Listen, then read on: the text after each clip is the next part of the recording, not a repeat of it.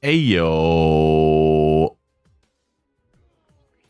Ey, yo. Was geht ab, Baby? Was geht?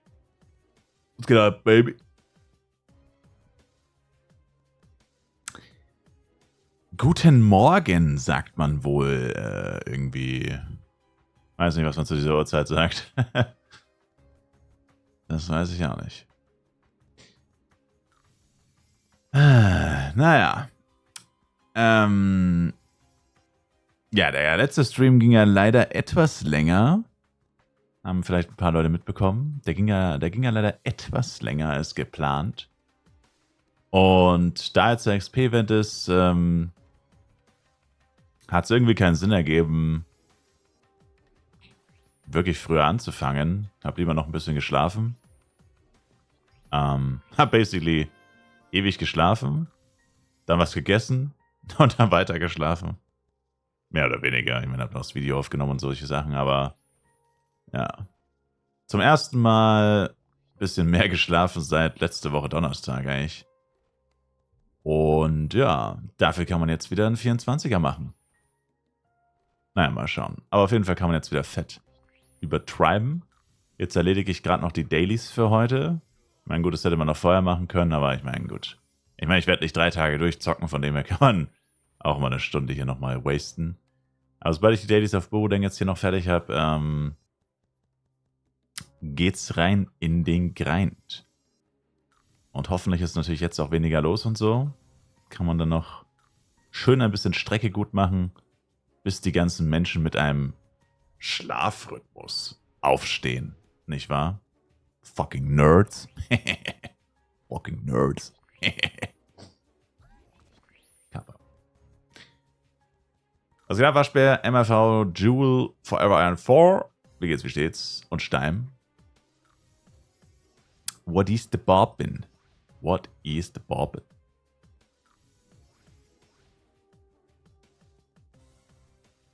Und Flex. Bis wie hoch ist der Sockel auf einer One Safe? Nur der allererste ist auf Waffen safe.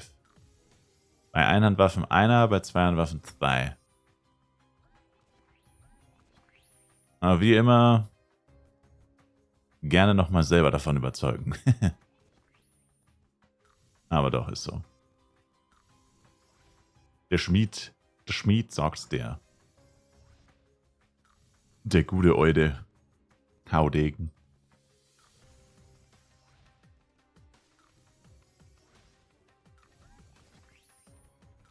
Keine Ahnung, Jewel. Weiß ich nicht.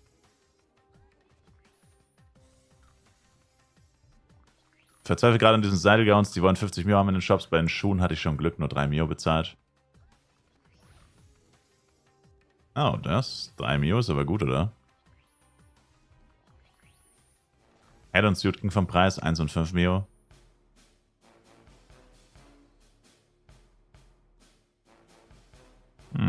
Seltsam. Also die Boots, das ist seltsam. Weil die sind eigentlich genauso selten wie die Gowns. Entweder hat da jemand einen Fehler gemacht und eine Null vergessen. Oder weiß auch nicht. Ich weiß es nicht. Ich weiß es nicht. Keine Ahnung.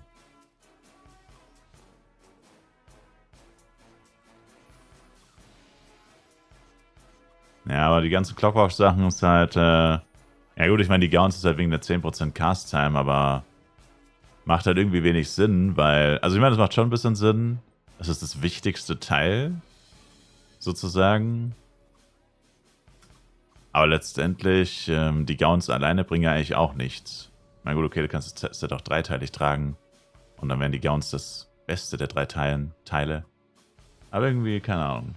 So ultra viel Sinn ergibt es nicht, ne? Ultra viel Sinn ergibt es nicht. Stimmt, Clockworks müsste ich tatsächlich auch machen. Das ist actually ein guter Punkt. Scheiße. Da habe ich jetzt auch gar nicht so dran gedacht, muss ich zugeben. Da habe ich jetzt gar nicht so dran gedacht.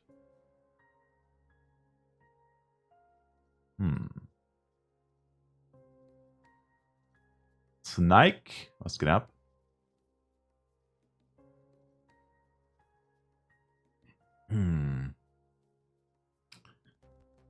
So. Erkimmst du, Ranger Boy? Wir finden noch die Gowns.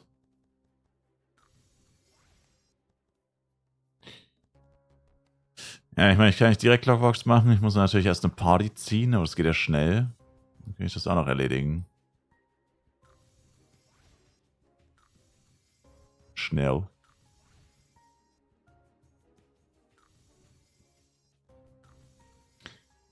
Auch so ein Ding, was ich mir noch gedacht habe, wäre halt minimal Schmuck upgraden. Also wirklich nur so die ersten paar Level, weil es ja dieses Wochenende kein Schmuck-Upgrade-Event ist. Und langsam merkt man aber schon, dass die Monster ein bisschen stärker werden. Oder beziehungsweise sie haben deutlich mehr HP. Leider. Ich meine, ist ja klar. Also bei den Yetis ist es jetzt eigentlich schon so, dass ich immer noch keinen wirklich guten Damage mache. Ich bin schon auf dem gleichen Level wie die. Und habe schon Achievement Level 4. Das ist also nicht ganz so gut. Das ist blöd. Warte immer noch auf meinen zweiten Nummer plus 3 und meinen ersten Vigor plus 3. Damn. Ja, das dauert aber auch echt lange. Also mit dem Schmuck von meinem Jester hatte ich ein bisschen Glück, gebe ich zu. Aber mein Ringmaster läuft auch noch mit Interdis plus 3 rum. Noch nicht einen einzigen Interdi über plus 3 gedroppt. Also ich habe bestimmt 60 oder so gedroppt. Die waren alle clean oder plus 3. Das ist wie verhext.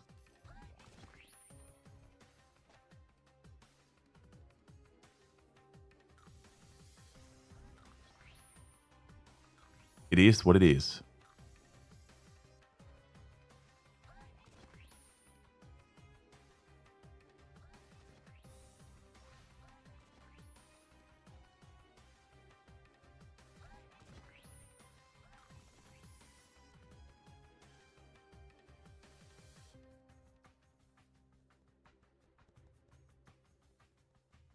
Würde ich eher einen Hissbond nehmen oder bei G bleiben? Hiss natürlich. Außer der ist unverhältnismäßig teuer.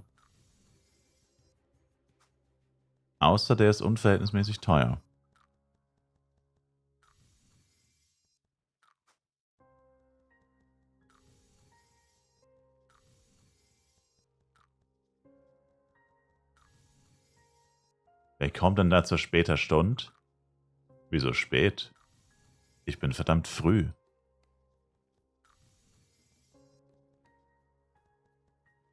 Das ist ein Frühstücksstream.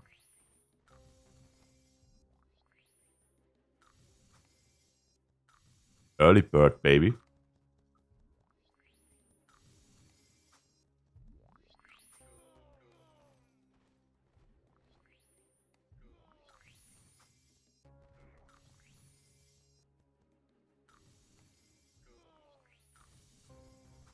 Wer kennt nicht Frühstück um 2:30 Uhr in Deutschland? Du musst ja nicht jetzt frühstücken, aber du kannst es ja in diesem Stream machen. Also wir sind jetzt im Prä-Frühstück. Jetzt gerade sind wir im Prä-Frühstück, das heißt, wir verbrennen noch ein paar Kalorien, um es uns dann später wieder ranzufuttern. So. And that's called a Frühstück. Hater.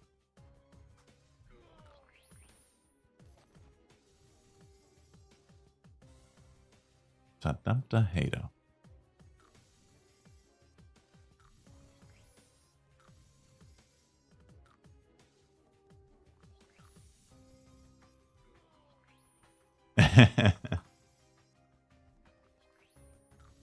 Um diese Uhrzeit wird jeder zum Hater.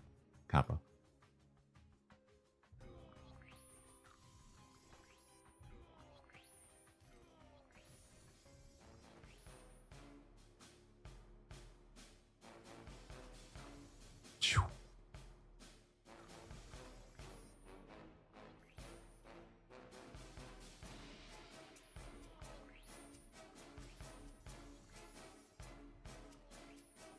Meine Party, ich habe halt vorhin noch Tower Dailies gemacht oder gestern. Hab da jetzt noch meine Party. Jetzt probiere ich die gerade ein bisschen auf 20 zu pushen und ich für die anderen Tower Dailies Link Attack. Was natürlich sick wäre.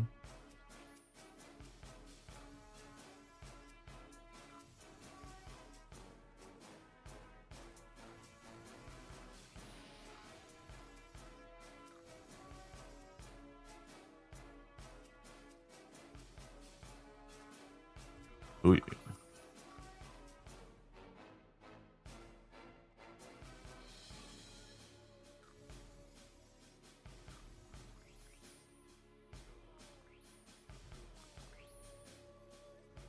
Yeah, das reicht. Sehr gut. Du merkst den Unterschied direkt so krass mit XP. Aha.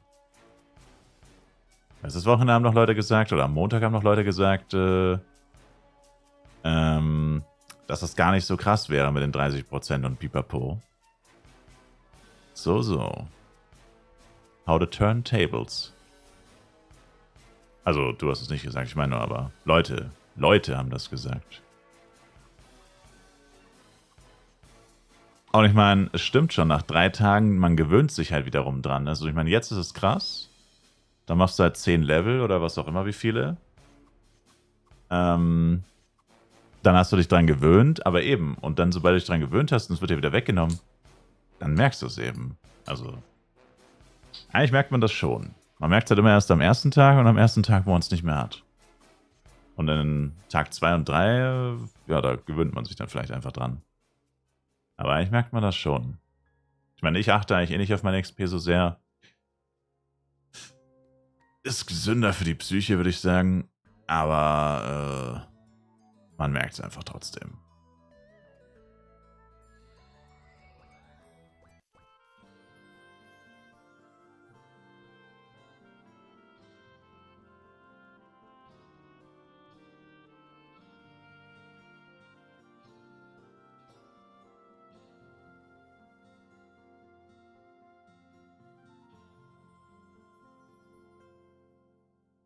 Meinst du, man kann Hissort skippen? Aber leider auch keine GX, weil ich Giga broke bin. Der Klassiker.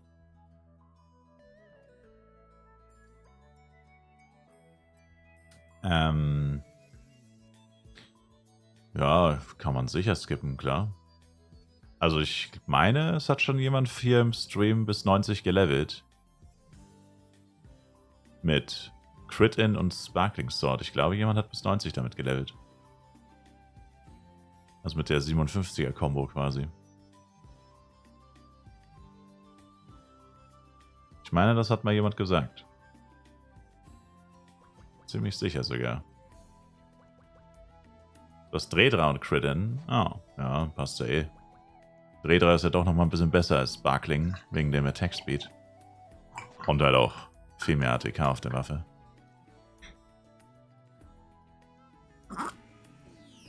Ja, das sollte schon passen. Vielleicht findest du irgendwann mal einen Schnapper oder so. Ein Hissort-Schnapper oder ein, keine Ahnung. Vielleicht ergibt sich ja mal was. Man weiß ja nie.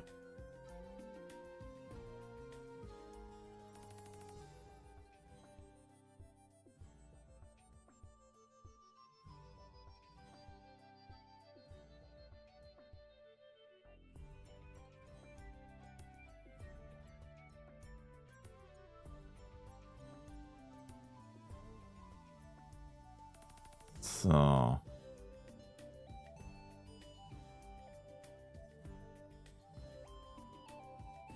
Eistee, was geht ab? Du wach? Ich dachte, du spielst kein FEC.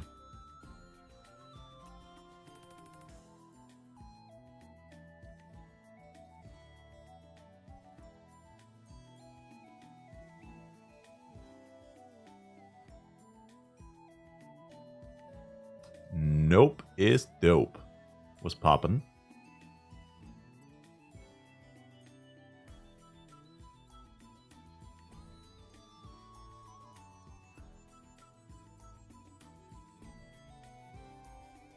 Master Level spiele ich auch nicht. Die krassen Stone Rains ausnutzen. So, ein Stone Rain Event Enjoyer, hä? Davon soll es ja nicht viele geben. literally keinen eigentlich.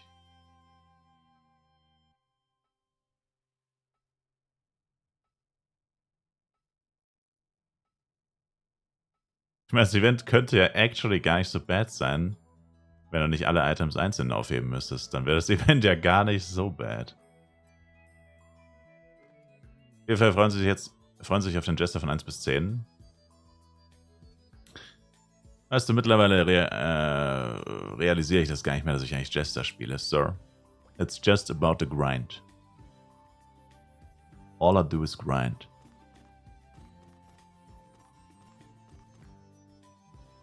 You know what I'm saying?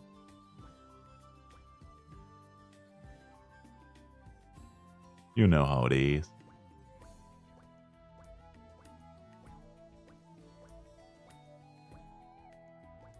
Dafür ist Jester im Envy toll.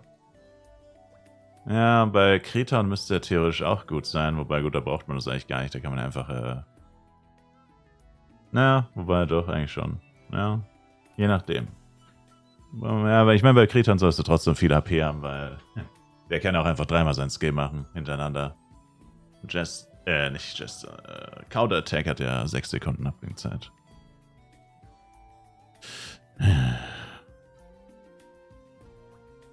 Sind die Stücke wenigstens verkaufbar? Naja, also ich meine, Lightning 7 Piece kriegt man schon los. Das Problem ist, du musst es halt erstmal droppen. Ich habe noch nie eins gedroppt. Und es gab schon Events, da habe ich die Items aufgehoben. Also, gab schon Events, da habe ich mein Pet-Filter deaktiviert. Aber es gab auch die ersten paar Events, habe ich es eigentlich mal aufgehoben. Und mit der 8-Char-Taktik ist es nicht so schlimm. Und es dauert tatsächlich eine Weile, bis du alle Pieces droppst. Also die Power Dice Pieces sind die wertlos, also die am häufigsten kriegst, genau wie die 2%er. Und so weiter. Also es dauert ein bisschen, bis du wirklich dein Inventar komplett zugemüllt hast. Es dauert ein bisschen. Es wird aber zwangsläufig passieren, wenn du 3 Tage levelst und alles aufhebst. Aber die 7% Pieces, die sind arsch selten. Und ich bin mir ziemlich sicher, dass die von den FEC-Boni auch nicht beeinflusst werden. Also ich weiß es nicht sicher, aber ich bin mir ziemlich sicher, dass du nicht 3-mal so viele Pieces droppst auf FEC. Ich denke, das FEC funktioniert auf FEC, auf FEC genauso wie auf Boodang. Ehrlich gesagt. Und das heißt, es dürfte dort ähnlich bescheiden sein, dass du halt, also ein paar Leute droppen halt einen 7% Piece, aber die meisten werden keins droppen. Und ich meine, Lightning 4% Card, weißt du ja, ist ja nicht wirklich was wert. Volcano, Earthquake und so weiter erst recht nicht. Das heißt, die 4% Pieces, selbst wenn du 10 Stück zusammenbekommst, ich meine, ist jetzt nicht wirklich krass. Dann ja gut, du kriegst ein paar extra Power Dice. Das ist tatsächlich auf FEC gerade gar nicht so schlecht. Weil Power Dice ja gerade tatsächlich ziemlich wertvoll sind. Aber normalerweise sind Power Dice ja eigentlich nicht wirklich wertvoll. Das heißt, selbst wenn du da 100 Power Dice, 100 Power Dice wirst du nicht kriegen, aber selbst wenn du da, sagen wir, 20 Power Dice kriegen würdest, ja, ist jetzt auch nicht so krass. Also, zumindest nicht auf FEC. Und dann, ja, vielleicht hast du Glück und droppst vielleicht noch ein Power Dice 10, ein Power Dice 12, also halt 10 Pieces. Aber alles in einem, ja. Droppt jedes Monster an Stone oder ist das eine Kann-Sache? Das ist eine Kann-Sache. Kann sein, muss nicht. Wie gesagt, die unseltenen sind ja die Power Dice-Dinger und die 2%. Die droppt man recht schnell. Also 8 Pieces, 8 Inventarplätze sind schnell voll. Die anderen 17, die dauern etwas länger. Je nachdem. Und die 5-7% Pieces, die sind halt sehr selten. Aber ja, wenn du jetzt halt 10 Stunden XP-Event levelst, dann kannst du langsam zugucken, wie dein Inventar immer kleiner wird. Langsam dabei zugucken. Theoretisch.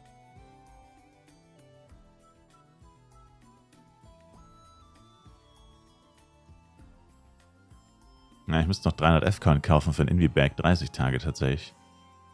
Für mein Rim. Für mein Ringmaster. Der hat nämlich noch einen Invi-Bag und das nervt extrem. Den sein Inventar ist immer noch 10 Minuten voll gefühlt.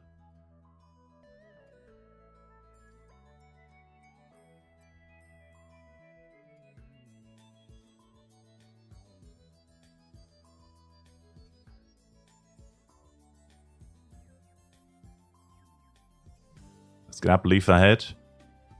Wie geht's uns heute? Und was geht ab, Nick? Genauso wie gestern, würde ich sagen. Genauso wie jeden Tag. All day grinden und wenig schlafen.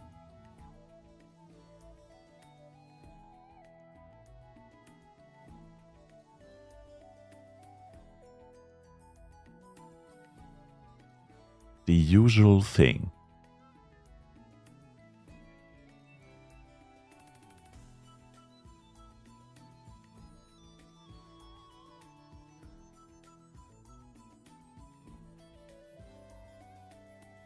Erste AOE direkt 3x2% Card, ein Träumchen. Ich verstehe einfach nicht, warum 2% Cards überhaupt existieren. 3% Cards, zumindest beim Serverstart hat man gemerkt, okay, ist schon ganz cool, drops schnell 3% Lightnings, ist viel günstiger und ja, geht schneller als 4% Karten zu droppen und so. Aber was zum Teufel sollen bitte 2% Karten? Was soll das? Warum existieren die überhaupt? So seltsam. Und dann droppst du jetzt auch noch Pieces davon.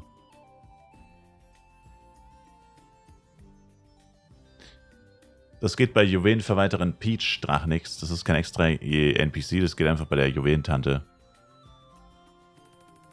Die hat irgendeinen Menüpunkt, einzelne Stücke eintauschen oder so.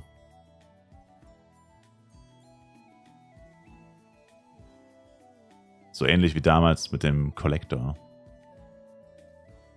Also bei dem Collector-Verwalter Collins heißt er ja bei FNAF PC.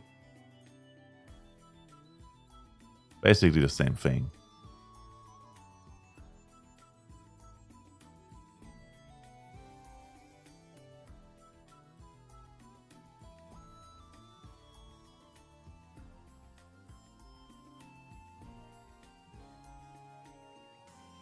Verdammt.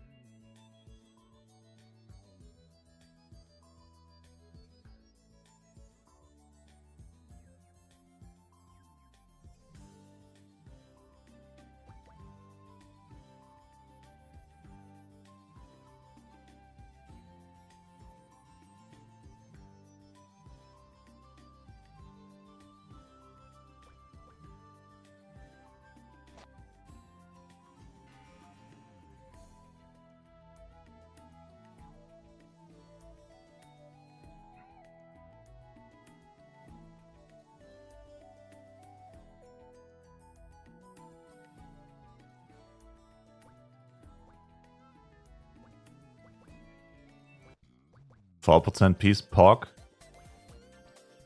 Erste Sahne.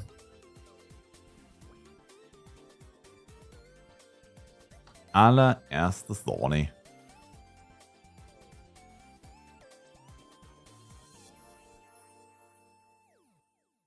Vakuum 4%.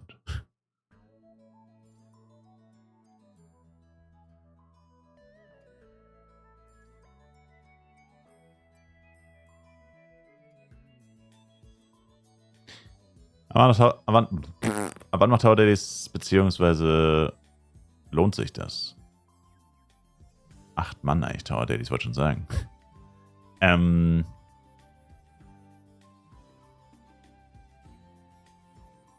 Theoretisch immer. Da die Giants eine hohe Chance haben, LG-Waffen zu droppen. Eine relativ hohe Chance. Und zusätzlich kriegt man immer XP und Penya. Ich meine, auf dem FEC ist das jetzt natürlich nicht so krass. Trotzdem wird man für seine Zeit ja immer auch belohnt, XP-technisch. Also geht man quasi gegen mit einer 100%igen Chance, dass der Giant auch wirklich da ist, also ohne Suchen. Und kriegt dafür ein bisschen XP noch. Aber jetzt rein XP-technisch lohnt es sich eher weniger in den ersten Stages. Also wenn es ein normaler Server wäre mit normalen Rates, dann würde es sich eigentlich schon auch am Anfang lohnen, sofern man halt keine halbe Stunde dafür braucht. Aber auf FEC, XP-technisch würde ich sagen, lohnt sich so ab. Ja, wahrscheinlich tatsächlich erst so ab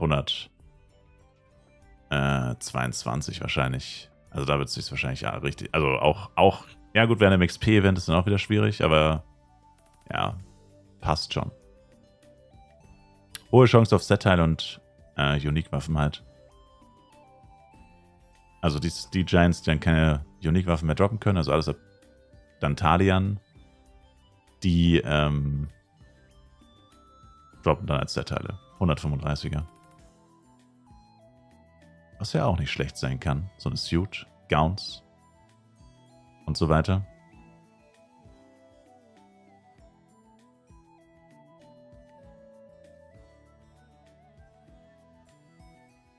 Was geht ab, Misa? Wenn der mir dann eine Hist- oder G-Waffe hinlegt, sage ich nicht nein. Droppen, der erste Giant droppt Angel und alle weiteren droppen entweder AG oder gar nichts. Also Hist oder G geht nicht. Fängt mit Angel an und dann AG und dann nur noch Set-Teile.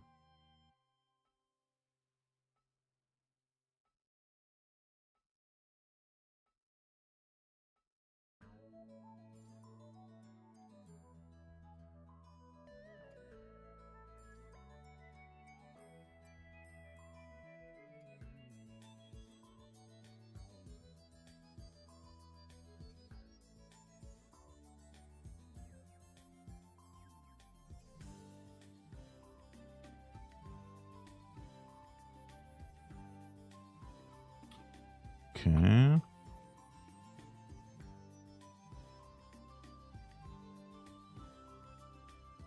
Naja, 100 Mobs auf Brooding, 2 Pieces gedroppt.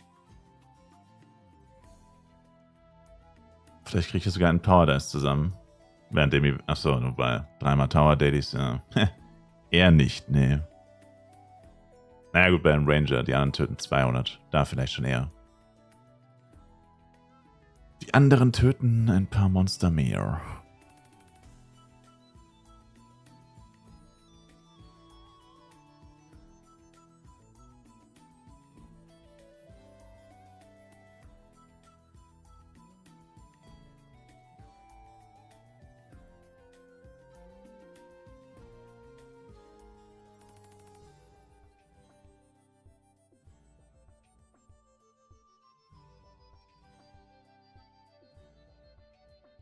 Mein Windows-Setup. Hast du auch nur einen Monitor oder was?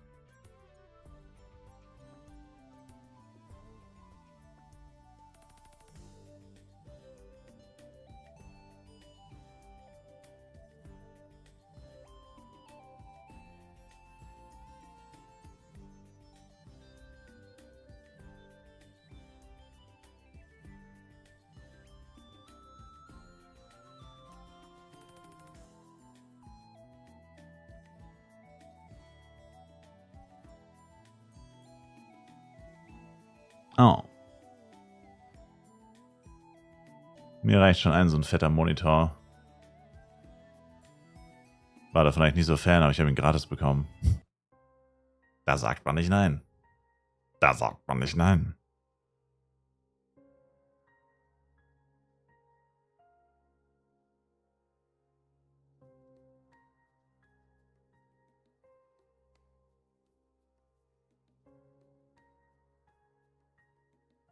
Fetter?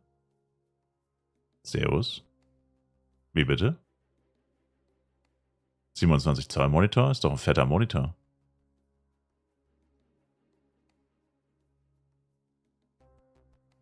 What's wrong about that? That's what I want to know. Ist kein fetter Monitor?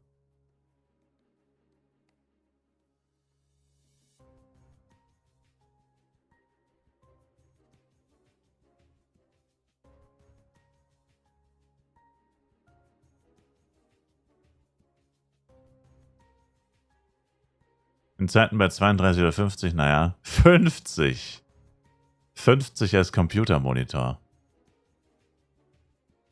Warum dann nicht gleich auf einer Kinoleinwand spielen?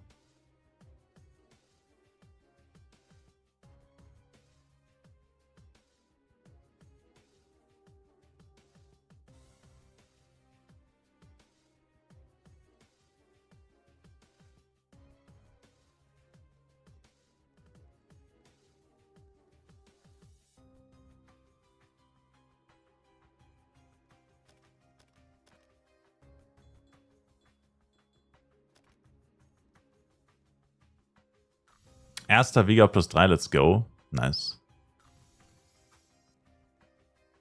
Sind sozusagen zwei 27 Zoll aneinander gepappt. Sounds horrible. Bin auch kein Fan von diesen ultra wide curved. Ich weiß gar nicht, wie viel Zoll das dann sind oder wie man das überhaupt angibt, aber weißt schon, diese Dinger, wo so einmal um den ganzen Schreibtisch sich winden. Dieser neumodische Schnickschnack. Alles kein Fan von nicht.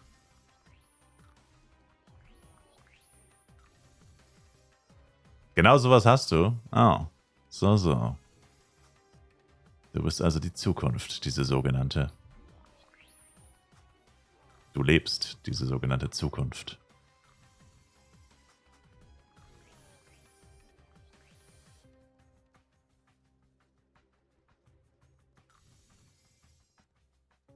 Leo, was geht ab?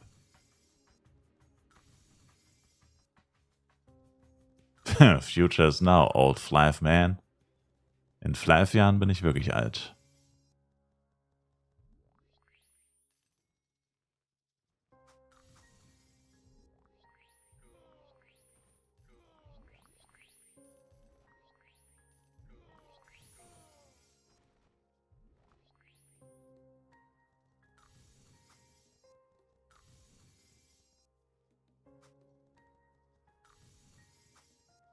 Na, ich bin so aufgestanden, so 10 vor 2. Und mal gucken, wie lange ich dann machen kann, werde. Hoffentlich gibt es keine Lags. Ich will es nicht jinxen, aber let's see about it. Wie dieses XP-Event läuft dann. Ich hoffe, ich bereue es nicht, dass ich jetzt schon die Dailies mache, weil wenn es dann wirklich laggt, wäre es natürlich wieder der perfekte Zeitpunkt dafür gewesen, aber naja, man kann ja nicht immer vom Schlimmsten ausgehen. Also, sollte man bei Flive zwar, aber back on a grind und ich weiß nicht, was ich mit meinem Schlafrhythmus machen soll.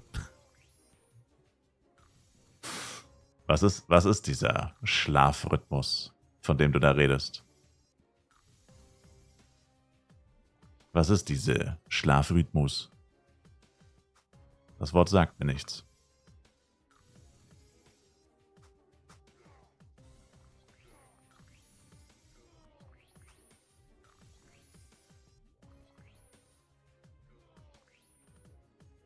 Hat er mir gerade bei Sabaton gesagt? Hell no.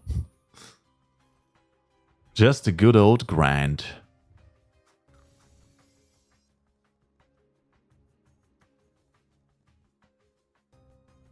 Good old-fashioned grind.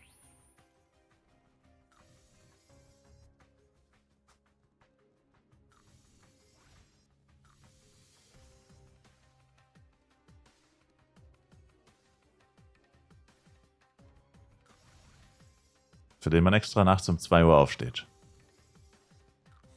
Was soll's? You have such nice spoken English voice. Oh, thank you.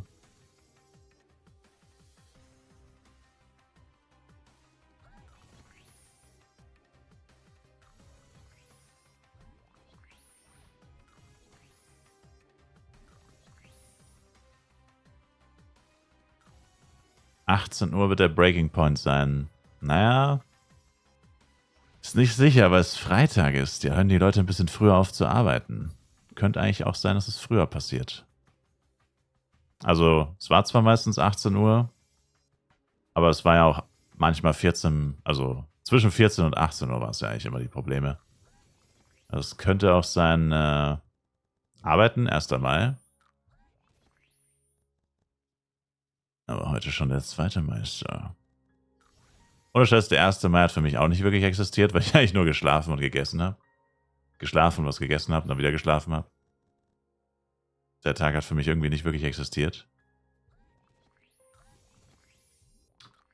Boah. Aber dennoch ist jetzt der 2. Mai. Sir. Jonathan, hello.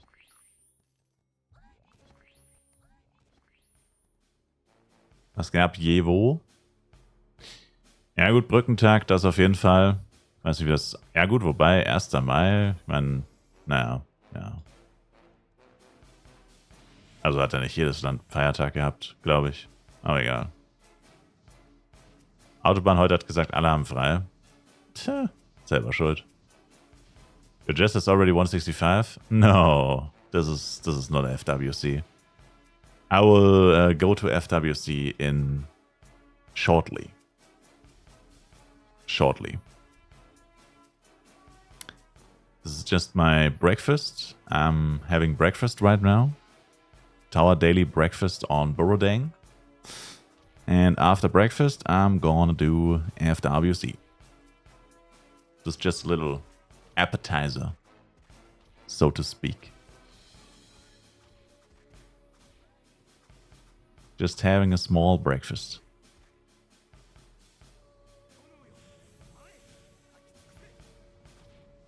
Was ist dieses FWC?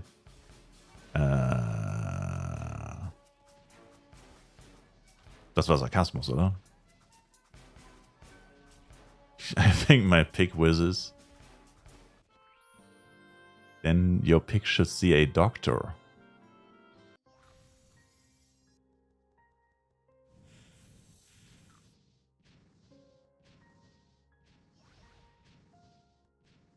Och, was ist denn mit der Euden?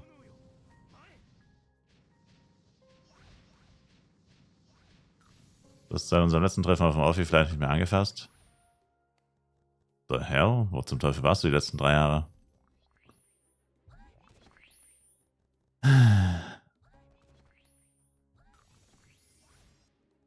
FWC. Solltet ihr aber schon was sagen, was gab es bei Flive PC ja auch. FWC 2011. The first Flive World Championship back in 2011. $100.000 Preisgeld, damals schon. So, selbst das solltet ihr was sagen. Holy moly, man. Esports war das doch. Yes. Flive Esports. FEC 2011, wer erinnert sich nicht? Naja, ein paar Leute hier waren damals wahrscheinlich noch nicht geboren. Kappa. Spaß. Wir sind alt. Natürlich waren wir da schon geboren.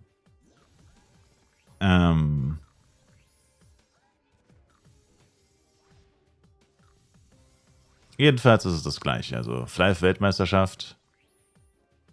Zu Deutsch. Sie haben das Preisgeld ein bisschen erhöht, von 100.000 auf 110.000. Eigentlich ziemlich geizig, wenn man die Inflation einrechnet, müssten das fast 200.000 wahrscheinlich sein. Oder auf jeden Fall mindestens 150.000, aber egal. So oder so. Same thing. Und gibt es halt immer einen speziellen Server dafür jedes Jahr, wo man hoffe, du gewinnst. Ich werde wahrscheinlich gar nicht teilnehmen, aber danke. Es gibt einen speziellen Server, Doppel XP, Doppel Drop, Doppel Upgrade Chance, der zur Feier dieses Ereignisses stattfindet und zur Vorbereitung für die Teilnehmer. Und das ist im Endeffekt, sagen dir die Playpark Speed Server was. Das ist basically das gleiche, was Playpark damals immer gemacht hat mit den Speed Servern.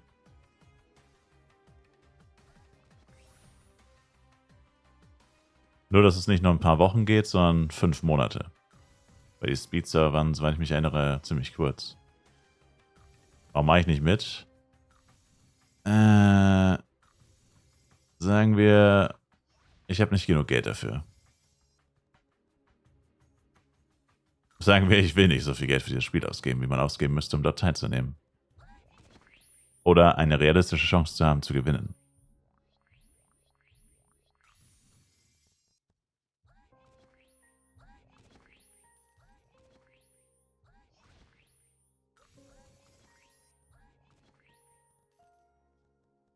Außerdem spiele ich eigentlich auch kein PvP.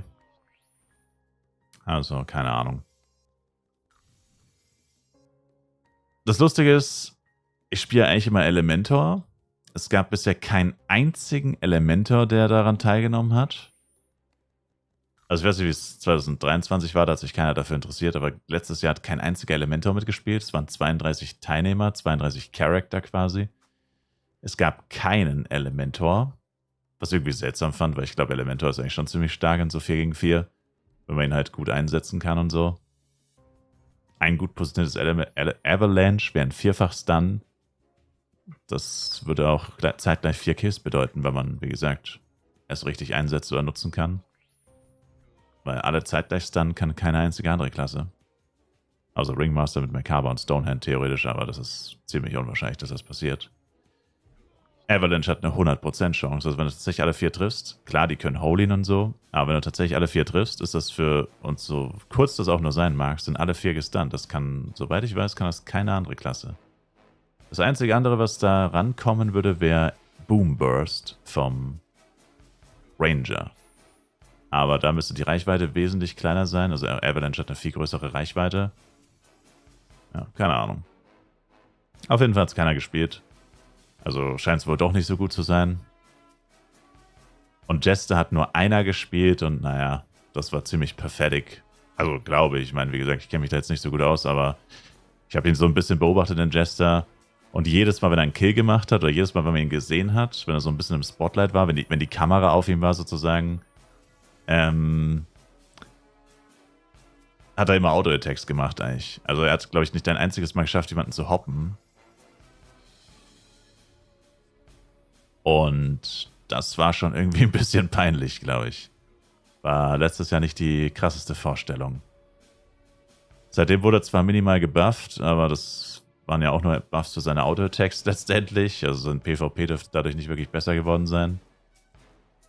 Außer wenn Jester's Blast jetzt im PvP relevant wäre, aber ehrlich gesagt glaube ich, dass das im PvP relevant ist. Also ich fürchte, der ist weiterhin Trash. Also wir werden es ja sehen, spätestens beim Turnier dann, aber wird halt wieder kaum jemand spielen. Also die 4 beliebtesten Klassen im PvP sind wohl Ringmaster, Ranger, Psy und Bill Poster. Die anderen werden nicht so viel gespielt.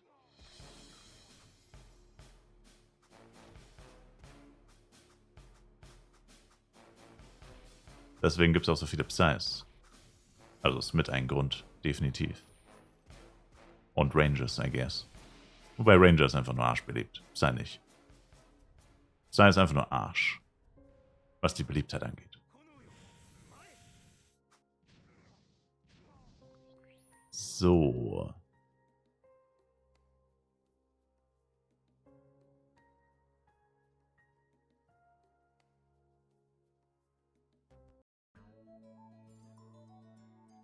Aber es war es geschafft. Einmal noch. Einmal noch hier das alte Rodeo.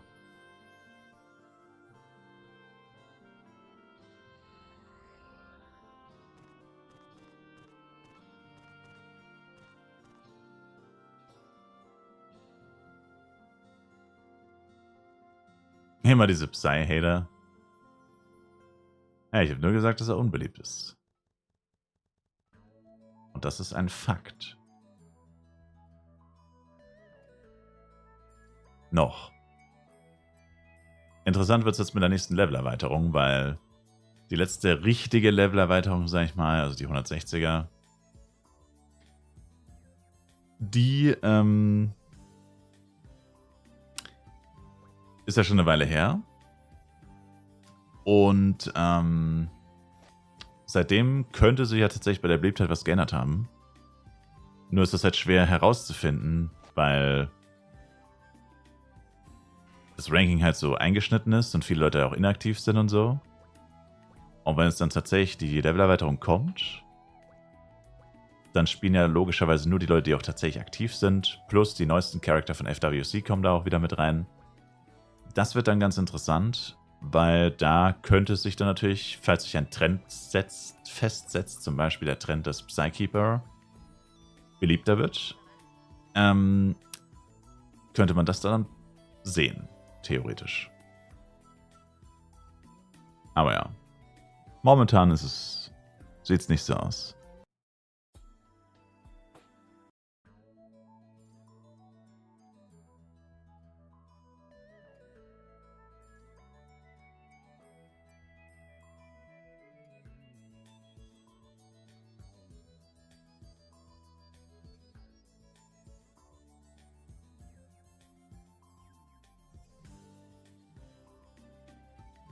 Also ich meine, nochmal zu der Frage, warum ich nicht mitmache, Sheka. Theoretisch könnte ich schon mitmachen, aber ich bräuchte halt ein Team und ich kenne literally niemanden, der PvP spielt. Und ich sag mal so, man müsste natürlich schon jemanden dabei haben, der zumindest ein bisschen Ahnung hat von der Meta und so. Und ich sag mal so, jeder, der Ahnung hat, wird halt wahrscheinlich auch richtig mitmachen wollen. Also warum zum Teufel sollte er dann mit mir spielen, wenn ich keine Ahnung habe? Weißt du? Also es ist halt schwierig, da reinzukommen, denke ich mal. Weil die Leute, die da ernsthaft mitspielen wollen, werden da jetzt halt nicht unbedingt Bock haben, da mit so ein paar Noobs zu zocken, die halt dann keine Ahnung haben, was sie machen. Was ja auch verständlich ist. Und Just for LOLs teilnehmen kann man natürlich auch, ja, aber dann lernt man dann halt vielleicht auch nicht so viel, keine Ahnung.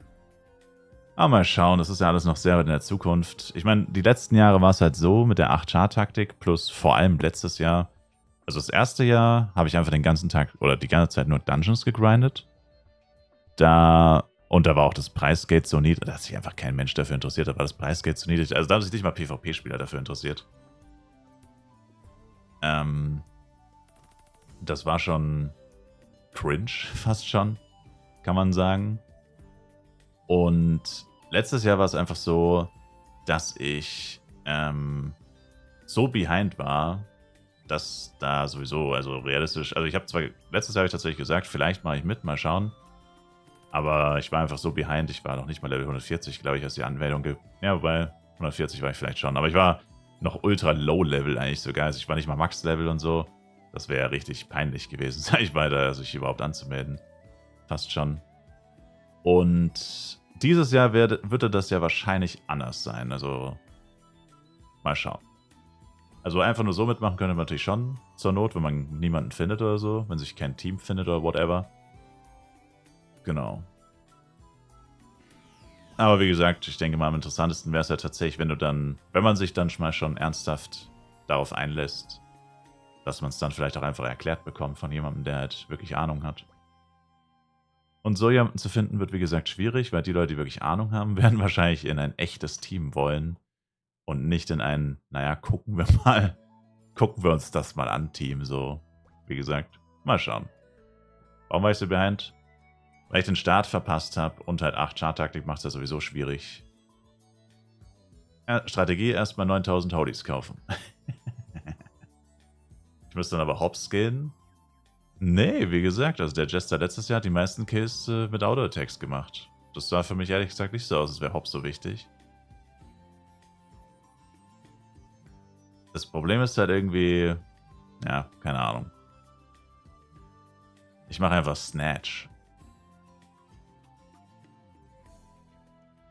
Multistab. Oh. Ja. Auto-Attacks und vielleicht auch Multistab. Ja gut, damals kannte ich Multistab noch nicht so gut. Mag sein. Auf jeden Fall hat er nicht gehoppt, weil Hop hat ja eine sehr spezifische Animation. Das ist ja literally diese Penya-Münzen, die da so ein bisschen kommen. Und das hat er, ich schwöre, das hat er einmal gemacht oder so.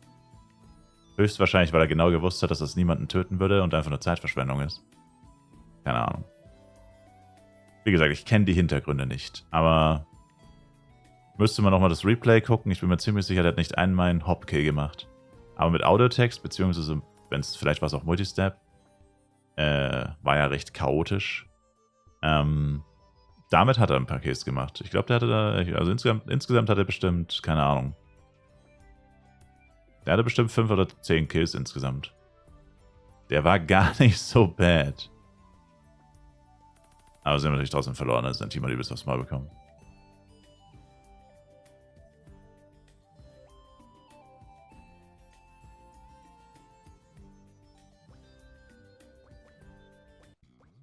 Dark Elo ist halt so unfair.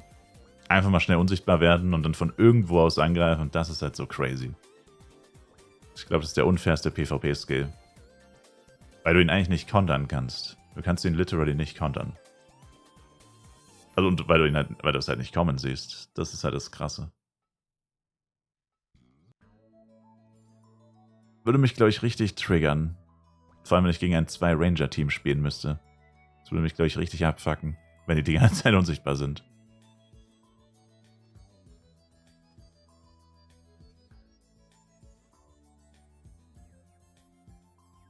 Max Top liegt bei 60k, aber das ist mit Full STR. Mit Full STR equippen die meisten Supply tanken das easy weg. Ah, ja. Das klingt genau wie das, was letztes Jahr passiert ist. So, genau.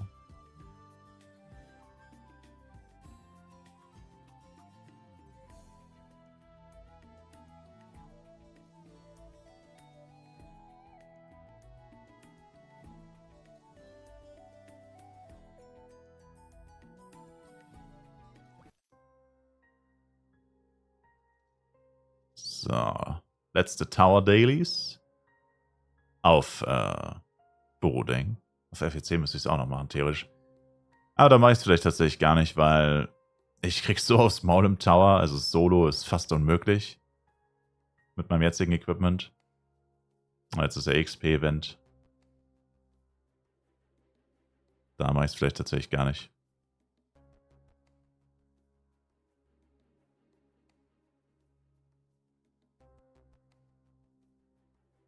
Schönen guten Morgen, Bomber. Servus.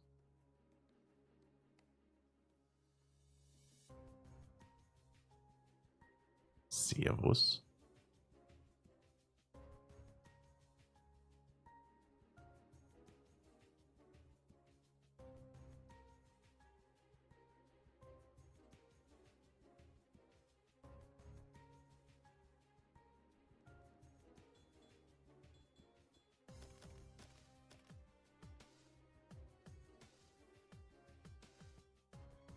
Warum mache ich eigentlich Steel Bleacher? Was habe ich verpasst?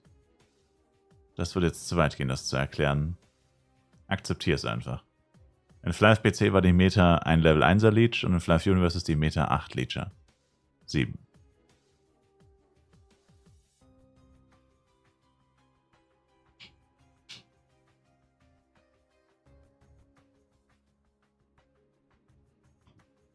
Ah.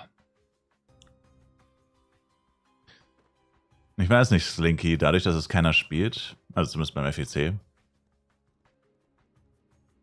Aber ja, vielleicht ändert sich das ja dieses Jahr.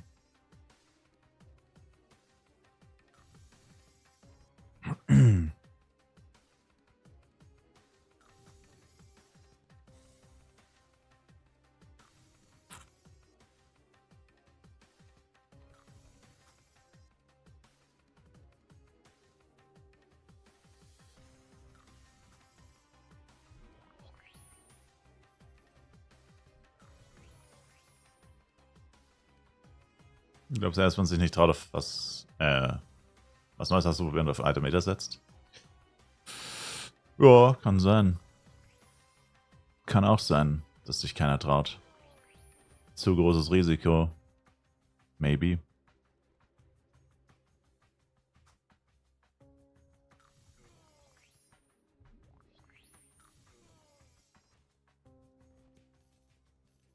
Das heißt, man kann mit mehreren zeitgleich leveln. Leveltechnisch hat es keine allzu gewaltigen Vorteile, aber ja, kann man. Also es ist einfach eine generelle Zeitersparnis, vor allem bei Quests ist noch ein Punkt. Aber ja, leveltechnisch macht das schon auch Sinn. Also, wenn es dich interessiert, ich habe ein paar Videos darüber, was so die Vorteile sind, warum man das macht und so weiter. Es ist halt meist so für Leute, die viel spielen, aber keine Lust haben, viel Geld auszugeben.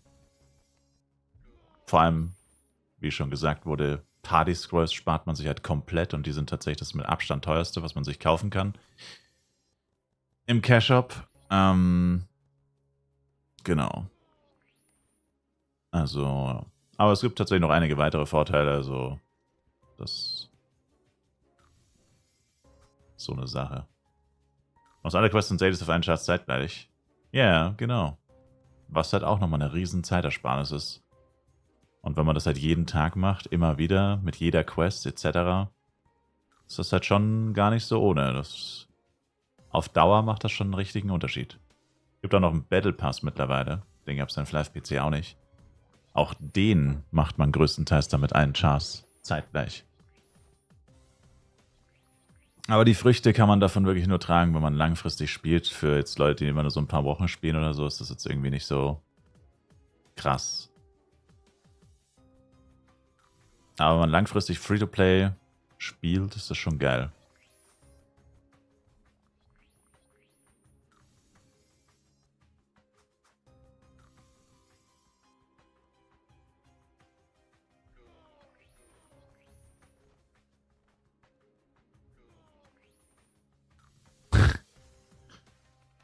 Ja, man kann es auch 3-mal am Tag machen, korrekt. Weil man genügend Charakter hat. Du spielst wieder nur ein paar Wochen, vielleicht ist es so crazy pay to win im Late Game. Ja, wenn du nur ein paar Wochen spielst, dann macht das nicht so viel Sinn für dich. Dann joint man einfach eine random Party mit Global Attack. Und enjoyt einfach das Fly for Life.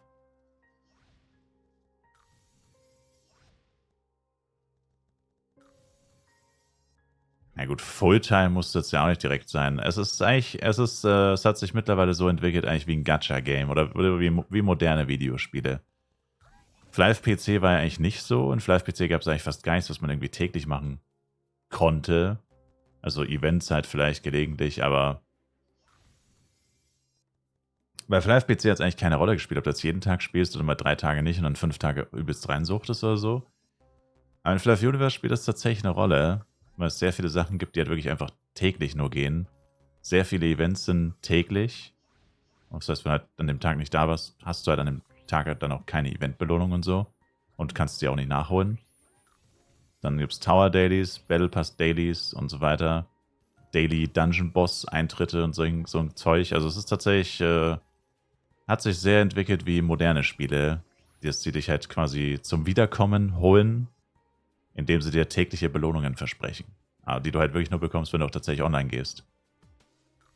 Das heißt, es ist eigentlich nicht so, dass du jetzt wirklich Fulltime spielen musst. Es reicht eigentlich, theoretisch reicht eine halbe Stunde am Tag oder sogar 20 Minuten können reichen, um immer noch einen sehr guten Progress zu machen, mit minimaler Spielzeit.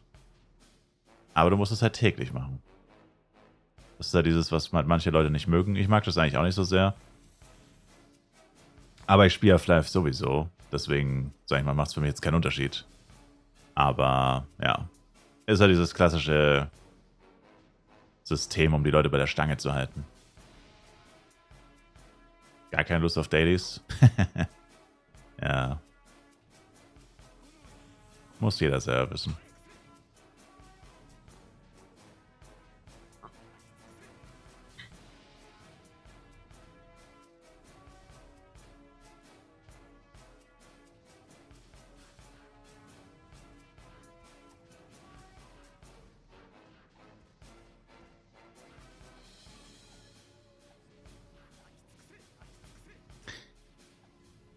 Ich war jetzt über einen halben Tag lang offline auf FWC. Was macht denn eigentlich der F-Coin-Preis? 140? 180? 360? Schockt mich. 1 Milliarde? 110 bis 115? Oh. Nice.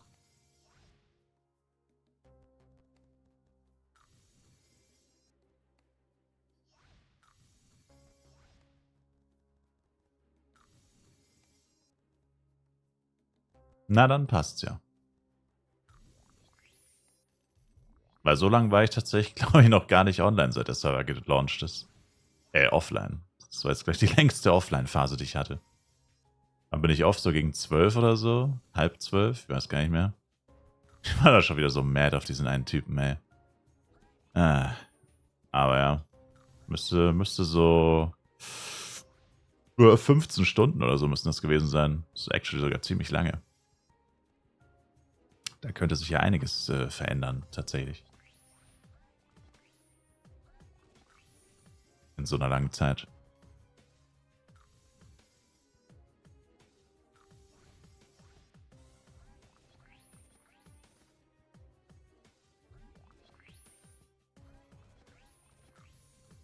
Der Typ war aber auch speziell. Ich finde immer nur solche Typen. Also wirklich, du hast so einen normalen und dann 9, die so super seltsam sind. Check's nicht. Alle zocken jetzt auf FEC-Server, oder? Nicht alle, aber doch die meisten, ja. Naja, das Problem ist halt, also dieses Jahr im Speziellen haben sie natürlich auch, also die letzten Jahre war es so, naja, man wusste nicht, ob sich das wirklich lohnt so. Oder, also ich meine, was heißt, ob sich's lohnt? Ich meine, ja, keine Ahnung. Aber ich sag mal so, es war einfach so, ja, du spielst oder nicht. Ist eigentlich nicht so ultra wichtig, kann man fast sagen. Dieses Jahr haben sie es anders gemacht.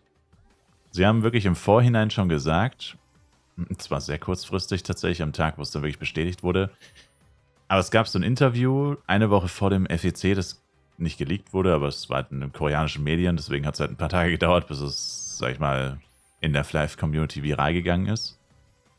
Und in diesem Interview haben sie gesagt, es wird halt definitiv ein Update geben während dem FEC.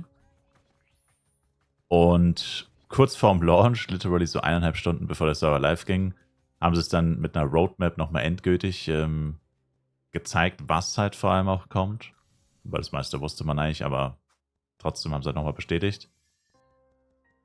Und da würde ich sagen, spielt auch noch ein bisschen was mit rein, weil wenn es wirklich ein Update hat, während einem Server kommt, wo du Doppel-XP und Drop hast, ich meine, dann gehst du natürlich lieber auf diesen Server, weil, naja, ich meine, neues Equipment ist meistens extrem teuer und selten. Da kannst du es dir halt viel leichter, vermutlich leichter holen. Kannst auch schneller das neue Maximallevel wieder erreichen und so. Es sprechen halt leider viele Gründe dafür und wenige dagegen, dort nicht zu spielen. Eben ein Grund, nicht dort zu spielen, also was halt dagegen sprechen würde, wäre halt fast alle dort spielen. Und die Original-Servers sterben jetzt nicht aus, da spielen schon auch noch Leute, aber ja, da ist halt deutlich spürbar weniger los. Während dem FEC, bis die Leute halt alle wieder zurückkommen. Das ist eigentlich kein so schönes System, muss man sagen. Aber Gala ist offensichtlich davon sehr überzeugt, deswegen machen sie es schon zum 3. Mal in a row. Und sie bauen es halt immer wieder aus. Also, wie gesagt, jetzt das mit dem, dass halt schon vorher feststeht, dass das Update während dem FEC kommt, das wusste man die letzten beiden Jahre tatsächlich nicht. Also so detaillierte Infos gab es jetzt dieses Mal zum ersten Mal. War zwar wieder viel zu kurzfristig, sowas sollte man eigentlich schon ein bisschen früher ankündigen. Aber, naja. So ist Scala halt. Wie lange geht der FEC? Bis 1. Oktober.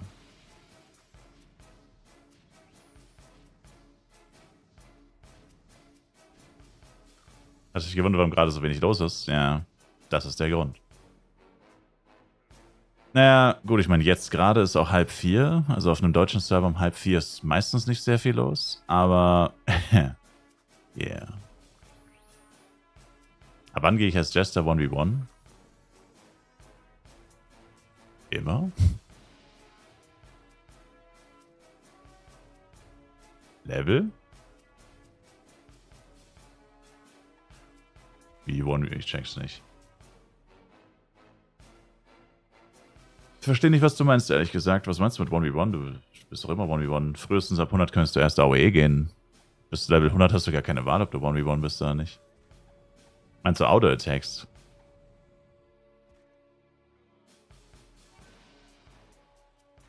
Meinst du Auto-Attacks oder was? Von Skill zu Auto-Attack. Ah.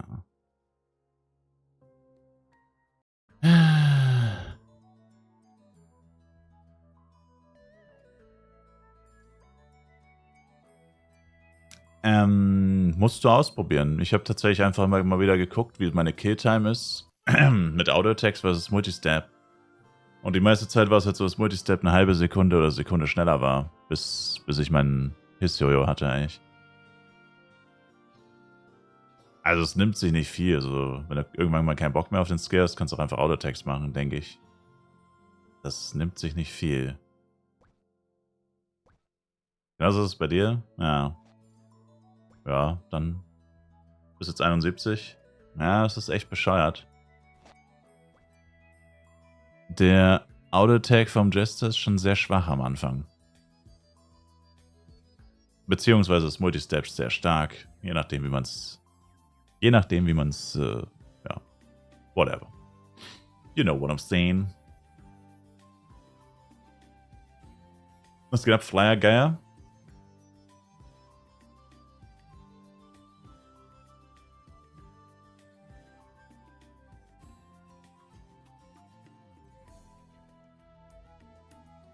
Bis 1. Oktober, dann lohnt es sich für mich ja mehr auf FEC zu zocken.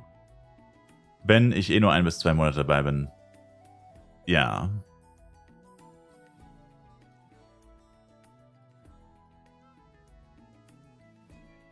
So ist es. Oh, Alter, meine M hat 99, 91. Nicht ganz 165. Nicht ganz die 165 geknackt.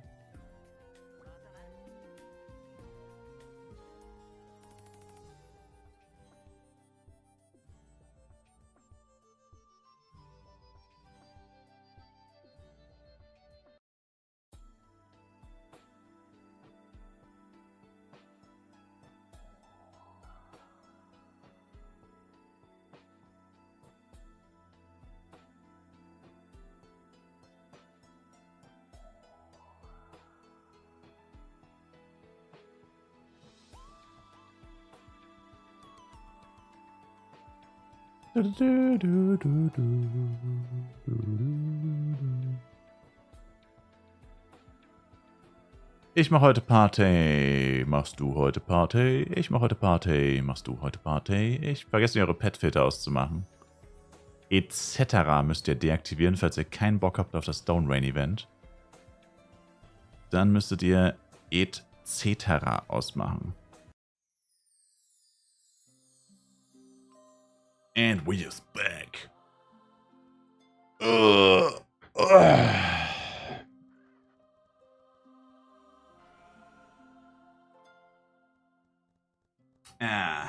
Mist.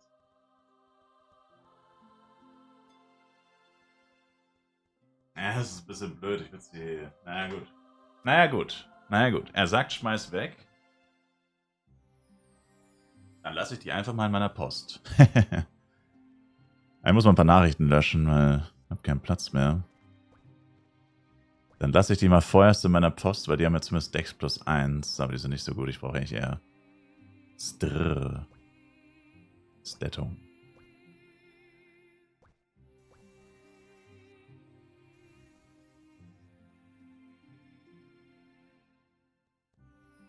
Die Raten da, was Gutes zu bekommen, sind schon ziemlich schlecht, oder? Yes. Ja, wenn man wenigstens aussuchen könnte, welche Pieces man bekommt, dann wäre es noch ganz cool, weil dann würdest du halt nur Power Dice und 7% aufheben. Naja, und vielleicht 4%. Aber es geht ja nicht.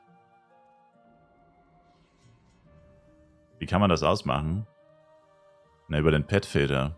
Also die Pieces von den Karten über etc.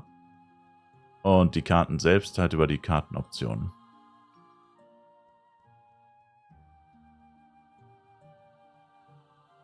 Creature. Channel 3. Please. Aber die PD10 und 12 Pieces. Das ist es mir nicht wert.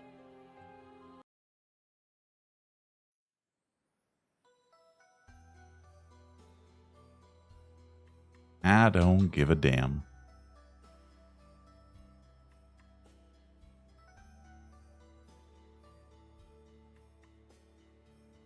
Was haben die geraucht, überhaupt ein 2% Card-Piece reinzumachen?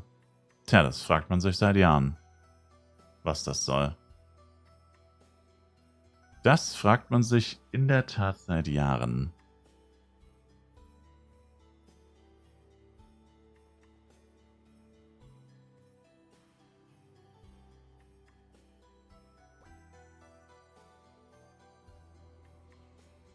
Das war sogar der richtige Effekt.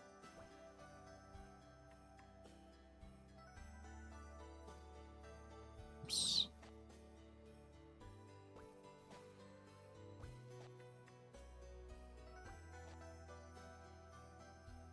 Anything in the einladen, Flyer Geyer. Yeah, Channel 3. Na gut, ich würde tatsächlich meine Party in Darkon 3 machen mit der Quest schnell. Gibt da so eine Quest, wo man irgendwie ein paar hundert Muffrins töten muss.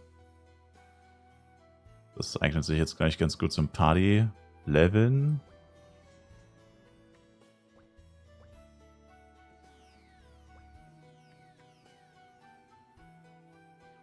Deine MVCW einladen. Channel free. Bist du das Flyer-Geier? Ah ja. So, Sie können meine Party haben? No, sir. JG. You a whack fella?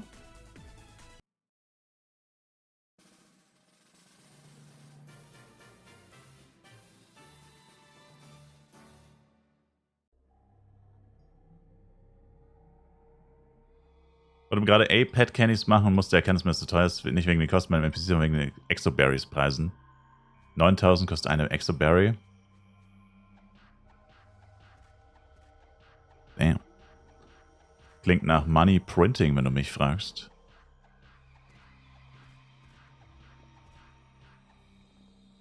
Musst du zu mir? Nein. Muss mir nur sagen, wie du heißt und Channel 3 kommen.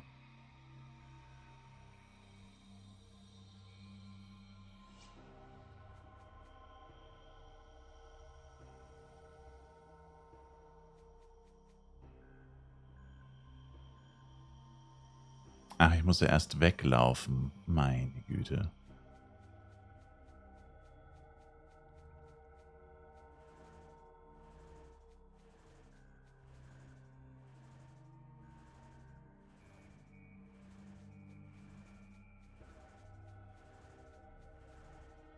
Ist doch einfach, die wollen, dass du Indie-Bags kaufst, zumindest wäre das eine Erklärung bei der Anzahl an Items. Ja, aber die Items sind halt Trash. Also, ich meine, wenn sie das wirklich wollen würden, dann würden sie uns gleich bessere Items geben. Ich meine, was ist der Sinn von den 2% Pieces? Dann würde man doch eher erstens 3% Pieces machen, wenn schon. Was nicht wirklich besser wäre, aber ich meine, 2% Karten sind literally fucking useless. Ich meine, 3% Karten kann man schon, also auch useless, aber keine Ahnung. Wenn du mich fragst, ergibt das alles nicht wirklich Sinn. Und denke nicht, dass sich irgendjemand nur für das Event in Inviback jemals gekauft hat.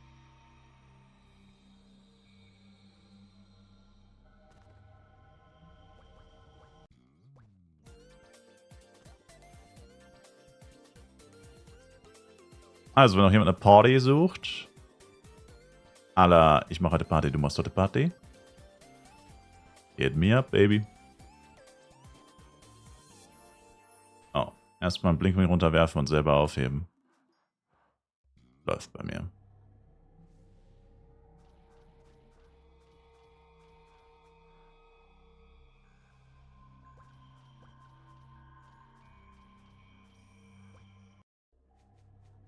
Muss erst noch deine Party lieben, Greacher. Ja, vielleicht kriegst du zumindest noch Party XP, aber es müsste eigentlich gehen.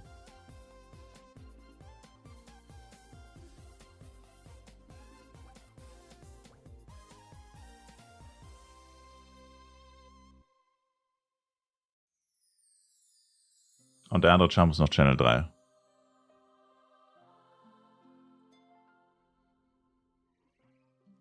Boah, dieses Fluggerät ist so geistesgestört. Wer weiß, wie viel Zeit ich mir damit gespart hätte, wenn ich das die ganze Zeit gehabt hätte. Man will es nicht wissen.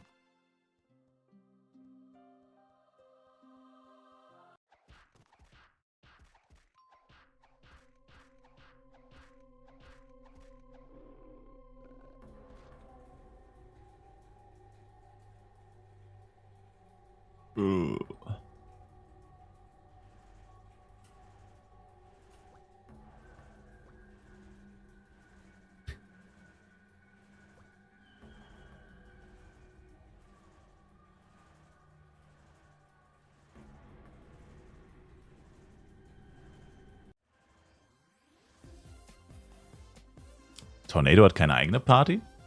What?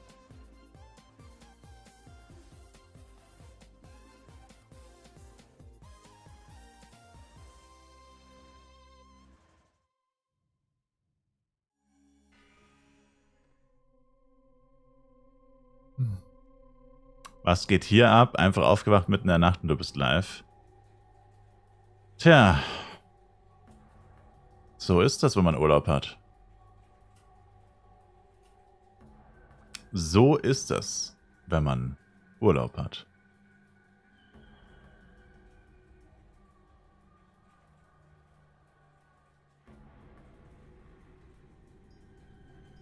Die gute alte Urlaubsnation.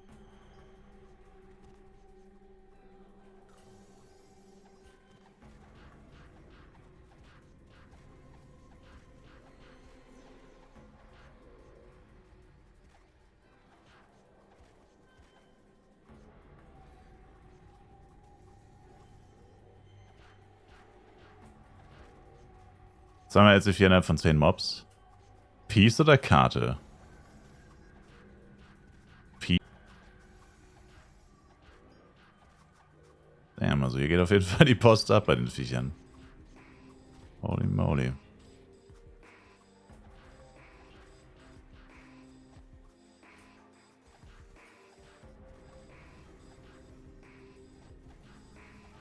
Hier ist Shout from New York City. Damn. New York is in the house. Achso, ich muss die Pies-Gunner aktivieren, by the way.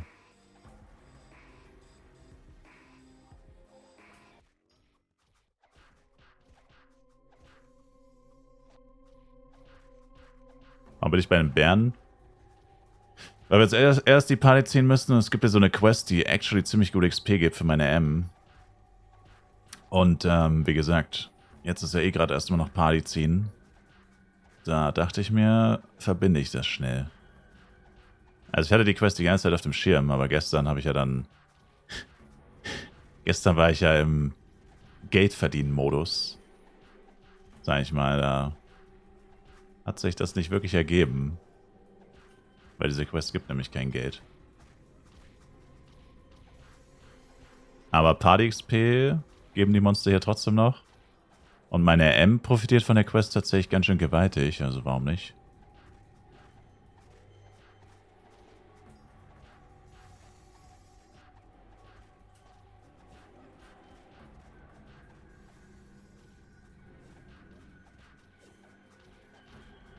Außerdem habe ich tatsächlich auch sogar Winde auf der Waffe. Ist actually sogar perfekt.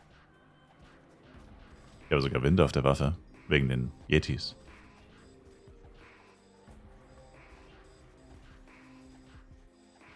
Nach meinem Urlaub habe ich eine Sehenscheinentzündung. Ach.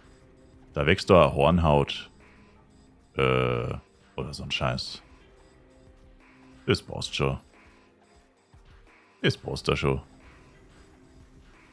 Das passt schon, Bursche. Das überlebst schon.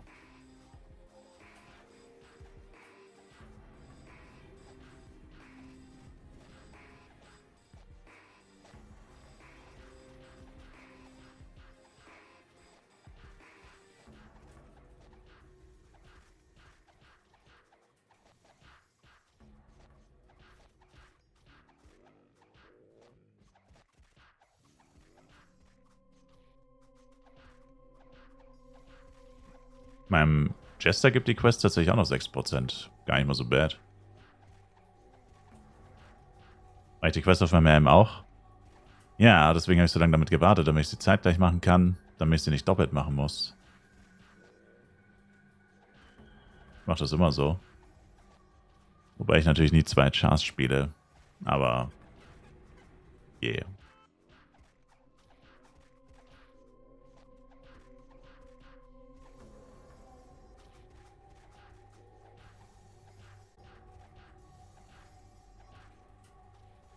Hat gedauert, die Scrolls zusammenzukriegen. Bis. Ja, das Problem war am Ende gar nicht. Ich hatte das Geld dann am Ende. Es hat nochmal 40 Minuten gedauert, weil ich von so einem Typen rollt. Der mich einfach. Aber ja. Sie können auch 126er Rewards schaffen und 90, ja. Die 15 esse ich. Sagst also nicht schlafen gehen, bevor... Dein Wunsch ist mein... So. Hat dir vielleicht jemand extra 1000 Probarius Geistesgestörte? Weil du Catcher halt nebenbei farmen kannst, während du Monster tötest? Aber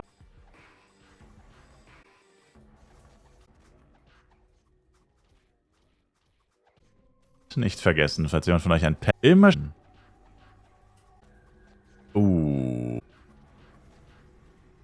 Ein AOE. Ordentlich Power-Ups drinnen. Roll. Oh, 20, scheiße. Das sind Quest-Items. What the fuck? Lol. Was? Bin halt komplett aus der Drop-Range von denen und haben einfach einen Setter gedroppt.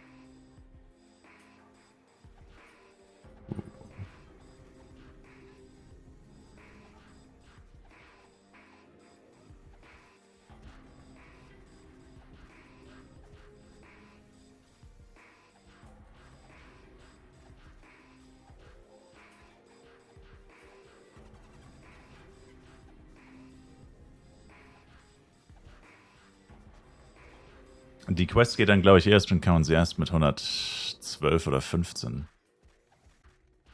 Meine M ist leider erst 106. Dann wohl frühestens beim nächsten Partyziehen weitergemacht. Sind die Lexen Streams koscher, Sir?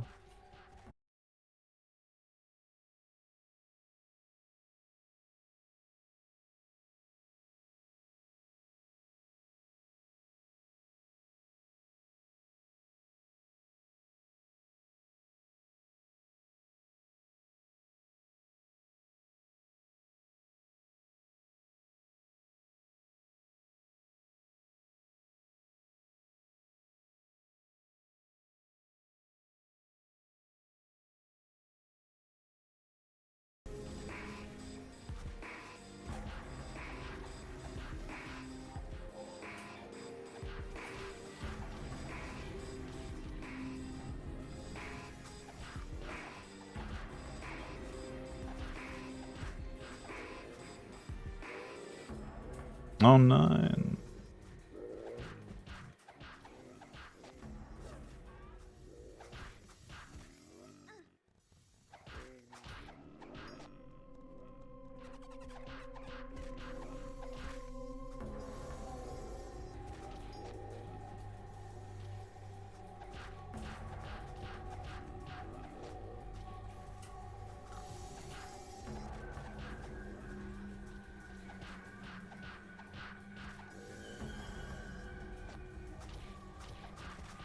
Geht's wieder? Bei mir funktioniert alles. Ich weiß nicht, was das für eine Scheiße ist. Das muss wieder Restream sein. Ich habe keine Frame Drops. Mein Internet läuft astrein. Es ist alles flüssig. Alles zeigt mir gute Verbindung an. Ich weiß nicht, was das für eine Scheiße ist. Das ist dieses hässliche Drecks-Restream. Ihre Server sind einfach kacke und sie geben es einfach nicht zu. Immer wenn du sagst, ja, Alter, eure Server haben andauernd übelst die Lags und so, sagen die einfach, nö, das ist dein Internet. Junge, mein Internet ist insane. Das hat eigentlich nie Probleme. Mein Internet ist Geistes.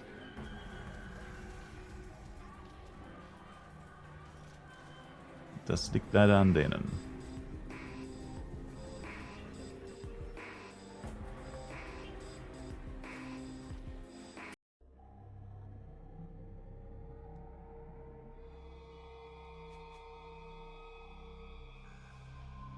Keine Ahnung, was das soll. Vor allem nach 1,5 Stunden.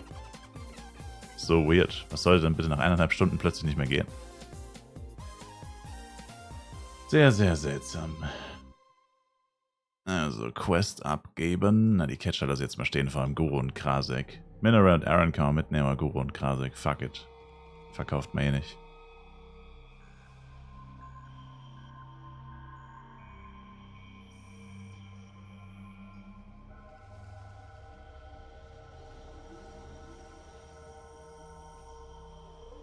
Well. Das hätte ich nicht sagen sollen.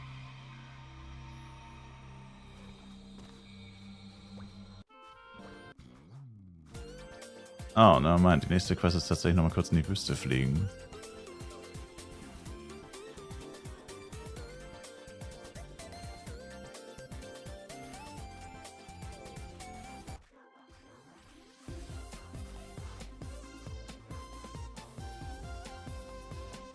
Ist ein LC4 überhaupt noch was wert? Eben die dritte gezogen? Sag mal, redest du von Karten oder von Pieces? Als ob du jetzt innerhalb von so kurzer Zeit 3 Karten gedroppt hast. Aber GZ, falls das so ist. Also. Das ist crazy. Ne, die sind eigentlich nicht so viel wert, ne? 4 Mio oder so. Cards, bin ich dumm, Sir. Das habe ich auch nicht gesagt. Ich habe nur gesagt, jetzt wo das Event läuft, sieht man vielleicht öfter mal Lightning 4 Schriftzug, aber das ist halt dann keine Karte, sondern nur The Piece.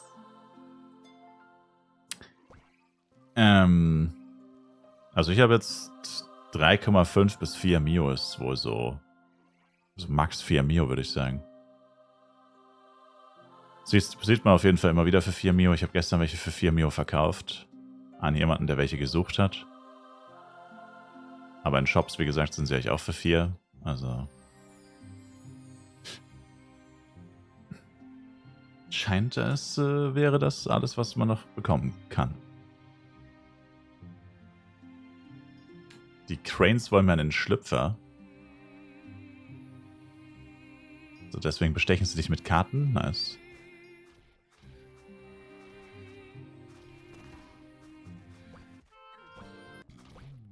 Ja, genau. Erreiche 108 ist jetzt die nächste Quest.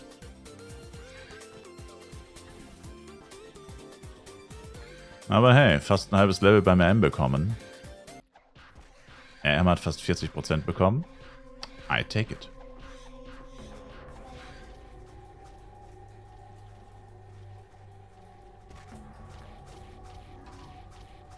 I take it. Und der Jester hat sogar auch 10, 11. Ja.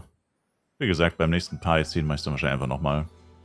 Kann man halbwegs sinnvoll miteinander kombinieren.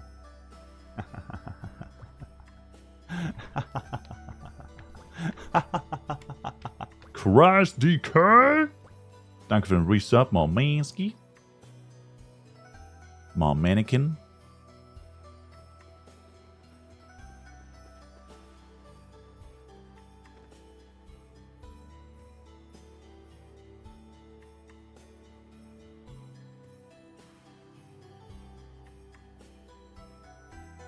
Bitte.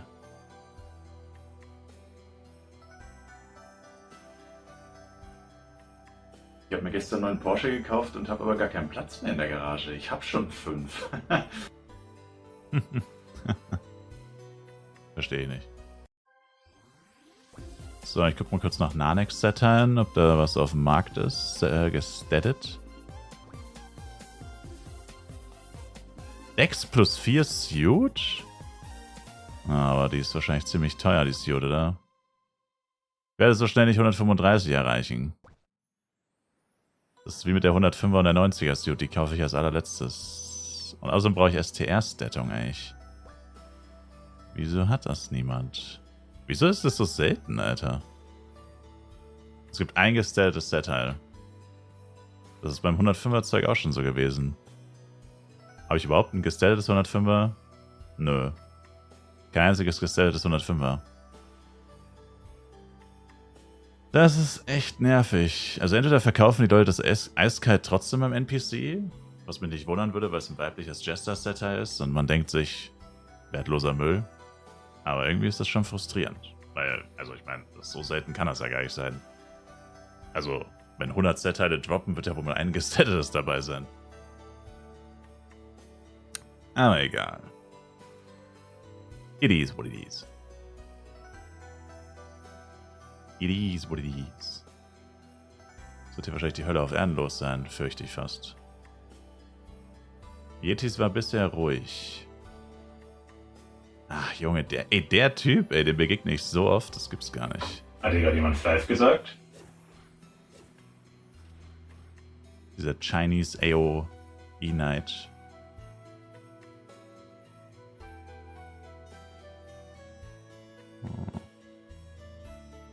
Dann vielleicht Mutant Yetis gehen, I don't know. Aber hier kann man schon auch leveln. Wieso kann man die Pieces nicht filtern? Ja, das ist halt das Problem. Wenn man die Pieces filtern könnte, dann wäre es gar nicht so schlecht. Aber natürlich geht es nicht, weil dann wäre es ein gutes Event. Oder dann wäre es kein so schlechtes Event. So, ich gehe nochmal kurz aufs Klo und dann wird hier richtig losgelegt.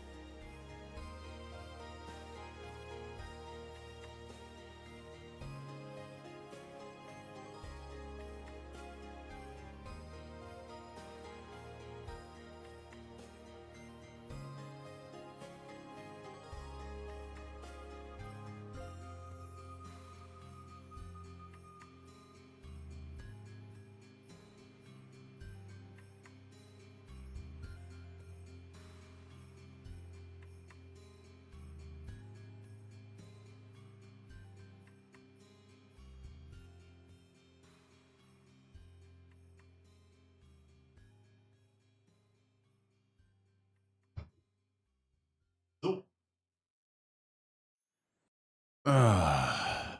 Let's freaking go. Oder auch nicht. Ja. Meine M war noch auf dem Board, LMAO. Ich wollte gerade sagen, Junge, ich habe doch die ganze Zeit gehealt. Meine M war einfach auf dem Board. Bruh. Ihr habt die ganze Zeit gehealt? Ich hab's nicht gecheckt, ey.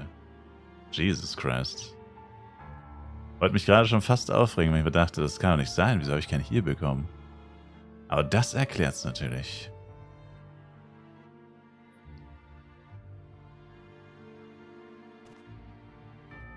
Ach, Mann, ey.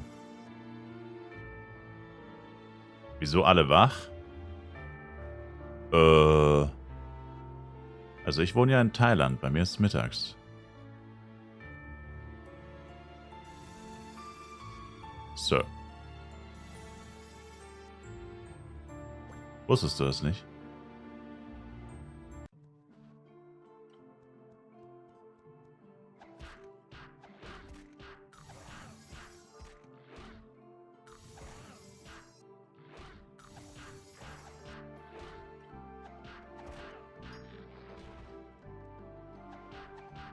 Der thailändische Spielestyler. Here he is. Pavath Poster. That's the wrong country, my man. That's the wrong country.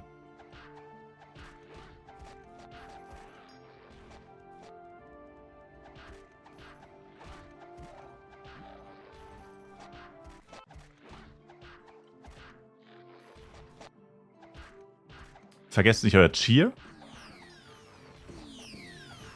Wenn ihr Couple Level 5 seid, habt ihr noch ein Couple Cheer. Vergesst nicht euer Couple Cheer. Euer Cup of Cheer. Ja, gut.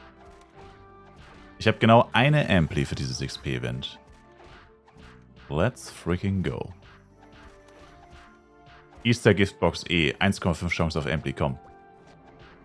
Oh, Springbuff Lucky Box ist gar nicht so bad. Green, green. Blue. Naja, Blue ist das zweitbeste, glaube ich. Na gut, direkt reinklatschen. Let's go.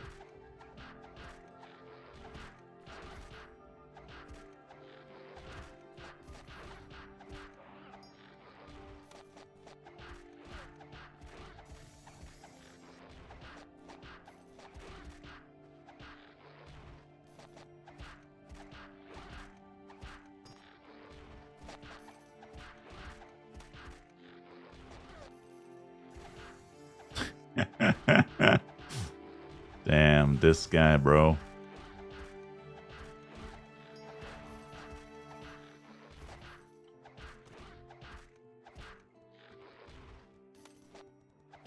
Ich sitze schon wieder seit 13 Uhr am PC.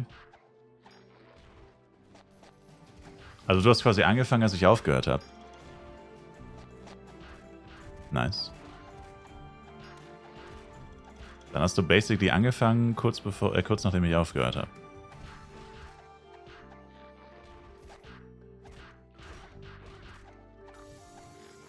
Ich knall mal noch die Cotton Candy rein, weil die habe ich eh noch einmal.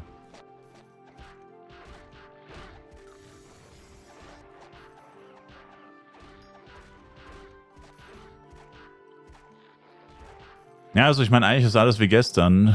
Also XP ist zwar nice natürlich, da will man natürlich noch mehr grinden, aber letztendlich brauche ich Knete. Beziehungsweise bräuchte ich jetzt eigentlich Power Dice.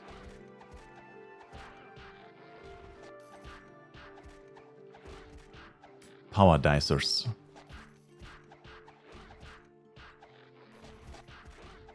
Ich habe halt noch keine 50 Bloody Tries zusammen. Und bin gleich 120, das ist halt auch blöd.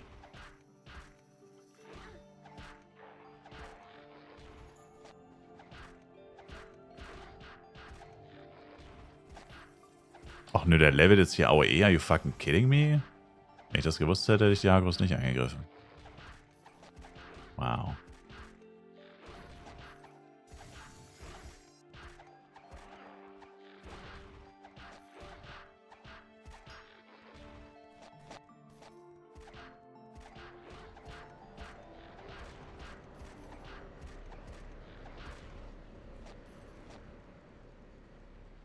Ja, die Power Dice Pieces, ne?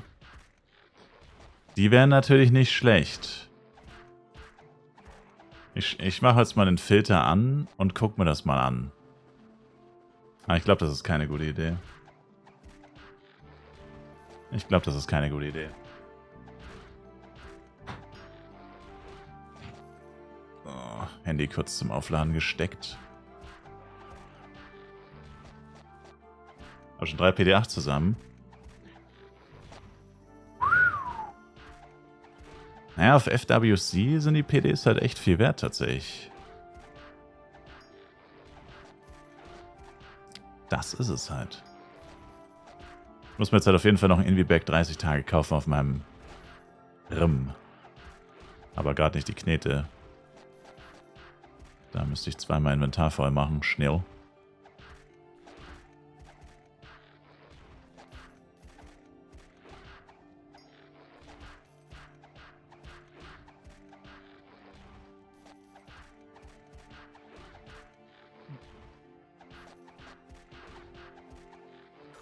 Und hier packe ich den eben zum anderen PD8-Stack.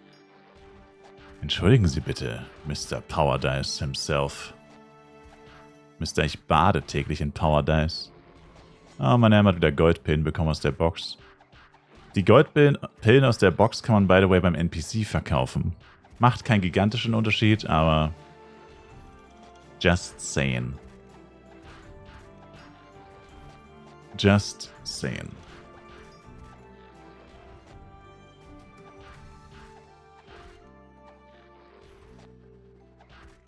Sind gleich 5k each wert oder so. Eigentlich 10k. Aber halber Preis halt.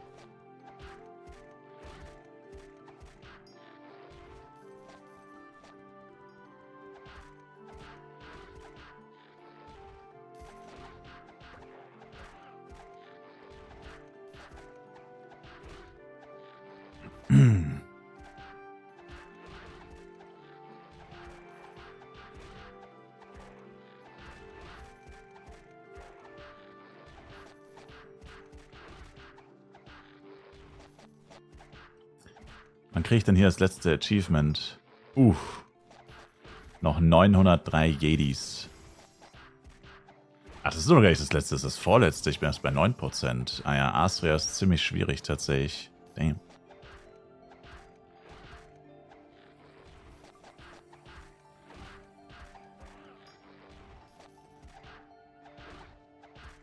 Na gut, ich könnte noch Clockwalks machen, wenn ich eh Kohle brauche.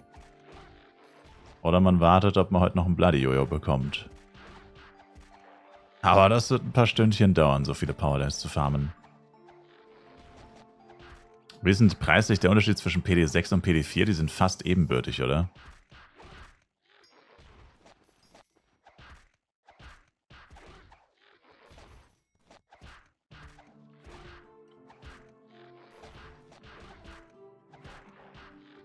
Dürfte keinen großen Unterschied geben, oder?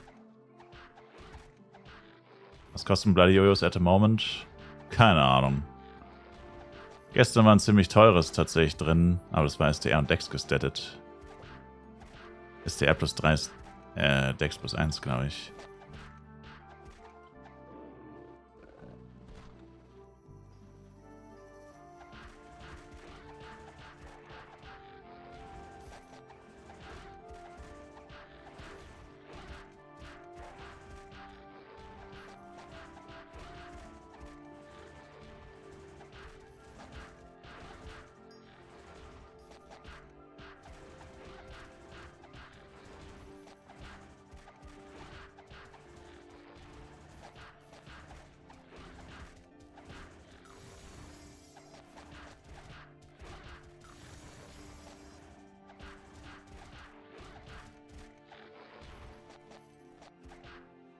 Günstig sind sie auf jeden Fall nicht.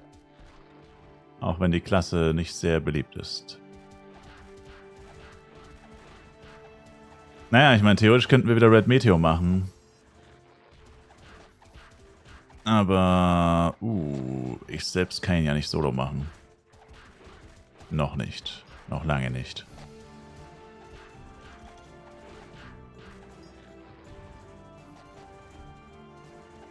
Ich bin in Tigers, jetzt kann meine M erstmal ein bisschen leveln, ohne andauernd abzunippeln. Hört sich nice an.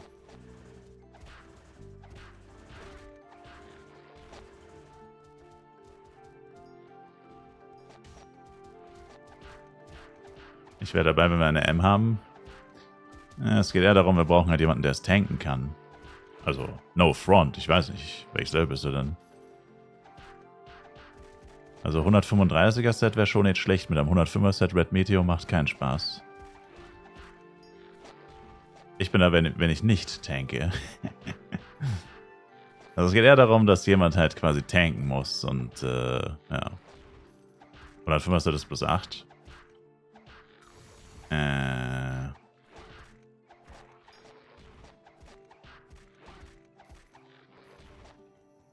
Das bringt nicht viel.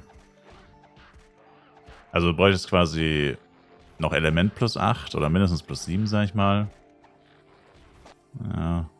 Und halt auf jeden Fall Great Ear. So 15.000 HP war auch nicht schlecht.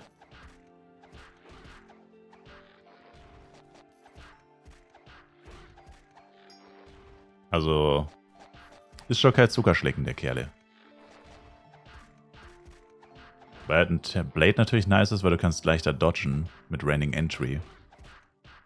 Also theoretisch zumindest. Schwierig dann. Naja. Man hat ja noch den ganzen Tag Zeit. Mal gucken, was noch kommt. Vielleicht hast du ja 135. Kappa.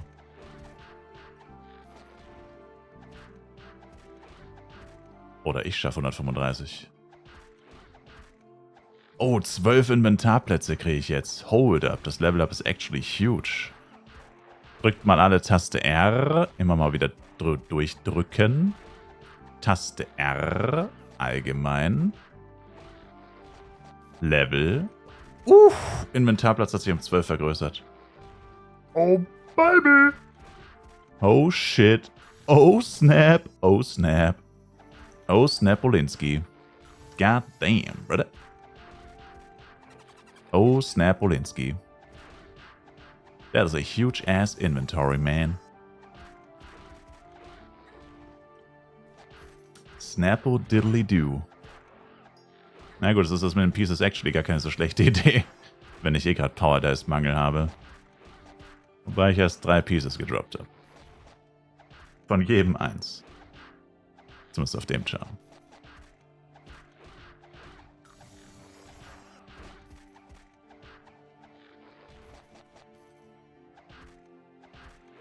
Kann man die Schmelze mit 150er Set auf Easy tanken? Ja. Du musst eigentlich nur mit deinem RM barrieren und healen. Dann würde ich sagen, brauchst du so 20k. Also ich habe sie mit meinem Blade auch schon getankt. Auf Borodeng und die haben alle unter 20k, meine Blades. Auf Mittel habe ich sie getankt. Es war zwar aus Versehen, weil ich das Ausweichen verkackt habe. Dann habe ich meine M gebarriert und einfach gehealt. Was man halt so macht, wenn man nicht ausweicht. Und siehe da, mein Blade hat tatsächlich überlebt mit 150er Set. Und Wasser plus 6 hat er auch, glaube ich, nur. Der hat auch nur Wasser plus 6 oder 7. Aber dafür hat 150er Set. Aber ja, doch. Also mit Heal Rain geht's. Oder müsste es gehen. Muss man halt dann seine M barrieren, dass der M auf jeden Fall nicht stirbt. Barrier und Pref halt. Und Heal Rain. Aber ja, mit unter 20k kannst du es komplett vergessen. Und mit dem 135er Set höchstwahrscheinlich auch. Also mit einem Ranger vielleicht, aber sonst ganz sicher nicht. Also Schmelze tanken ist schon eigentlich etwas, was man eigentlich eher nicht macht. Weil man dafür zu viel HP braucht. Aber Ranger ist tatsächlich die einzige Ausnahme, weil du halt sehr viel blockst. Also mit dem könnte es theoretisch schon funktionieren. Theoretisch.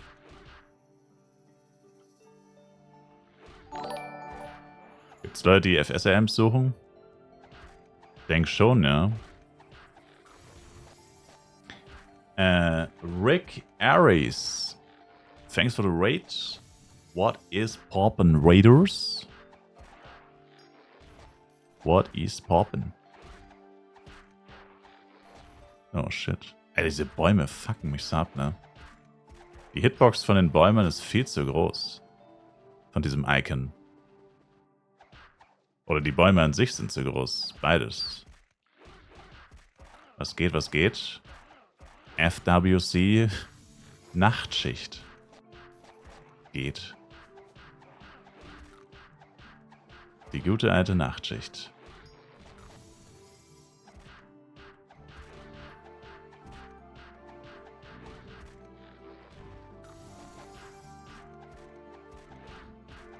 Und das gute alte Stone Rain Event natürlich. Nicht zu vergessen.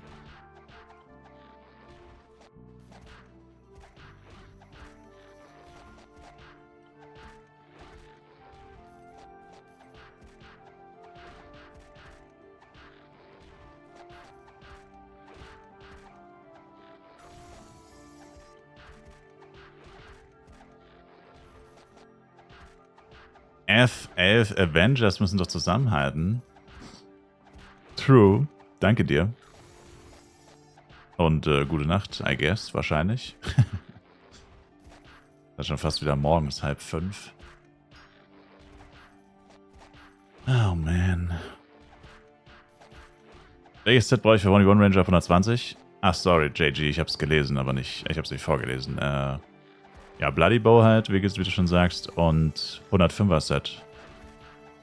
105er Set ist immer bis 135 leider. Weil die 120er Sets sind ja alle AOE. Alle mit Fähigkeitsschaden. Ah, ja.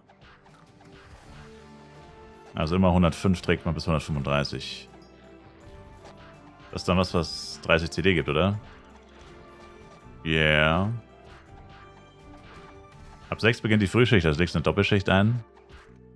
Frühschicht, Tagschicht, Mittagsschicht, Abendschicht, Schichtschicht, Schicht Nation, Schichtenberg. Alles Mögliche. You name it. Wir definieren hier das deutsche Schichtarbeitersystem komplett neu. Schicht im Schacht. Ja, das könnte man sagen. Konkrete Exchange-Infos wären geil, Misa. Was man alles verliert und so weiter. Oder wie, oder was? Beim Exchange.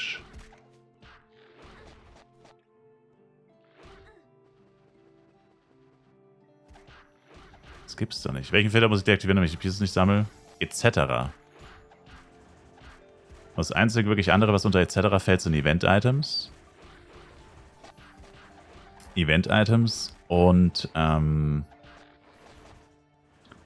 Protects von Violets, Blessing of the Demon wahrscheinlich auch. So ein Scheiß halt. Also von normalen Monstern ist es literally gar nichts. Außer die Pieces. Aktuell. Also wenn du etc. ausmachst, sammelst du genau das gleiche auf wie vorher, nur die Pieces nicht. So sollte es sein. Was halt manchmal unter etc. fällt, wie gesagt, sind so Event-Items und halt so spezielle Items, die halt bei normalen Monstern nicht droppen, wie gesagt, wie so S-Protect Low und sowas oder halt Protects generell. Aber ich sag mal so, das würdest du ja eh merken. Ich meine, wenn du ein Violet hörst, da liegen 20 S-Project Low gefühlt und du hebst kein einziges davon auf. Ich meine, ja, die lässt du ja da nicht liegen, also. Sollte nicht schlimm sein, Sir. Das ist nicht schlimm, wenn man etc. ausmacht. Also bei FFPC war Penya etc. Und ich dachte, in FF Universe war das auch so, aber tatsächlich Penya ist universell, also das kann man gar nicht deaktivieren. Penya wird immer aufgehoben vom CS-Pad. Das kann man gar nicht ausschalten.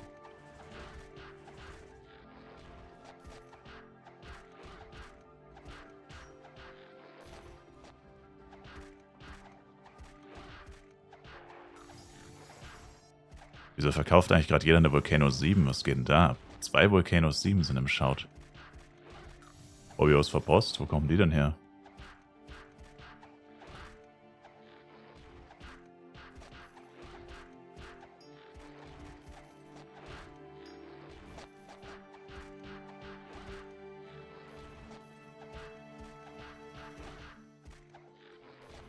Mein nächstes Ziel, by the way, sind dann 3800 F-Coin. Das müsste etwas leichter zu erreichen sein. Aber ohne irgendeinen Lucky Drop wird es auf jeden Fall nichts. Aber gut, ich habe heute Clockwalks, wie schon gesagt. Von Gala kann ich irgendein 150er-Set traden. Ja, dann musst du doch einfach nur zum NPC gehen, da siehst du es doch, oder nicht? Oder ist der NPC noch nicht da? Dieser Exchange-NPC, oder steht es da nicht? Ich weiß nicht, wie es letztes Jahr war. Ach, verdammt.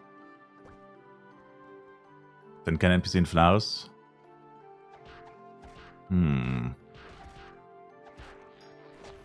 Ist er vielleicht nicht in Flaris, aber eigentlich schon.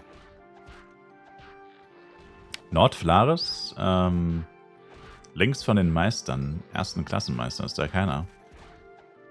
Dann weiß ich nicht, wo der ist. Könntest du mal über Flyfipedia eingeben. FWC Exchange NPC. Und dann Show Location. Maybe.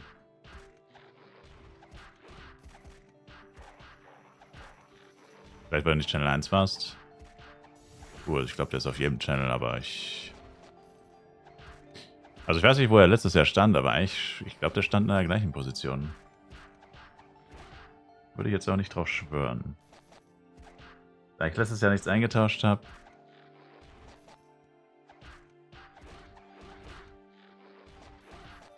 Heute von 64 bis 77 gemacht, war schwer. Nice.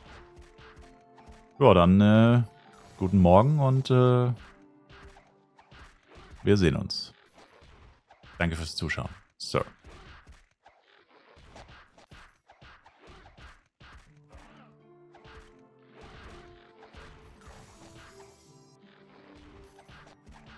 Bis später. Ja, ich werde sehr wahrscheinlich noch hier sein, wenn sie wieder wach sind. Junge. Ja. Lost.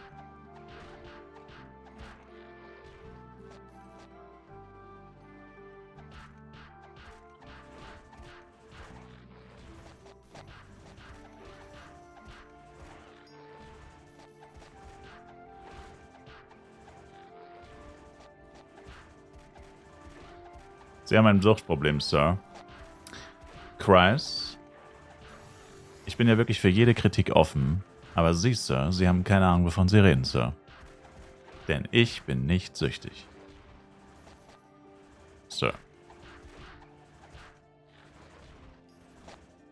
Ich weiß gar nicht, was Sucht überhaupt bedeutet. Kann man das essen? Ist Meerrettich auch ein Instrument? Nein. Nein, ist es nicht. Eben, also bin ich auch nicht süchtig.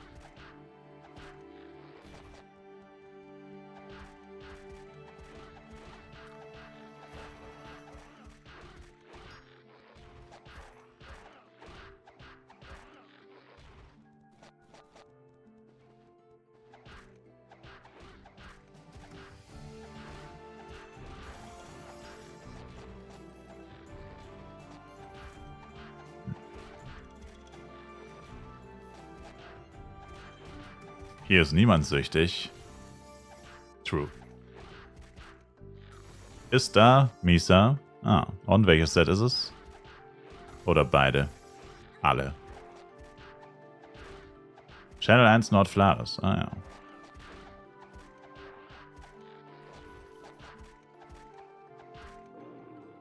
$150er Tank-Set. Also es ist echt das gleiche Set wie letztes Jahr. Damn. Interessant. Dass sie echt eiskalt genau das gleiche nochmal gemacht haben.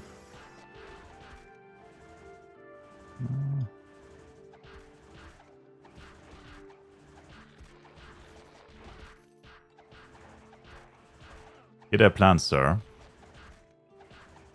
I'm listening.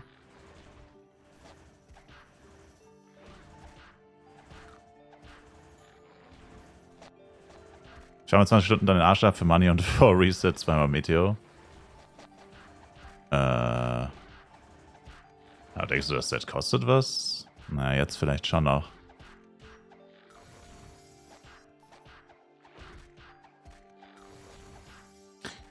Ich werde da sein, Sir. Ich habe nichts vor heute.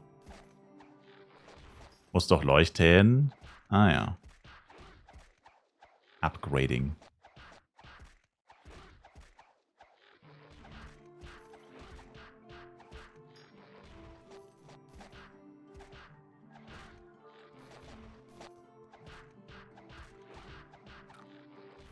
Geht Glowbug eigentlich noch? Nope. Nope.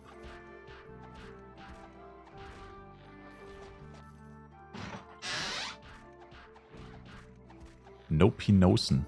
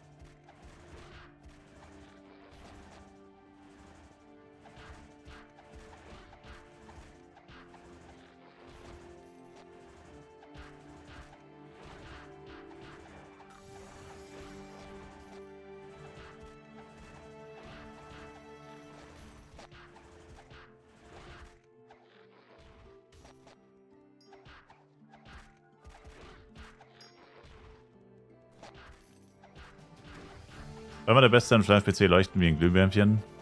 Für mich irgendwann nicht mehr, weil ich irgendwann aufgehört habe, mit Effekten zu spielen. Aber maybe. Maybe.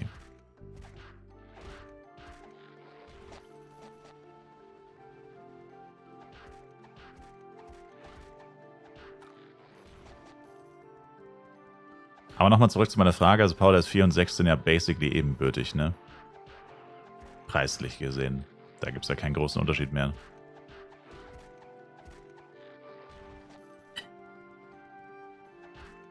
Weil nur PD6 war eigentlich mein Plan. Weil die ja ein bisschen weniger wert waren oder sind. Aber wenn ich jetzt nur 250 PD6 sammle, dann... Naja gut, ich muss erstmal die Diamonds zusammenbekommen. Und die Jojos theoretisch auch.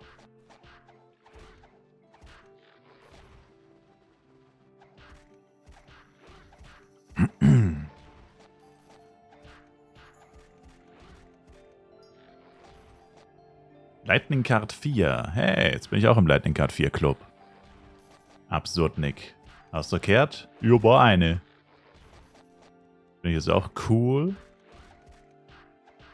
Bin ich jetzt auch der cooleste Kappa? Damn.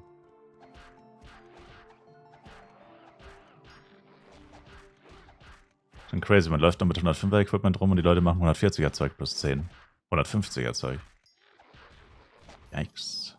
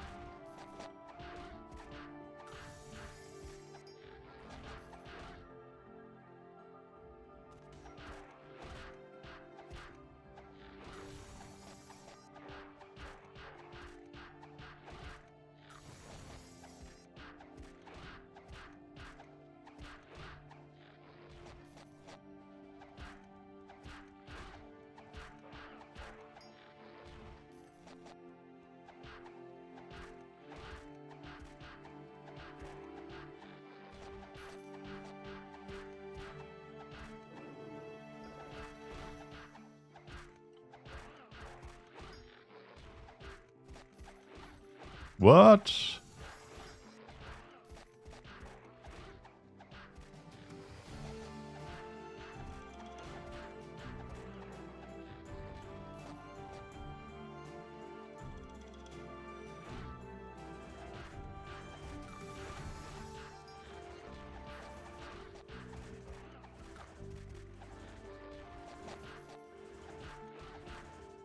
Neue Taktik. Ich farme einfach so viele Materialien, dass ich quasi mir die FEC-Flasche einfach gegen Metz tausche. Na, das wird nicht funktionieren. Dafür sind die Metz mittlerweile zu wertlos.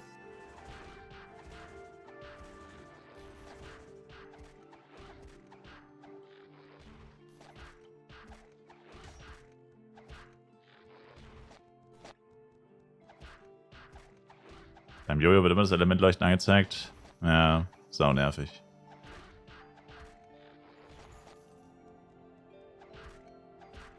Weißt du, beim Exchange auf 150 dass die Sockelkarten verloren gehen? Ich weiß es leider nicht sicher. Also im ersten FEC war das, glaube ich, so, ja. Erster FEC war immer nur plus 10, sonst nichts. Du machst plus 10, tauscht ein und erst dann machst du Element, Sockel und den ganzen anderen Scheiß. Es gab eine Info beim Event, dass es so ist. Guck mal auf der Seite. Ich wollte es gerade sagen. Eigentlich müsste es ja auf der Seite stehen. Also sowas müsste man ja eigentlich gesagt bekommen, weil das ist ja Wahnsinn, das nicht zu wissen. Aber ja, dann passt's ja. Slinky. Dann kannst du es da nochmal schwarz auf weiß nachlesen, wenn das so ist.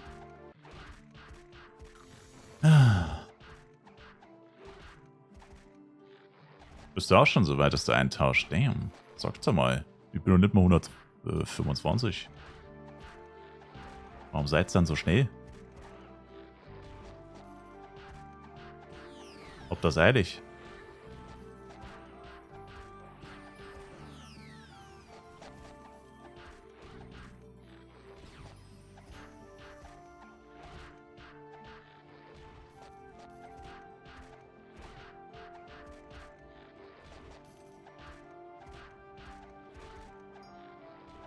Noch 4 Level.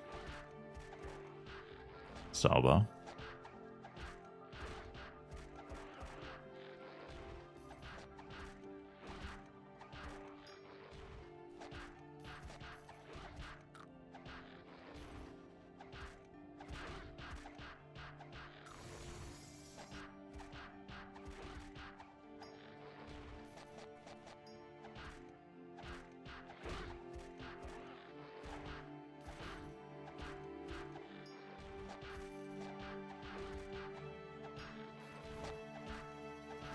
Earthquake Card 4, okay.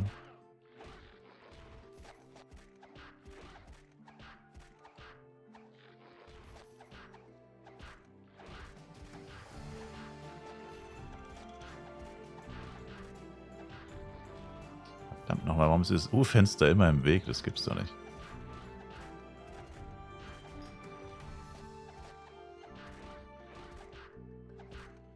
Any chance für Party auf Reihenfolge? Mein Name ist mal wieder CS-Pad los unterwegs. Die Party ist auf Reihenfolge. Wie, oder wie meinst du es? Also meine Party ist immer auf Reihenfolge. Wenn das jemandem nicht passt, dann sorry. Aber ich habe auch nur ein CS-Pad, deswegen geht nicht anders. Kein Bock, mein zweites CS-Pad zu kaufen, nur dafür. Also kann ich auch gar nicht, weil das... Dann würde die Taktik mit der Gigglebox nicht aufgehen. Das wäre auch schlecht für die Taktik mit der Gigglebox.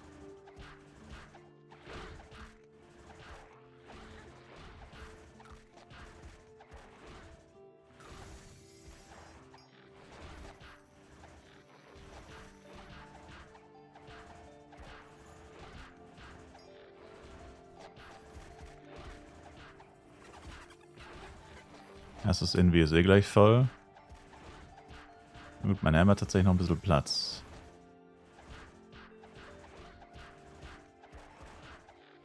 little bit.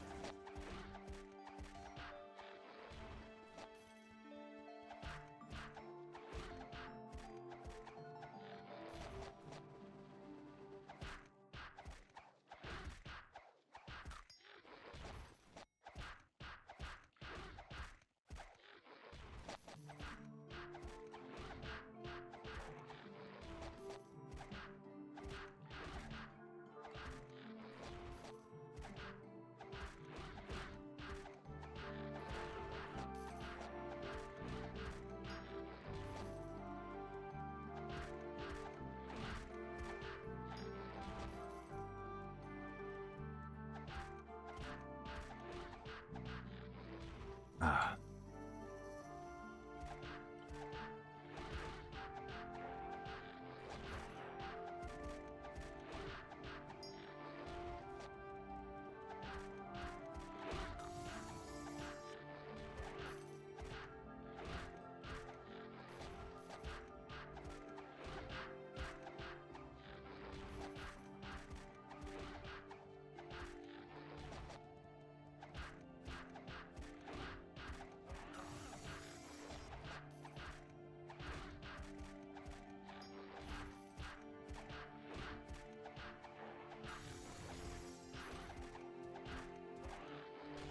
So lange her, dass ich mal Spuk plus 7 gedroppt habe.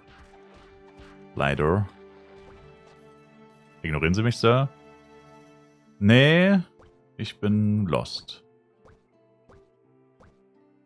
Hold up.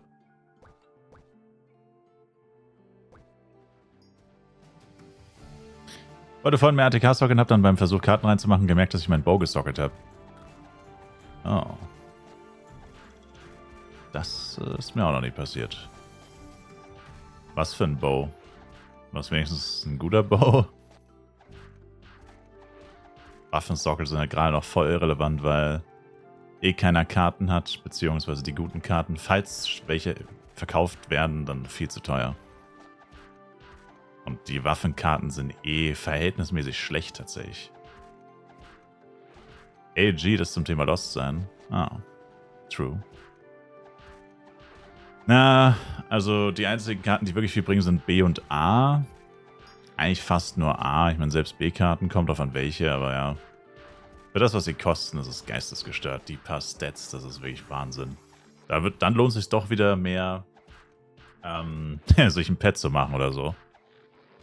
Weil Pets, also zumindest Crit-Rate, Crit-Damage-Pets, die geben ja immer eigentlich ziemlich gute Stats, selbst wenn sie gar nicht so gut gelevelt sind. Also, ja. Keine Ahnung. Wie immer halt. Jeder muss es für sich entscheiden, aber ich denke, das ist gerade noch nicht so klug. Weil einfach auch noch nicht so viele Dungeons gefarmt werden. Die Leute sind noch mehr im Grind-Modus. Einfach leveln, leveln, leveln. Das richtige Dungeon-Farmen wird erst noch kommen. Vor allem jetzt ist halt wieder XP-Event. Da ist halt eh wieder so... Da kann man dann auch noch ein paar Tage warten. Was ist eigentlich deine Suit-Socke? Ja. Nee, es war jetzt nicht gegen dich. Ich meine allgemein. Also einmal Socken ist ja eh nicht so schlimm. Kostet halt 2 Mio. Mal passiert. Also, ist halt eher ärgerlich wegen den 2 Mio, aber auch kein Weltuntergang. Ich meine, vielleicht findest du ja eine günstige C-Karte, eine Dex-C-Karte vielleicht oder so. Eine 3 Sockel? Und erst dann ist dir aufgefallen, dass das nicht deine Suit war? Okay, das ist wirklich lost. Damn. Bist du so müde oder was? Wie lange bist du schon am Zocken? Bist du schon so lange am Zocken oder wie? Okay, 3 Sockel ist schon ein bisschen crazy. Aber ist nicht auszuschließen, dass das mir nicht auch schon mal passiert ist oder passieren wird.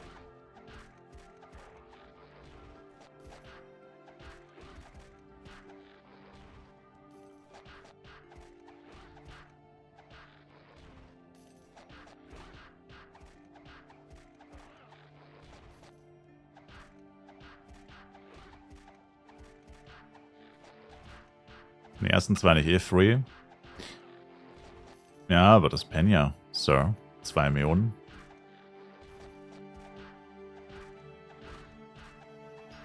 Penya und ein G-Pro. Das ist schon nicht wenig.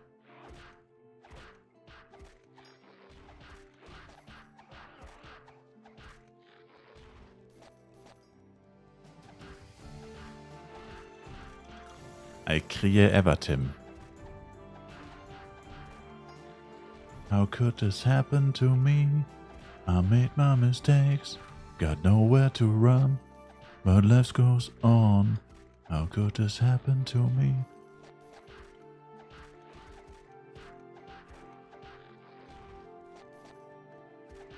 Heute 3 Durchlauf, das mit dem G-Pro drin für den 3. Try, dann in der Tasche wollte ich sockeln. Ah. Das heißt, Sie sollten zu DSDS gehen. Sir. Sie haben recht. Ich bin ein Ausnahmetalent. Ich gehe zu DSDS. Und dann fragen sie, warum hast du nur einen Laptop dabei? Und dann sage ich, weil wir jetzt ein bisschen Live Universe zocken. Baby, let's go! Und dann zeige ich ihm Dieter. Ist der Dieter überhaupt noch da? Ich glaube, der ist gar nicht mehr da, oder? Und dann zeige ich ihm Dieter ein bisschen Live Universe. Dann wird ein bisschen gediedert. Da macht der Dieter sich einen Bowjester. Kappa. Und dann sage ich ihm, Dieter, Bowjester spielt man nicht mehr, du musst nochmal neu anfangen.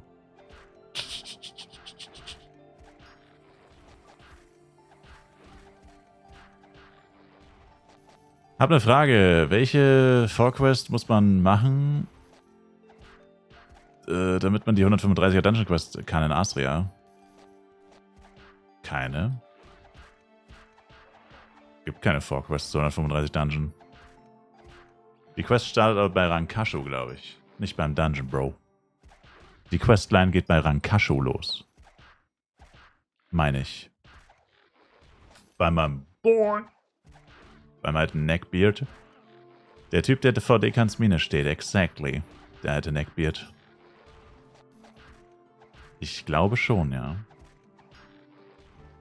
Da flackert dunkel ein Lichtlein auf, Sir. Dass das bei dem losgeht.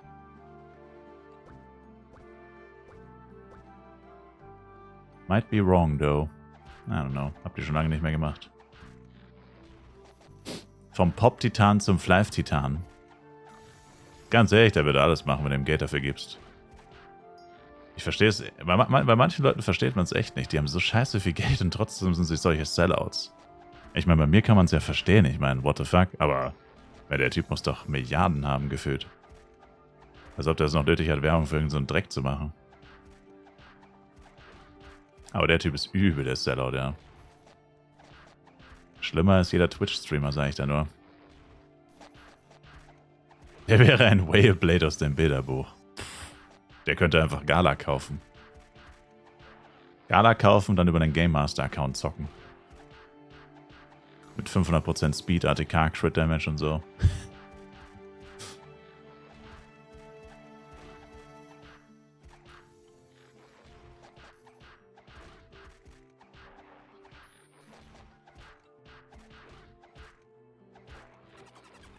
Weiß eigentlich jemand, wie die Catcher-Dinger sind? Die Catcher-Respawn-Dinger. Zeiten. Weil die Catcher spawnen doch in so Wellen. Immer wieder. Die werden ja Server für Server abgefarmt, dann geht man auf den nächsten Server, Channel. Weiß jemand, wie lange das dauert?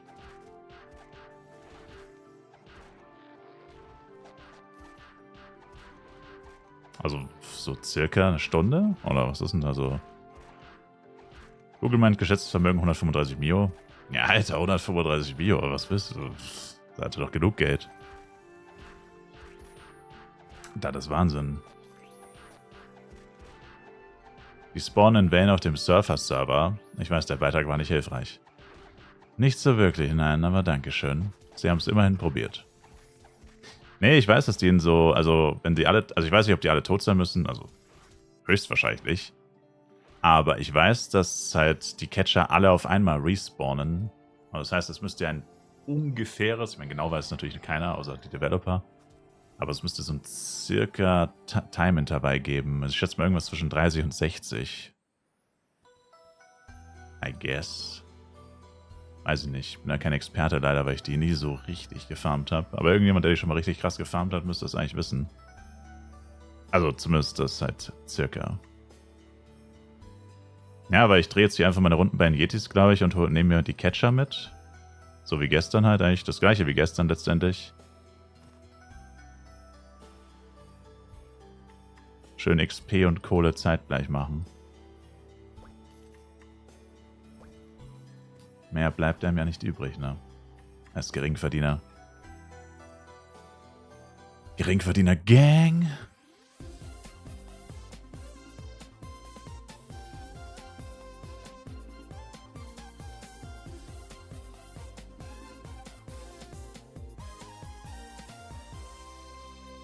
Wann gibt es Bloody Gamble? Ich muss Power Dice farmen, Sir.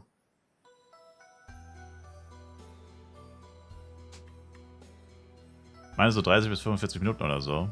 Okay. Ja, weil bis ich so eine Runde gedreht habe, das dauert tatsächlich relativ lange, weil dann könnte ich theoretisch einfach auf einem Channel bleiben. Dann muss ich gar nicht Channel wechseln, wobei das ja hier kein Stress ist. Dauert ja literally nur 6 Sekunden oder so. Es gibt Beweise, dass sie kein Geringverdiener sind, Sir. Ach ja, und die wären.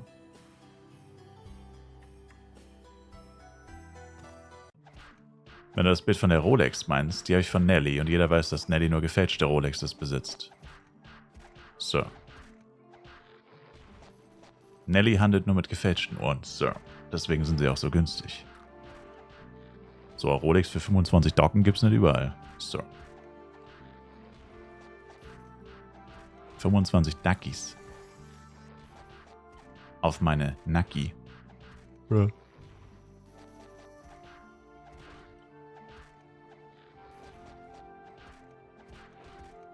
100 Jahre Garantie.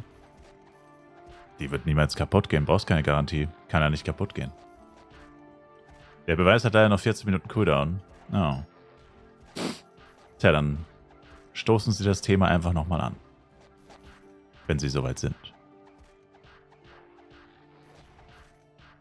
Außerdem brauche ich die Mets eh. Also falls ich dann wirklich mal ein Bloody Jojo habe oder auch ein 135er Set. So ein paar Mets auf Tasche zu haben, ist eh gar nicht so schlecht. Sag ich mal.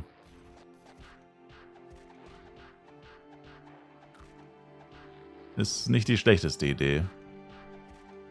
Materialtechnisch ein bisschen liquide zu sein. No. Aha. Und schon wird gequestet.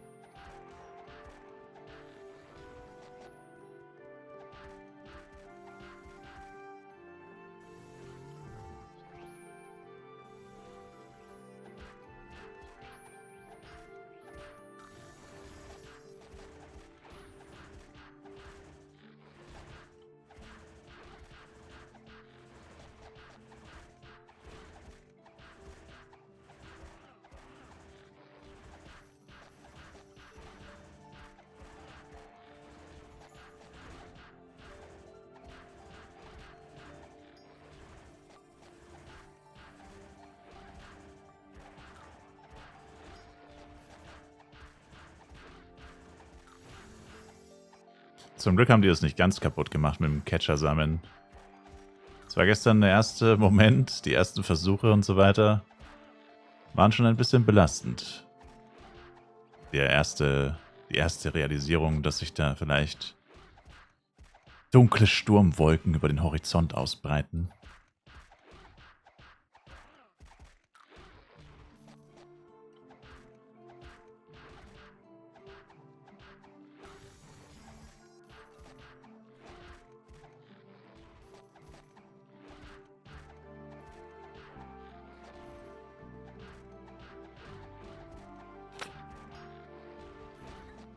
Guten Morgen, Patura. Wie geht's, wie steht's? Heute ein Assist auf 60 gemacht, Garnoff ist permanent voll mit Catcher-Bots.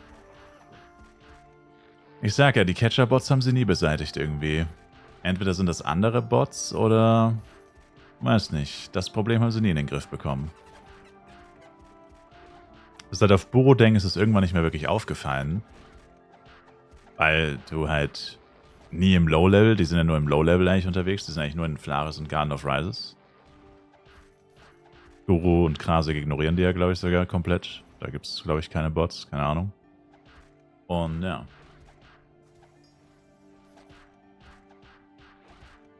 Aber ja, das erklärt auf jeden Fall, warum die Materials gefühlt jeden Tag sinken. Ja, aber egal. Mir ist es wurscht. Also, wurscht ist es mir nicht, aber wir können es nicht ändern.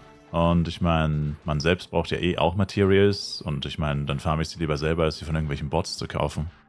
Wenn ich sie selber gefarmt habe, spare ich mehr Geld. Wie viel Geld ist dann ja egal. Ein bisschen Geld kann man damit verdienen. Und Hauptsache, man unterstützt keine Botter. Aber ich meine, es war klar. Ich meine, es gab ja schon es gab da schon am Samstag und Sonntag gab es da schon Shops, die 40.000 Mineral hatten. Woher zum Teufel soll man das haben? Da müsste man literally 10 Stunden lang farmen. Eigentlich auch uncontested, weil ich meine, wenn du da mit 5 anderen Leuten farmst, kriegst du ja auch nicht so viel zusammen. Also, das war eigentlich klar. Aber die waren halt vor dem FEC ein bisschen unterm Radar, weil es eigentlich keinen mehr gejuckt hat. Auf den normalen Servern. Eben, ein Stack kostet 15 bis 20 Mio, da hat es keinen mehr gejuckt und die Bots waren wahrscheinlich auch halbwegs, wie sagt man, eingedämmt. Oder besser gesagt, sie haben es halt nicht übertrieben. Wie gesagt, einfach unterm Radar halt. Aber jetzt merkt man halt, naja, es gibt sie auf jeden Fall schon noch und jetzt nerven sie halt eher wieder, sag ich mal. Jetzt ist halt schon wieder ein bisschen nervig. Vor allem, weil sie es halt auch jetzt wieder so komplett übertreiben. Dass sie eben nach 3 Tagen neuer Server Shops offen haben mit 50 bis 100.000 Materialien, die kein normaler Mensch in der Zeit jemals zusammenfarmen würde. Einfach nur, weil es halben Tage oder Tage dauern würde oder whatever. Wäre schon cool, wenn sie dagegen was machen, aber... Ey, weißt du... Statt dagegen was zu machen, sorgen sie dafür, dass du dich mal mit deinem M catchern kannst. Ganz ehrlich, ey. Und das soll fair sein? Ich meine, vielleicht war die Änderung sogar wegen den Bots, aber... Ich denke nicht, dass das irgendwas bringt. Weil, also für die Bots ergibt es eigentlich überhaupt keinen Sinn, ne? Keine Ahnung. Eins von vielen Flive-Mysterien. By the way, gerade mein erstes Power, der ist 10 Piece gedroppt. Da wird aber auch nicht so viel zusammenkommen. Wie, man kann nicht mehr mit dem M catchern? Doch, aber du musst erst so 10 Meter weglaufen mit deinem Main. Bisschen umständlich. Du musst quasi, ich kann es dir gleich zeigen, hier sind gerade keine Catcher mehr, ich habe alle eingesammelt. Musst mich erst hier durchkämpfen. Aber du musst ihn einfach killen. Und wenn du dann direkt einsaugen probierst und dein Main steht neben dir, neben dem M, dann geht's nicht. Aber wenn du mit dem Main einfach 10 Meter wegläufst, dann geht's wieder. Du als OEM bekommst deswegen eine Capture-Anfrage alle 20 bis 30 Minuten. Yeah. Eine Capture-Anfrage, das klingt so höflich. Das ist eher eine Capture-Abfacke. Sheesh. Burn. Score. Sir. Roasted. Roasted. Ich bin kurz davor, Schmuck zu deaktivieren, weil es auf den Sack geht. Bin so kurz davor, Schmuck zu deaktivieren, weil ich nur noch clean droppe. Habe ich mein F-Can-Item bekommen? Was hast du am Ende nur bezahlt? Ja, mehr auf jeden Fall. Der eine wollte es ja für 600, also offensichtlich wollte er es nicht. Boah, ich hätte ihn eigentlich noch blockieren müssen, dass ich den nie wieder sehen muss, aber egal. Also das blockieren, aber halt ignorieren, dass der mir nicht mehr schreiben kann. Und ich ihm auch nicht. Naja, auf jeden Fall 600 wollte ich zahlen und habe dann 611 gezahlt. Musste dann nochmal 2% drauflegen, sozusagen. Aber ja, der hat mir nochmal schön meine Zeit verschwendet und mir nochmal richtig schön die Stimmung verhagelt.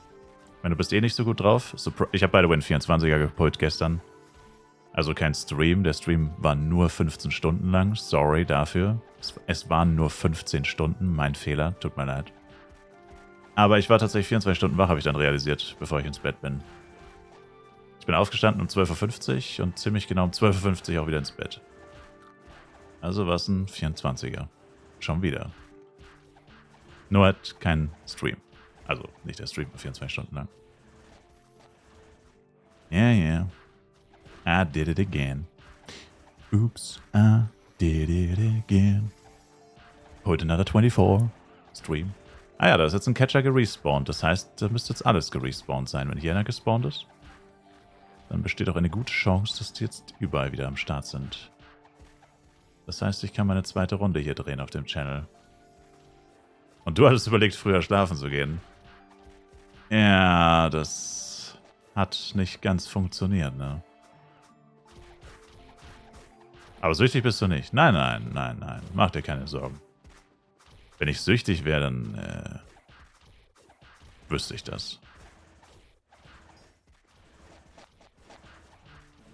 Wenn du verstehst, was ich meine.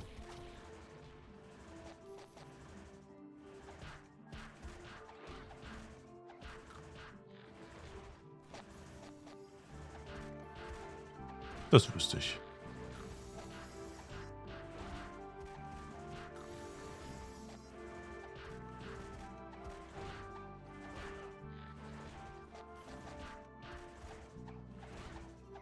Mit einem Pass hat man auch einen Tag Vendor auf dem Watch. 2 Tage. Mit Battle Pass hast du 2 Tage Vendor Shop als Standard. 1 Tag ist mit NPC. Den NPC könnte ich mir by the way auch noch holen. Ah, ich habe meine NPCs wieder nicht deaktiviert gestern. Verdammt. Aber das darf mir nicht so oft passieren, weil ich war echt lange offline, ey. Damn. Minus 10 F-Coin. RIP. Ah, scheiße, ey. Das Problem ist, wenn ich offline gehe, bin ich immer so übermüdet. Da funktioniert mein Gehirn nicht richtig. Ich gehe mal offline, wenn ich so ultra down bin, ey. Zu nichts mehr in der Lage. Das ist schlecht.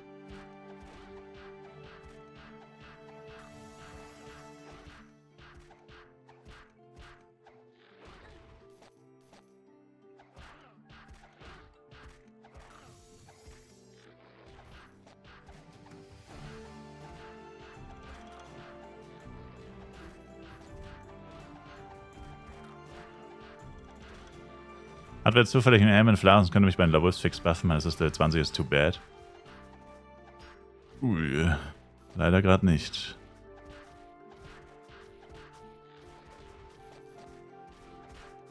Flyer Guy is on his way. Sag vielleicht noch den Channel. Oh. Du begibst dich aber ins Kriegsgebiet, Flyer Guy.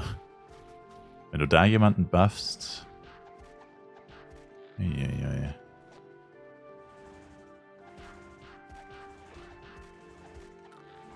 Du musst dir einen Helm aufsetzen.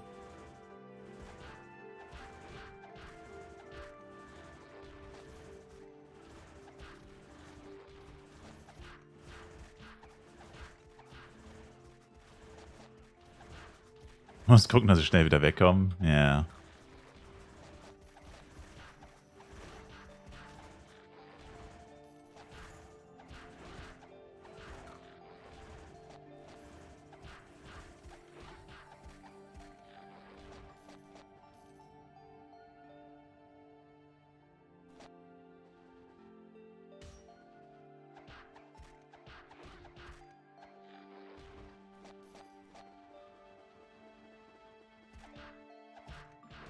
Wenn der M den Catcher anfängt, kann dein Main ihm nicht mal beim Killen helfen. Echt? Okay, das wusste ich gar nicht. So bescheuert, Alter. Immer das einzig Logische wäre, irgendeine Änderung zu machen, dass die Botter davon nicht profitieren, aber ich verstehe nicht. Alles, was jetzt mit dieser neuen Änderung kommt, fuckt eigentlich die normalen Leute ab und nicht die Botter. Also ich meine, wir sind doch nicht das Problem, dass wir mit unseren RMs fucking Catcher einsammeln. Wir sind nicht das Problem. Ich habe vielleicht, wenn es hochkommt, habe ich vielleicht 50.000 Materials gefarmt, also 500 Catcher. Ja, doch, 500 Catcher müssen das sein. Also, wegen mir sind die Preise sicherlich nicht so krass gesunken. Ich war das nicht. Und von euch höchstwahrscheinlich auch keiner so viel gefarmt. Also, so ein Schwachsinn, ey. GZ zu Level 100, by the way, Reacher.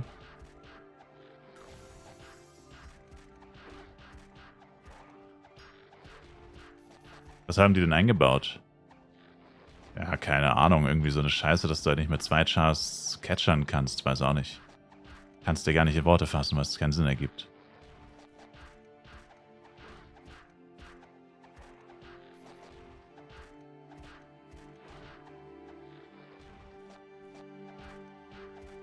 Also du kannst halt nicht mit dem... Obwohl du in der Party bist, kannst du nicht den Catcher einsammeln, den dein Partymitglied getötet hat. Anscheinend kannst du nicht mal zusammen den Catcher töten. Obwohl du in der Party bist. Und so ein Scheiß halt. Und das soll irgendwas mit Fairness... Also irgendwie halt... Also vermutlich hat es was damit zu tun, Catcher klauen war der Gedanke. Aber ich denke mir halt... Ich meine, wenn wir andauernd Also... Das passiert doch einmal und dann verlasse ich doch die Party, oder? Und nur weil jetzt einem Typen mal ein Catcher geklaut wurde von einem Partymitglied, ich meine, deswegen macht man doch nicht so eine Änderung. So was... The hell? Check's nicht. Wir wollen jetzt jedes Mal was ändern, sobald jemand toxisch ist. Catcher klauen, ich sehe alle 10 Schritte, 10 auf einem Haufen. Eben, also was ist... Ich check's nicht. Also...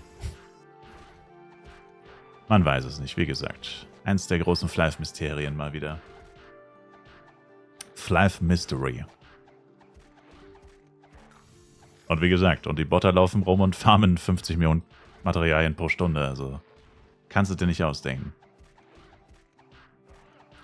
Kann man sich nicht ausdenken.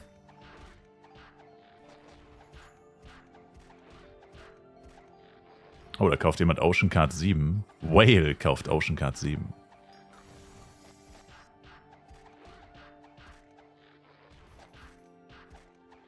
Wer sonst?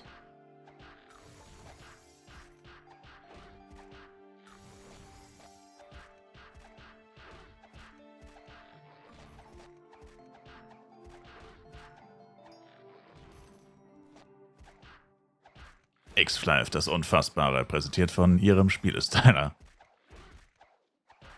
X-Factor wurde mir gestern auf Amazon empfohlen. Aber seltsamerweise gibt es davon echt nur 4 Staffeln.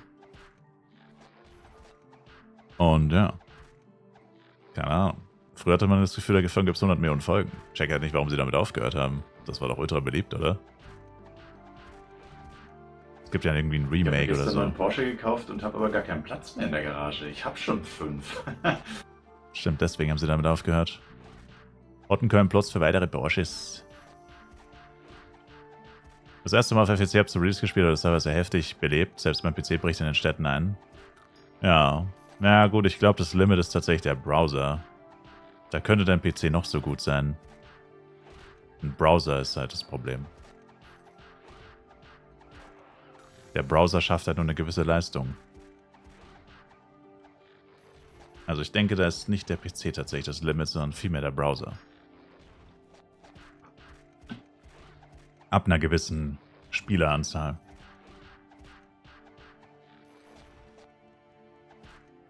Sir, ist Ihre Geschichte frei erfunden? Das verraten wir Ihnen im Anschluss.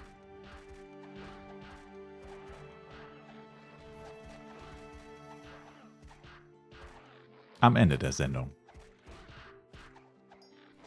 Sie denken, diese Geschichte ist wahr? Nein, sie ist vollkommen frei erfunden. So etwas ist niemals passiert. Da haben wir sie reingelegt. Nein, nein, nein, nein, diese Geschichte ist nicht wahr. Bruh. Mit 140 bekommt man ein Baby Yeti, ist das langsamer als die 30-Tage-Pets? Das weiß ich nicht, tatsächlich. Das steht dabei bei dem Pet. Wenn ein Pet schneller ist, also der Yeti ist auf jeden Fall 100%, also der ist auf jeden Fall langsam. Aber wenn ein Pet ein schnelles Pet ist, steht da dabei 200% Sammelgeschwindigkeit in grün, ganz unten. Also wenn ein Pet es nicht hat, dann ist es genauso langsam wie der Yeti. Alle Pets, wo nicht 200 dabei steht, sind quasi 100. Das ist auch noch ein Vorteil von der Gigglebox, das ist halt ein schnelles CS-Pet. Wenn man schon kein richtiges hat, dann hat man wenigstens immer ein schnelles. Benutze den auch. Da kommen sie alle und flexen ihr Level 140 gratis CS-Pad. Unfassbar. Crazy.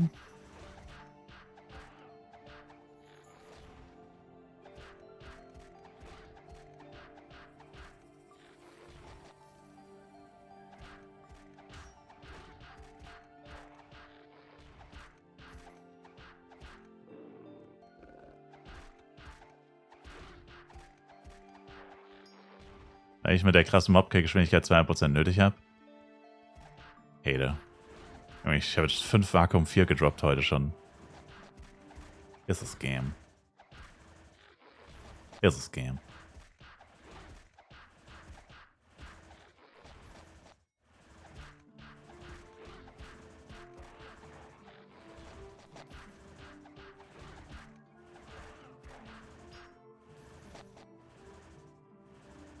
Komm schon, komm schon, komm schon, komm schon, komm schon.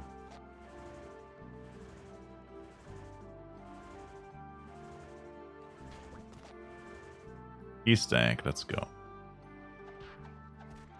Wo ist er noch auf Man? Very zu dumm, eigentlich die Hälfte der Rewards war weg, nachdem man am Release-Tag heimgekommen ist. Dass sie das beim dritten FEC immer noch nicht gecheckt haben, dass das die Leute echt aufregt und das auch wirklich unfair ist, ist crazy. Allein die 20er Reward, ich meine einfach Level 20, die ist halt literally nach 3 Stunden weg oder so. Nicht mal. Die war nach 1,5 Stunden war die weg. Das ist halt Wahnsinn, ey.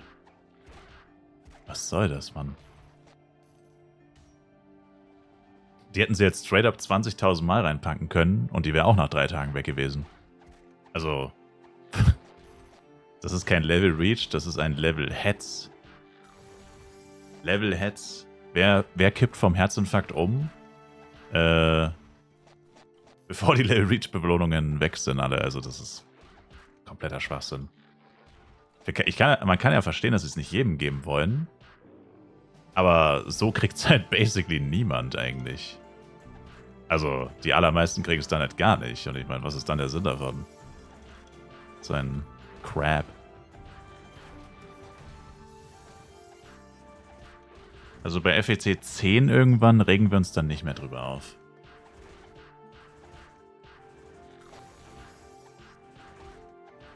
Beim FEC 10 haben sie es dann vielleicht mal geschnallt.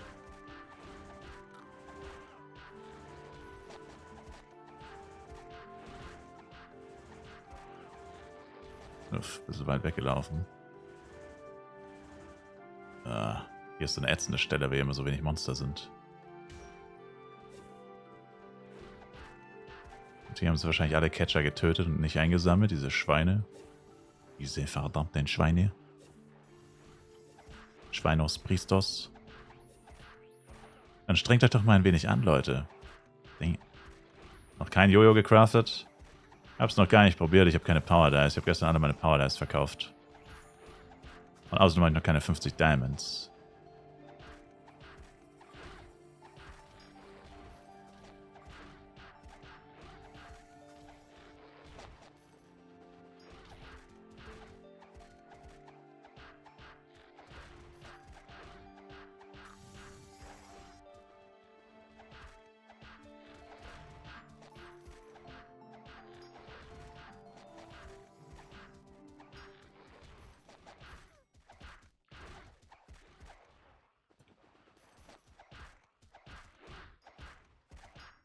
Also nein.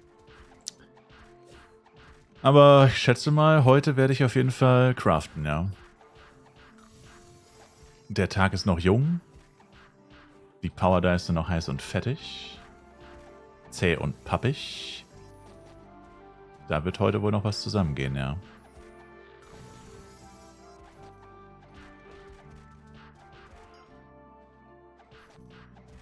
Damn, die Auen zu dritt.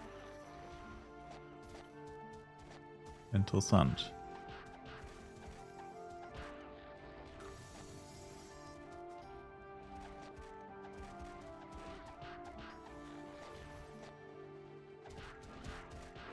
Na ja, die haben tatsächlich alle Catcher getötet und höchstwahrscheinlich nicht eingesammelt. Gehe ich mal davon aus.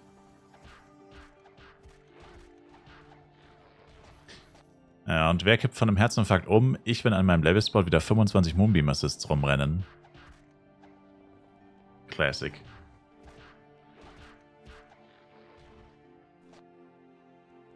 That's a classic.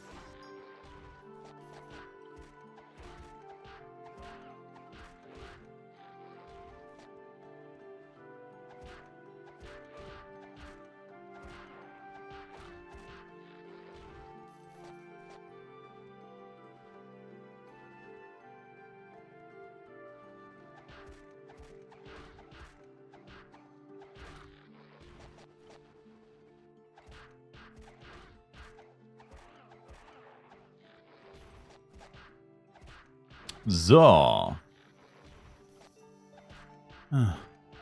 Moonbeam Buff war das Schlimmste, was sie machen konnten. I mean, ja, es ist dann auch selbst leveln können, aber Moonbeam einfach OP.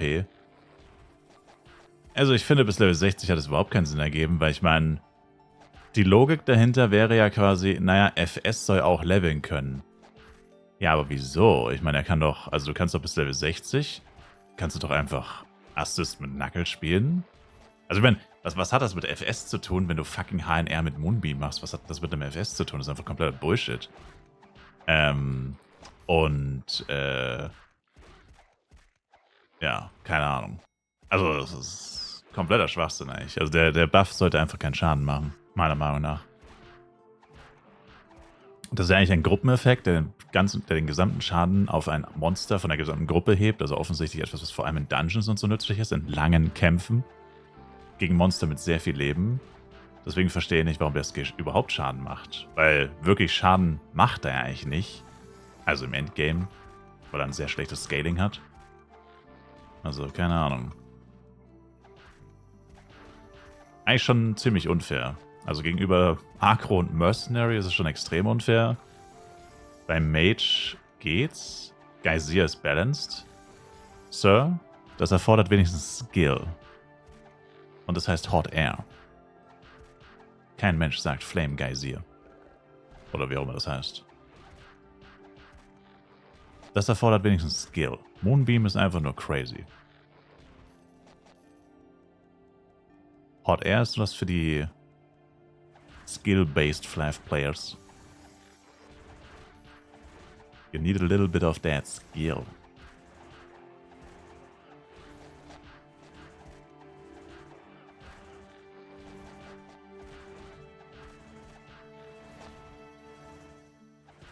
Zwei Dots, wo man panisch mit Kreis läuft. Der Unterschied, Misa, ist, dass die Monster viel länger leben, weil der Schaden niedriger ist. Und du gegen viel mehr Monster zeitgleich kämpfen kannst. Und jetzt kommt's.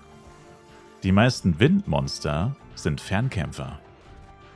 And that's the difference. Amigo. Die meisten Windmonster sind Fernkämpfer. Das heißt, man muss actually gut spielen, aufpassen. Kann nicht einfach sein Gehirn ausschalten und einfach nur 3 Sekunden warten, bis man das nächste Monster angreift. Nein, nein. You gotta actually play with some brain. Gotta activate that brain power, baby.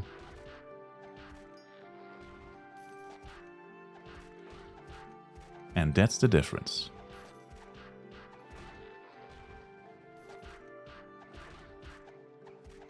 Ich würde tatsächlich echt mal gern Pay-to-Win Hit-and-Run-Mage spielen. Komplett voll mit Power-Ups, ey, das ist, glaube ich, richtig geil. Und ich bin mir auch ziemlich sicher, dass das schnellste Level 60 ist. Niemand ist schneller 60 als ein Full-Power-Up Hit-and-Run-Mage. Niemals. Der geht sowas von ab wie Schmitz Katze.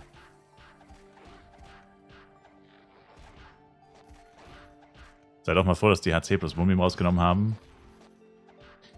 Naja, an mancherorts geht es noch. Kraken, Kriton. Kraken und Kriton. Also ich meine, es ist nicht HC Moonbeam, aber es ist sowas ähnliches. You know what I mean. You know what I'm talking about. You know how it is. Vergesst nicht eure Chia Nation. Chia Nation, everybody.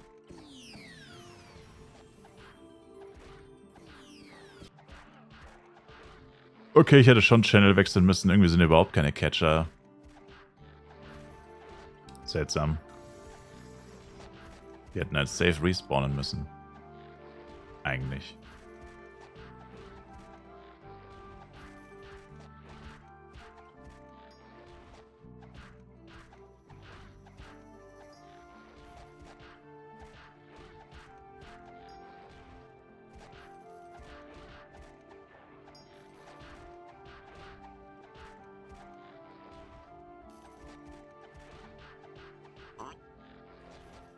Sword of Fairness plus 5.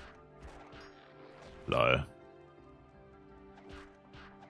Ich verstehe das nicht, warum man was upgradet. Erste Ultimate-Waffe plus 5. Oder wahrscheinlich ist es nicht die erste, aber warum verkauft man das jetzt? Ich meine, hä? Also,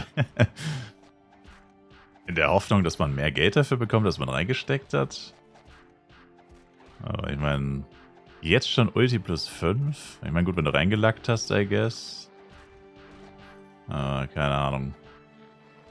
Ich werde dieses Mindset niemals verstehen, glaube ich. Von diesen Giga-Whales. Ich werde das gleich niemals nachvollziehen können, wie die denken.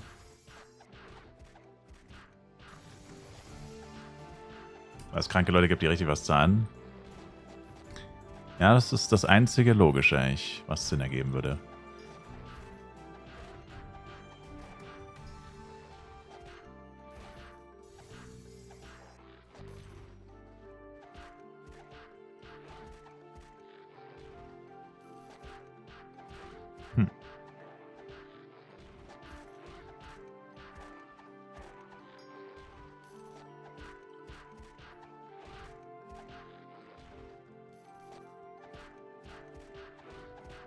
Er hat Level Down drauf. Naja, kann man ja entfernen. Oder was meinst du?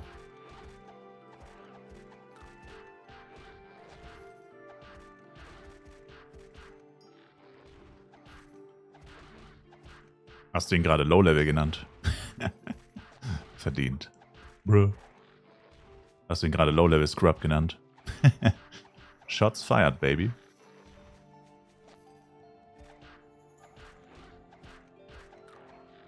Wenn er jetzt zweimal X Ulti plus 5 hat, würde ich auch das Sword verkaufen. Wenn der jetzt zweimal X plus 5 hat, wofür zum Teufel spiele ich dann eigentlich noch?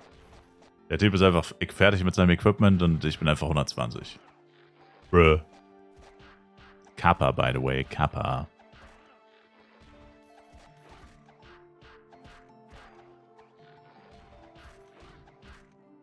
Fertig fürs Erste.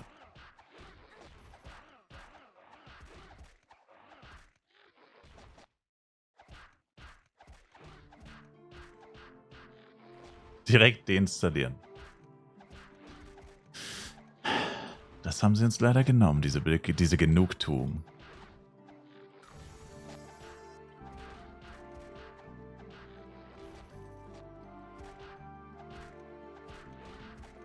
They robbed us.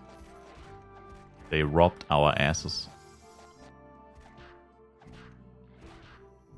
Rip, rob, ribbity, rob.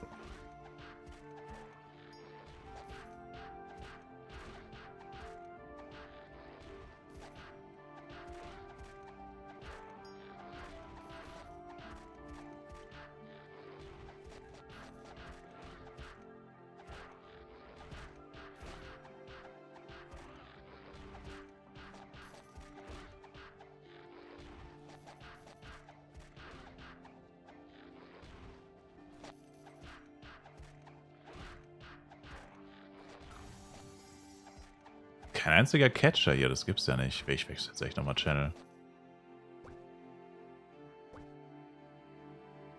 Komisch, das müsste Minimum eine halbe Stunde her sein. Eigentlich schon länger wahrscheinlich, oder? Ja. Seltsam. Was? Hier ist auch kein einziger Catcher. Are you fucking kidding me? What is happening?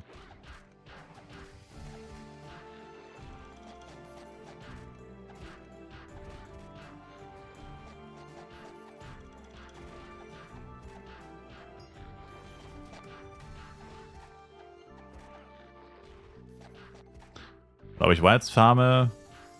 Muss man ja wahrscheinlich sogar. Aber ich denke mal, das Beste wäre, so schnell wie möglich Kriton zu farmen. Aber gut, das wird eine Weile dauern.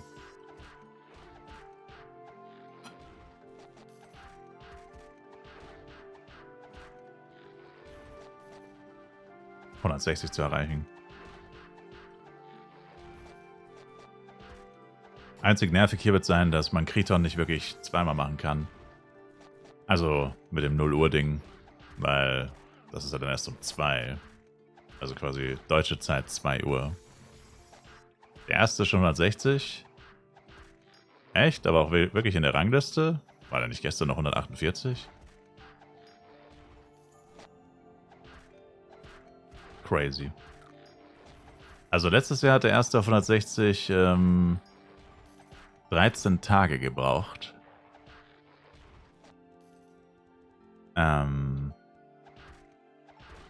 Jetzt waren es dieses Jahr quasi nur 8. 8,5. Letztes Jahr waren es 13 irgendwas. Na gut, letztes Jahr ging es ja auch nur bis 165. 160.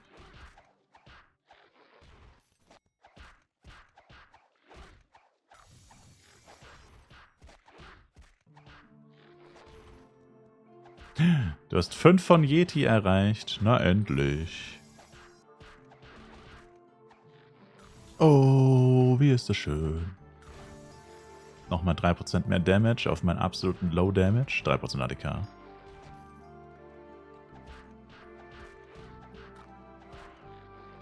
Die sparen das ganze Jahr, um dann einen FEC reinzuballern, reinzuhasseln. Ist mir ehrlich gesagt ein abstruses Konzept. Also ich meine nicht alles und so. Es gibt bestimmt ein paar Leute, die kennt man halt einfach nicht. So. Aber das gibt es bei anderen Spielen auch, ja. Sobald so ein Serverstart oder so ist, oder so eine Season, dann kommen plötzlich Leute, die das noch nie in ihrem Leben gesehen und sie geben Geld aus und investieren Zeit, was man sich denkt, wo warst du das ganze restliche Jahr eigentlich? Wer zum Teufel bist du überhaupt? Aber das ist halt so, ne? Du liest nicht raus, was beim Exchange verloren geht, steht noch dran, was man benötigt. Da musst du Misa fragen, ich hab's mir nicht nochmal durchgelesen. Geackert, um das Geld zu haben. Probably. Ja. Wie gesagt, Gala supportet dieses Verhalten halt, ne? Mit dem FEC. Also, spiel das ganze ja nicht und dann spiel nur FEC. So, mehr oder weniger fördern sie das ja momentan. Na, endlich mal wieder einen Catchlock sehen. Endlich auch mal wieder einen Catchlock sehen.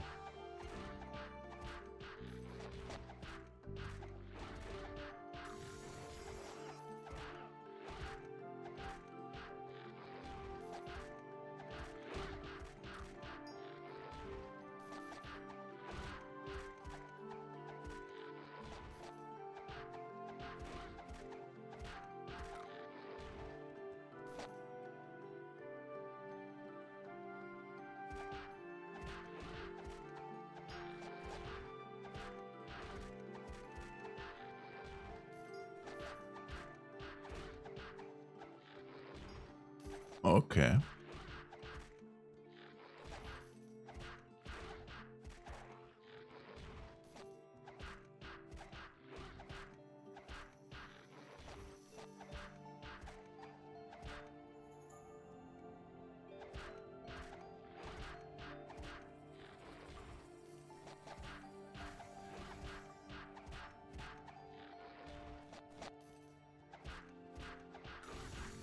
kommt denn der hergelaufen? Wollte er sich meinen Catcher klauen oder was hier? Ja, Bro, das ist meiner, du Spacko. Was soll denn die Scheiße eigentlich? Pff, what the fuck, Mann, ey? Töt doch selber einen. Was ist das denn für eine Scheiße? Holy shit, wie dreist einfach. Was zum Teufel? Ach, der ist ernsthaft, der kann den Catcher, den ich gerade getötet habe, mitnehmen, oder was? Wie crazy, man. Faule Sau, hier sind 3 Catcher und der tötet dich selber ein. Meine Güte. Vielleicht war es doch eine gute Änderung. Ich konnte einfach jetzt neben dem Catcher stehen bleiben und dann konnte er ihn nicht einsaugen. Vielleicht war es doch eine gute Änderung. Bruh. Das ist jetzt aber auch das erste Mal, dass mir das passiert ist. Packt er da seinen Collector aus und will bei den Catcher wegcatchern, ey. Ich glaub's nicht. Die Leute sind verrückt. Die Leute sind verrückt.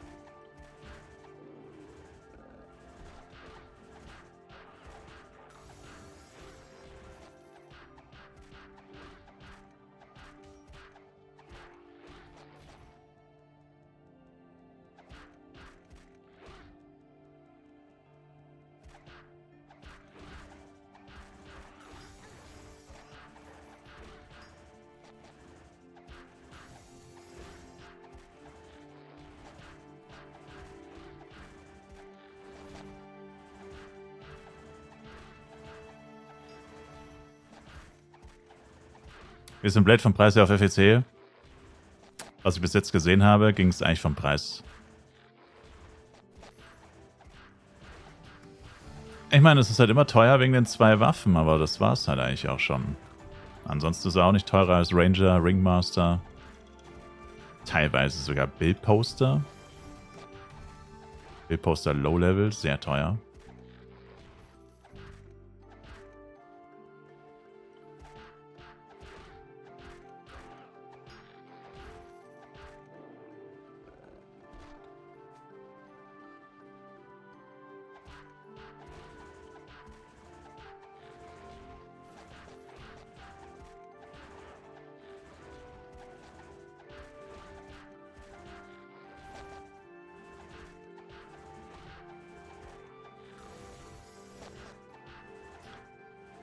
Diese scheiß Agros, ich hasse das manchmal so sehr.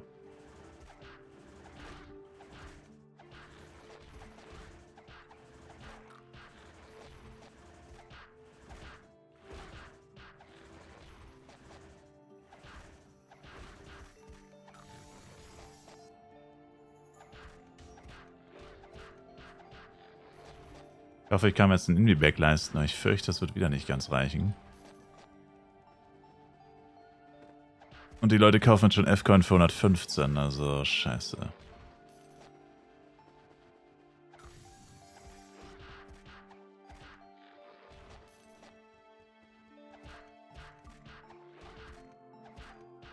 Es steht nicht explizit da, aber es steht quasi so, dass in der Box vorgefertigte Items drin sind und die weiß, zum Beispiel keine SDR-Stats und Lightnings oder Sockets. Oh, also ist es wie... Also, okay. Das heißt, erst plus 10 machen, eintauschen und dann upgraden. Verfeinern. Okay. Thank you.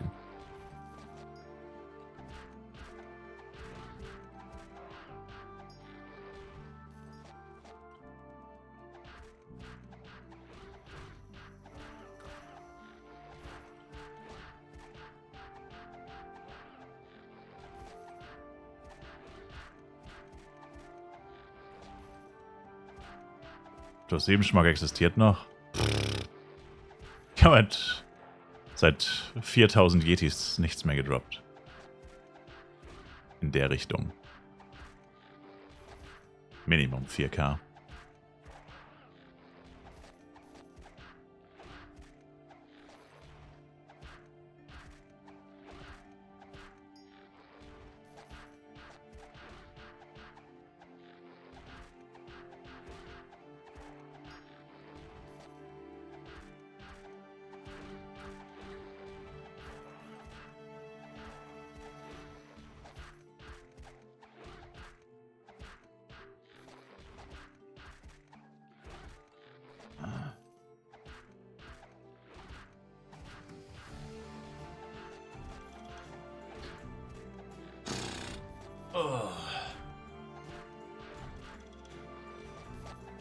Scheiß auf die Catcher hier.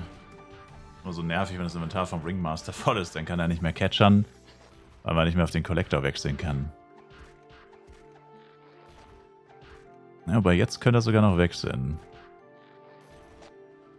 1 Minute GT.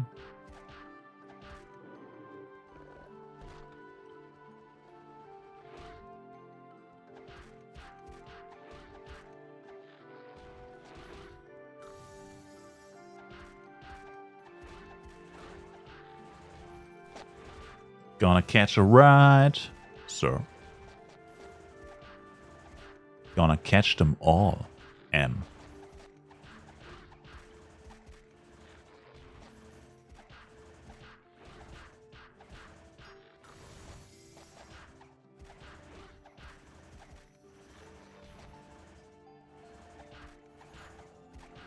Na gut, ich glaube, dann mache ich jetzt nämlich mal kurz CW. Tatsächlich.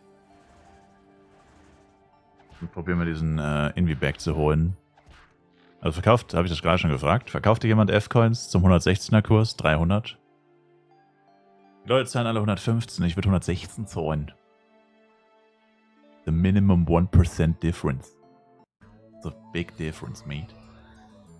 Big money.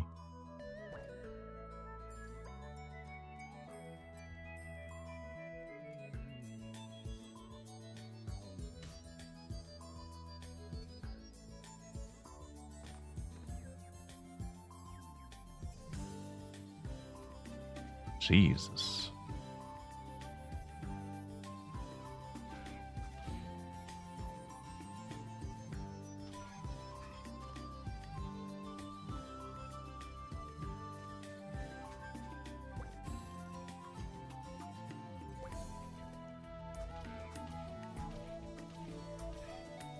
Das heißt dann wohl nein, okay.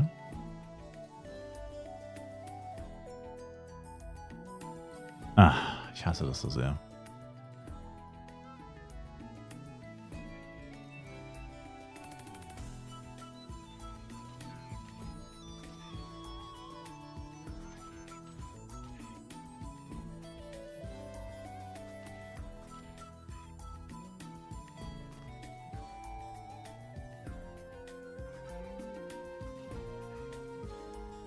Okay. Geld habe ich 15 und 12. Mir fehlen noch so 8 Mio. Also theoretisch einfach nur ein paar 120er Waffen verkaufen. Theoretisch nur ein paar 120er Waffen verkaufen.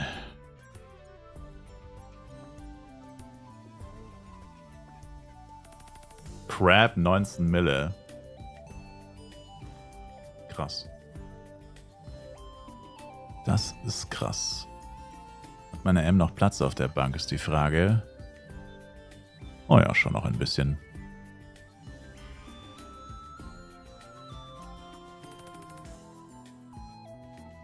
Für meine cleanen Jojos. Die meisten Jojos, die ich droppe, sind halt einfach nicht clean. Das ist auch so nervig.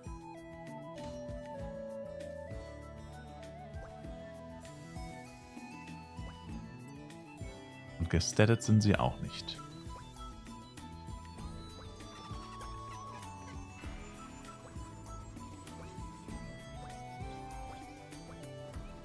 So, das sollte reichen für einen Shop.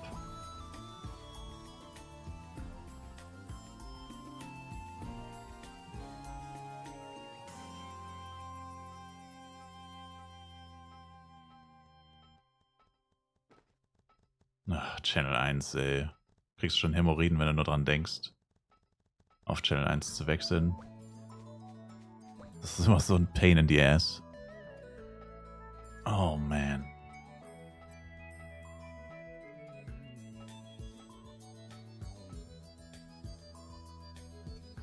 Gibt's hier noch eine freie Ecke oder optionalen Platz für mich? Jack's Irish hier. Sauber. The one and only. Die Blume ist meines da. Stehst du auf der Blume?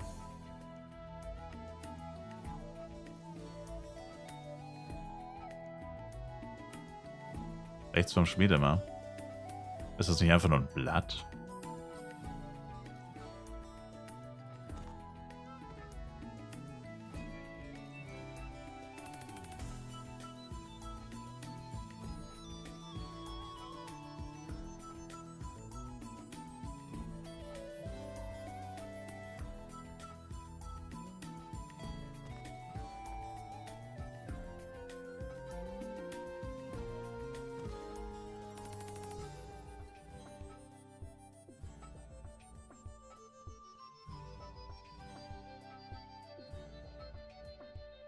RIP. Egal.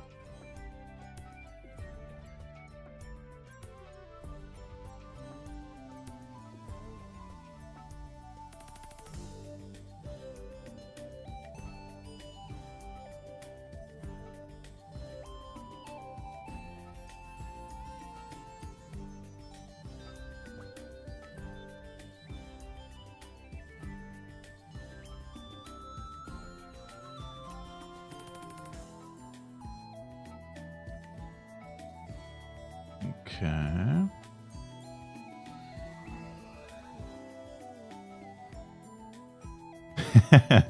$900 Mineral, 800 Errant, 6000 Guru, 6000 Krasek. Man sieht, was sich verkauft und was sich nicht verkauft. Leicht.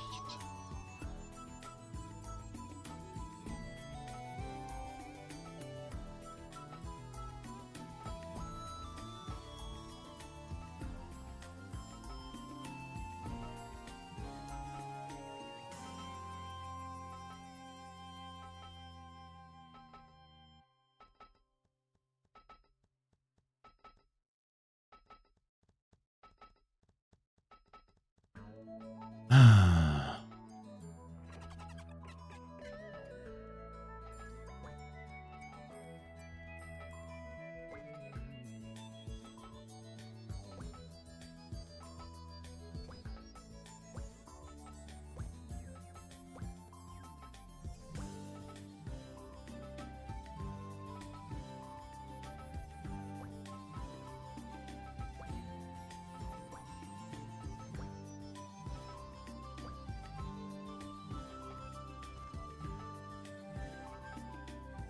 Tatsächlich fast alles geplust.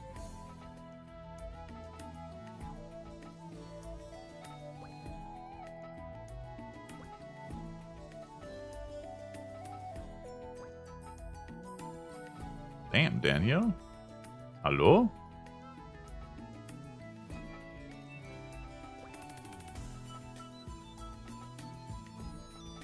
Lol. Ich habe einfach nicht genug cleane Waffen, um meine beiden Shops zu füllen. Ja, und trotzdem werde ich jetzt nur 2 Diamonds bekommen, obwohl jetzt alle Waffen hier plus 1, 2, 3 sind, also 10 bis 20% Chance. Werde ich ja trotzdem mit maximal 2 Diamonds rausgehen, wo man sich eigentlich denkt, wie kann das überhaupt sein? Na gut, okay, so viele Waffen sind es nicht. Das müssten jetzt eigentlich schon mal 4 sein, ne? Ich noch kein einziges Mal Glück gehabt beim Diamonds erstellen. Ja. 3. 3. Das würde ich sagen, ist auch wieder Break-Even eigentlich. Damit habe ich jetzt 34. Uns ist es so, die Waffen in den Shop zu stellen, die sind noch beim MC schon 300k wert. Nope. Beim NPC kosten 120er Waffen zwischen 110 und 150.000. Also ich verkaufe sie quasi für einen für einen knapp dreifachen NPC-Preis. Sir. Wieso kriegt mein Verkäufer dauernd DC? Dein Verkäufer kann nicht D10, du hast einen Shop offen. Verkäufer kann nicht D10. Sir.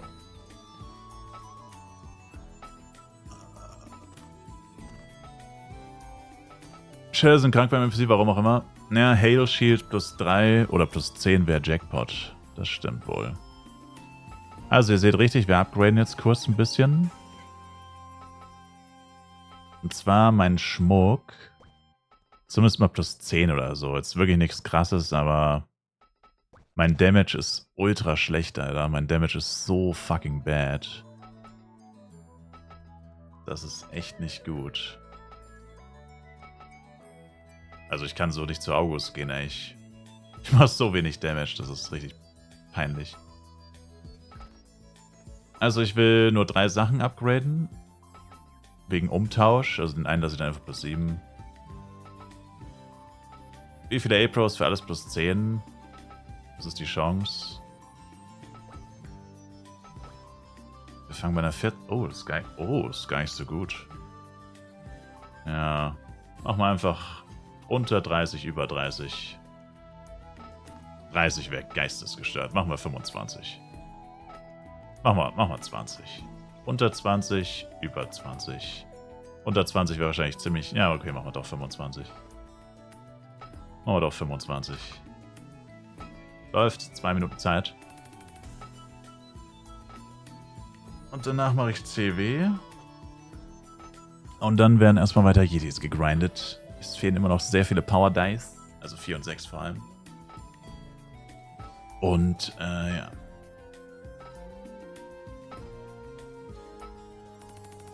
Channel 6 Clockwalks.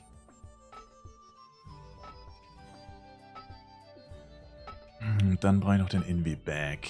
Weil es mir echt auf den Sack geht, wie wenn ich Platz meine Emma. Das nervt richtig hart. Oh gut, wir können dann eigentlich fast schon... Naja, noch nicht anfangen. Ich gehe nochmal aufs Klo.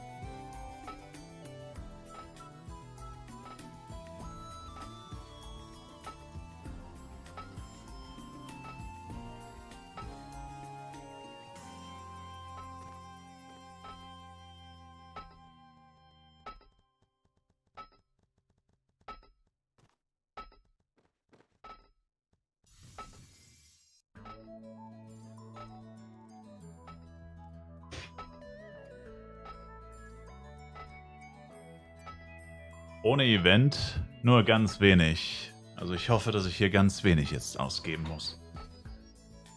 Ich meine, plus 10 bringt auch nicht wirklich Damage, davon mal abgesehen, aber... Every little thing counts, hä?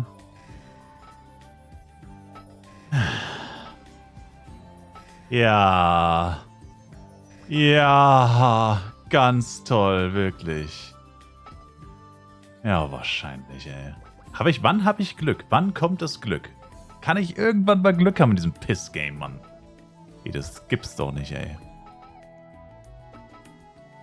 Boah, Alter. Der ist verflucht, der Demoll.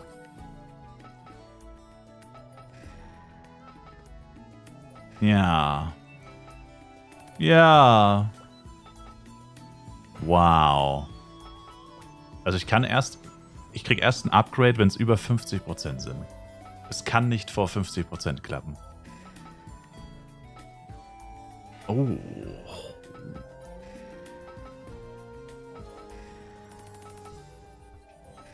Sieht schlecht aus für alle, die auf unter 20 gemacht haben. Moment mal, mir fällt gerade auf, ich wechsle danach wieder auf Arex, gell? Na egal, irgendeinen Ring muss ich eh upgraden. RIP. Scheiße, ich hätte nur den Mäus machen sollen. Hören Sie auf. Alter, das soll Doppel-Upgrade-Chance sein? Das ist halt lächerlich. Es ist 3-mal bei über 30 fehlgeschlagen, 4-mal. Es schlägt bei 62 fehl. What the fuck ist das, Mann? Alter, es schlägt einfach fehl bei 20, 30, 40, 50 und 60. Das ist jenseits von Gut und Böse, Alter. What the fuck ist das für eine dumme Scheiße, ey? Alter. 20. 26. Wow. Also ich hatte kein einziges Mal Glück. Also ich hatte einfach kein einziges Mal Glück. Einfach kein Mal Glück gehabt. What the fuck ist das für ein dummer Scheißdreck, ey? Was für ein Müll, ey. Tja, Bloody Crafting kann ja nur schief gehen.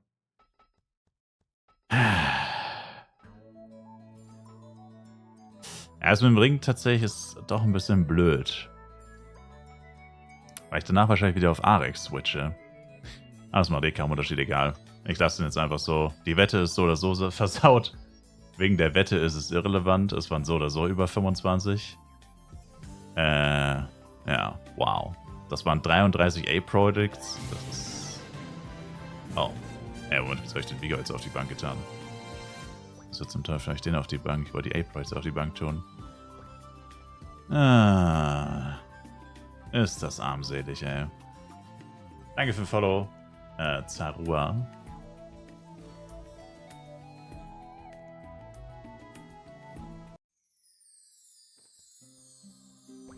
Gute alte FEC Upgrade Experience. Geil, Alter. Einfach nur geil, Alter. Auf beiden von 114 auf 59, also plus 35, also plus 70 Zusatzschaden. Naja. Für das, was ich gezahlt habe, nicht ansatzweise worth it. Aber es hätte ja auch besser laufen können. Hätte. Hat's halt nicht, ne?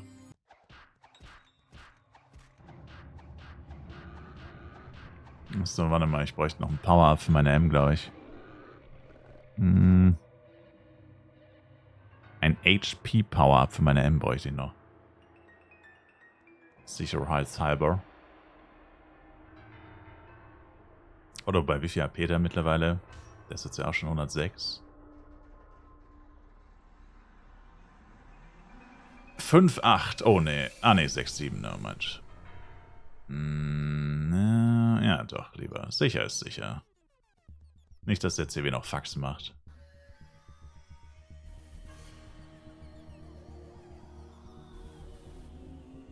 Hören Sie auf, sonst will ich das auch gleich versuchen. Du willst das versuchen? Nach dem, was gerade passiert ist, sollte niemals jemand wieder übers Upgraden sprechen.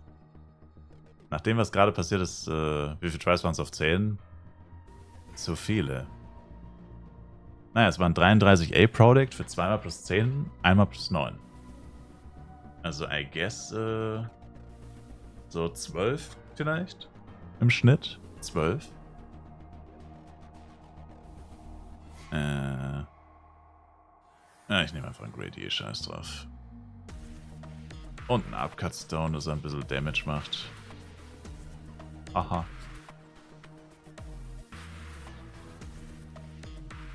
Und wenn ich sage, dass ich 250 A-Pros von 7 auf 20 gebraucht habe, dann sag ich, dass du ein dreckiger Lacker bist, Sir. Nichts gegen dich, Sir. Oh, der Catcher ist sogar noch da. Ich dachte, der ist schon gedespawnt.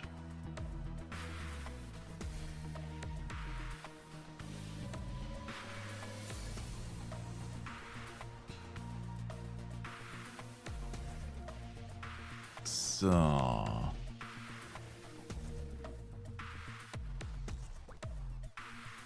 Dann geh mal rein auf Middle.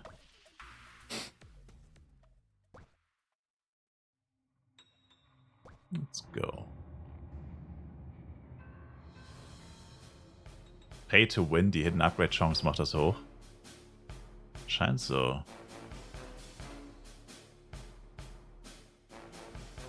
Ich habe 1 Minute, um zu joinen, Bro. Kannst dich ein bisschen beeilen. Slowy Max Slow Slow. Einfach Slowy Max Slow Slow.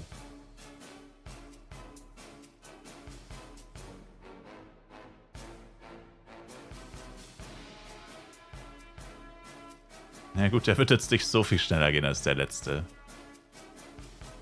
Das war jetzt so ein richtiges Mindestlöhner-Upgrade. Das war jetzt wirklich so ein Mindestlöhner-Upgrade. Dank dir habe ich jetzt die AFK-CW-Taktik verfeinern können. Ach ja, wie denn?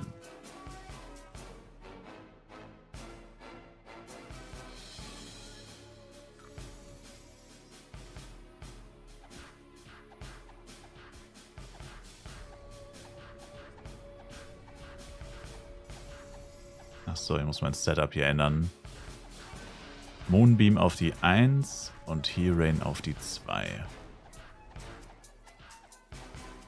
Das gar nicht, hatte ich überhaupt... Seit dem letzten CW hat sich überhaupt nichts geändert bei mir. Tatsächlich.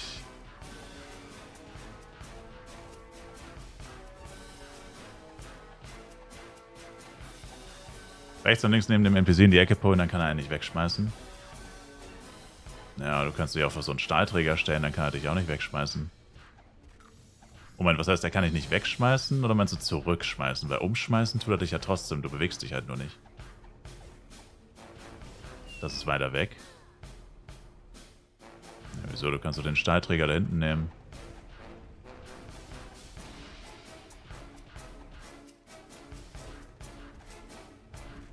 Ich nehme jetzt den Steuerträger da. Warum so ein Steuerträger da?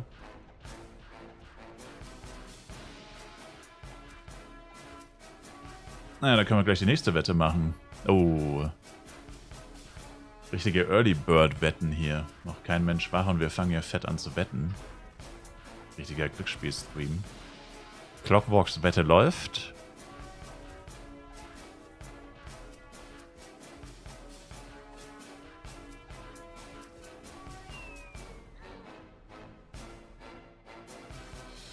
Ich glaube, ich benutze mal einen Upcut Stone. Also einen Low Upcut Stone natürlich. Man will ja nicht übertreiben.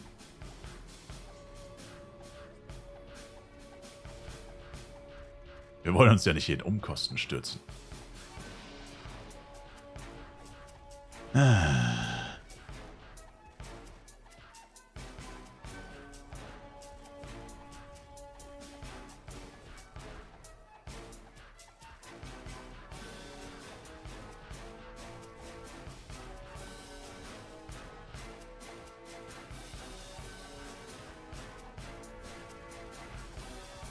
Es wäre cool, wenn eine 120er Waffen noch gekauft werden. Aber es wird wahrscheinlich so wie gestern sein, dass die jetzt einfach keiner kauft.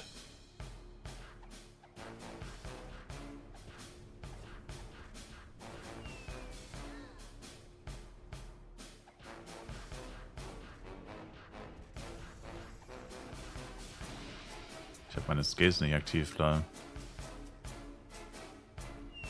Bei Jojo Jester hört man es fast schon. Seine Schläge klingen schon richtig schwach, wenn irgendwas fehlt. Weiß auch nicht, ich kann es nicht beschreiben. Gut, wenn der Attack Speed fehlt, greifst du langsam an, also das hört man auf jeden Fall. Das hört man bei allen Klassen, wenn die langsam angreifen. Aber ja.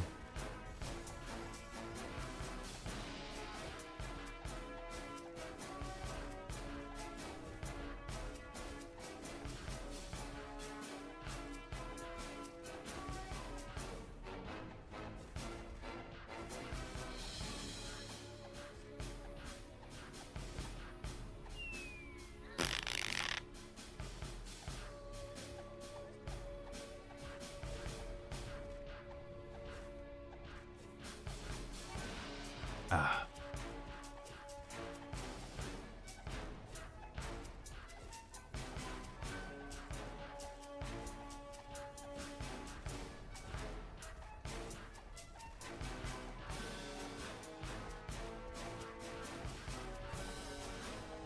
Das ist ein sehr langer Fight, leider, ja.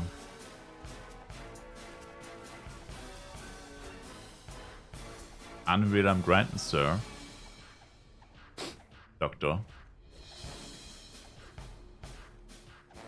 Herr Doktor.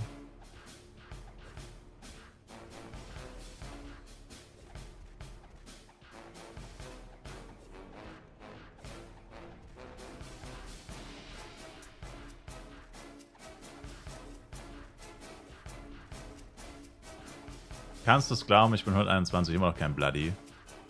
Wie viele Tries?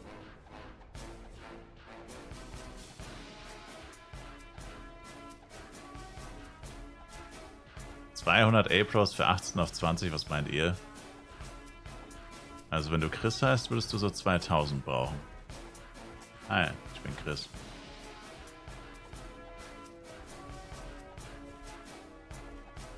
Nicht viele. 8. Ich werde jetzt an den Tries arbeiten. Ja, das ist auch mein Ziel. Ein paar Paradise farmen. Ein bisschen Paradise. Ich wollte es aber erstmal ein Invie-Bag kaufen, aber es wird wieder nichts gekauft in meinen Drecksshops.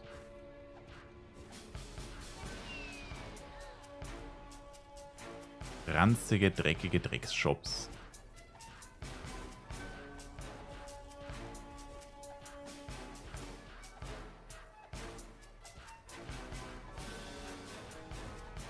Das ist echt so die beste Uhrzeit zum Grinden und die schlechteste zum Handeln.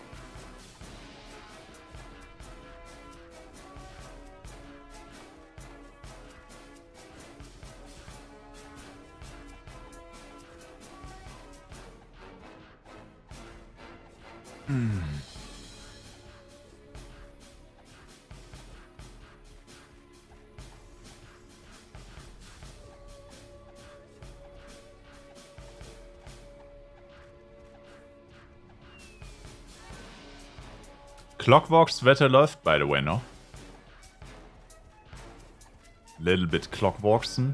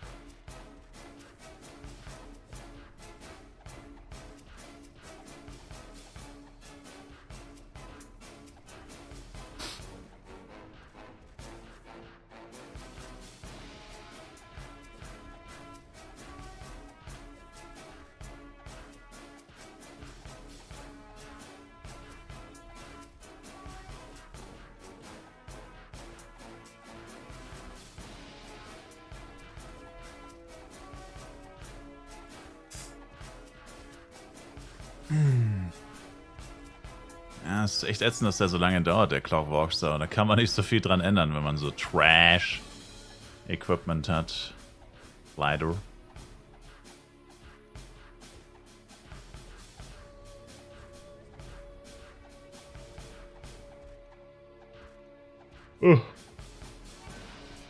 Oh, sorry. Boah. Jesus.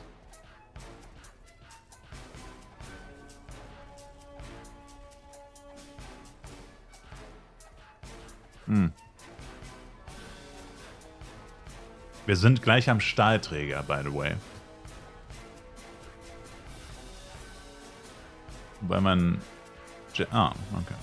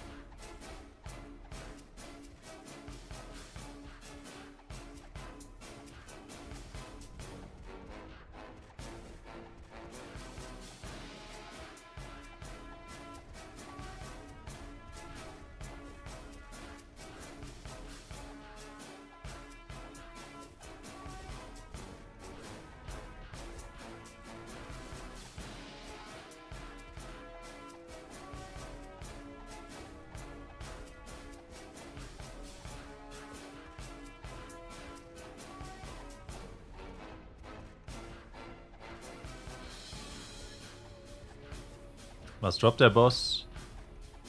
Schmuck und Equipment für niedrigere Level. Levelbereich so um die 60.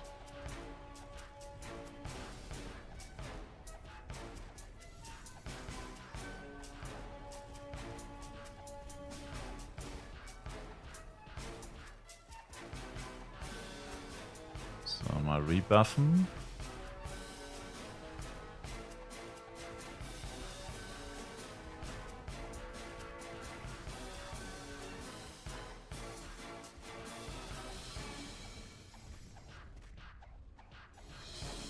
Und jetzt den Stahlträger umarmen.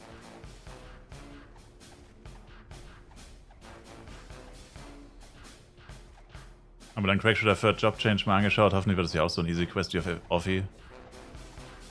I doubt it.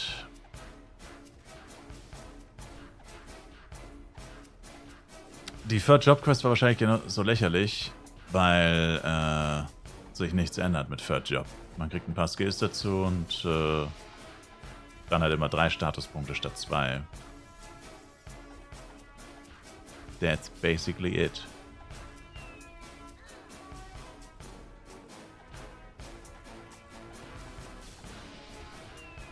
Ja, okay, Bro, chill mal. Moment, hä, what the fuck? Wie hat der mein Jester an dem Ding vorbeigehauen?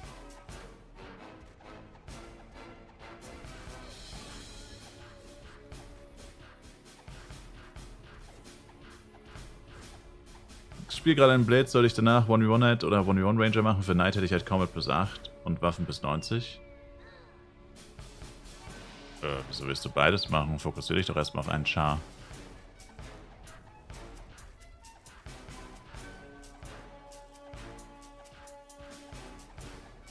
Lohnt sich der Einstieg noch?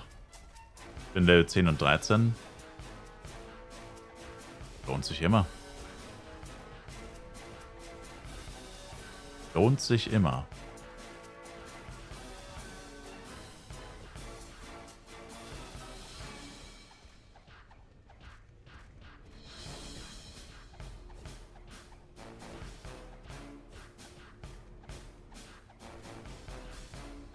Und ja, wie gesagt, Evoli, also ich meine, keine Ahnung. Also ich würde halt persönlich erstmal mich jetzt auf einen Char fokussieren, glaube ich. Mit weiteren Charaktern vielleicht erstmal noch warten. Wenn du jetzt echt nochmal von 1 anfangen müsstest.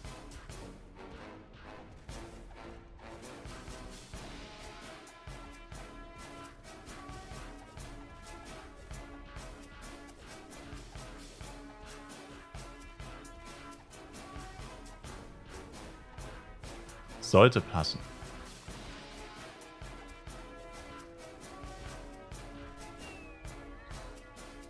Ich check's nicht, Alter. Ich steh schräg. Musst du den mal gerade ausrichten, den Sack, den Dummen.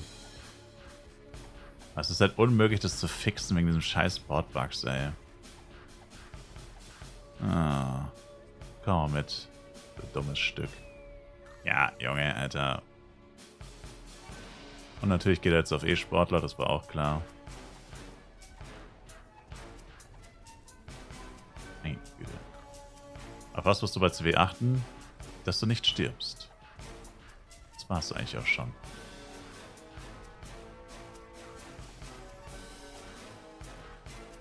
Das wäre das Wichtigste. So, jetzt müsste eigentlich gerade zu dem Pfeiler stehen. Na, nee, immer noch nicht. Noch ein bisschen nach links. Jetzt. Er wird mich ja trotzdem wieder vorbeikicken, weil ich weiß ja gar nicht, wo er ist und ich weiß nicht, wo mein Charakter ist. Das ist das Problem in Fly Universe. Ich weiß das ja gar nicht. Das muss man doch bis ganz an die Wand einfach gehen. Bei dem Pfeiler ist Glücksspiel. Du weißt ja gar nicht, wo du stehst. Das ist so bescheuert. Du hast keine Ahnung, wo dein Charakter steht. Deswegen ist es eigentlich unmöglich, das so zu machen. Du weißt es einfach gar nicht.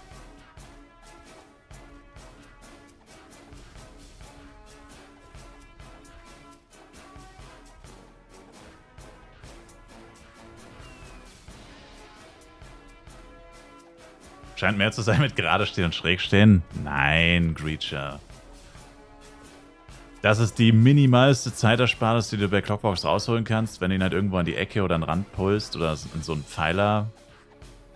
Dann gewinnst du halt jedes Mal, wenn er dich umkickt, weil dann kickt er dich halt nur um und nicht zurück. Und wenn er dich zurückkickt, muss dein Char, wenn er Nahkämpfer ist, halt 2 Schritte nach vorne machen oder so. Und diese 2 Schritte sparst du dir jetzt. Das ist eine Zeitersparnis von vielleicht 30 Sekunden auf einen 30-minütigen Fight oder so. Wenn überhaupt. Also ich meine, wenn der Fight recht lange dauert, dann kann man es schon machen. Aber ja, ist jetzt nicht so heftig. Kannst auch einfach in der Mitte stehen bleiben. Also weil du genug Killtime hast, kannst du es einfach komplett ignorieren. Aber bei so einem Low Damage, dann ist es halt ein kleines bisschen angenehmer, weil er wird dich ja doch sehr oft umkicken. In so einem langen Fight. Der macht das bis zu 3-mal die Minute, wenn du Pech hast. Und ja. Deine M macht dir Sorgen. Einfach ein Power-Up aktivieren. Man kriegt ja genug gratis Power-Ups durch Daily, Spielzeitbelohnungen, Level Reach und den ganzen Käse. Ich habe jetzt auch ein Grid E gerade aktiviert, weil wir jetzt langsam in die Rage Phase gehen. Oder auf die Rage Phase zugehen. Wo der Schaden etwas steigt.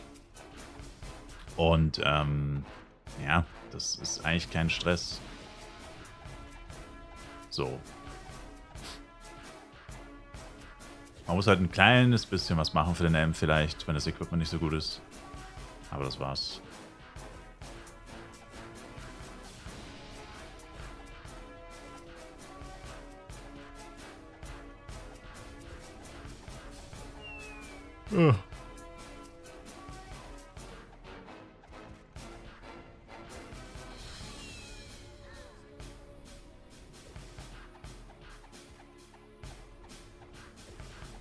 Wie sammle ich die dämlichen Pieces dich auf?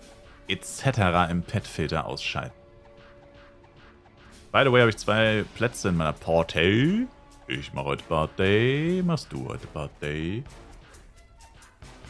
Ist es Mittel? Das ist Mittel, ja. Der auf Leicht hat 50 Millionen und der hier 62 Millionen. Und der auf Hard hat 80. Channel 6. Channel 6.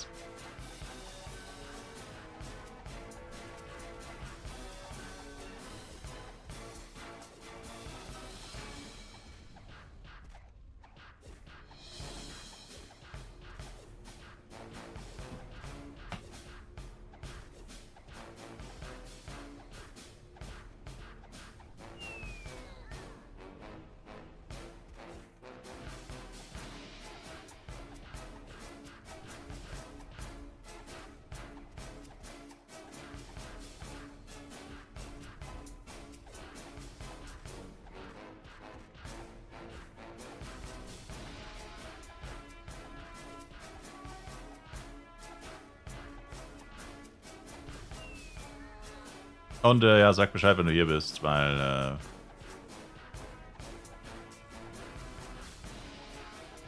ich habe den jetzt noch nicht gekickt, weil ich sonst Damage verliere.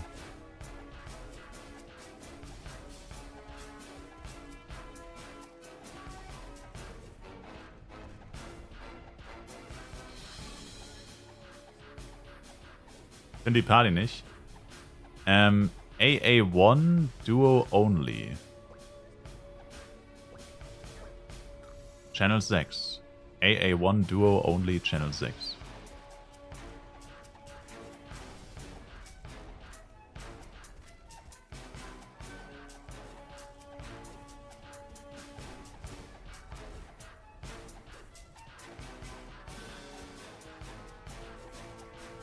AA1. Müsste eigentlich ganz oben sein.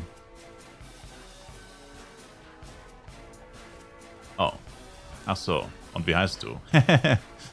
Oh mein Gott, ich war auf dem... ich hab's nicht gesehen, weil das Fenster von meinem M davor war. What's your name? Ich brauche noch deinen Namen, weil ich weiß nicht, wer du bist. Fizzle Pizzle bist du, oder?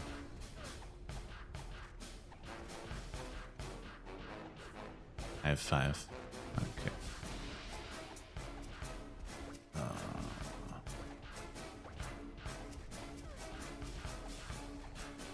So.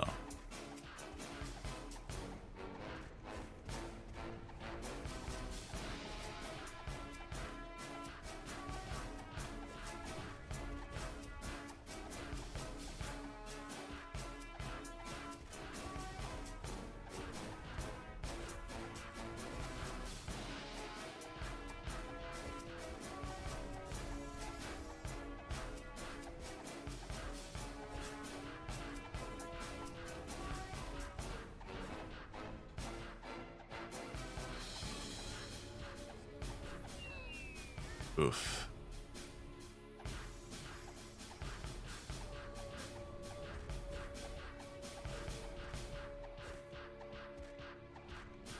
Ich habe ein YouTube-Video gemacht, Easy to Win for You, wo ich mal alle Items, die im Cash-Shop eigentlich so interessant sind, mal rausgeschrieben habe und halt auch ein bisschen was dazu sage und so. Es ist auch relativ ausführlich eigentlich.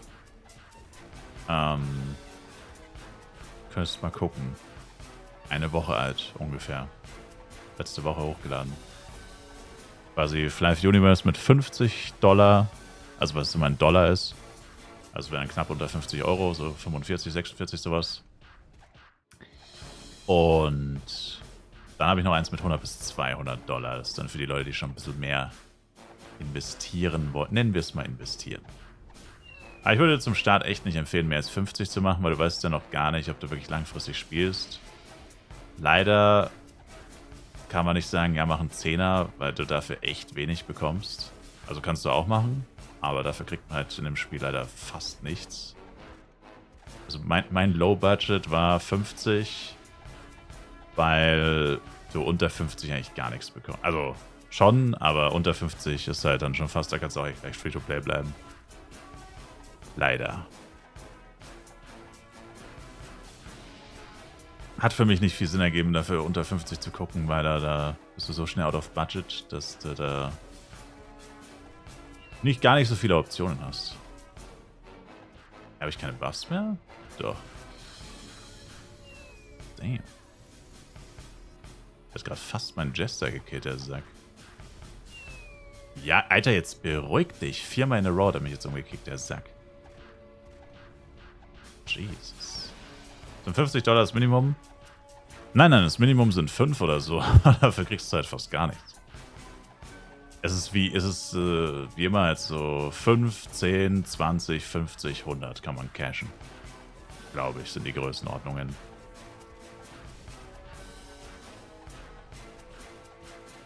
Naja, also wie gesagt, also das $50 drunter hat man nicht wirklich viel von.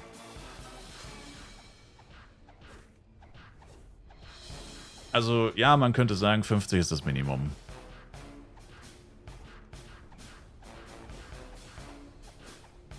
Könnte man so sagen.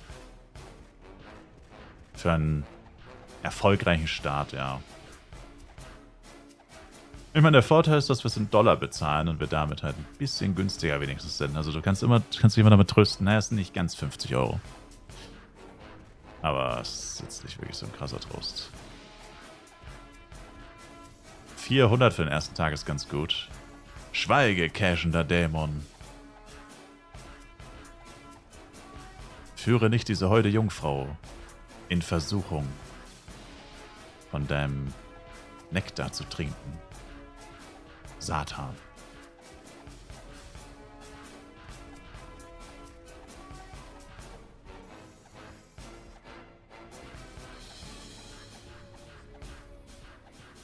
Die Nachricht klingt wie so ein AI-Bot. 400 für den ersten Tag ist es ganz gut. Der Nektar, der die Server finanziert? Hast recht. Cashen Sie so viel rein wie nötig, Sir. Bot made by Gala. Irgendwann kommt hier einfach jemand in den Chat. Heißt einfach so Gala Lover 123 und schreibt immer nur positive Dinge über den Cash-Shop und über Gala. Least obvious Gala-Mitarbeiter. Least obvious Game Master, zweiter Account.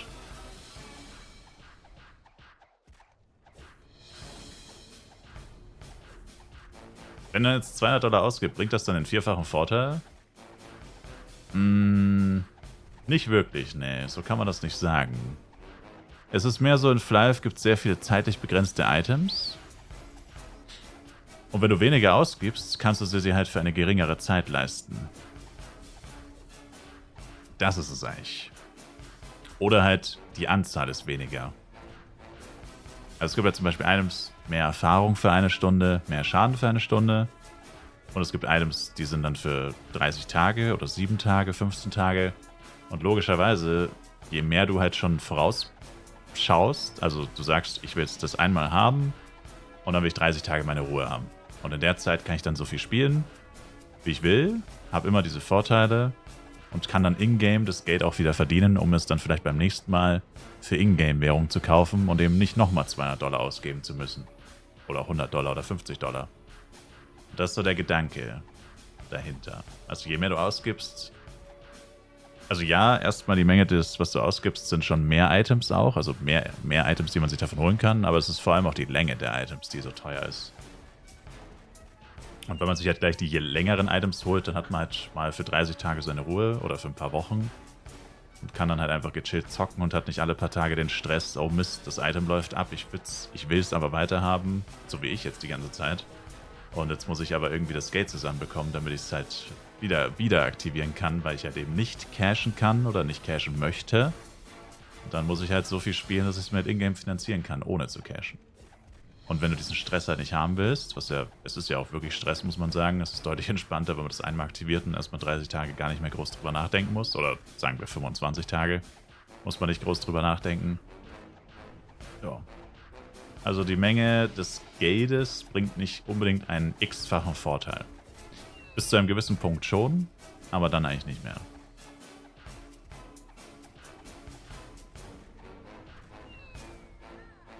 Was gab Deni? Gala ist eine tolle Firma. Nick? Piccolo? Bist das du? Kappa.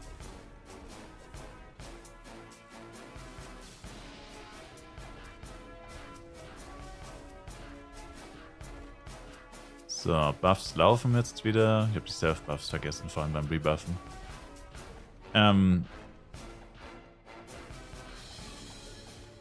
Ja, passt.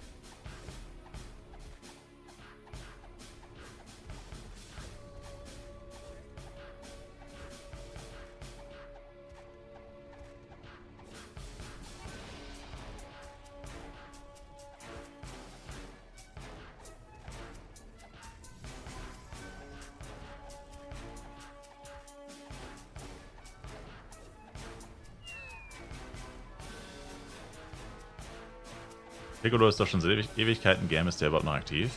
Klar. Er hat gestern erst geschrieben, dass man bitte nicht cheaten soll. Ah ne, mittlerweile ist das schon vorgestern, ne? Oder?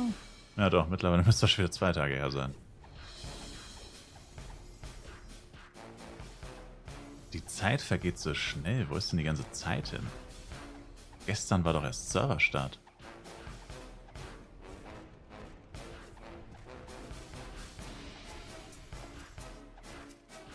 Meine Mom hat gestern beim Essen auch so gefragt, und wie war deine erste Woche Urlaub? Ich habe einfach nichts gemacht, außer dieses Spiel zu spielen. Ah. Bruh.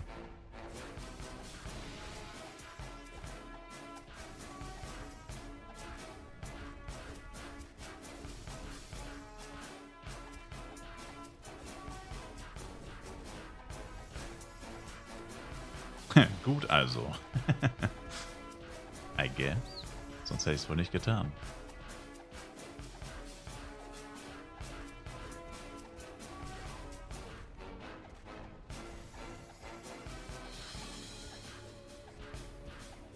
Ja, aber er war nicht durchgehend GM Kreis. Er war auch immer mal wieder weg. Für ein paar Jahre war er immer mal wieder woanders auch. Oh,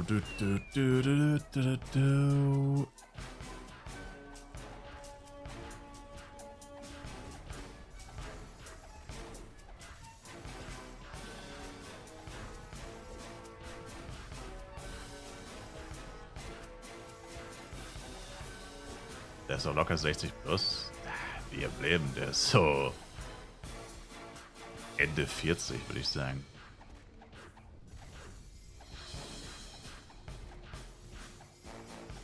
Ungefähr so alt wie meine Eltern wahrscheinlich. Bisschen jünger vielleicht.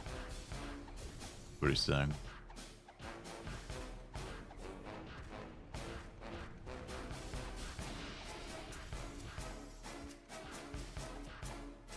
Dad? Bro.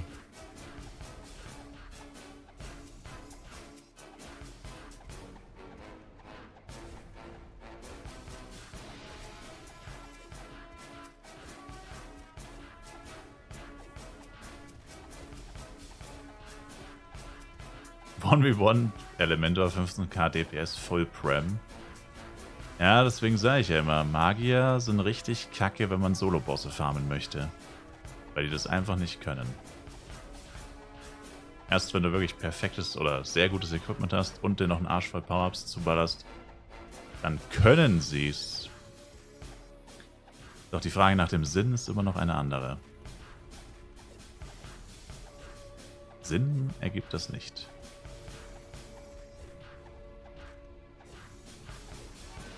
Muss mal kurz Party auf individuell machen.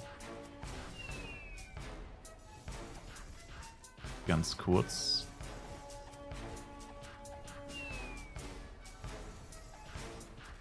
Erst ab 200 Cast. Ja gut, das sowieso. Und... LOL, Alter, mein Elementor hat 7% bekommen. Mein Elementor, mein Ringmaster. Einfach 7% bekommen. LMAO. Holy shit, Alter. 7% ist geistesgestört. Ja, das sieht nicht gut aus. 3 plus 1, Drente und Dexion, Dredrasot. Das ist die gleiche Kacke wie letztes Mal. Wieder so ein Mindestlöhner-Drop leider. Oh, wobei eine Rorin. Rorien-Suit, aber leider weiblich. Ja, nichts Außergewöhnliches. Also ich schwöre, wenn ich unter 3 Schmuck droppe, raste ich, glaube ich, aus. FEC unter 3 Schmuck? Nee, das akzeptiere ich nicht. FEC, dreifach Droprate, unter 3 Schmuck akzeptiere ich nicht. Das sollte unmöglich sein eigentlich. Auf Mittel. Ich meine ja extra nicht auf Easy, damit das nicht passiert. Ich mache ihn schon extra nicht auf Easy, damit das erst recht nicht passiert. Naja. Noch ist es nicht passiert, aber es ist wahrscheinlich nur eine Frage der Zeit. Bis man mal reinstuhlt. Ja, Mann, ey, diese scheiß Shops. Niemand kauft diese Dreckswaffen. Ich versteh's nicht. Ich habe mit Abstand die günstigsten Preise und keiner kauft mir diesen Müll ab. Check's einfach nicht. Es geht mir so auf den Sack. Was kostet ein GX One-Hand Master Mint? Die liegt, glaube ich, so bei 40, 50. Also. Tetra plus 5 gedroppt, ey. Also, ich habe Dredra.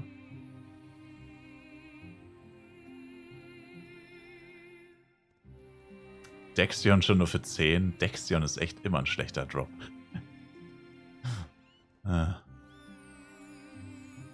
Schreibt mir das mal auf. Also Dexion mache ich dann wahrscheinlich 9.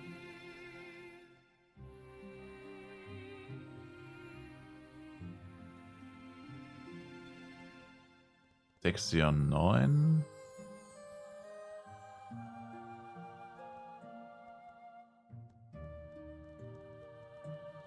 Daddy EJ.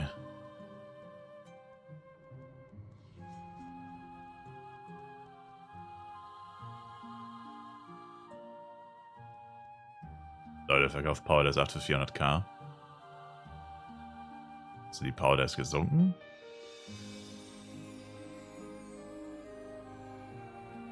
Earthquake 7 Bs. Damn. Hast für 15 Millionen eine GX gekauft? Das sollte günstig sein, ja. Dexion plus 1, 6 Mille? The fuck?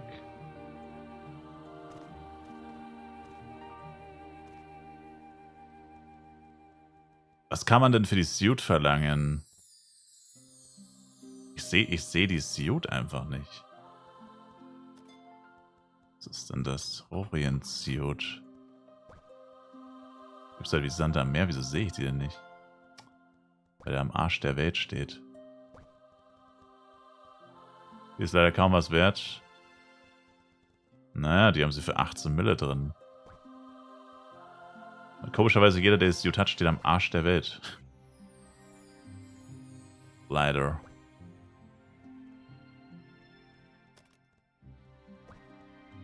Marley.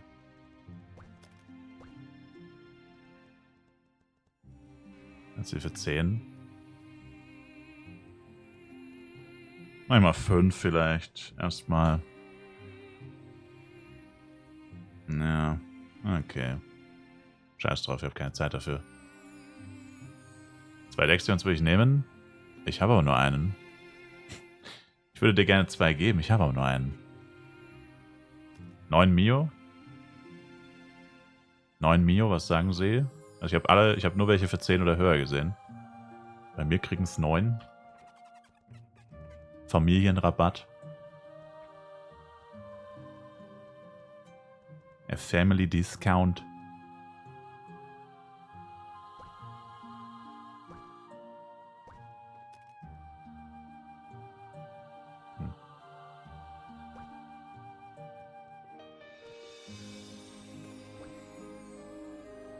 Ich meine, die Suit ist immer in SDR plus 1 gestattet. Was sagst du, Mastermind?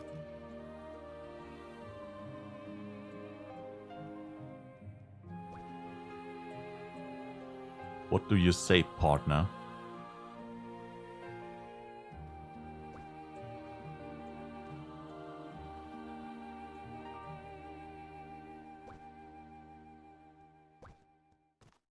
Yes?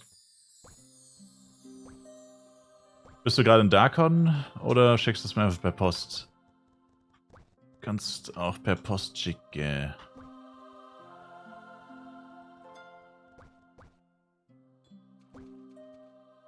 Okay.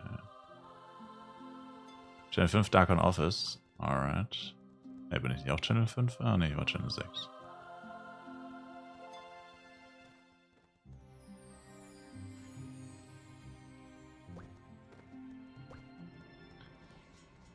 Naja, perfekt, weil dann habe ich, glaube ich, auch genug Kohle für den Inventory Bag.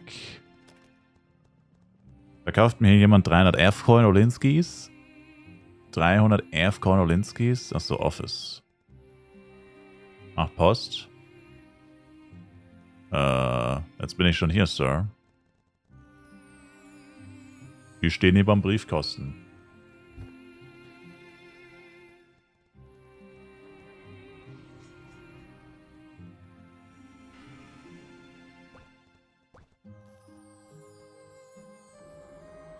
Ist raus.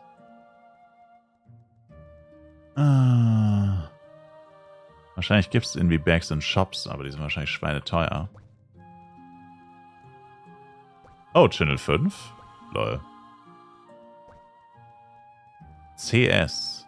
Wahrscheinlich für 180er Kurs.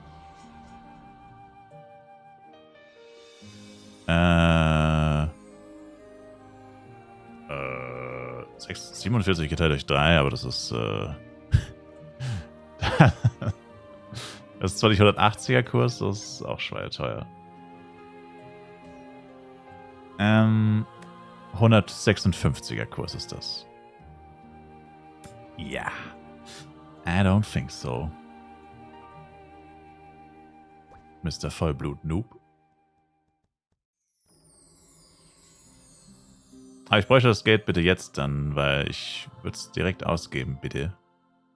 Sir.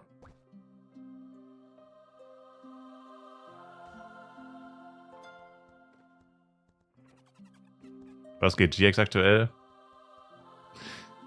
Eigentlich so 40 bis 50. Sobald du siehst, hier steht ein Shop, Reseller und viel zu teuer. Brauchst gar nicht hingehen. Da stehen nur Reseller. Und what is the price? Alle stehen dort. Also brauchst du gar nicht hingehen. Die sind niemals günstig, die Shops, die da stehen. Braucht man echt nicht seine Zeit verschwenden.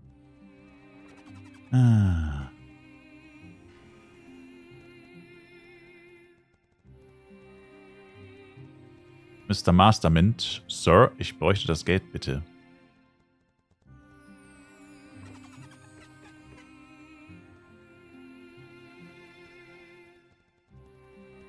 Lohnt sich ja kaum dann direkt auf His Sword? Yeah, eigentlich schon. Man kann auch gut mit den 57er Waffen spielen. Es gab Ne Servo und nix wie weg.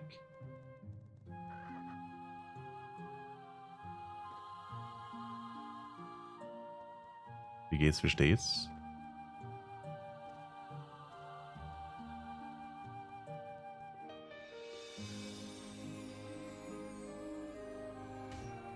57er nimmst du in die Offhand.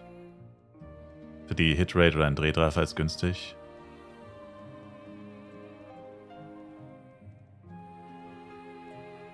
Scheiße, gestern 30 Tries, Fail of Bloody. Hast du schon eine? Bloody-Waffe.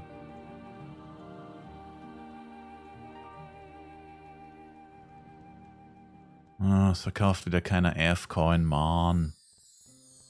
Nö? Damn.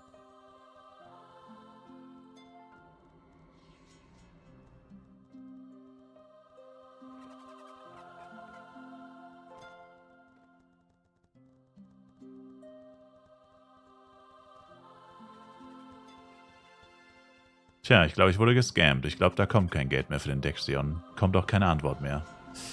Uff, das erste Mal, dass ich von einem Zuschauer gescammt werde. Damit war es auch das letzte Mal, dass ich jemals was zuerst schicke.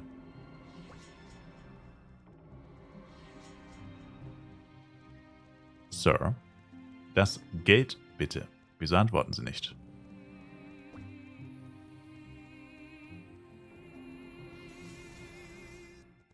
Also, ist ja nicht schlimm, wenn es nicht geht, aber dann sag doch einfach Bescheid. Ich verschwende hier gerade übelst meine Zeit, Bro. Dann sag halt, du brauchst kurz. Wieso ignorieren Sie mich? Der Disrespect ist geisteskrank. Bin am Handy. Ah.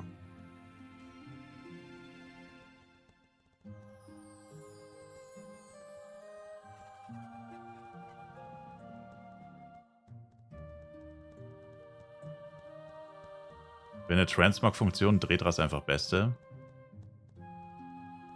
Aber die gibt's doch. Achso, da meinst du für Axe zu Sword oder was? Es gibt doch Transmog.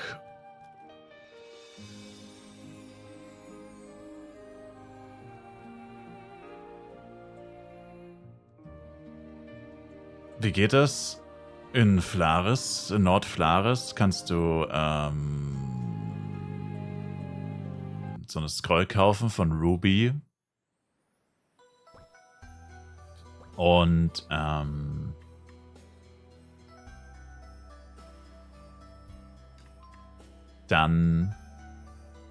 dein Item zerstören, was du skinnen willst, was jetzt aktuell echt crazy wäre, ehrlich gesagt, wenn du einen Drehdrasor zerstören willst, weil sie sind so viel wert.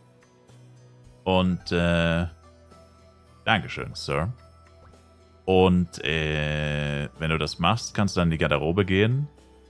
Und das Item, was du gerade ausgerüstet hast, das geht ja natürlich nur Sword to Sword, nicht Axe to Sword. Und dann kannst du die 130 Mio pro 1000. What the fuck? Kannst es drüber skinnen. Aber wie Trinity Ice hier schon sagt, es ist Account gebunden, nicht Sehen gebunden. Macht aber keinen großen Unterschied. Kannst du auf jeden Fall nicht mehr verkaufen.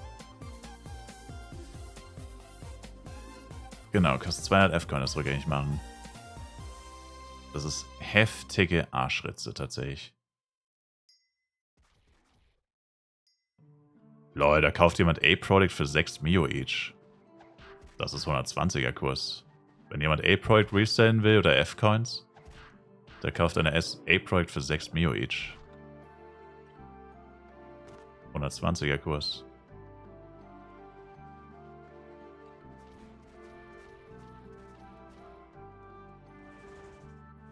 Got a bad feeling about this. I got a bad feeling.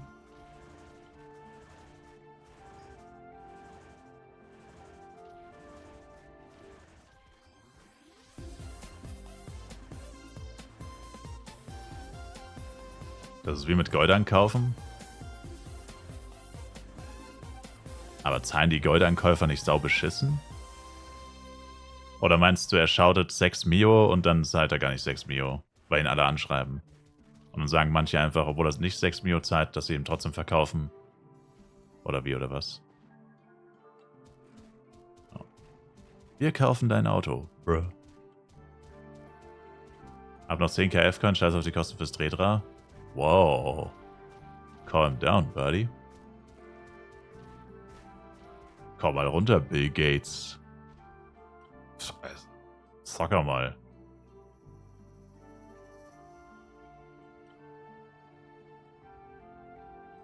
Das Ding ist halt, vorhin hat er deine F-Coin verkauft für 110, aber da hatte ich halt das Geld nicht, Mann. Das ist immer das Gleiche, ey.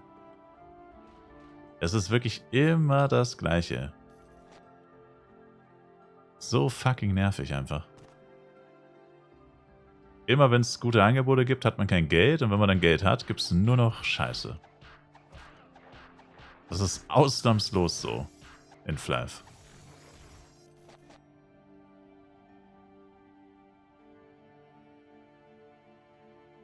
Sorry, Reihenfolge wieder drin. My bad.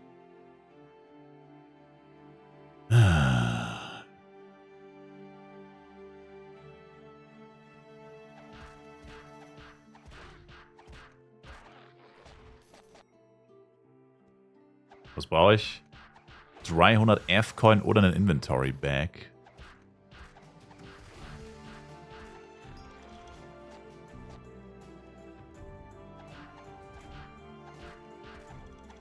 Also den 30 Tage, aber es gibt ja eh nur 30 Tage im Cash-Up. Kann ja gar nicht weniger kaufen. Das ist eigentlich das Geilste am Flav Universe Cash-Up. Sie haben einfach mal irgendwelche Mengen festgelegt und du kannst nur, oder Mengen und Längen. That's what she said, by the way. Das hat einfach irgendjemand festgelegt und ist einfach so. Und ich denke mir eigentlich immer so, eigentlich ist das voll komisch, weil ich meine, klar macht man so vielleicht mehr Geld, I guess. Wenn ich mir sehr exakt vorstellen kann. Ich glaube, es wäre schon besser, wenn du es in kleineren Mengen auch anbietest und die kleineren Mengen sind dann teurer. Aber keine Ahnung, bei manchen Items machen sie das einfach nicht. Also in Bag gibt es nur 30 Tage. Es gibt keine 15 und keine 1-Tages-Bags im Cash-Up. Oder 7 Tage. Dabei würden sich ja vielleicht Leute auch die kaufen und dann pro Tag tatsächlich aber mehr bezahlen. Was ja dann eigentlich besser wäre. Als wenn sie sich den 30 dann gar nicht holen. Aber naja, was weiß ich schon. Hab offensichtlich keine Ahnung davon.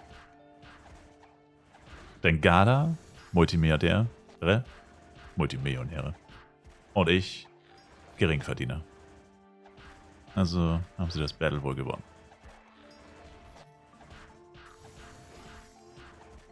Ja, aber dann würden sie den Inventory Bag nicht bei Spielzeitbelohnungen raushauen, Misa, wenn das der Grund wäre. Gibt der Inventory Bag gratis. Bei gesamte Verbindungen gibt es auch 2 Inventory Bags gratis tatsächlich. Dann würden sie uns die Teile gar nicht gratis geben, wahrscheinlich. Gerade 1, 2, 3 auf dem HP-Pad gerollt. Ui. Saftig. Ich habe nicht mal 1, 2 geschafft, wie immer. Gala hasst diesen Trick. Wenn sie ihn wirklich hassen würden, würden sie ihn, glaube ich, rauspatchen, um ehrlich zu sein. Sir. Zeig mal dein Equip, bitte. Da gibt's nichts zu zeigen. AG-Jojo plus 5. Vigor plus 9. Zweite Mois plus 10. Nation plus 6 mit 16%. Da gibt's wirklich nichts zu sehen.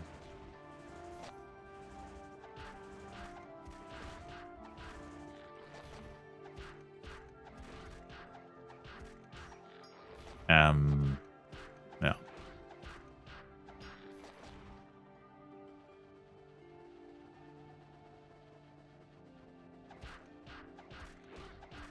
Kann der in einer Stunde 300 F-Gun verkaufen? Okay. Dann hoffe ich mal, dass die Preise bis dahin...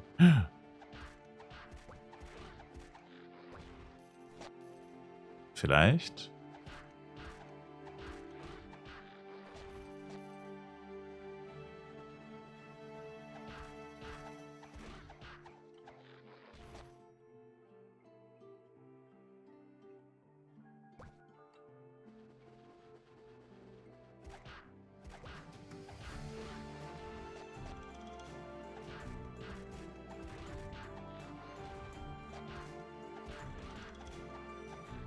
Schon weg. RIP.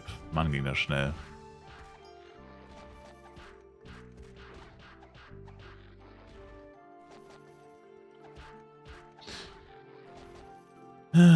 Ordentlicher Schaden. Mein Damage ist übelst bad. Die Monster sind 120 und ich bin 120. Der Damage ist wirklich nicht gut, Sir. Echt nicht.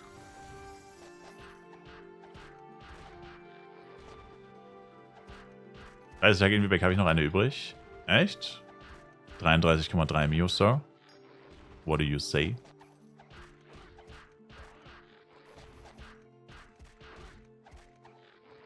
Naja, 30,3.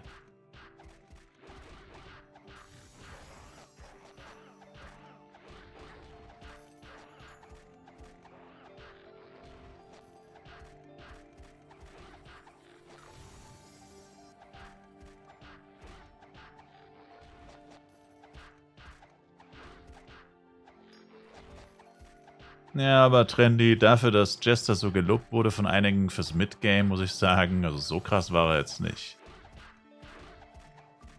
Also viele haben gesagt, er ist ab 75 irgendwie Best DPS und so, aber irgendwie, also sei aber nicht böse, aber das habe ich jetzt nicht wirklich gemerkt. Er ist vielleicht Best DPS, wenn du gutes Equipment hast, aber der war eigentlich immer noch Arschritze. Ab 75 sind deine Auto-Attacks halt endlich so gut, dass du nicht mehr mit Multistab leveln musst. Das war das Einzige, was sich auf 75 geändert hat. Und dass man endlich mal Auto-Attacks machen konnte. Mehr war da nicht.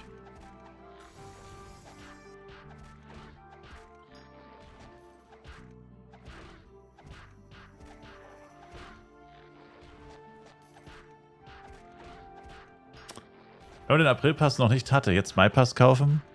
Oder noch den April? Definitiv den Mai. Im Mai-Pass kriegst du eine 7% Karte.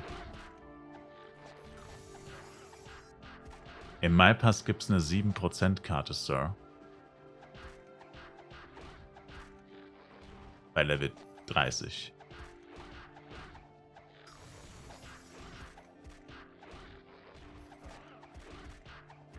Der lohnt sich viel mehr als der April-Pass. Wusste man natürlich nicht, ne? Oh mal, dann kauft ihr halt einfach beide. Gala denkt sich, hey, kauft einfach beide.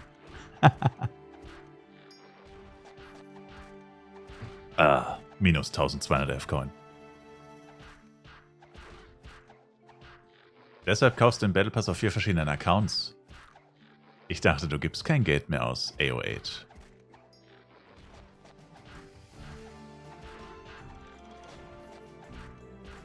So. Auf 4 Accounts casht der Herr jetzt schon. Sauber. Danke, Misa. Ich schicke dir dann das Geld, wenn ich wieder in Town bin. Wird ja schnell gehen, da mein Inventory so klein ist. Bruh.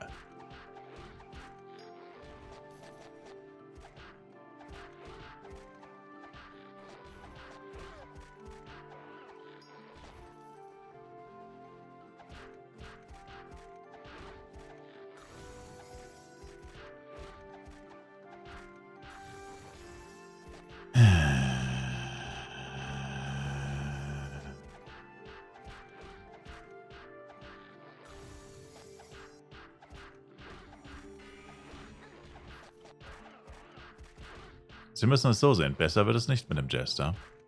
Yeah. FK bei 120. Das sind nur die Gambler, die so viel zahlen. Die wollen halt A-Product, die wollen upgraden. Das ist schon der zweite, der A-Products für 6 Mio kaufen will. Deswegen overpayen die so. Glücksspielsüchtig. Aber 110 ist es echt nicht mehr. Also 111 bis 15 auf jeden Fall.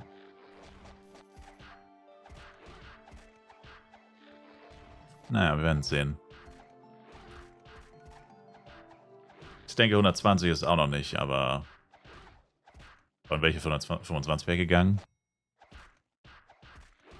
Vor 2 Stunden. Ja, aber jetzt ist eine beschissene Uhrzeit. Weil jetzt kaum jemand F-Coin verkauft. Jetzt ist gerade die beschissenste Zeit zum Handeln. Das war gestern auch schon so. Das ist, jetzt zahlst du halt richtig krass, wenn du was dringend brauchst. Und keiner ist verkauft. Ich meine, wenn du 20 Leute nach F-Coins schauten siehst und du willst F-Coins verkaufen, dann schreibst du jeden an und sagst, ja, das ist schön, dass du mir 110 zahlen willst, aber ich will halt, jeder will 110, also musst du mir schon mehr zahlen und dann, so ist das halt dann, ne? Angebot und Nachfrage. Würde ich auch so machen. Ich meine, ich glaube, ich würde niemals F-Coin für Penya verkaufen, weil ich Ja, niemals cashen würde das auch, aber ja, keine Ahnung. Das Problem ist halt, dass das Upgrade und so teuer ist. Dafür braucht man einfach viel Penya. Da kommt man mit F-Coin leider nicht weiter. Wenn du Power Dice brauchst, Materialien oder straight up Penya an sich. Das ist halt das Problem bei einem neuen Server, dass man auch Penya leider braucht für viele Dinge. Actually. Wo kriegst du einen Collector her? Beim allgemeinen Händler. Allgemein Handlers in the city.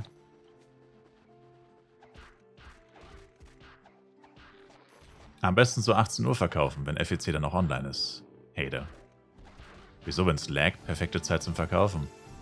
Da haben die Leute ja eh nichts Besseres zu tun, als ihr ganzes Geld auszugeben. It's perfect. Am besten, wenn es laggt. Brauche ich noch ein Envy-Pack mit Mastermind? Nee, jetzt nicht mehr, aber danke. Jetzt nicht mehr, leider.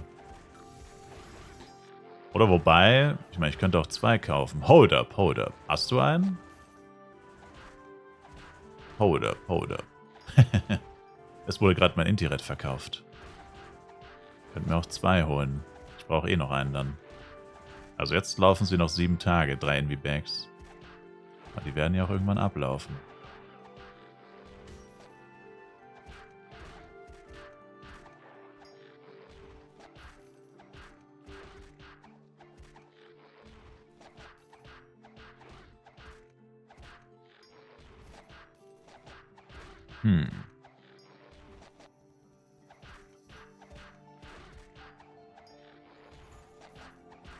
Hat er das 1% Easter Set für weiblich? War ja das schwarze, oder? 2% gibt es immer in 2 Farben. Es gibt, glaube ich, in schwarz und weiß. Was habe ich bekommen für den Intiret? Ich habe ihn für 24,5 verkauft. Was kostet der Mastermind? 300 F-Coin kostet der. 300 F-Coin. Wie gerne würde ich jetzt grinden, aber muss jetzt gleich auf Arbeit. Uff. Keinen Brückentag genommen. Damn. Kein Brückentag. Damn. Okay.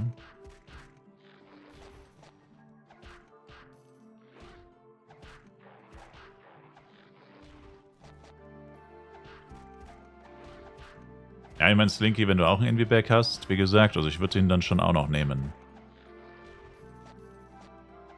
Und Mastermind das gleiche.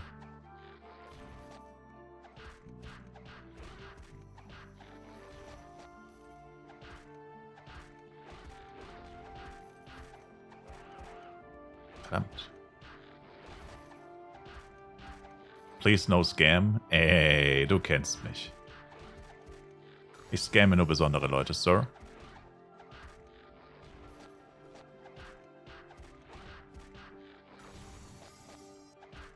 Ich scamme nur auserwählte Leute.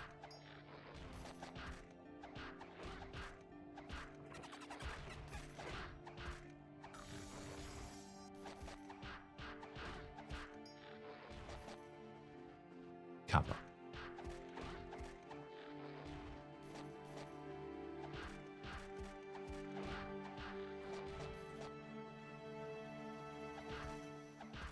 Alles gut, passt schon, Master. Also ist eh nicht dringend. Sehe gerade, hast recht. Mit 60 nehme ich die 57er Axt. Zweimal hat ja auch CR drauf. Naja, ich würde lieber Ding machen.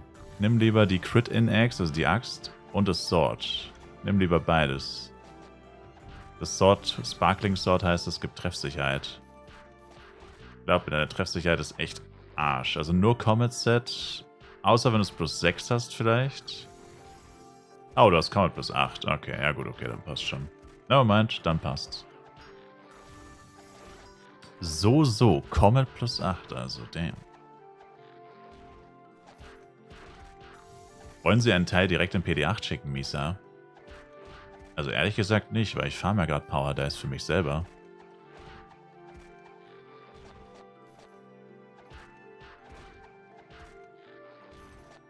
Ausnahmsweise brauche ich die tatsächlich erstmal selbst wahrscheinlich. Also mir fehlen jetzt noch 13 Diamonds, dann habe ich 50. Und naja, noch so 50 Power Dice oder so. 150 Power Dice oder so. Wird noch eine Weile dauern. Aber welchem Collector lohnt es sich, einen Collector zu holen? Also ich finde eigentlich, es lohnt sich nur der Ultra Collector tatsächlich. Persönlich. Droppen Power Dice auch mehr während dem Event? Nee. Leider nicht. Du droppst so Pieces und die kannst du dann in Power Dice umwandeln. Direkt Power Dice droppen nicht. Also genauso, also halt schon, aber die gleichen wie immer.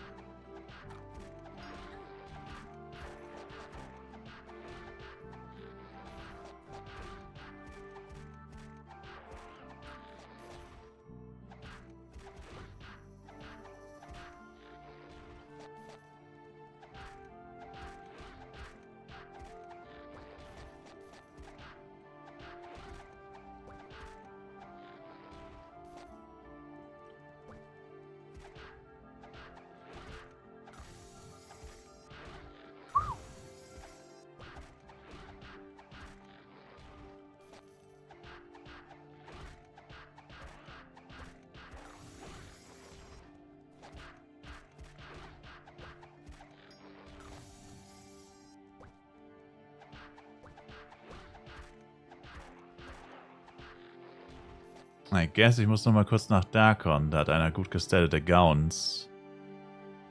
Ich fürchte, die werden sehr teuer sein. Warum müssen es ausgerechnet die Gowns sein? Die ist ja für 25 oder so im Shop.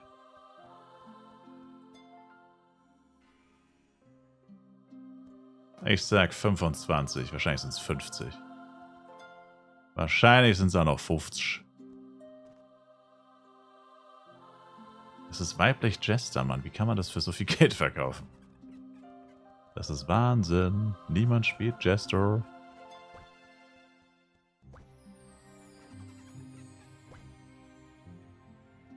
$40, ich wusste es.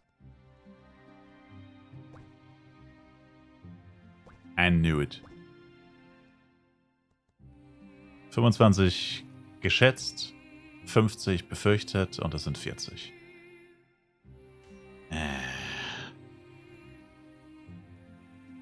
Das ist eigentlich nur Bloody mit dem Waffencraft?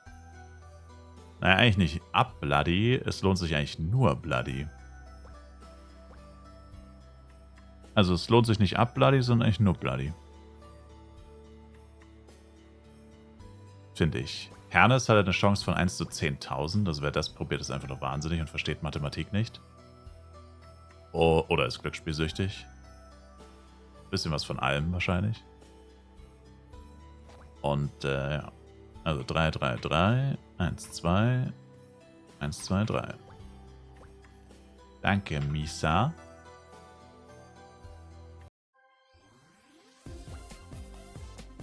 Channel 6.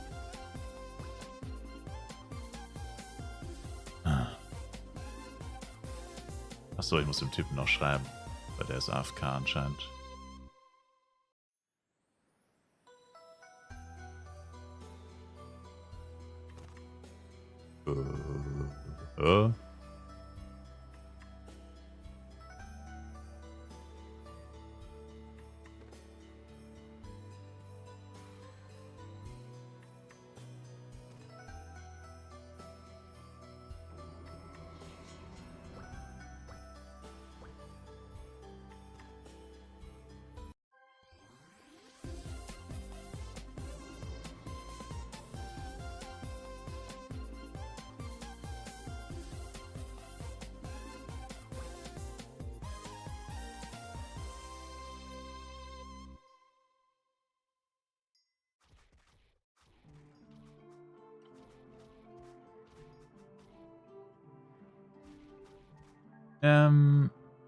Oh.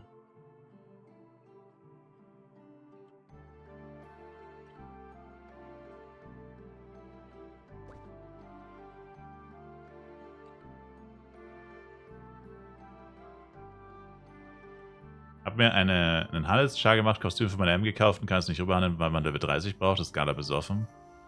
Uff. Ja, leider. Scheiße. Premium-Items kann man erst ab 30 handeln, leider.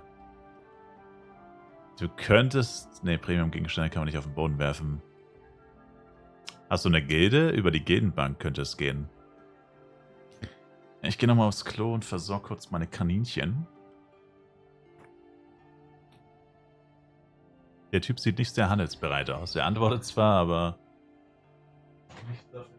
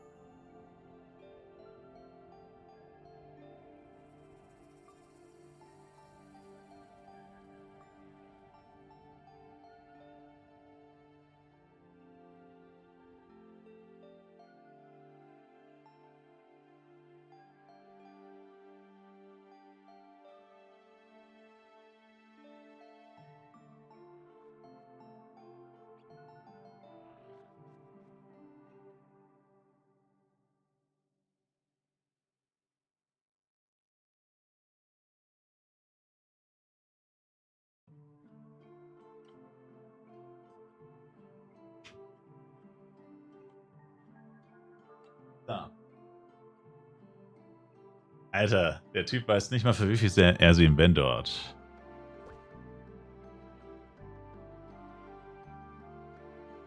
Ich meine, gut, wüsste jetzt wahrscheinlich auch, wenn ich auswendig auch nicht unbedingt, aber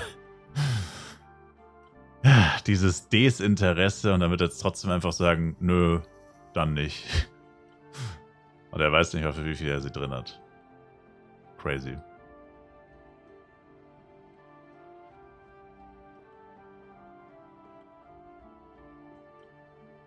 Aber naja, diesmal ist es ja so, dass ich fürs 135 brauche ich schon noch eine Weile. Also, ich hab's nicht eilig.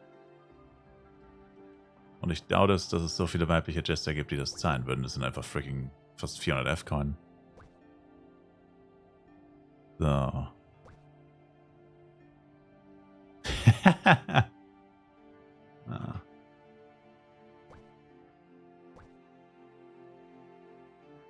Er wollte 25. Lul. Er wusste nicht mal, für wie viel er sie im Shop hat. Und, ach, das ist crazy, Mann.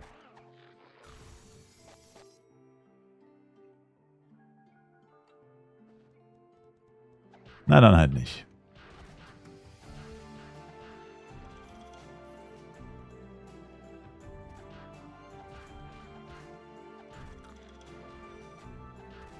Das sind wieder so Sachen, die du nicht verstehst, Entenhonig. Ja, aber Couple ist gar nicht so schlecht eigentlich. Also, kann man schon mal machen.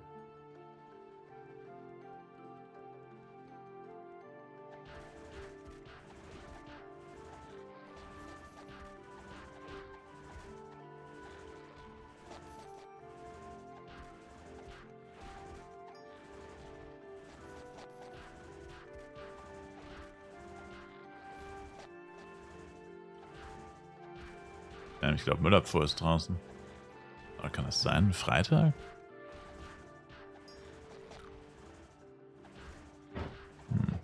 Na, vielleicht doch nicht Müllabfuhr, aber es ist auf jeden Fall scheiße laut. Was zum Teufel ist da draußen los?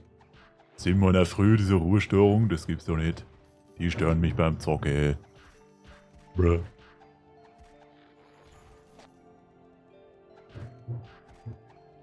War ein Zusatz-EP, oder? Nee, Droprate, aber erst ab Couple Level 5. Das ist aber nicht allzu schwierig. Und je früher du dein Couple startest, desto früher baust du passiv Anniversary-Punkte auf. Man kriegt nämlich so Anniversary Rewards fürs Zusammensein der Charakter. Und naja, wenn du damit früher startest, kriegst du halt früher die 100-Punkte-Belohnung. Nach 100 Tagen kriegt man 100 Punkte geschenkt. Was tatsächlich ganz nice ist. Aber es ist jetzt auch nicht so heftig, also ich meine. Aber wenn du eh... Achso, du müsstest halt mit deinem Shop-Char heiraten, ne? Ich weiß jetzt nicht, ob das so viel Sinn ergibt. Ja, macht wahrscheinlich nicht so viel Sinn, ne? Gedenbank ist wahrscheinlich der bessere Weg.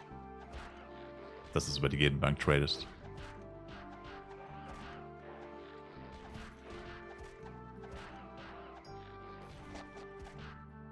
Was geht ab, Wilsburg? Was ich... Achso, das habe ich schon gesagt. Genau. Okay. Sind wir wieder up to date? Oh, Lightning 4 gedroppt. Chillig. Habe ich den Invi-Bag jetzt eigentlich schon aktiviert oder war ich so geizig, dass ich noch warten wollte, bis das Inventar voll ist? Na, ist aktiviert, okay. Dann bin ich mal gespannt, E-Sportler, wie viel Platz du jetzt hast. Müssten ja Millions und Billions in Inventory Spaces sein.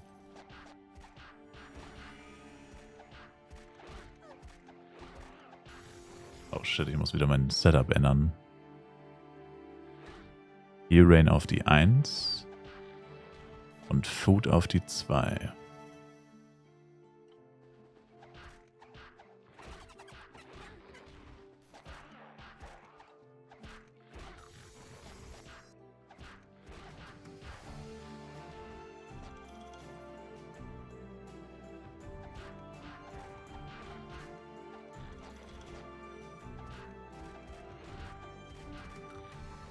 Weißt du eigentlich, warum ich im Level 30 bis 60 Bereich nur 90% Mumium Assistant sehe? Warum sind die so beliebt auf einmal? Weil es die leichteste und einer der schnellsten Wege auf Level 60 ist. Der leichteste Weg und einer der schnellsten auf 60. Es ist eine Invasion. Glaub mir, keiner mag die, aber... Also ich meine, viele nutzen es auch, wenn sie es nicht mögen, aber es ist halt einfach so, ja. Es ist halt eine richtige Moonbeam-Invasion. Leider.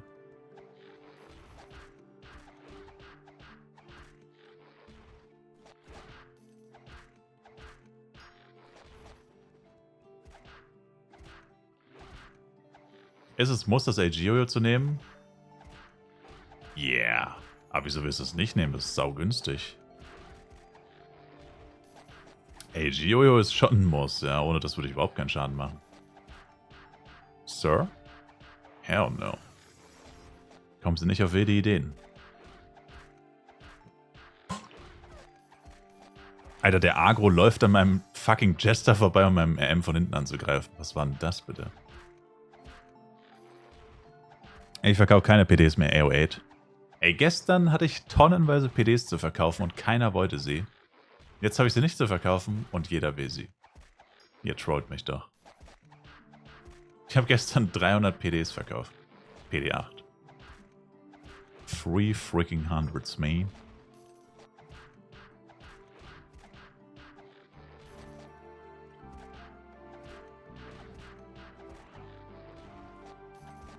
Gestern hatte ich PDs seinen Vater zum Verkaufen.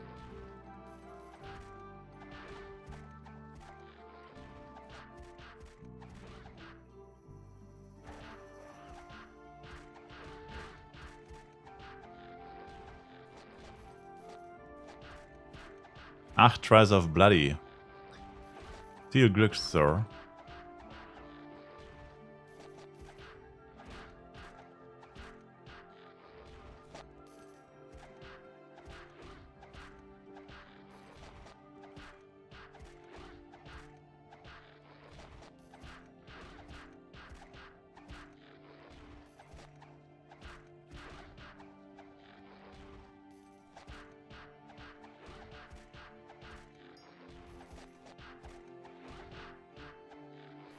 Deinen ersten CW ever gemacht. Nice. Na komm aber mal, die waren doch nach 8 Stunden verkauft. Stimmt. 8 kurze, knackige Stunden. Die gingen runter wie... die gingen vorbei wie im Flug. Da hast du recht.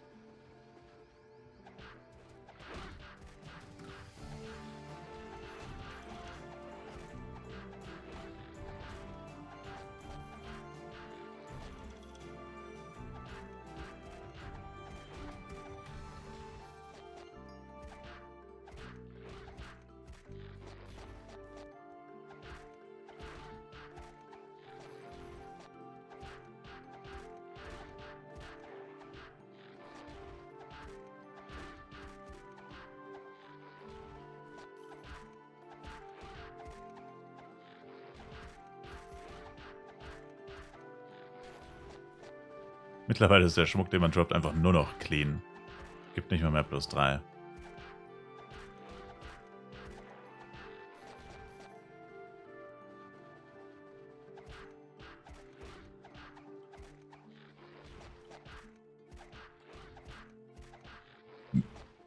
Verzeihung. Aber Catcher, ich war doch vorher nicht auf Channel 6, ne? Weird.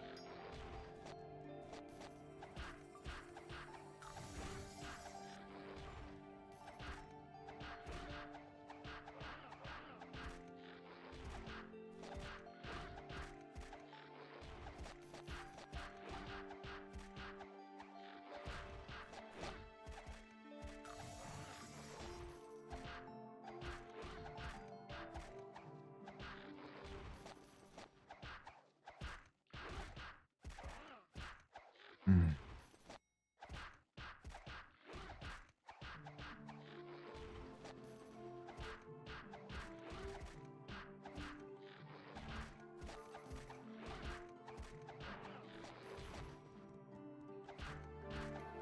Da hinten ist endlich mal einer, das ist wieder nur ein Guru-Catcher. the Guru, man.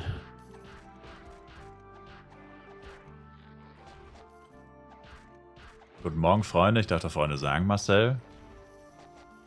Sohn, wir sind keine Freunde. Nenn mich gefälligst Vater. Du bist Pein. Kappe. Guten Morgen, Sir. Was geht ab, Sir?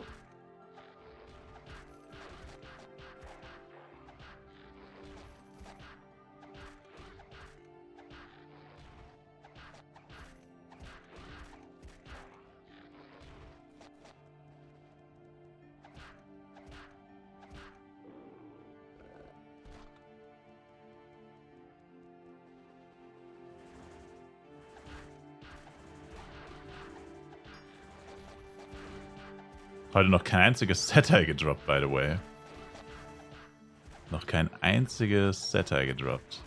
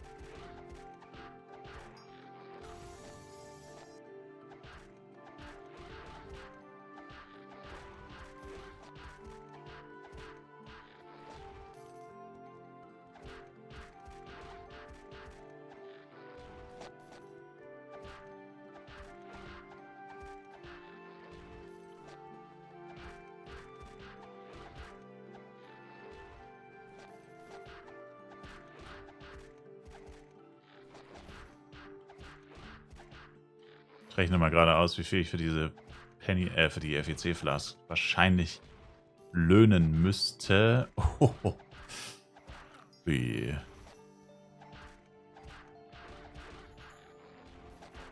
Hauptsache Below Average wäre cool. AO8. Ja, ich fände es auch cool, wenn es diesmal nicht 450 Tries werden. Oh, na, man, das hat ja gar nicht geklappt. Vergiss, was ich gesagt habe.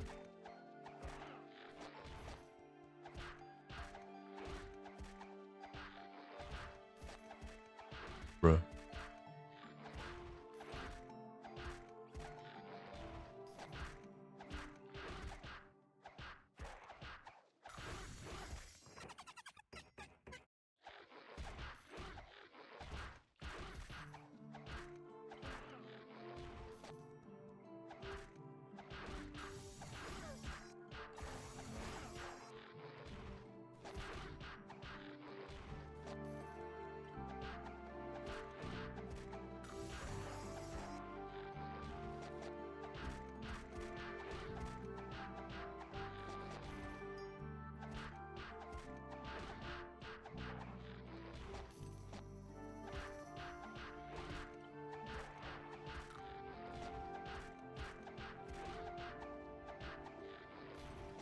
$2,30 online gekommen, Server stimmt mit Ihnen nicht.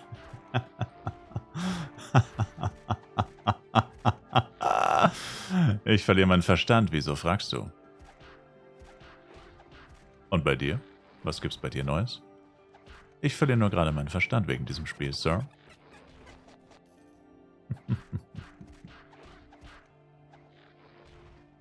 Also das Übliche.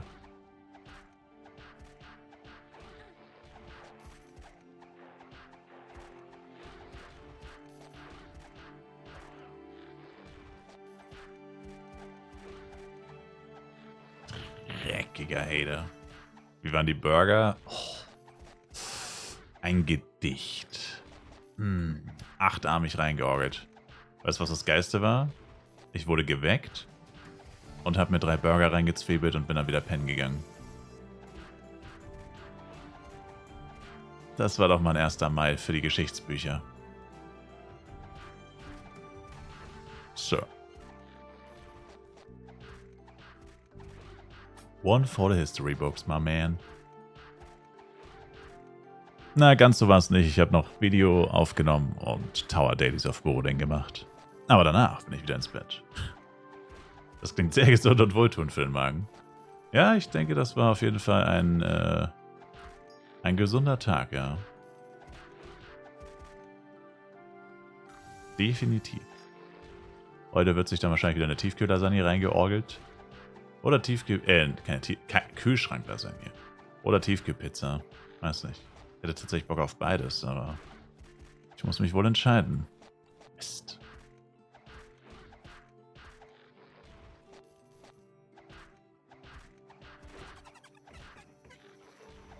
Genau das habe ich auch gemacht, aber mit Döner mit geiler scharfer Soße. Der zweite Mal wird dann die Folgeerkrankung vom Vortag sein.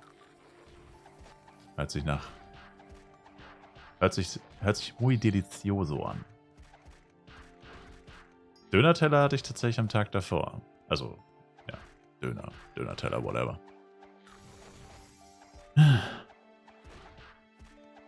Eine kulinarische Woche der Meisterklasse. Wir sind mir nur noch Krasek und Guru-Catchers. Eigentlich bräuchte ich Mineral Arendt. Krasik und Guru habe ich schon arschviel und das verkauft man als sau schlecht.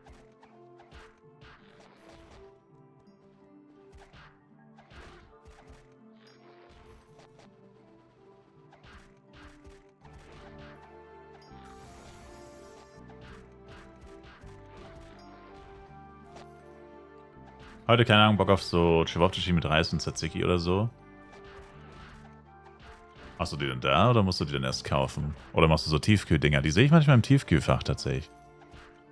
Tiefkühlregal. Habe ich auch noch nie gekauft. Weiß nicht, ob die was taugen. Da gibt es auch Kött, Buller und so ein Zeug. Musst du eh morgen einkaufen, morgen B-Day. Dein B-Day.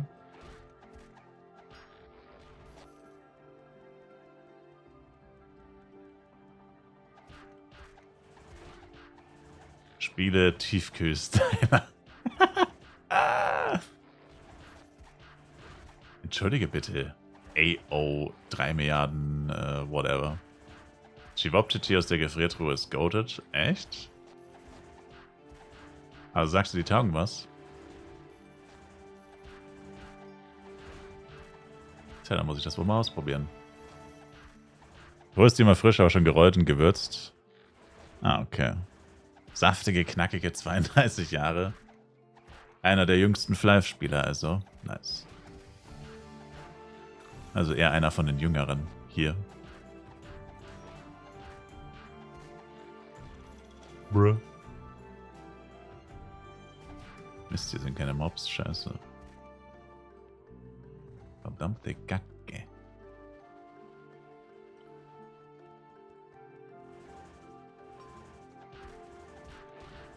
Sagt er den Drehdrahtwert? 10 bis 15 würde ich sagen. Also ich habe meins für 14,5 drin und es wurde, glaube ich, noch nicht gekauft. Und das erste Set-Teil, das ist natürlich Trash.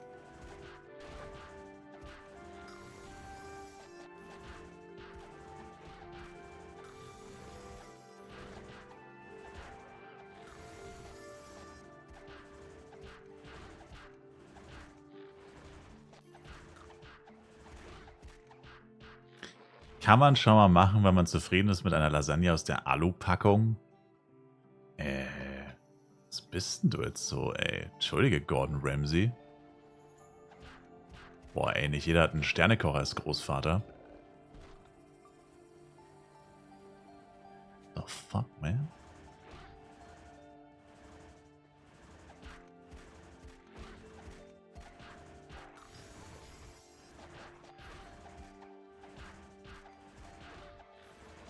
Du isst die auch, deswegen meinst du? Oh. Damals mit Flive angefangen, das war 3.0, hatte jeder in der Klasse gespielt. Echt? Tatsächlich, bei mir in der Schule hat das tatsächlich keiner gespielt. Das waren alles nur meine Nachbarn. Also in meiner Schule war genau einer, der es gespielt hat. Die anderen, die es gespielt haben, waren alle eher so Kinder aus der Nachbarschaft. Kinder aus dem Ghetto. Denn Flive war ein Spiel für das Ghetto. Wir wohnten im Ghetto. Und hatten zu tun mit Leuten aus dem Ghetto.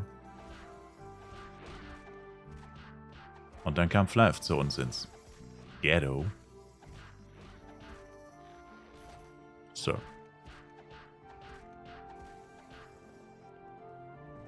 Habe ich schon Ghetto gesagt? Bin mir nicht sicher, ob ich es erwähnt habe.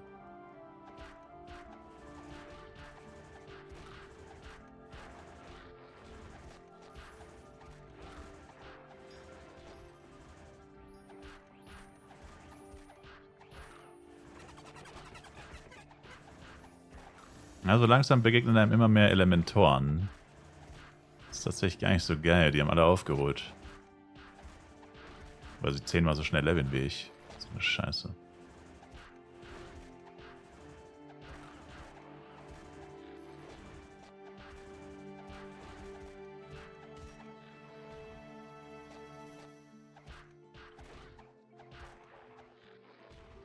Immerhin hat er einen Catcher für mich erledigt.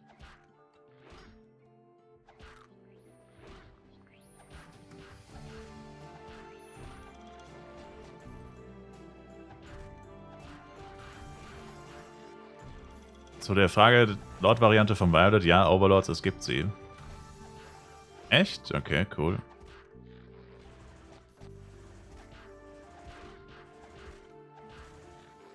Ja, das ist nice dann. Das ist dann nice. Weil letztes Jahr haben einige Leute gesagt, die Coral Island Quest abzuschließen. Ich habe es gar nicht probiert tatsächlich. Ich habe es dann einfach für Boodeng aufgehoben. Aber letztes Jahr meinten halt echt einige Leute, das ist basically unmöglich, die abzuschließen. Also da musst du halt stundenlang warten, Leute anbetteln, dass sie dich bitte in die Party lassen, nur für die Quest und so. Das macht natürlich dann auch keiner. Klar, die denken halt, du bist Drops Clown oder so. Soll wohl ziemlich madig gewesen sein.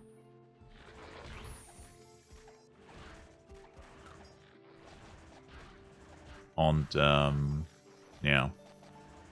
Also, wenn sie das nicht geändert hätten... Vor allem jetzt haben sie zwar 2 Channel hinzugefügt, was fürs Leveln vielleicht okay ist. Immer noch zu wenig, natürlich. Aber... Ja, bei so Giants und so löst das natürlich gar nichts, weil es gibt immer noch 6 Channel. Immer noch nur 6 Channel. Mit eben Giants und so ein Scheiß. So, ja.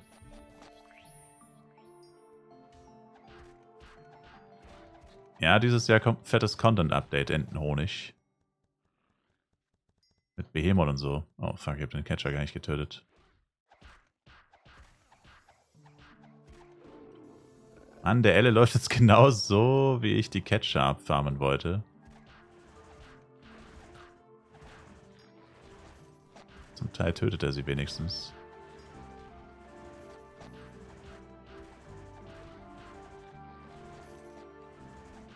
Wieder im Sommer dann. Was heißt wieder im Sommer? Es gab bisher nur ein einziges Update im Sommer. Und das kam nur im Sommer, weil sie es gerusht haben, weil ihnen die Spieler weggerannt sind, weil es keinen Content gab. Die Updates kommen eigentlich eher im Herbst tatsächlich. Es gab eins im August, eins im März und 2 im Oktober, November. Also ist Flive eigentlich ein Spiel, was die Updates immer gegen Oktober, November, Ende des Jahres macht. Wann ist Rage bei CW Hard AOH? Keine Ahnung, ich glaube es sind 20% oder so. Müsstest du Flyvepedia abchecken, my man. Ich glaube es sind 20%. Das wären dann quasi... Nee, ich glaube es sind sogar 30%. 16 Millionen ist es nicht, ist safe mehr. 24 Millionen wahrscheinlich oder so.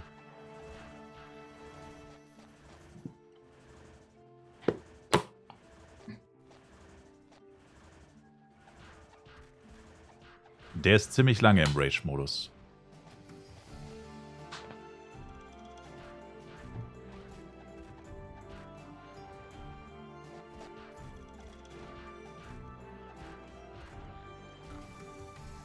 Na toll, den einzigen Aaron-Catcher habe ich jetzt nicht richtig sagen können. Ich glaube, der ist gedespawnt. Bevor ich fertig war. Das letzte Mal das Asia gespielt. Ah. Bei Release. Ja, da haben einige Leute aufgehört zu spielen. Und viele sind wohl auch nicht mehr wiedergekommen, so schnell. Ja, aber die haben den Start von dem Game eigentlich so verkackt. Die waren viel zu greedy beim Start. Das Game hätte so niemals released werden dürfen, wie es released wurde. Da hätte man mindestens noch einmal... Also die hätten da mindestens nochmal eine fette Beta machen müssen und einige Dinge nochmal ändern können. Die hätten sich ja legit nochmal so 4 Wochen richtig intensiv Zeit nehmen müssen, das komplette Feedback zu verarbeiten, aber stattdessen releasen sie es einfach. Und das Game released quasi mit 10 Millionen Bugs und sehr viel Verbesserungspotenzial. Ich meine, mittlerweile ist es deutlich besser, aber damals war es schon echt rough. Damals wurde es legit nur von Nostalgie getragen, von nichts anderem, weil das Spiel an sich war echt scheiße. Das war wirklich Fly V7, weil V7 war nämlich richtig scheiße. Also war auch scheiße. Vom rein objektiven Gameplay-Aspekt. Der Unterschied ist halt, V7 war halt vor 20 Jahren und Fly Universe war fast 20 Jahre später. Also hätte man schon erwarten können, dass es nicht ganz so arsch ist wie damals. Also war eigentlich die gleiche Experience, nur ist man selbst älter gewesen.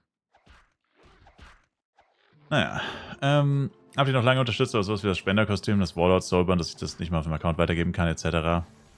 Ja. Das ist schon blöd.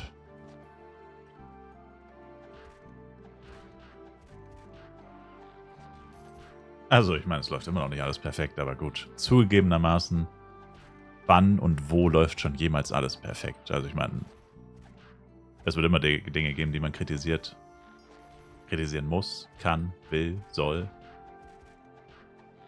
Aber klar, hilft einem das nicht weiter, wenn es gerade scheiße ist für einen selber.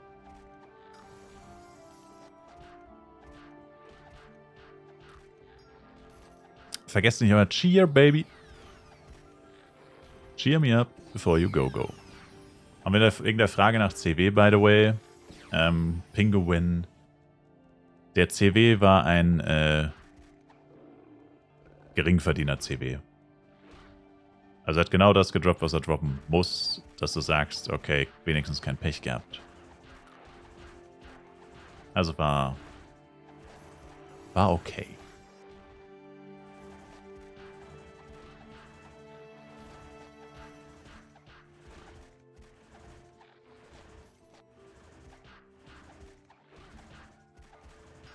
Aber ich ja, hab halt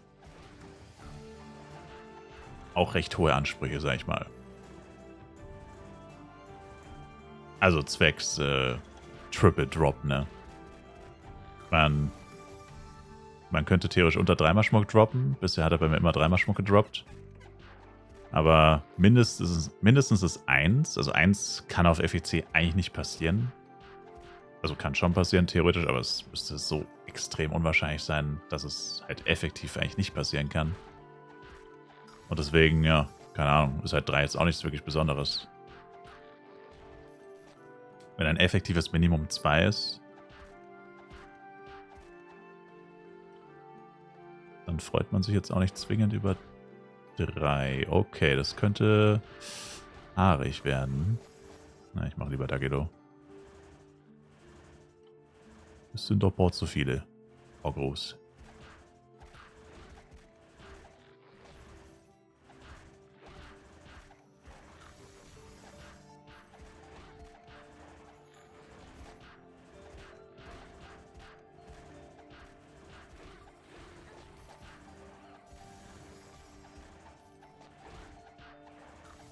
Wie weit wechseln wir von der Flask?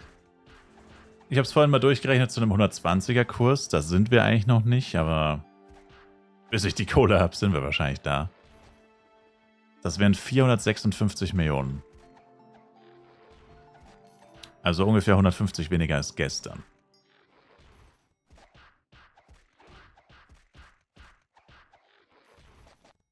Also, naja.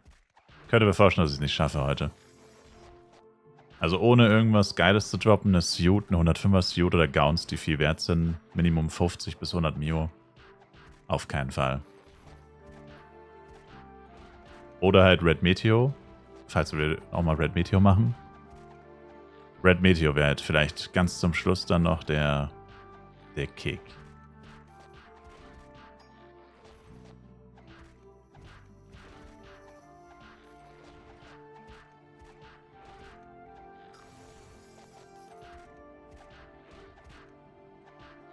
Soll ich auf meinem eher das 105er Set gehen oder 90er auch okay, wenn er nur Support ist? Das ist deine Entscheidung. 105er ist halt schweineteuer. Das vierteilige 105er Set kostet halt 3000 F-Coin oder so. Das wäre mir persönlich zu viel. Da würde ich lieber das behalten, was ich schon habe. Falls du das 90er schon hast. Oder was auch immer du hast. Viele spielen auch mit Wedge noch. Ich nicht, ich hatte nie Wedge. Meiner trägt irgendwie so random Zeug, einfach random Set-Teile.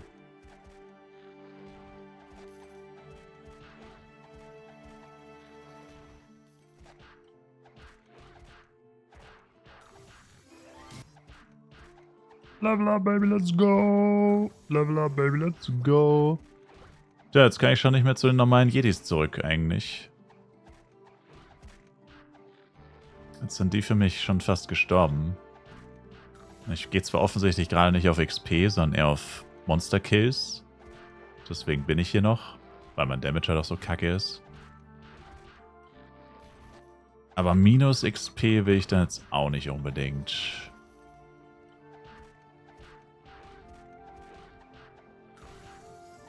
Das heißt, Yetis noch bis 123 wahrscheinlich. Also mit 122 dann nur noch Dark Yetis. Aber wenn da dann zu voll ist, gehe ich dann trotzdem zu den Augurs. Aber Augurs habe ich vorhin gesehen, da war die Hölle auf Erden los, ey. Ich glaube, die meisten skippen Yetis. Oder einige.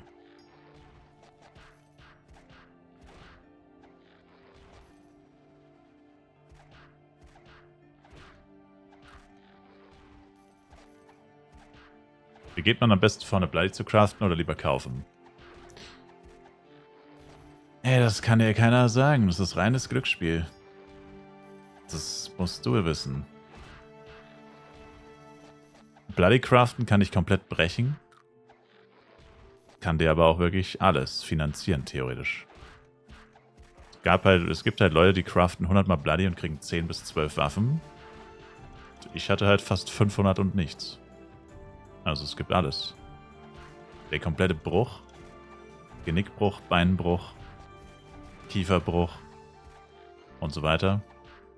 Und es gibt halt den Infinite Money Glitch. Das ist crazy. Staff of Fairness.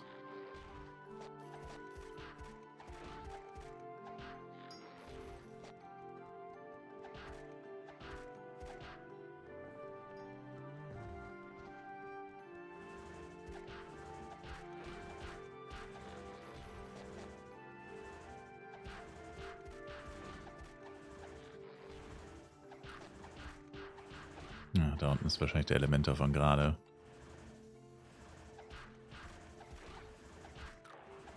Was macht man so nach FEC auf Buru? All Day, Every Day Dungeons. Run Dungeons every day.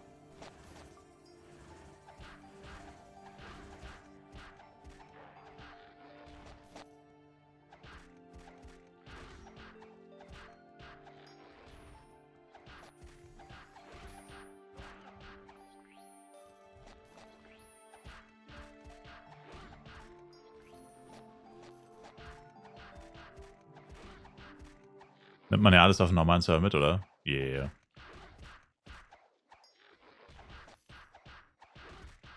Equipment halt, mostly. Equipment und alle Premium-Items.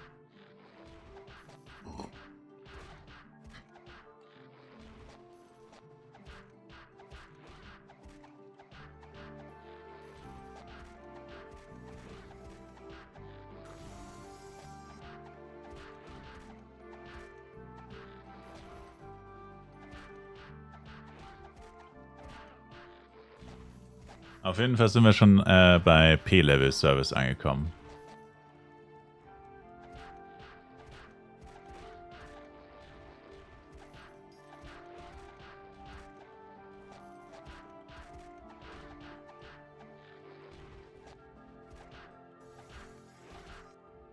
Sieht man jetzt immer öfter.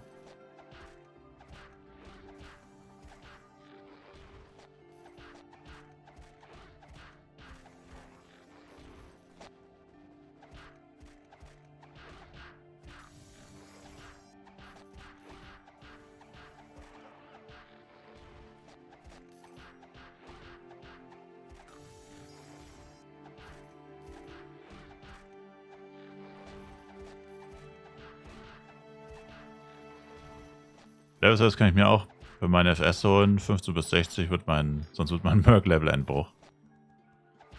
Ach, wieso? Hey, hast du keine M? Wieso hast du keine M?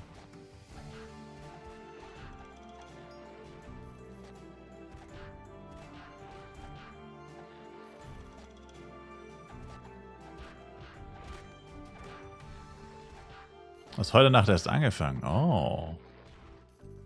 Ups. Verzeihung.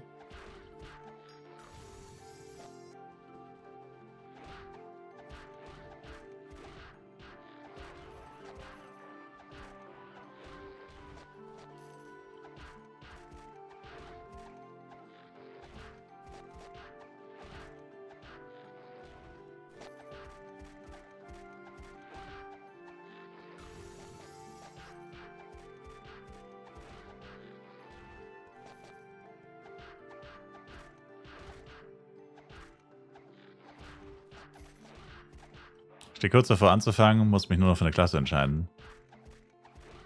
Roll the dice oder wirf eine Münze.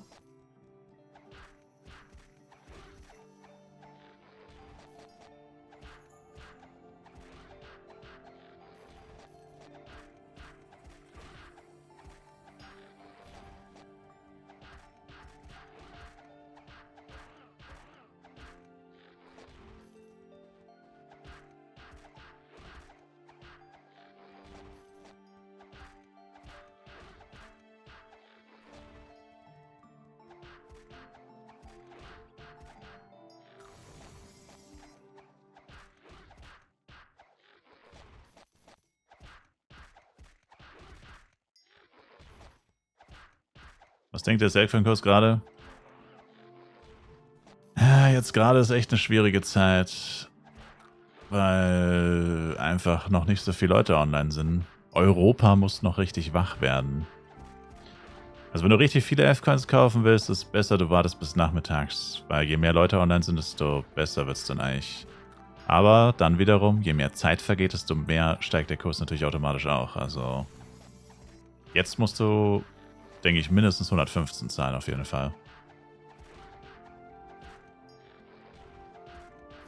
Die Leute schauten kaufen meistens für 110. Die es dringend wollen, sagen 115. Und ein paar Whales wollten sogar 120, aber die wollten dann nur A-Product haben. Zum Upgraden. Man kennt's. Der scheiß Elle tötet alle Catcher. Ich glaube, der macht das mit Absicht, nachdem er gesehen hat, dass ich die Catcher einsammle. Schwöre. Bevor der mich gesehen hat, hat er die selbst nicht getötet. Danach hat er jeden Catcher getötet. Richtig toxisch, ey. Der versaut meine Level Experience. Dreckiger Hit-and-Run, toxischer Hit-and-Run-Elementor, der mir meine Catcher Experience versaut. Bruh. Also ich weiß nicht, vielleicht war es auch nicht mit Absicht. Aber auf jeden Fall hat das ja alle getötet. Ich meine, das habe ich schon gesehen. Aber du kannst ja nicht alle töten. Du kannst ja immer nur einen töten, dann musst du 3 Minuten warten. Wenn das gehen würde, wer weiß, was ich dann noch abbekommen hätte. Nicht mehr viel wahrscheinlich. Ich werde dann einfach den Channel wechseln.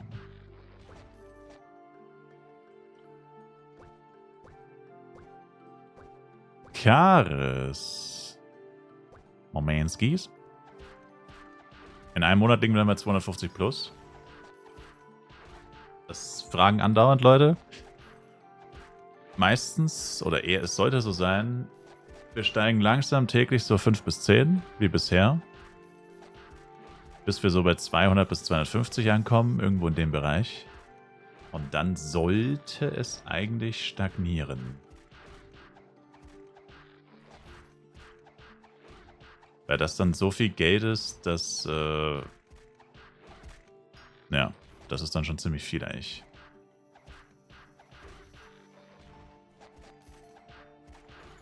Aber wer weiß. Kann ja auch dieses Mal ganz anders sein.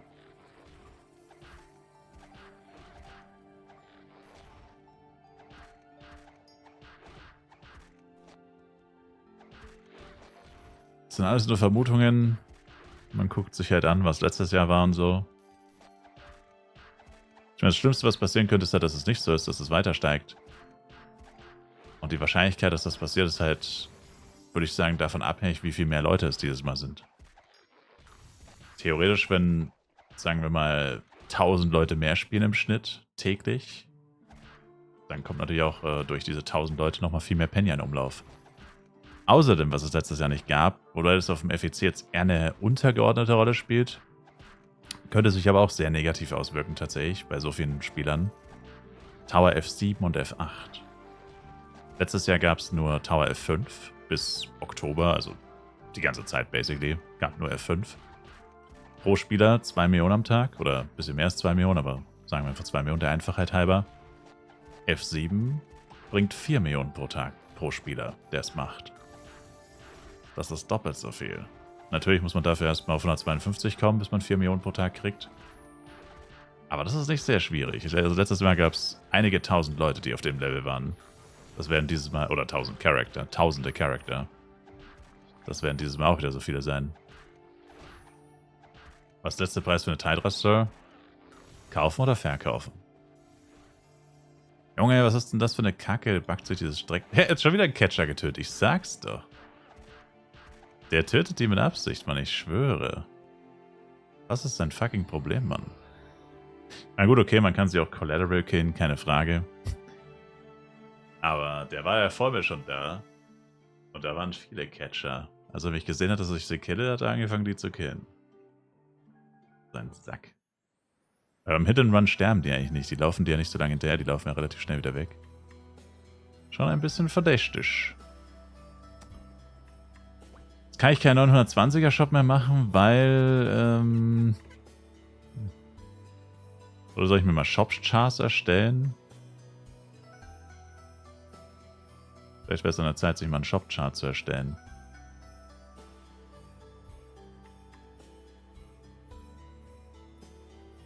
Aber die Scheiße wird halt auch einfach nicht gekauft. Es wird halt auch einfach nicht gekauft. Verkauf AO8, oh. Also im Verkauf würde ich eigentlich mindestens 10 sagen für eine Tidra. Vergiss nicht Level 30. Ja, aber das geht ja nur für Premium-Gegenstände, oder? Handeln mit Low-Level-Charaktern ist doch nur für Premium-Gegenstände. Yeah. Das sind ja keine Premium-Gegenstände. Das ist ranziger Garbage. Das ist der Abfall von vorletzter Woche, Sir. Das ist quasi, ich bring mal schnell den Müll raus. Sowas ist das.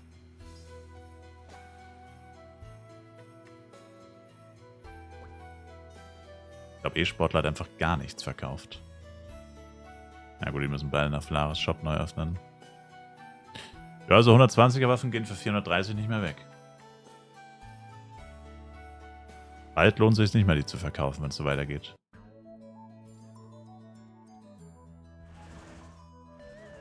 Shop seit 2 Stunden offen und noch nicht weg. Ah.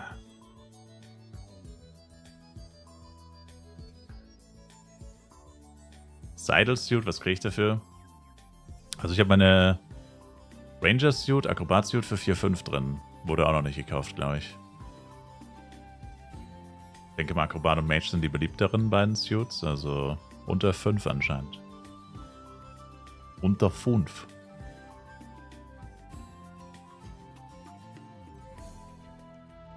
Für Shop musst du Klassenquest abschließen.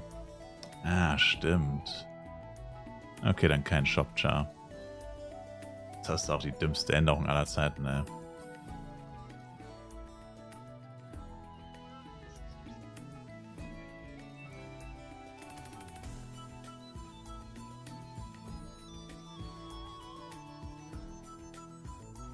Oha, ich habe einen Savoy Bow mit 15% Flame Arrow.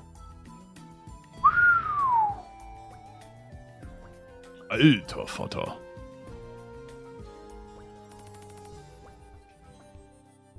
That thing is massive. That's what she said. Achso, hat er noch Sachen im Shop. Waxert. What is the poppin'? What is the poppin'? Mal gucken, wie viel nicht verkauft wurde von dem Shop. Wahrscheinlich fast alles. 5. Also ein Viertel.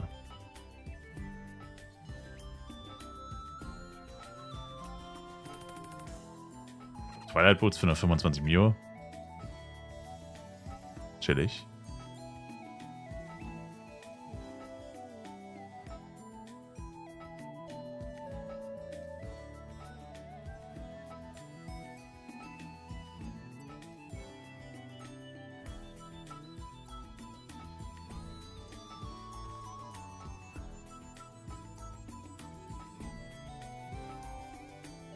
Also Bow Axe Stick mache ich weiter für 4,30. Und alles andere für 400.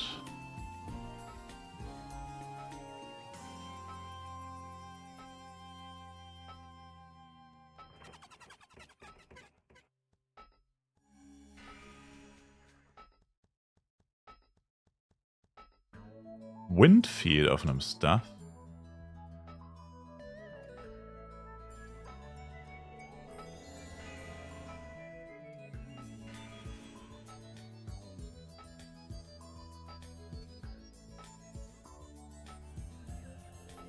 Okay. Spilo-Styler. Dann brauche ich meinen Boy Spilo-Styler.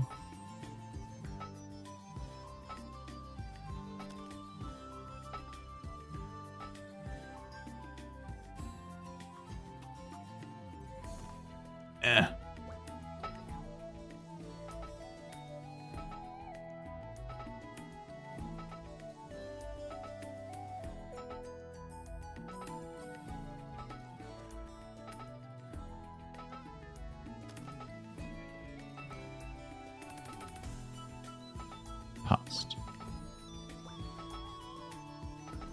Ja, ich wäre jetzt eigentlich gar nicht nach Flars gegangen. Ich hätte eigentlich nochmal Invis voll gemacht, bevor ich nach Flars gehe, aber der Shop von E-Sportler wäre sonst abgelaufen.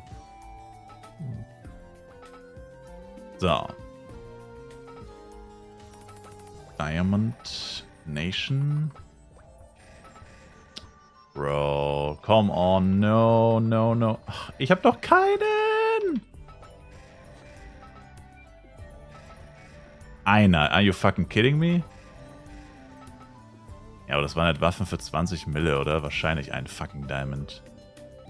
Ey, wie kann das sein? Ich habe so viel Pech. Ich glaube, die cleanen Waffen haue ich einfach in den NPC rein, bevor ich sie für Diamonds verschwende. Da hat man echt mehr von. Also no joke, das läuft so schlecht, da verliere ich halt ultra viel Geld, Mann. Dann kann ich sie auch dem NPC geben, bevor ich das mache. Fühlt sich wenigstens nicht so beschissen an, sie dem NPC zu geben. Beim NPC sehe ich wenigstens ein bisschen Penya als diese Scheiße, ey. So ein Müll. Gott, ey, es regt mich richtig auf, dass nichts gut läuft irgendwie bisher. Ich meine, es gab ein paar Höhepunkte, aber ich meine, ich spiele so viel. Wenn es nicht mal diese wenigen Höhepunkte gäbe, dann wäre es ja komplett krank. Dann wäre es ja wirklich nur noch Selbstfolterung. Achso, warte mal, ich muss mal zur Post. Meine Güte. Entscheidungen sind auf WP oder Night eingegrenzt. Jeweils 1v1, aber scheinen mir sehr ähnlich. Ja, sind auch sehr ähnlich.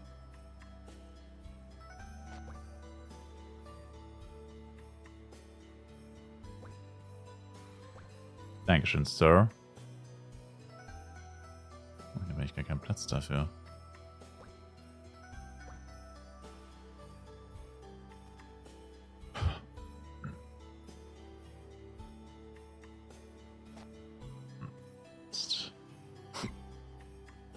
Activation, fuck that shit.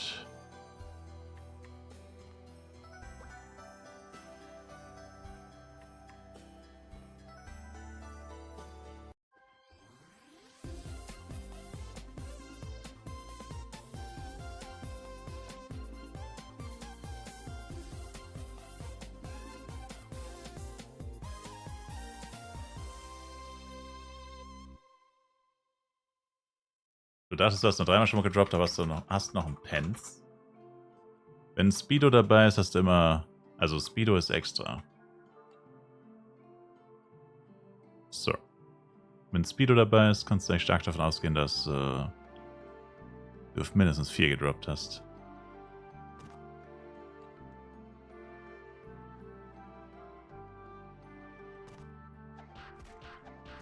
War keiner dabei.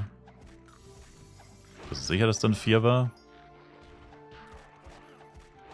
You sure about that? Baby girl?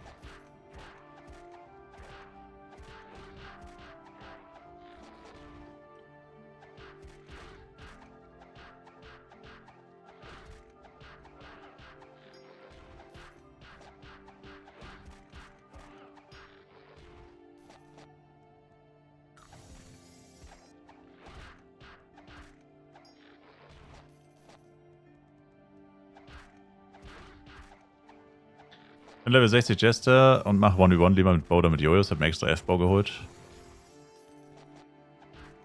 Jester ist immer Jojo. Es gibt keinen Bow-Jester mehr.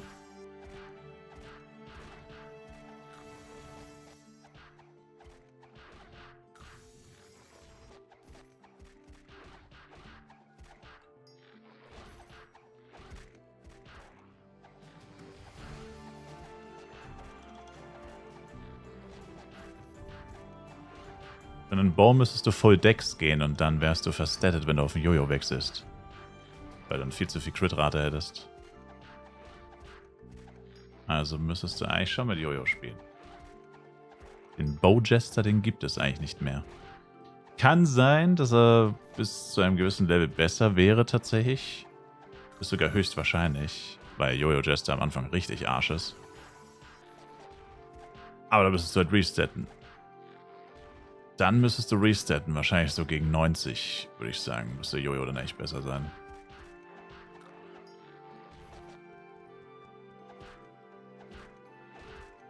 Also deine Entscheidung, aber würde ich dir nicht empfehlen. Is it legal to make mouse macros for buffing and healing? I'm not the one who can tell you that. I don't think so. I don't think it's actually allowed.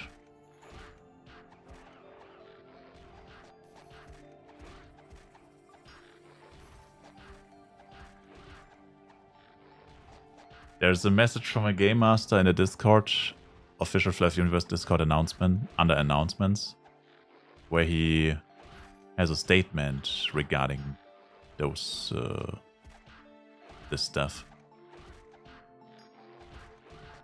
So, if you're taking his statement word for word, then I'm pretty sure it's not allowed.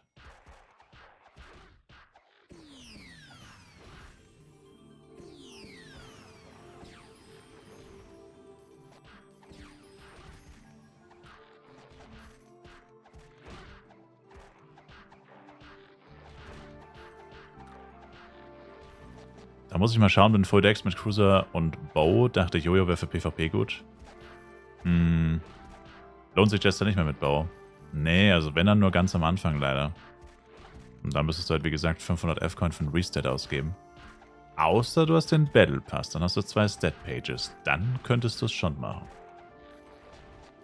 Wenn man den Battle Pass hat, hat man 2 Stat-Pages, dann könntest du erstmal mit Bow spielen und dann später auf Jojo wechseln. Mit der anderen Stat-Page. Also hast du dann eine Full-Deck-Stat-Page, die ist dann halt für Bow für den Anfang und später dann halt richtig. Aber kann ich nichts zu sagen, ich habe es nicht ausprobiert. Weiß ich nicht. Weil man es halt eigentlich nicht mehr spielt. Also vor allem nicht im High-Level. PvP in Flife ist doch tot oder nicht? Keine Ahnung. Weiß ich nicht. Weiß ich nicht. Also die allermeisten Leute haben kein Interesse an PvP, also. Aber das war ja schon immer so. Das heißt, wenn jetzt PvP tot ist, dann war es schon immer tot. Ich alter Frechdachs. Auf Buro absolut tot. Aber ich dachte, du hast 2 Jahre nicht gespielt. Weiß ich nicht. Ich interessiere mich dafür nicht wirklich. Ich verfolge das nicht. Keine Ahnung. Ich kenne niemanden, der da mitspielt. Literally niemanden. I don't know.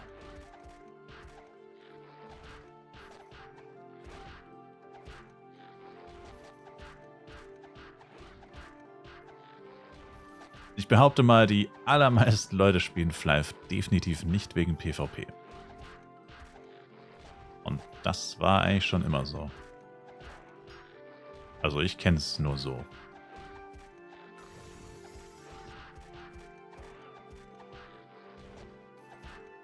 Cruiser habe ich ja und ich kann mit beiden nutzen. Jojo als mit Bow. Yeah. Welches Jojo empfehle ich? Naja, so ein G-Jojo ist eigentlich schon fast... Also G-Jojo ist Must-Have eigentlich. Und dann His-Jojo ist auch Must-Have. Und dann AG-Jojo. Dann Bloody. Und dann Crystal. Lusakas Crystal. Aber das kommt dann erst ganz am Ende.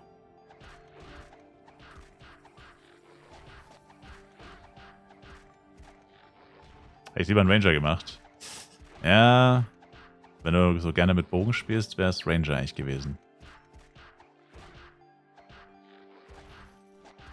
Das ist die Bogenklasse.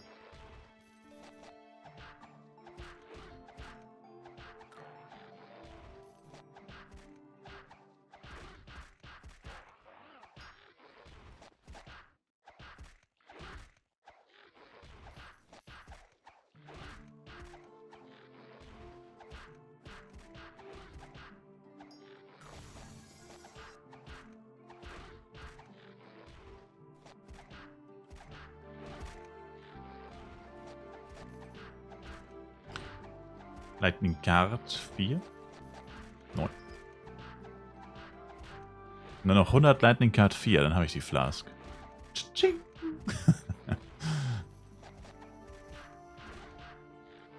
Noch am Grinsen oder schon am Grinden? Ich denke, ich grinse noch. Die alte Grinsebacke. Auf Channel 7 und 8 spawnen schon Catcher, oder? Weil ich noch keinen gesehen habe. Die Pieces und Dices für Cards einfach weg.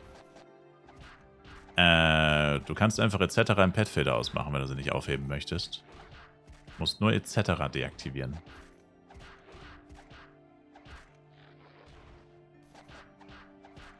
Dann hebst du es gar nicht auf, wenn du es nicht willst.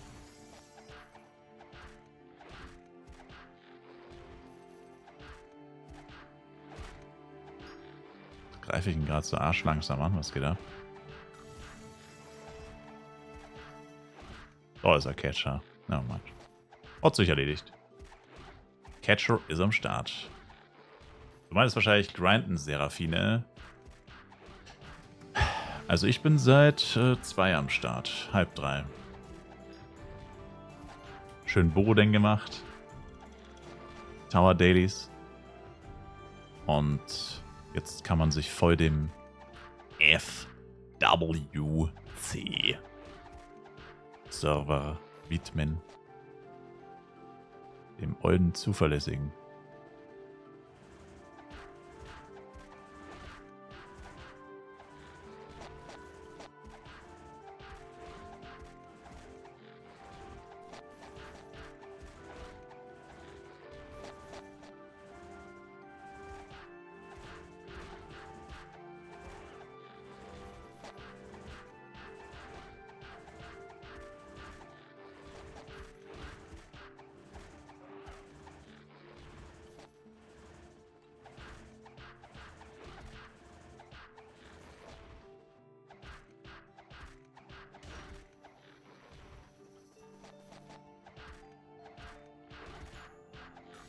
Leo?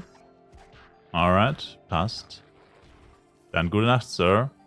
Braucht jemand Party von euch? Braucht jemand Party von euch? Party, Party, Party, Party, Party. Disco, Disco, Party, Party. Irgendjemand?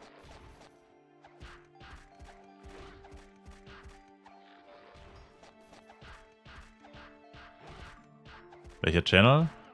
7 bin ich gerade. Jojo ist eine teure Klasse. Jojo Jester teuer? Nee. Extrem günstig. Extrem günstig. Also bisher habe ich fast alles gefühlt geschenkt. Also was heißt geschenkt bekommen, aber wirklich halt so die klassischen 5 Mio. So pauschal, ja, 5 Mio passt schon so. Einzige, was relativ teuer war, His Jojo. Das war aber auch ein bisschen Fettfinger, kann man sagen. Ich hätte es auch günstiger kriegen können, aber egal. Oh, das war halt ganz am Anfang.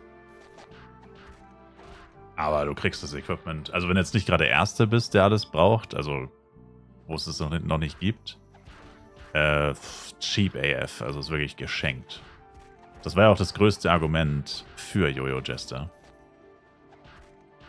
Also mein größtes Argument schon immer für Jojo Jester war, dass er wenigstens extrem günstig ist. Was halt daher rührt, dass er so extrem unbeliebt ist. Macht ja auch Sinn. Wenn er extrem unbeliebt ist, dann ist das Equipment auch günstig. Muss man ja eigentlich nur 1 und 1 zusammenzählen. Und das hat sich offensichtlich nicht geändert seit dem letzten FEC. Spielt aber noch keiner. Oder nicht genug, dass es sich was ändern würde, preislich. Die anfängerfreundlichste Klasse. Wie heißt die Party? Oh, sorry, ich habe sie kurz auf nicht auffindbar gemacht. AA1 Duo Only, muss nochmal aktualisieren. Und sag am besten noch kurz, wie du heißt, weil da kommen wir direkt die random Anfragen. Oder... Ja. Also auf jeden Fall... Okay. Aber müsstest du es jetzt eigentlich finden. AA1 Duo Only. Yeah.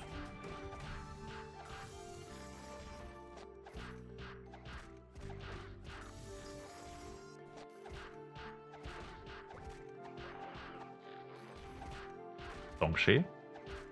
Achso, die Party... Ah, fuck, das hätte ich vielleicht noch erwähnen sollen. Ich mache meine Party immer auf Reihenfolge. Ich hoffe, dich stört es nicht. Weil ich nur ein CS-Pad habe. Hoffe, das stört dich nicht.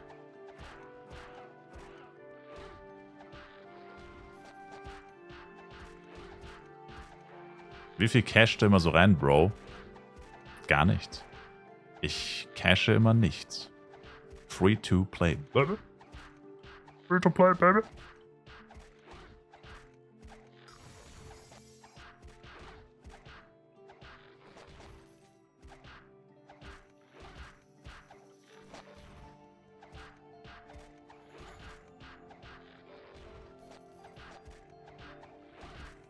Wie kommt man am besten an Penya? Also, ich meine, ich spiele sehr viel. NPC-Items. Clockwalks ist ein guter Money-Boost alle 2 Tage, wenn du Clockwalks schaffen kannst. Der gibt aktuell sehr viel Geld. Meteonica, falls du schaffst, wäre auch nicht schlecht. Red Meteor, wenn du ihn schaffst, kann auch sehr gönnen. Der ist aber schon echt ätzend zu farmen und da braucht man dann schon ein bisschen besseres Equipment. Für Meteor und Clockwalks geht es auch mit relativ schlechtem Equipment, aber Red Meteor mit schlechtem Equipment das macht weder Spaß noch Sinn. Ja. Also Bosse farmen, die Solo-Bosse. Also es sind eigentlich keine Solo-Bosse, aber sie rentieren sich halt am meisten, wenn du Solo bist. Oder maximal zu zweit vielleicht. Und dann wäre es noch Catcher farmen. Es lohnt sich zwar leider nicht mehr so viel, weil die Catcher-Preise steigen nicht mehr, die sinken eher, leider. Und die anderen Preise steigen. Aber immer noch während dem Leveln mit seinem Zweitchar, mit dem Aim am besten, nebenbei die Catcher mit wegsaugen. Gibt immer noch ein ganz gutes Einkommen. Ich meine, selbst bei 300k pro Catcher, so schlimm ist es noch nicht, aber es ist auch nicht mehr sehr viel mehr als 300k. Selbst bei 300k pro Catcher ist das ziemlich gut, eigentlich. Immer noch. Und man muss sich eigentlich nur einen Collector kaufen, der muss nicht mal zwingend +5 sein oder +4. Clean ist vielleicht ein bisschen ätzend, aber +3 reicht theoretisch. Und ja, so habe ich das meiste meines Geldes gemacht. Power Dice, by the way. Power Dice ist auch huge. Power Dice und NPC-Items, wenn man lange spielt, das macht gut was aus. Da kann man sich einige A-Pros oder was auch immer am Tag leisten, wenn man da ein paar Stunden grindet. Aber hauptsächlich ist alles durch eigentlich sehr viel Spielen auf jeden Fall zusammengekommen. Also einfach so kommt das Geld jetzt auch nicht, ne? Free-to-play. Da muss man auch schon Zeit investieren, leider. Endlich mal etwas Zeit zum Zocken, Sir. Hast du frei? Der Boy gönnt sich den Brückentag. Ist das Spiel noch was für jemanden, der wenig Zeit hat? Klar. Nur musst du halt... Also... Da gibt es keinen Sinn, was ich sage. Du musst halt nur deine Erwartungen anpassen. Also sagen wir mal, du spielst 1 Stunde am Tag maximal. Dann kannst du halt nicht erwarten, nach 3 Wochen Maximallevel zu sein und krasses Equipment zu haben. Das kann nicht funktionieren. Aber wenn du just for fun ein bisschen spielst, dann auch mit wenig Zeit, ja. Und vor allem jetzt, weil auf diesem Server, auf dem ich gerade spiele, auf diesem Server, auf dem ich gerade spiele, FWC Server, also Doppel XP, Doppel Droprate und so. Das heißt, wenn du anfängst, dann am besten jetzt und hier. Weil das heißt, wenn du 1 Stunde spielst, hast du effektiv dann 2 gespielt. Ist zwar leider erst ab Level 30, aber trotzdem. Jede Stunde, die du hier investieren würdest, wäre auf einem anderen Server nur halb so viel Progress wahrscheinlich. Zumindest XP-technisch. Also Catcher sind hier auf Channel 7 nicht viele. Die hat bestimmt einer abgegrast. Verdammte Abgraser. Verdammte Abgrasers.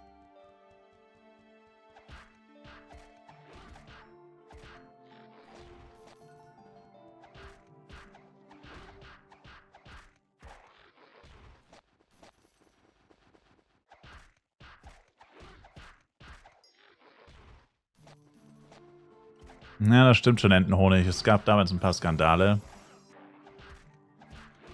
Das stimmt schon.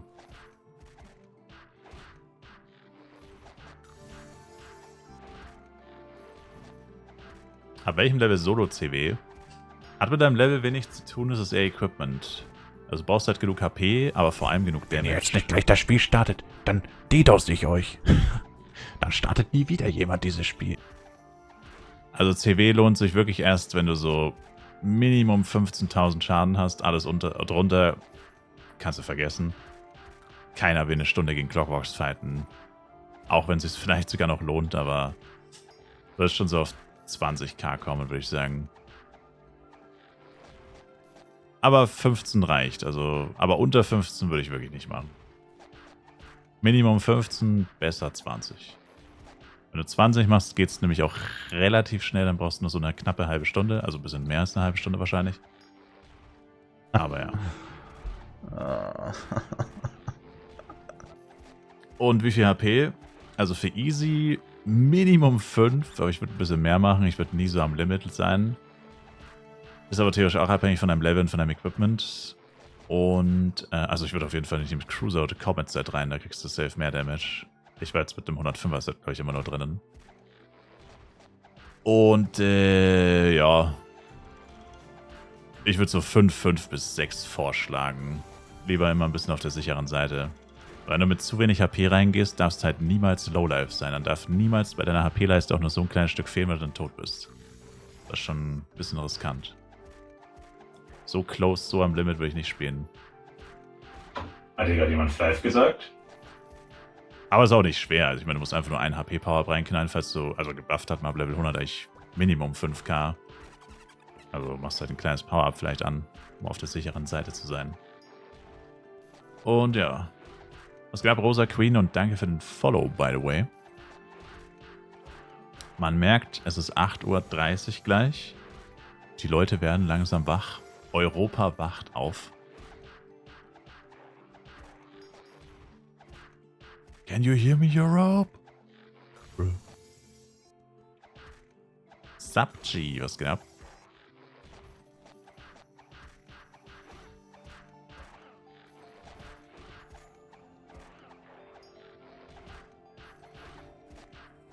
Wieso sind auf dem Channel keine Catcher? Was ist das für ein Dreck?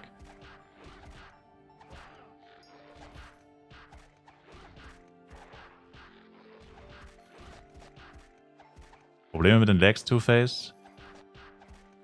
Nur tagsüber eigentlich. Aber die letzten Tage war es jetzt nicht mehr so schlimm. Die letzten 2 Tage. Wobei gestern war ich eigentlich nicht online tatsächlich. Gestern habe ich keine Ahnung. Gestern bin ich gegen Mittag aufgegangen.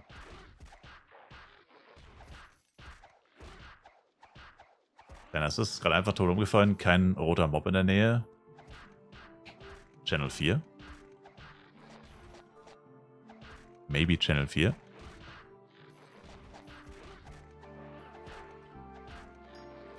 Haben sich die Skandale aufgelöst, also wurden die Games entfernt. Ich glaube, das waren eher Moderator-Entenhonig, ehrlich gesagt. Also, ich glaube, das waren eher Moderator tatsächlich. Nicht die Game Master. Ich glaube, die...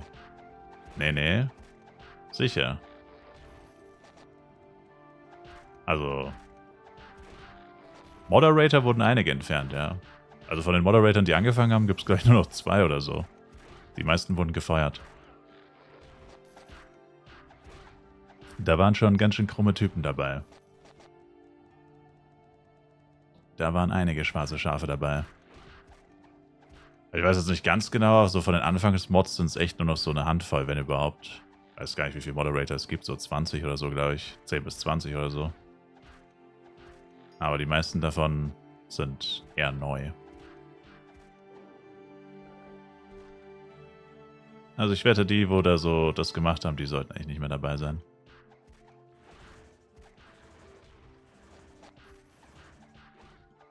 Ich selber, als ich angefangen habe zu streamen, heute 120, glaube ich. Ich bin auch gerade nicht so aktiv am Leveln. Also schon, aber ich farme eigentlich eher. Ich brauche eigentlich einfach nur Penya, Diamonds, Power Dice. Es bringt mir gerade nicht wirklich weiter zu leveln. Also jetzt schnell, hoch. Das bringt mir gerade nicht viel, weil ich mache so schlechten Damage, dass bei höheren Monstern sinken nur meine Einnahmen, kann man fast sagen. Also wenn ich jetzt zu höheren Monstern gehe, würde ich einfach nur weniger Geld verdienen und ein kleines bisschen mehr XP bekommen, vielleicht. Deswegen bin ich gerade so ein bisschen am Rumdümpeln. Probiere mal ein gutes Met-Inventory aufzubauen, Materials. Und Diamonds, Power Dice zu farmen, bisschen Geld. Mehr nicht. Mehr macht für mich gerade nicht Sinn, weil August gehen wahrscheinlich noch. Aber die haben auch nochmal deutlich mehr HP als die Yetis. Ich glaube 20k oder so. Das ist quasi für mich ein Auto-Attack mehr, mindestens. Für jedes gekillte Mob. Und ja, spätestens ab Ghost mit dem Equipment kann ich vergessen. Also Ghosts mit dem Equipment wären sehr scheiße. Das weiß ich. Ich meine, das Bloody Jojo wird auch nicht so viel besser tatsächlich. Also ich meine, so gut ist das auch tatsächlich gar nicht. Ich müsste es dann eher upgraden. Die Upgrades werden dann den Unterschied machen.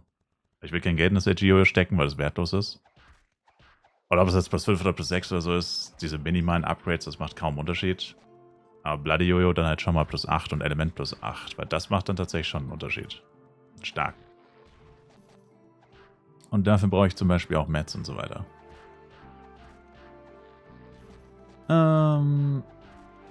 Arbeite ich noch bei dieser Versicherung? No, schon lange nicht mehr.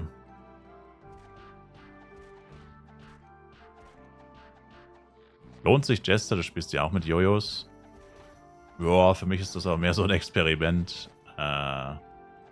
Ob es sich lohnt? Ja, also cool ist auf jeden Fall, dass er so günstig ist. Wenn man aber drüber nachdenkt, warum das so ist, dann ist es nicht mehr ganz so cool. Hat halt auch schon seinen Grund, warum das so ist.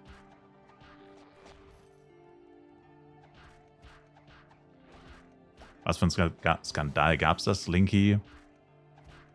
Naja, einfach klassische Korruption halt. Vitamin B. Du hast einen Homie, der ist Moderator. Und so. Klassische Korruption halt. Also angeblich. Ich behaupte hier gar nichts. Das ist das, was Gerüchte sagen. Aber als das Spiel released wurde, ich habe mal ein Video gemacht über einen Moderator, bei der mir auch heftig ans Bein gepisst hat die ganze Zeit. Der hat mich richtig gehatet. Und dann habe ich mal ein Video über ihn gemacht. Und da musste man die Kommentare durchlesen. Was da in den Kommentaren steht, ist geistesgestört. Also wenn nur die Hälfte davon stimmt, dann gute Nacht. Da haben die Leute dann alle ausgepackt, was sie so mit Moderatoren erlebt haben. Und dann kam halt raus, dass die Hälfte von denen übelst die ranzigen Typen sind. Kam halt dann... Also ich meine, reden wir von Fly Universe? Yeah. Fly Universe 2022 basically. Link, Sir? Weiß ich jetzt gar nicht. Keine Ahnung, wie das heißt, ehrlich gesagt. Das kann ich dir jetzt tatsächlich nicht sagen. Hobby jetzt gerade nicht.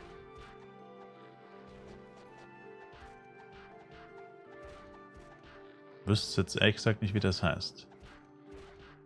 Vielleicht kann es ja jemand suchen und finden. Also es muss auf jeden Fall 2022 müsste das gewesen sein. Das ist aber schon gut eine Weile her, ne?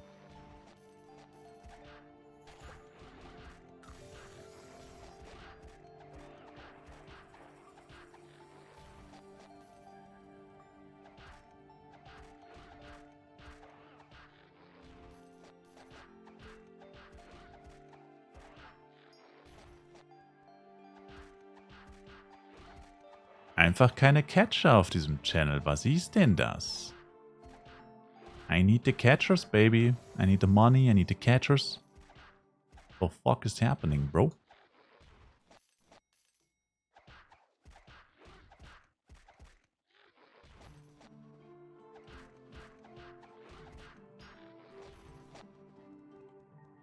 Was kriege ich aus den Catchers?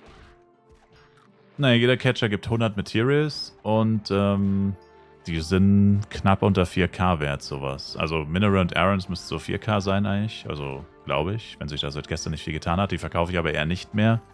Erstmal, weil ich habe nicht so viel und wie gesagt, falls ich mal einen Bloody Jojo kriege, muss ich das ja auch upgraden, also ein bisschen was brauche ich selber dann. Und Guru und Krasik, das weiß ich nicht, aber das müsste so leider unter 3,5 mittlerweile wahrscheinlich sein. Aber es ist trotzdem, wie gesagt, jeder Catcher sind Minimum 300.000 Penny eigentlich aktuell noch. Kann man sagen. Und ich saug die halt quasi nebenbei ein. Also ich laufe hier einfach rum, während ich Monster töte. Also ich laufe weniger, als dass ich... Also ich level mich langsam nach vorne. Und nehme halt alle mit, die ich sehe. Auch die schlechteren. Sind das 3 oder 4% Karten im Inventar? Die Karten unten sind 4%. Du saugst nebenbei ein? Na, hör mal. Boah. Was soll ich sagen?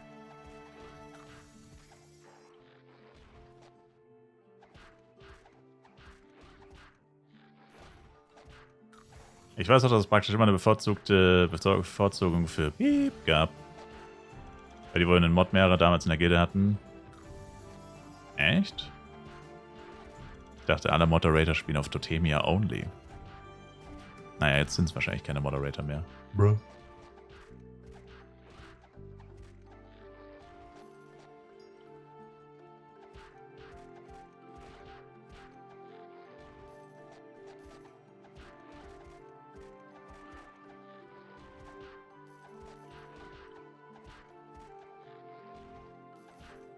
In der Videos von der Suche, was Mod oder Game betrifft, gibt es keine Ergebnisse. Naja, weil es so nicht im Titel stand wahrscheinlich. Das hatte was mit Botten zu tun. Ich meine, das Video an sich war schon ziemlich dämlich. Rückblickend betrachtet, muss ich zugeben. Aber die Thematik an sich war schon gut. Ich meine, in dem Fall war es tatsächlich wahrscheinlich wirklich ein Bot-User. Ja. Das Bot-Problem-Video? Weiß ich nicht.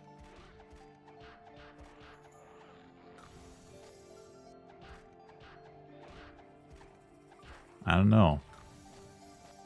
Ich habe keine Ahnung, wie es heißt. Ich weiß es nicht.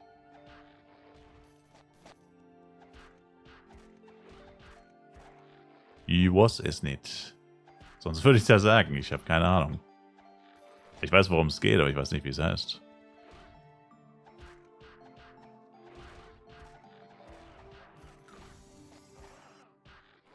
Ist, wie gesagt, schon 3 Jahre her.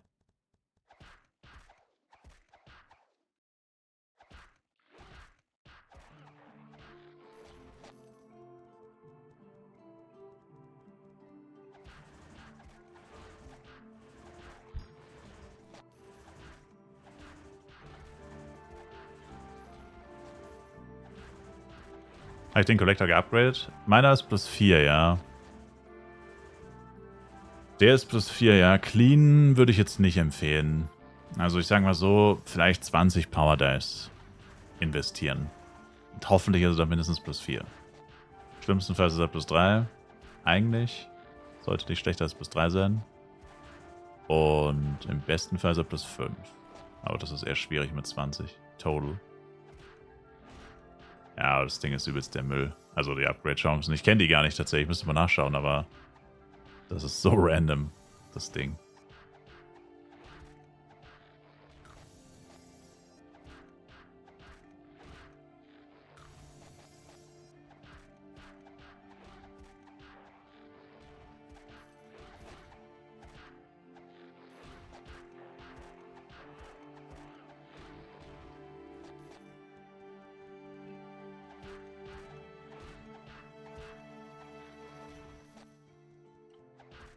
Danke, Dorenchen. Dir auch einen guten Morgen.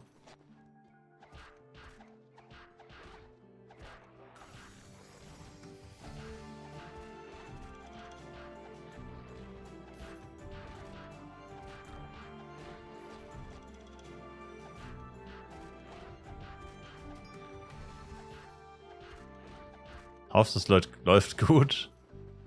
Ja, passt schon. Ich muss gerade einfach nur tausende Monster töten. Das ist nicht die spannendste Tätigkeit, aber was muss man halt machen beim Grinden?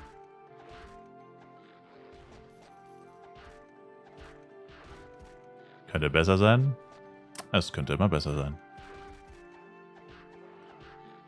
Ich hätte zum Beispiel bei Clockwork schon mal +2 oder +3 droppen können. Ist noch nicht passiert. Oder wir hätten gestern bei Red Meteo eine Bloody-Waffe droppen können. Oder Bloody Cloud.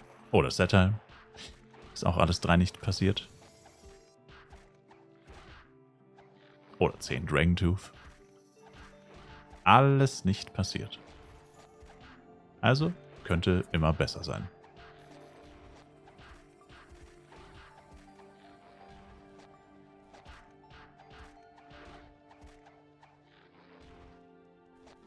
Oder vielleicht könntest du Manuel Neuer werden.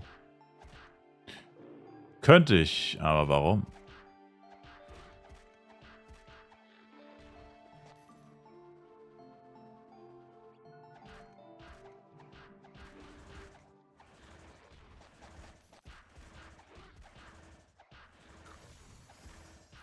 Bin ich bis jetzt zufrieden? Eigentlich nicht. Also ich finde, es läuft immer noch relativ schlecht tatsächlich. Also mein Overall-Glück, vor allem bei den großen Dingen, sag ich mal. Ich meine, so Kleinigkeiten, klar hatte ich da schon Glück auch. Gestern zum Beispiel habe ich 2 gute Set-Teile gedroppt. Das war ein guter Start. Danach ging es aber steil bergab, beziehungsweise kam halt einfach danach gar nichts mehr. Für literally 13 Stunden oder so. Das heißt, es war ein sehr guter Start und danach absolut nichts. Und, ja.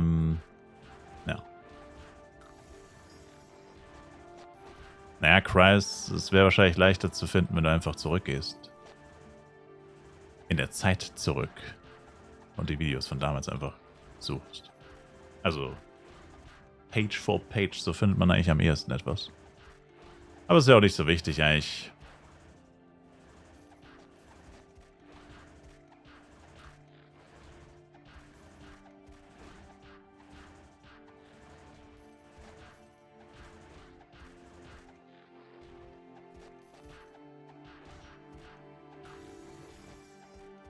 Was geht ab, Warzlowski? Habe ich ja schon gesagt. Guck einfach jedes Video nochmal. Die Idee finde ich gut. Mich würde es trotzdem interessieren. Tja.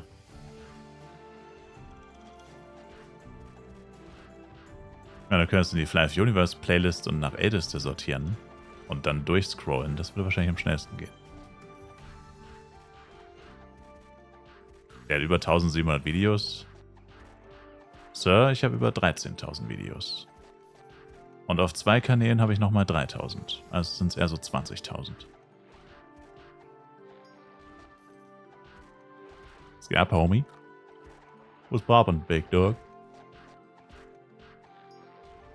Sind wahrscheinlich eher so um die 20k. Big Doggy Dog.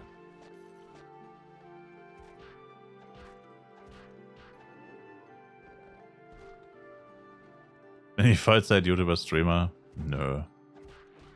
Leider nicht. Oder was heißt leider nicht, aber leider... Also, Ach, egal. Will ich gar nicht zwingend sein. Aber ich meinte jetzt eher so, ich verdiene auf jeden Fall nicht so viel, als wäre ich's. Das wollte ich eigentlich damit sagen. Aber welchem Level sollte man mit dem Jester 1v1 gehen? Denke mal 75, wenn du His-Jojo hast. Spätestens. Man kann auch davor 1v1 gehen, aber bei mir hat es nicht so gut funktioniert. Also ich habe immer Multistab versus Auto-Attacks alle 5 Level so ungefähr verglichen. Und ich hatte aber keinen G-Jojo, muss ich dazu sagen. Und da lief es tatsächlich besser mit Multistab. Aber ich weiß nicht, wie es mit einem G-Jojo gewesen wäre. Und vielleicht etwas minimal besserem Equipment.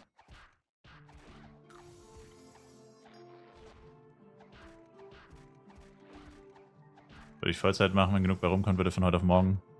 Eher nicht, ne. Ich würde allein schon deswegen arbeiten, damit Krankenversicherung und der ganze Scheiß gratis ist. Also was heißt gratis, aber dann läuft es halt alles über den Arbeitgeber und so. Musst du dich nicht überall privat oder freiwillig versichern. Du Pfennigfuchs da, ey. Let's go, baby. Was eigentlich sogar Sinn macht, weil wenn du sehr wenig arbeitest, dann zahlst du auch relativ wenig, also ich finde, das macht total Sinn. Ich verstehe nicht, warum das nicht jeder macht, der reich ist, aber von den Streamern und so, ich würde immer mindestens so 8 Stunden die Woche arbeiten und darüber sozialversichert bleiben. Aber ja, naja, das bin halt ich, ne? Das bin halt ich.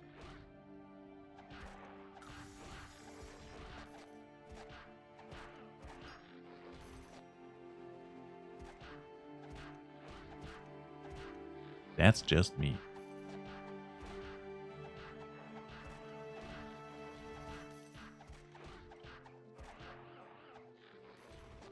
Privat ist doch besser. Ja, naja, kostet halt aber Geld. Das kostet aber ganz schöner Geld. Ab einem bestimmten Einkommen ist es dir egal. Das ist richtig, ja. Aber du siehst, wenn du dieses Einkommen nicht hast, dann denkst du nicht so. Das ist halt der Unterschied. So denkst du halt erst, wenn du das hast, ne? Das kann ich nicht beurteilen, weil ich hab's nicht.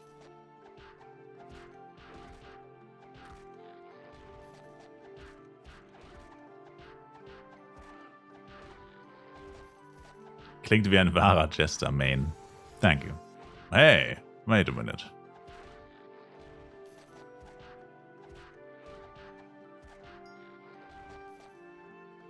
Plus wie viel ist mein Set momentan? Plus 6, immer noch. Ich habe eigentlich nie wieder was groß an meinem Equipment verändert, seit ich 105 bin. Da hat sich nichts mehr getan. Ich denke, das sieht man auch am Damage, leider. Vergesst nicht eure Chia Nation. Ach, mein Pet habe ich vergessen, scheiße. Nächste Woche auch Urlaub? Bis 21. Mai.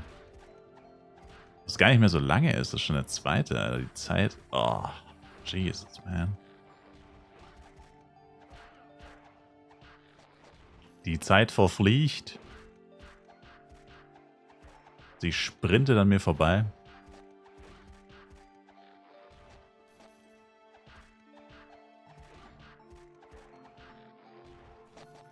Dieser scheiß Baum, warum hat denn das so eine riesen Hitbox, dieser Dreck, Mann? Ey, kein Mensch fällt diese Bäume, was ist denn das? Die sind einfach nur nervig. Viel zu große Hitbox schon wieder.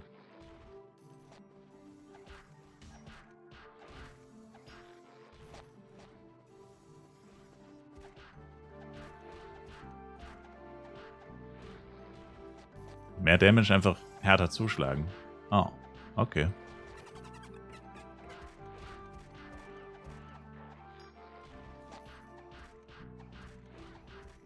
Was mache ich hauptberuflich? Arbeitsschutz. Habe ich meinen gesamten Jahresurlaub auf einmal geballert? Nope. 17 von 36 Tagen habe ich gemacht. Also nicht ganz die Hälfte. Are you fucking kidding me? Der Typ ist mir auf den Channel gefolgt. Are you fucking kidding me? Das ist der Typ, vor dem ich geflohen bin. Also ich meine, ich hätte sowieso Channel gewechselt, weil ich auf der Jagd nach Catchern bin.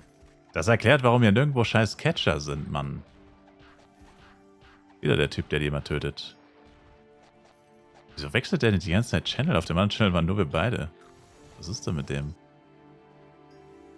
Wahrscheinlich wurde er auch verjagt. Wahrscheinlich kam da ein AOE-RM.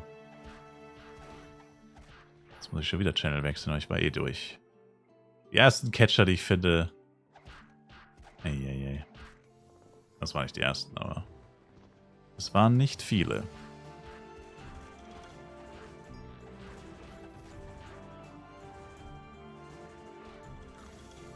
Bin ich verbeamtet? Nein. Was hat Arbeitsschutz mit Verbeamten zu tun? Arbeitsschutz gibt es in jedem Unternehmen, Sir. Wenn nicht, dann solltest du deinen Arbeitgeber vielleicht mal anzeigen. Die dumme Sau. Arbeitsschutz muss jeder machen, Bro. Da gibt's Gesetze, Bro. Wenn du es nicht machst, kommst du in den Knast. So. Schön anzeigen, die Sau.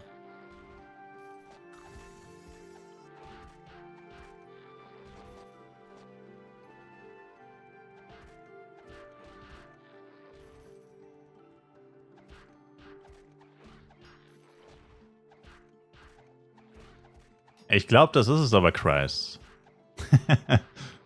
So sieht es aus, wenn ihr ohne Grund gesperrt werdet. Ich glaube, actually, das könnte es sein, Bro. Ich glaube, das ist es. Wo du das anzeigst, wenn dein Arbeitgeber jetzt keinen Arbeitsschutz macht, Unfallkasse wahrscheinlich würde ich gehen. Gewerbeaufsicht oder Unfallkasse.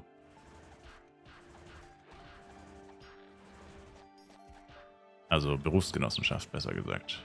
Berufsgenossenschaft, Unfallkasse oder Gewerbeamt. Irgendwie so. Weiß nicht, ich arbeite ja nicht bei den Leuten, die anzeigen. Ich bin ja der Typ, der dann angezeigt werden würde. So.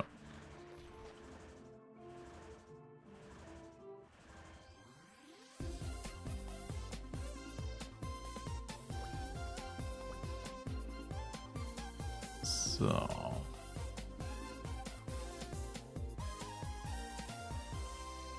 Arbeitgeber anzeigen, gute Idee, danke für den Tipp. Immer wieder gern. So. Das Schlimmste, was du sehen kannst, wenn du dich einloggst, Leute am Leveln. Das ist immer ganz schlecht. Wie andere Menschen. Läuft schon XP-Event, Kroate. Schon seit 6 Stunden und 47 Minuten auf dem Server hier. Wobei es läuft ja nur auf dem Server tatsächlich.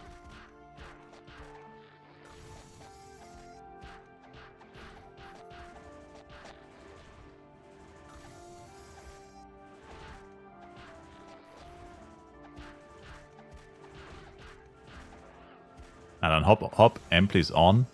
Ich habe nur eine einzige Ampli. Und die werde ich wahrscheinlich erst zünden, wenn ich bei August bin und ein paar Power-Ups reinknalle.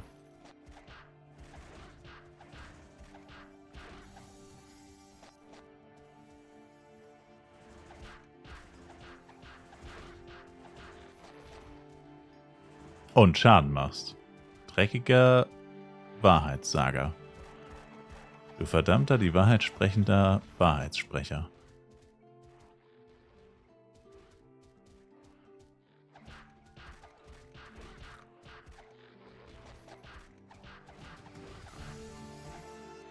Man braucht 10 mal Petfoot F zum Eckbrüten, oder? Genau, 2 Millionen Penya kostet das und die Berries. Wenn du die Berries selber farmst, dann ist Eckausbrüten immer 2 Mio. Also ich rechne für ein Eck immer 2 Mio, weil ich die Berries halt selber beschaffe.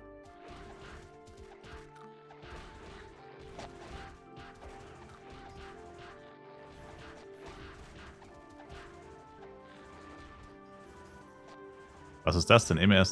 Eben das Eastern Set aufgemacht, dann sieht mein Chai aus wie ein Hey. Sir. Kannst du die Maske deaktivieren? Gab es davon 2 verschiedene? Nee, aber ist das Easter Set überhaupt noch im Cash-Up? Jetzt müsste es nicht schon raus sein.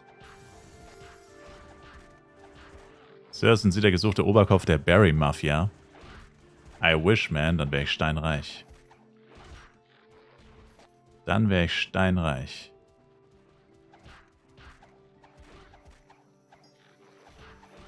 So wie ich gehört habe, gehen die Berries für eine ganze Menge Kohle über den Tisch.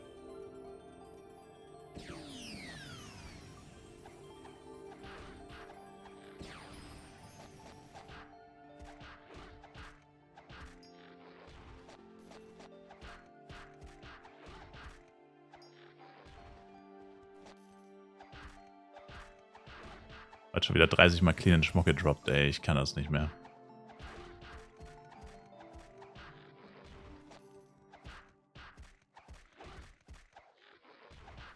Lohnt sich der Mai Pass? Der lohnt sich extrem. Du kriegst eine 7% Karte am Level 30, auf Level 30. Lohnt sich geistesgestört.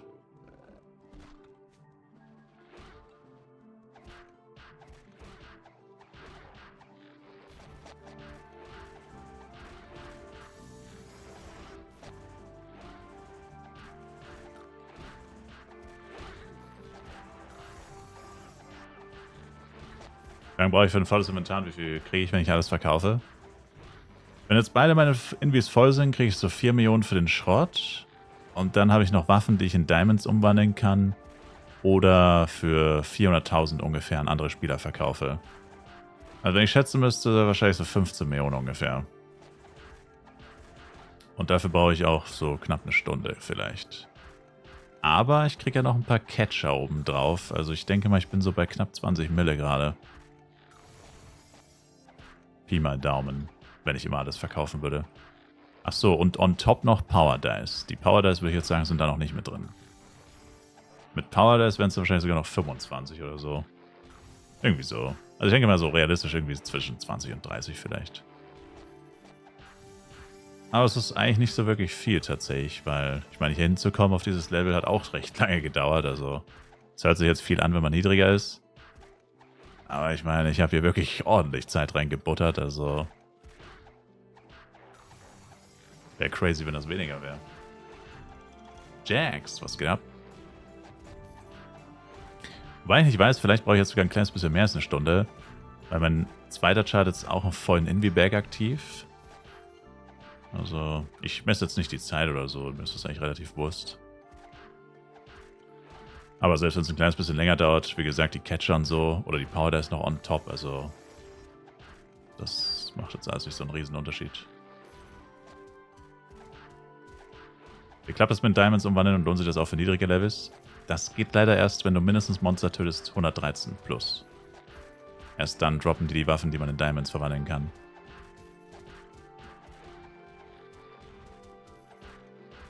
Geht also nicht im niedrigeren Levelbereich.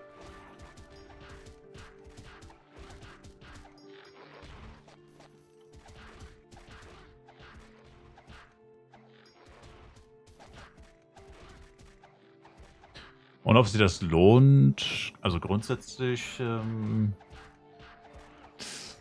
ja, geht so. Ich meine, du kriegst die Waffen einzeln eh nicht alle verkauft. Du droppst so viele Waffen, die kannst du gar nicht verkaufen. Selbst wenn du sie ultra günstig machst, bräuchtest du halt immer 3, 4 Shops oder so. Also das ist utopisch, wie viele man da droppt. Umwandeln ist die einzig logische Lösung, um die alle zu verarbeiten.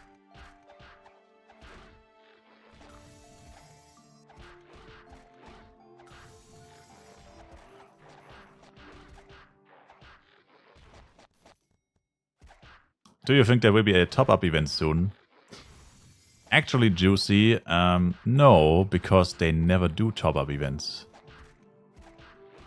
Like, never. They did it when the game released, and since then, never again. So, it is highly unlikely that they will do one.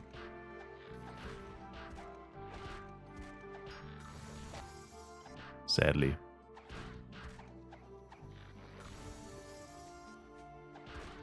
You almost never get bonus money or whatever for your purchase. F coins. Bonus F coins. And I think, the perfect timing would have been the server start, probably. I mean, people always pay a lot of money for the server starts.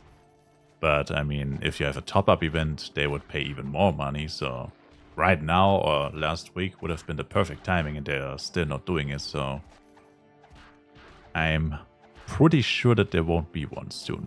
Or ever again. Soll ich als Free-to-Play, wenn ich mit den 60er Job-Changes zum Blade mache, mit Autotext spielen oder erstmal mit Skills? Ein Blade spielt immer mit Autotext. Das mit den Skills ist eigentlich nur bis Level 60. Skill-Leveln, Free-to-Play bis Level 60, das ist super, weil dann spart man sich den ganzen Ärger mit Hitrate und Attack-Speed und dem ganzen Schwachsinn. Und die Skills sind actually auch ziemlich gut. Also es ist auch nicht so, dass das wirklich dumm ist oder so. Dass die meisten, also wenn du die richtigen Skills benutzt, die man ja auch empfiehlt, sag ich mal, ist das schon gut. Aber Blade im Speziellen definitiv Auto-Attacks.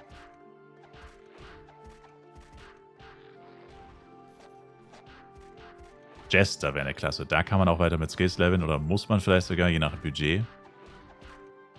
Aber Blade ist keine Klasse, die mit Auto-Attack spielt. Mit Skills. Außer du bist halt AOE Blade, aber es geht auch erst mit 65.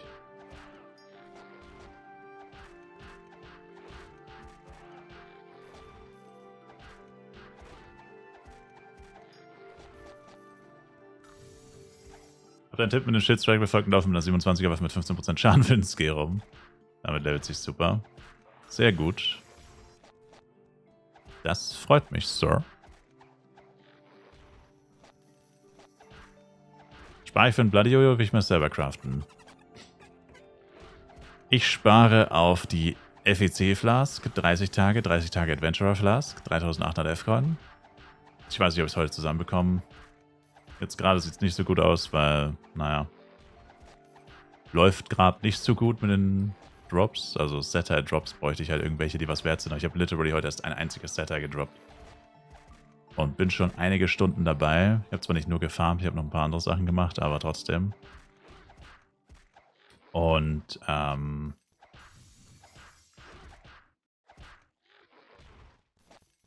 ja. Nur NPC-Zeug und so ist schon crazy. Hast du die Kommentare von dem Video gelesen, Chris? Ja, gib mal den Link. Wollten ja noch andere Leute die Kommentare lesen. Also das Video ist nicht so gut. Wie gesagt, das ist nicht gut gealtert. Das ist so ein typisches Video, was man später dann irgendwie so ein bisschen bereut, dass man es überhaupt hochgeladen hat. Aber mei. Aber als man dann die Kommentare gesehen hat, oder als ich dann die Kommentare gesehen habe, dachte ich mir so, oh, okay. Allein schon wegen den Kommentaren hat es sich gelohnt. Kann man Links so posten? Nee, aber ich sehe sie ja und ich kann sie dann reposten. Oder kannst du mir auch auf Discord schicken. Aber wenn du jetzt einmal einen Link reinpostest, kriegst du nur einen 1-sekündigen Timeout. Das ist nicht so schlimm. Wird halt instant gelöscht. Sir.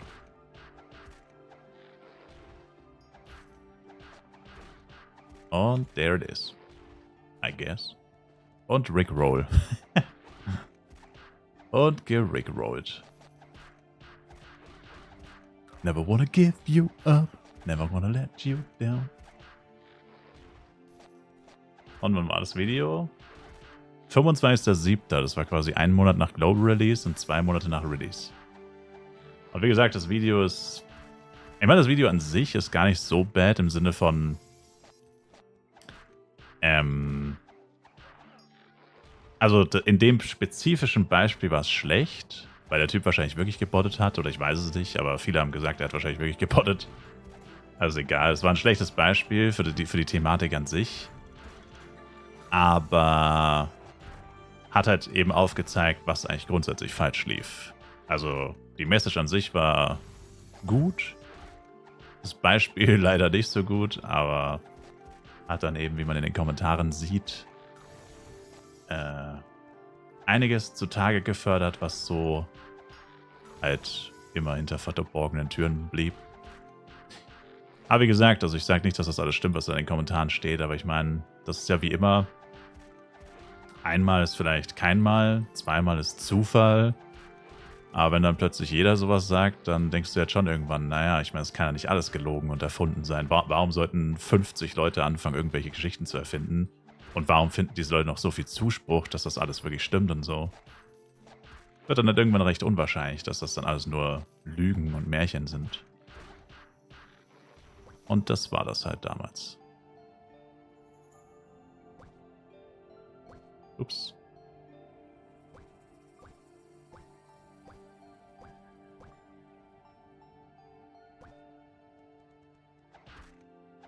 Kann ich den Ari plus 3 bekommen, der im Genlager liegt? Sir, what is your name?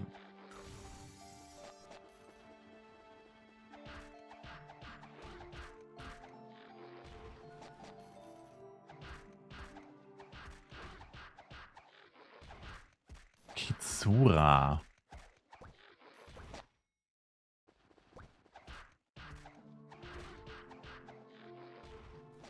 Oh, du bist gar nicht online, ne? What the fuck?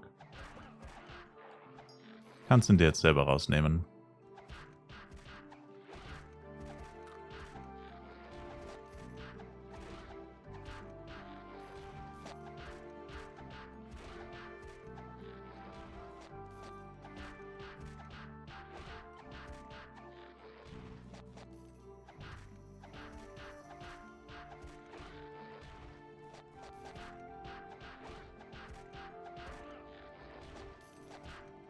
Auch hier sieht schlecht aus mit Catchern.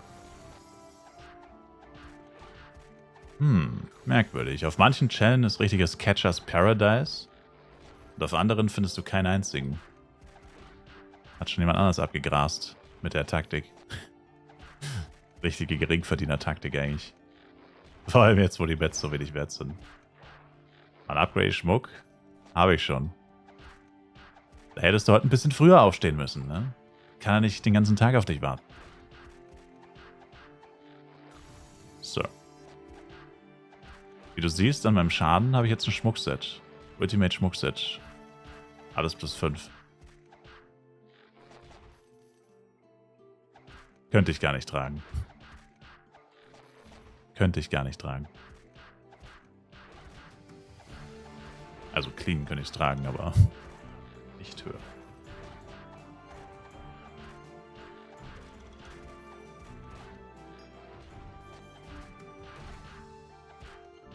Was wäre ein Haganes plus 10 mit 28 ATK-Wert? Auf Borodeng? Oder was?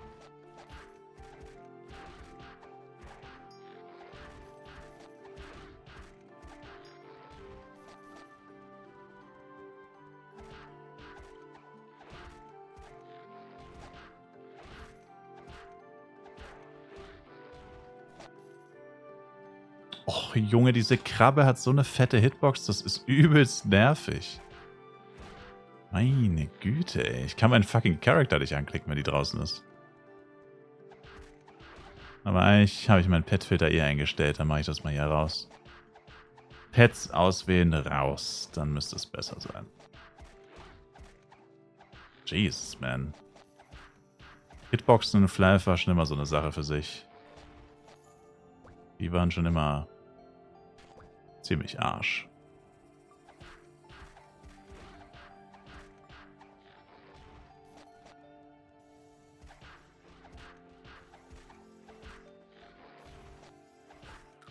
Auf Bodenkreis. Irgendwas zwischen 1 und 2 Milliarden. Ich weiß nicht, sehr hilfreich. Aber wahrscheinlich eher so 1,2 bis 1,5 würde ich sagen. Also eigentlich unter 2 Milliarden.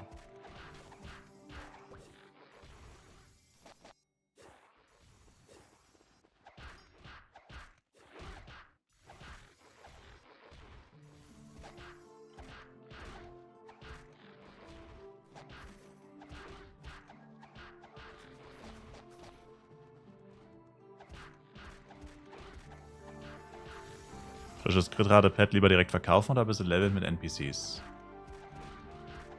Keine Ahnung, was die clean wert sind. Ich habe vorhin Krabben F gesehen für 19 Mille.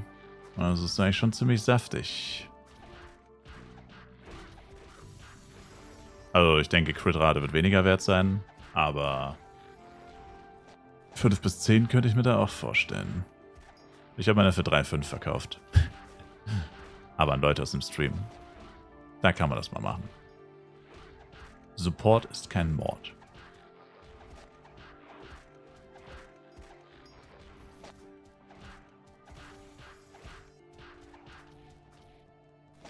Denkst du, es ist besser A-Pros behalten und irgendwann Schmuck upgraden oder A-Pros verkaufen und Bloody X kaufen? Du fragst Sachen.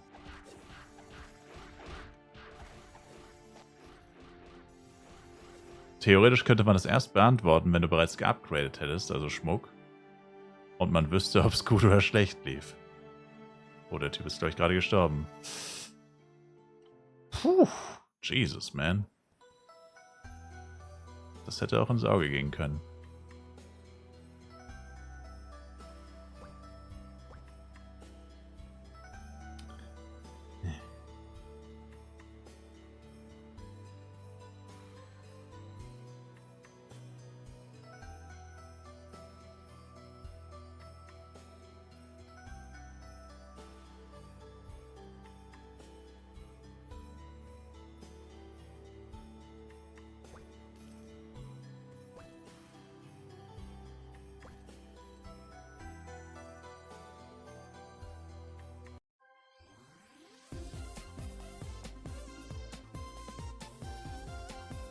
Wir haben noch keine einzige Waffe plus 5 oder besser gedroppt.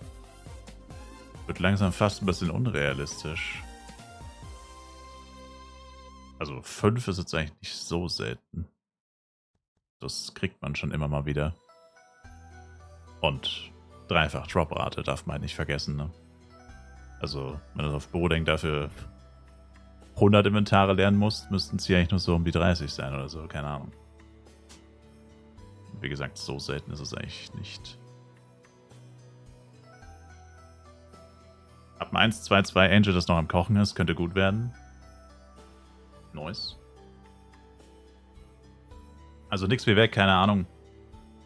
Du weißt ja, wie meine Einstellung zum Gambin ist. Ich bin eigentlich gegen Gambin. Ich mache es jetzt selber, weil ich desperate bin und einfach die Kohle nicht habe.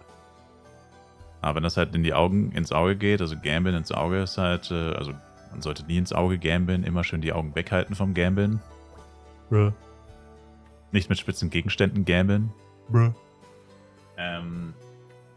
Ja. Also grundsätzlich würde ich die eigentlich schon kaufen empfehlen. Ich meine, Bloody Axe ist halt bitter, weil sie so teuer ist, ne?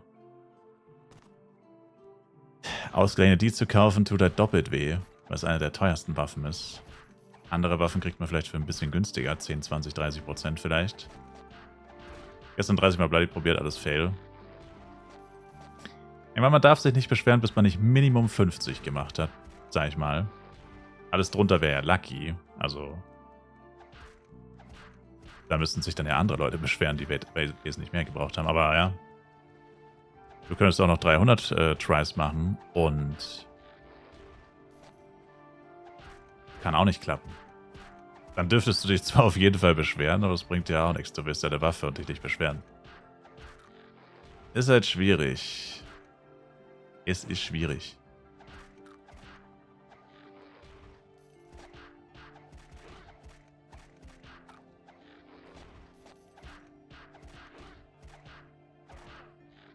Ui.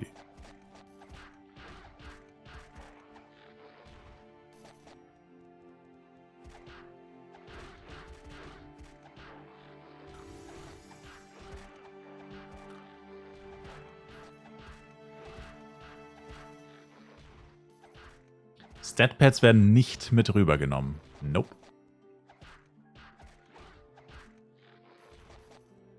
Lohnt sich Element Upcut und normaler zusammen? Nein, oder? Doch. Doch.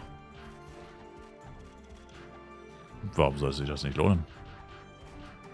Das sind einfach 2 Power-Ups, die man miteinander kombinieren kann.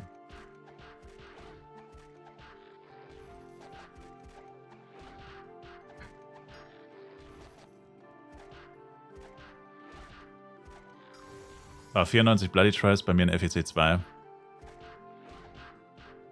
Ich glaube, ich rede lieber nicht über meine Bloody Fails in FEC 2.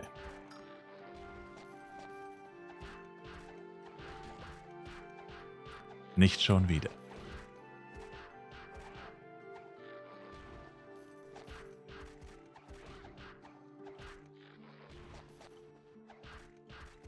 Als HNR lieber Int-Pad oder ATK-Pad? Also wenn man den Grace benutzt, dann ATK. Wenn man den Grace nicht benutzt, dann eigentlich Int. So. Soll es sein. Also Damage-technisch, vorausgesetzt du hast 200 Cast. Ich meine, natürlich den Grace auch für die Cast-Time benutzen, aber ja. Also so wäre es im Endgame, by the way. Vorausgesetzt du hast 200 Cast. Aber den Grace benutzt du eh nicht. Den Grace benutzt man nur mit Invibag. Pet-Feedback meine ich natürlich. Grace ohne Pet-Feedback ist lebensmüde. Das ist life-tired. Das kostet so Schweine viel Geld, das kann sich kein Mensch leisten. Da schrecken sogar Wale vor zurück. Da schreckt sogar eine ganze Herde Blauwale zurück. Ja, Herde. Richtig. Blauwale leben in Herden. Bruh.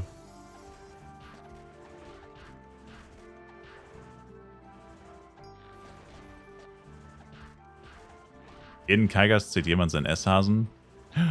No. Ach man, block doch einmal, Alter. Was kannst du eigentlich, Mann? Zum ersten Mal seit Ewigkeiten, dass dann Argo spawnt und dann blockt er natürlich nicht. Zweimal nicht. Trash.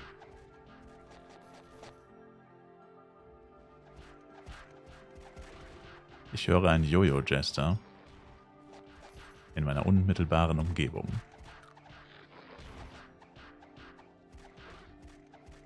Ein Fellow Masochisten.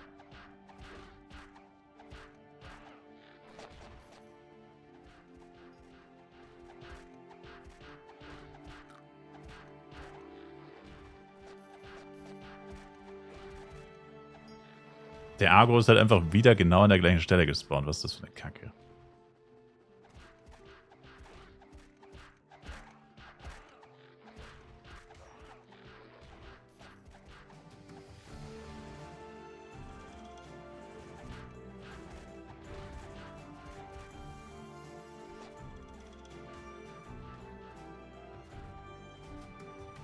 Es gibt mehr Scammer als Legit Shops.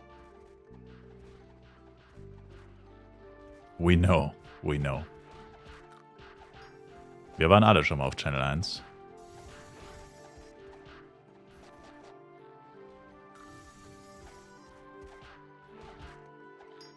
Wann würdest du als 1v1 Wüste gehen? Captain Clav hat es geführt, World War 3. Yeah.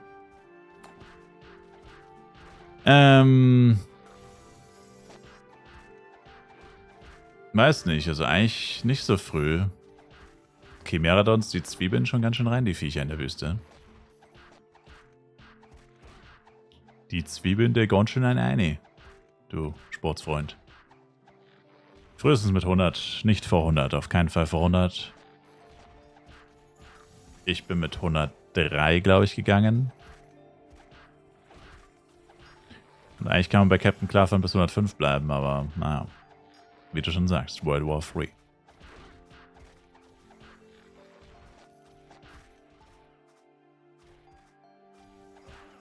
Gut aus bei den Pets eigentlich. Zweimal HP, zweimal End, einmal ATK, einmal Critter Mission, zweimal Crit-Rate.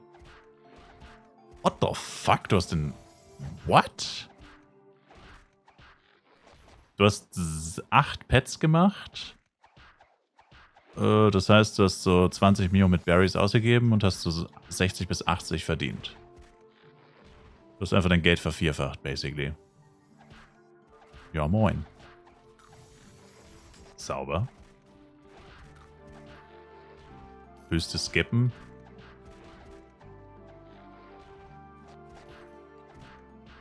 Also die komplette Wüste skippen wird schwierig, so. GZ an dich.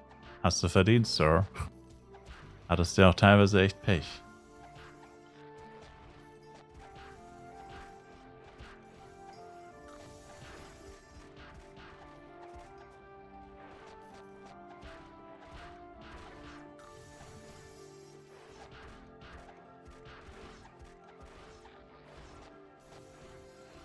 Wieso leveln so viele Leute auf Channel 1? Ich verstehe es nicht.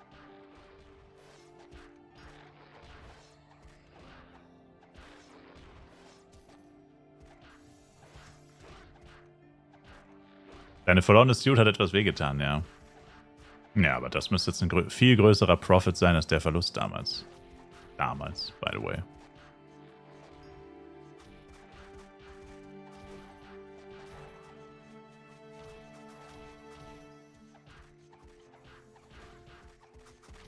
Okay, vielleicht ist Channel 1 nicht so geil zum Catcher-Farmen. Wobei ihr hat viel mehr Catcher, so ich check's nicht. Hier sind viel mehr Leute und viel mehr Catcher. Doesn't even make sense, man.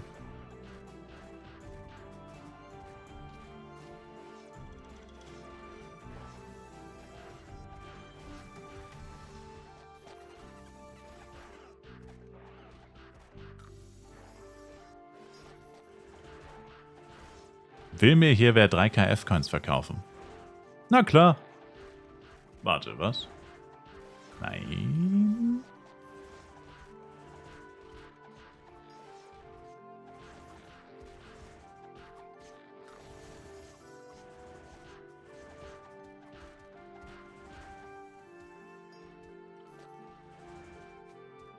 So viel zum Thema, Level doch auf Channel 1, da ist doch bestimmt viel weniger los, weil jeder denkt, dass jeder auf Channel 1, niemand auf Channel 1, bla bla bla bla bla.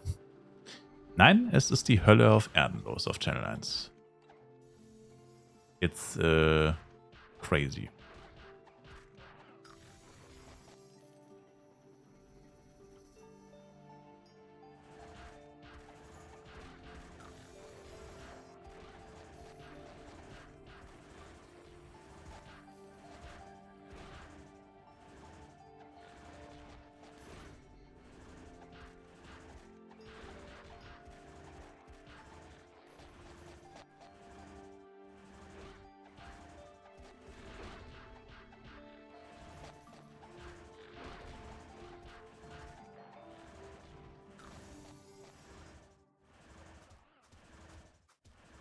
Der ist doch schon längst eingesaugt. Was laberst denn du, Mensch? Meine Güte. Chill doch mal, Flife Universe. Chill doch mal. Hier ist Catcher's Paradise. Das ergibt so heftig keinen Sinn, ey. Catcher's Paradise? Oder auf den Channel, wo kein Arsch levelt? Oder wenige? Das ist nichts. Crazy.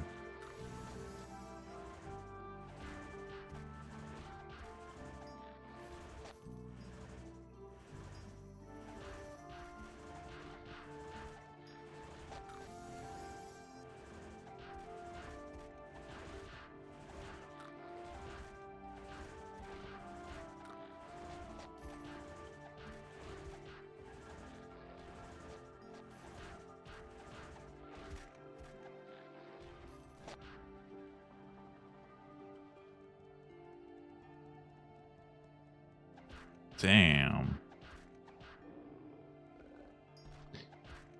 Hier sieht es bei den Yetis bestimmt auch crazy aus, was Catcher angeht. Aber ich habe ja gesagt, die normalen Yetis nicht mehr, weil ich bin zu hoch für die. Also höre ich mir nur die Catcher, die ich jetzt hier schon sehe. Maximal.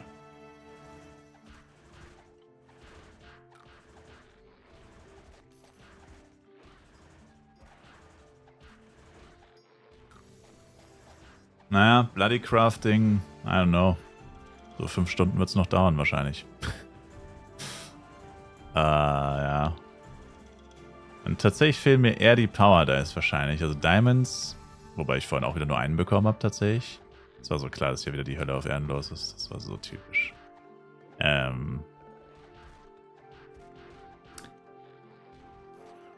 Also Diamond-technisch kann ich auch noch viel Pech haben, theoretisch. Also es könnte auch noch dauern.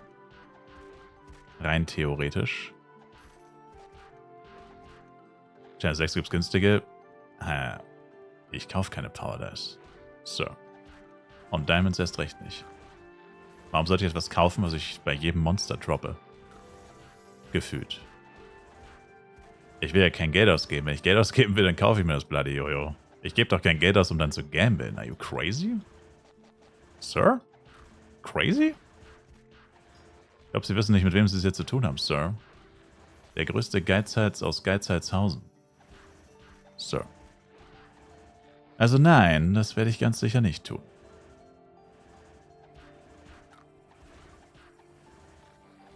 Dagobert Duck. Nee.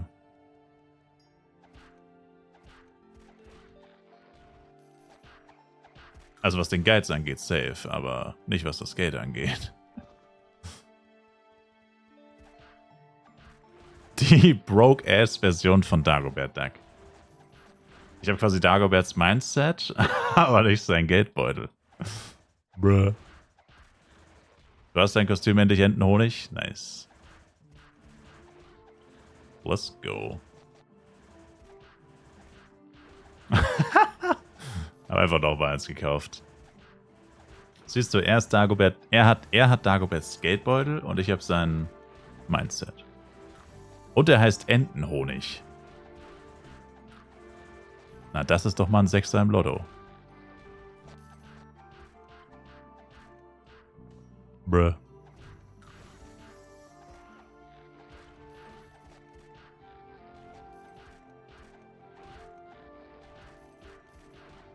Verdammt.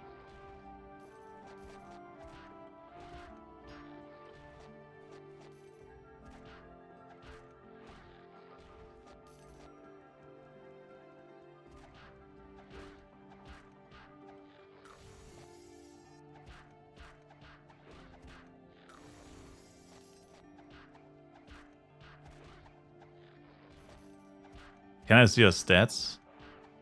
Sure. It's in German, though.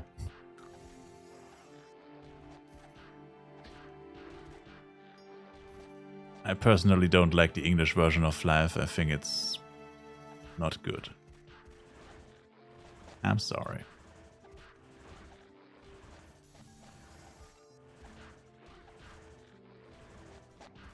Wie lange braucht man circa von 15 bis 60 mit XP-Buff und so? 15 bis 60? Alles zwischen 5 und 15 Stunden, würde ich sagen. Kommt darauf an, wie effizient du spielst, beziehungsweise wie viel Gas du gibst.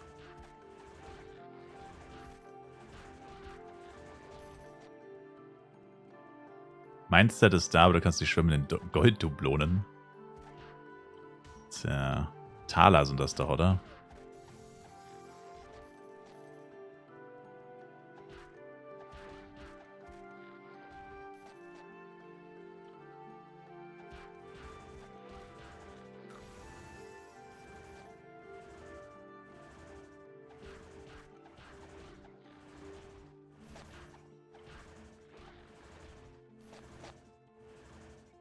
Was kann ich im Stream zeigen?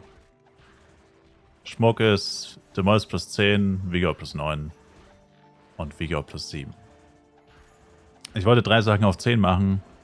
Dann ist mir leider aufgefallen, dass ich bald, also sollte ich ein Bloody Jojo bekommen, wechsle ich wieder auf Arex. Deswegen habe ich bei dem Vigor dann aufgehört.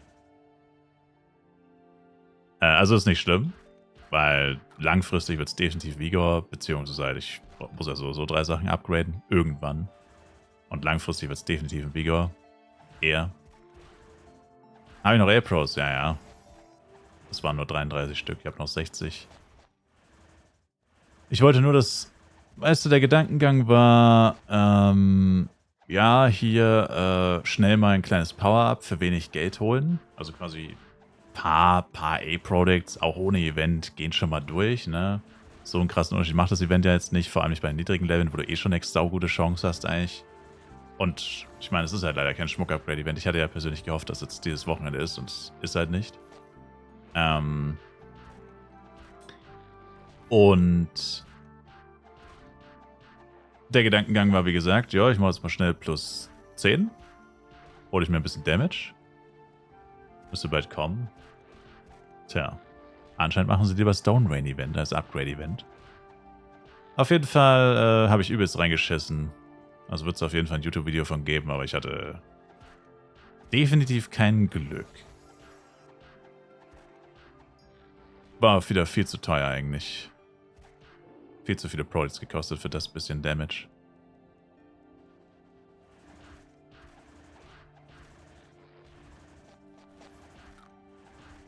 Spielt man auch von 1WP, Vigor oder Arek?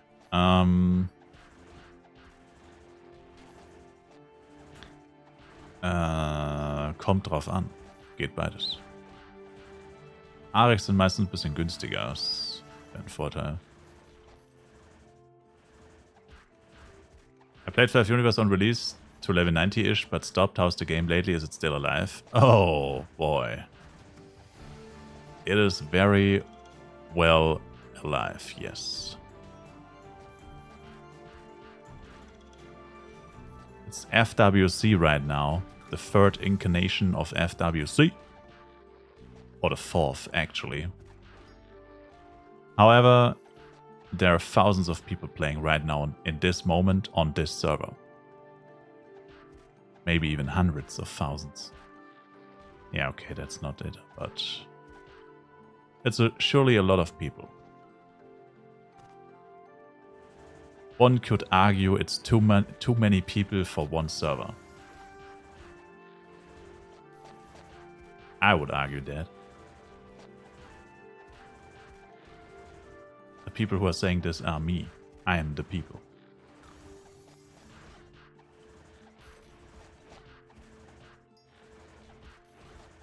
Das Spiel-Event ist ausschließlich FWC, yeah. Auf Boding hat es ja nicht geleckt jeden Tag, Sir. Wieso sollte Boding ein Ausgleich-Event bekommen, obwohl alles funktioniert hat?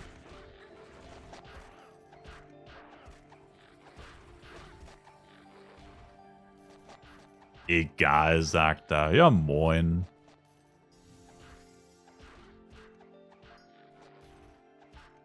Verteilen wir jetzt hier XP-Events links und rechts, wie es uns gefällt, oder was?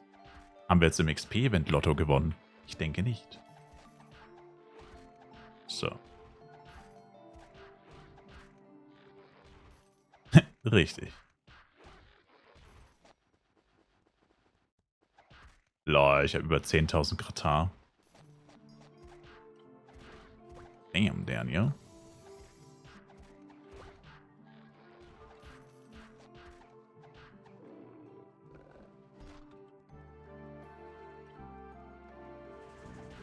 Psy Mansion. The only mansion with the Psy. Was poppin'. Maybe I should check it out again. I used to play 2 PCs at once. Bill Poster and RM to heal.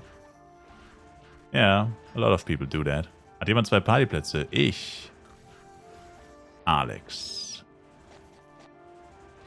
Also ist jemand aufgegangen. Schon vor einer Weile und hat nichts gesagt. Also ich vermute, er kommt nicht wieder.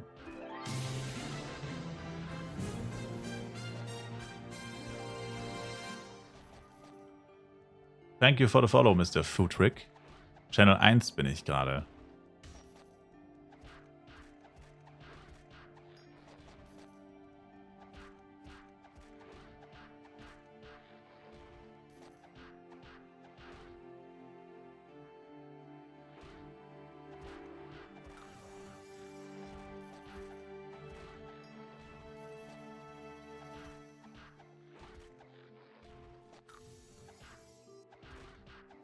I don't speak German, but I understand German. My wife is German. Oh, nice. Where are you from then?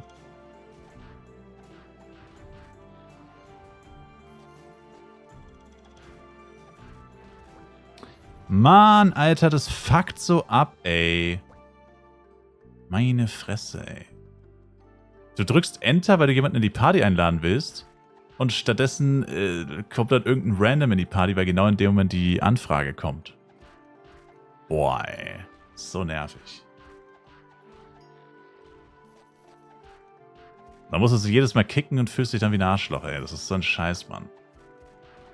Er denkt sich diesen Garbage aus.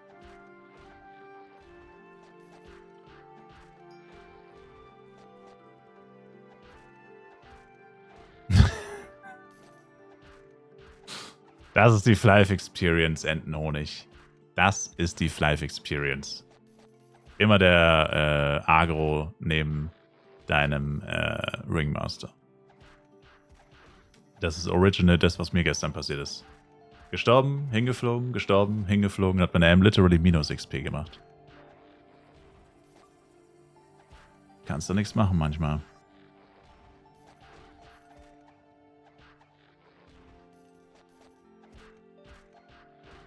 I'm from the Niederlande, but we live in Spain. Ooh.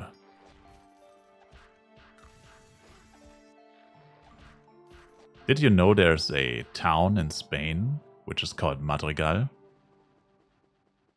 Or it's a, I don't know, community? I don't know how to say it, but whatever. I'm not exactly sure what it is. But there's a place called Madrigal there.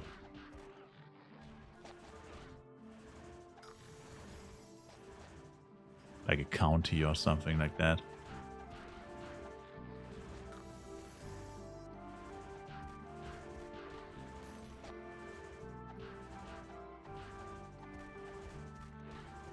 Loads of Germans in Spain?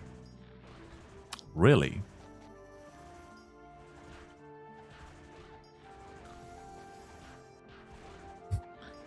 If you're talking about Mallorca, then yeah, sure. That's basically Little Germany by now.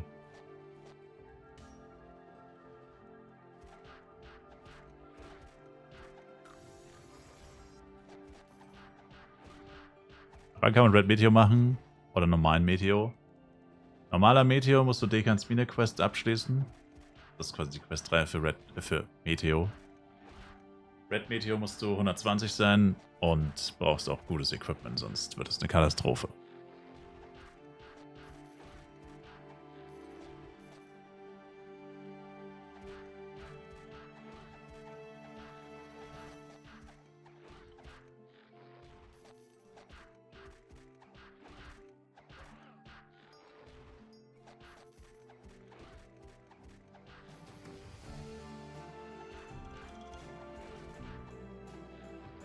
Der questet wahrscheinlich Entenhonig.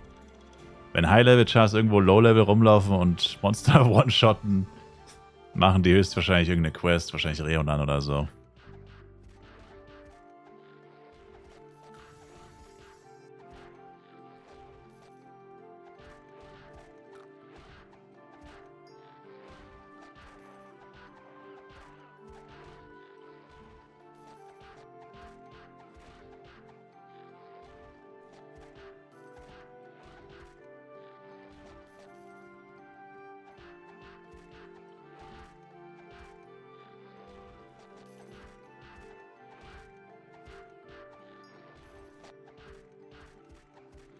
Welche Klasse sollte ich mir am besten aussuchen, dass ich nachher alles legen kann?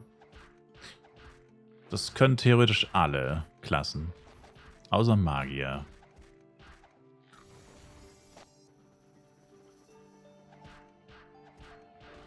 Weißt du, was noch eine Katastrophe ist? Merc leveln ohne Buffs, der trifft nicht mal einen scheiß Möbelwagen aus 3 Meter Entfernung. Deswegen levelt man ja auch mit Skills im Low-Level, vor allem Free-to-Play. Splash maxen oder Shield Strike, wenn du schon 25 bist. Genau deswegen levelt man mit Skills.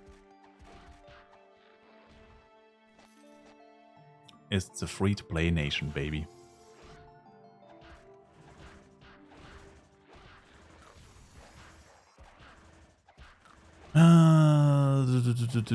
Thank you for the bits, Mr. Foodrick. Appreciate it. Ich habe gestern endlich mal wieder geschafft, FEC zu spielen. Main ist jetzt 51. Nice.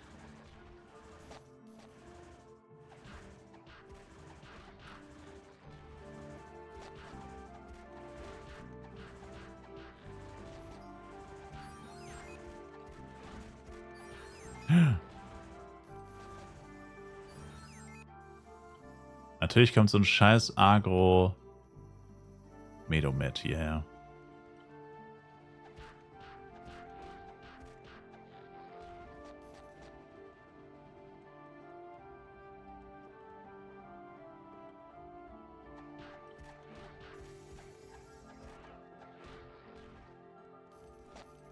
Sollte weg sein, oder? Nope, folgt mir immer noch. Das ist ein Witz, oder? Hallo? Wie viel Reichweite hat denn das bitte? Bro! Wir sind mitten bei Muted Jedis und der läuft mir einfach hinterher. Einfach 3 Kilometer entfernt von seinem Spawn, der kommt einfach. Richtig Stress.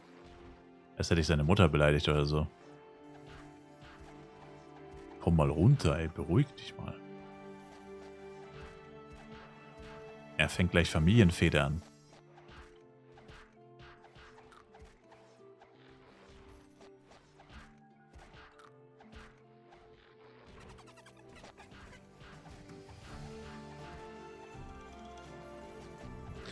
Weil heutzutage gehört ja Mutterbeleidigung zum guten Ton.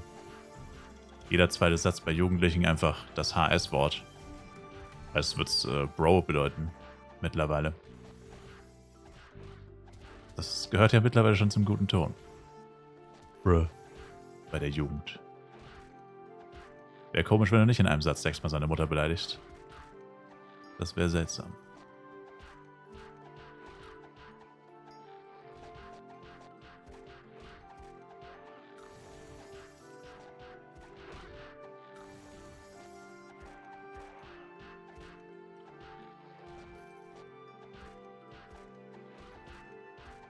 Tja, die Mutanten Jedis sterben jetzt dann auch gleich für mich.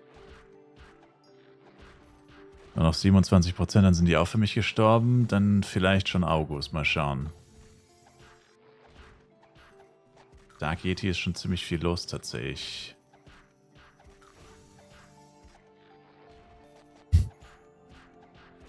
Tja, Christ, das habe ich tatsächlich noch nie gehört, wobei man natürlich nicht weiß, wer Geschwister sind. So in Public oder so. Das wäre Scary Movie.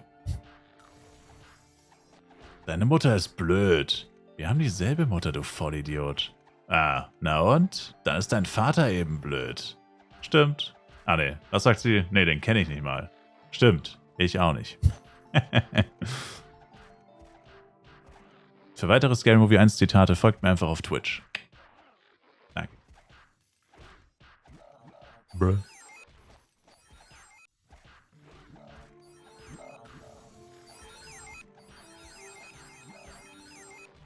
Ja, und Combat Z plus 5 musst du auch erstmal haben. Muss man da dazu sagen. Kriegt man jetzt nicht gerade geschenkt. Fällt nicht vom Himmel. Aber er ist noch gar nicht Level 30.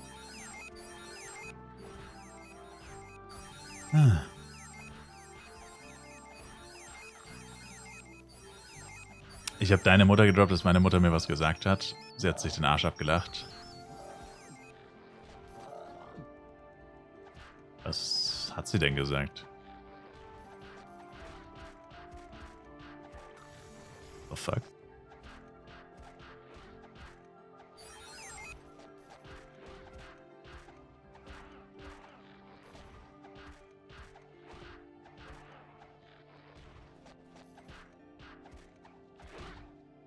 Vergesst nicht euer Cheer, Taste U, Cheer, Taste U Spielzeit, Taste V Battle Pass, Android Box, die FWC Level Reach immer wieder abchecken, Level Reach, na gut, okay, das braucht man nicht immer wieder abchecken, das ist nur deprimierend. Und ja. Immer mal wieder durch das U-Menü durchklicken, einmal am Tag. Am besten, nachdem er schon eine Stunde gespielt hat. Sonst gibt es noch nichts zu holen. Ich erinnere mich nicht mehr genau, es war was harmloses Dough. Besser ist es.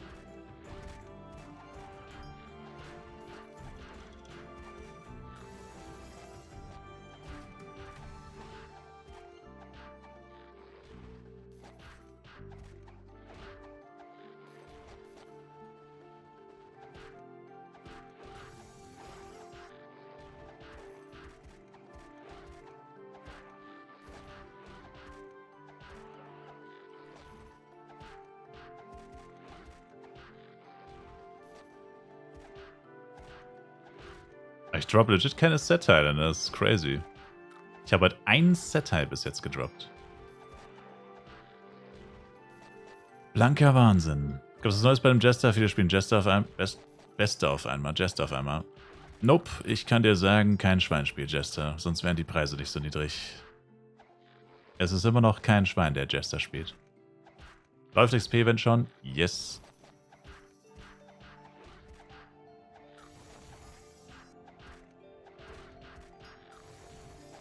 Apropos, können wir wieder durchchecken hier.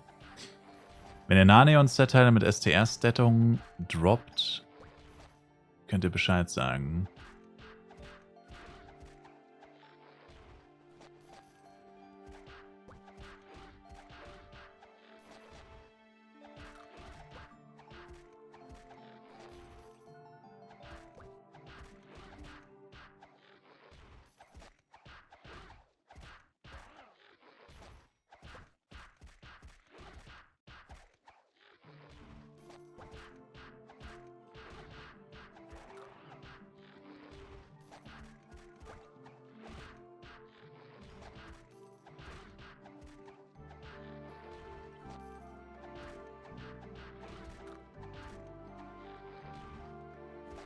Du hast nicht mal Cheer Nation gesagt, du hast dich verändert, alle sagen das.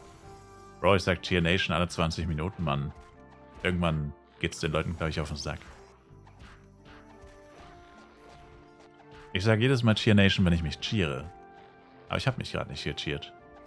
Denn meine Cheer Nation habe ich erst in 51 Sekunden wieder. Ohne Witz, ich prostituiere mich gleich für Buffs. Okay.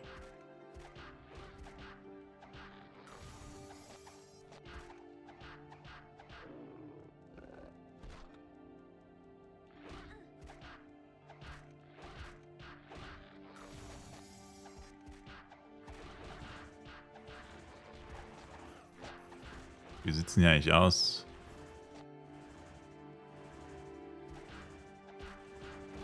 $7.700 Guru, 7.200 Krasek. Ist gar nicht mal so viel eigentlich.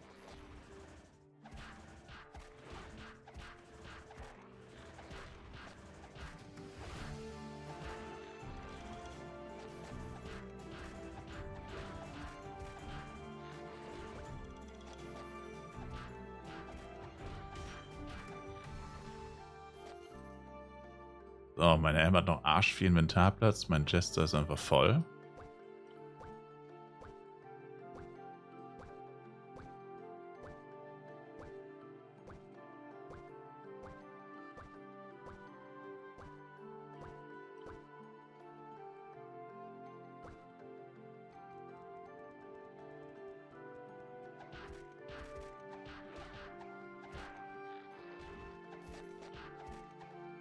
Jemand zu viel A-Pros, ich zahle 5,5. Ich fürchte, ja. Das wird schwierig, Sir. Zu viele A-Pros? Ich denke, das gibt es nicht. Man kann nicht zu viele A-Pros haben.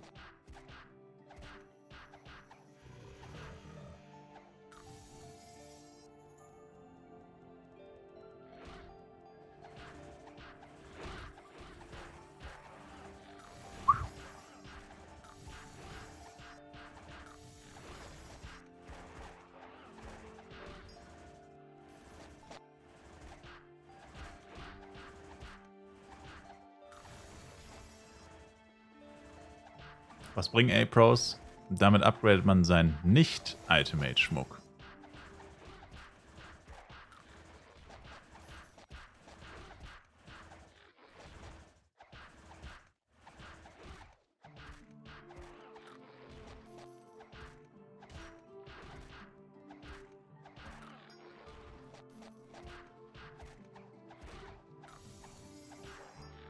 Wie sieht mein Schmuck aus? Demol ist plus 10, Vigor plus 9, Vigor plus 7.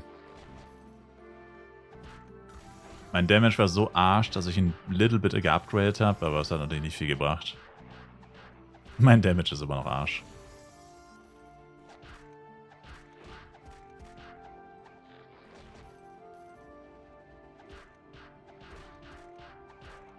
Sind die Dropout oder echt Geld und tauschbar? Was? Achso, A-Pros. Oh.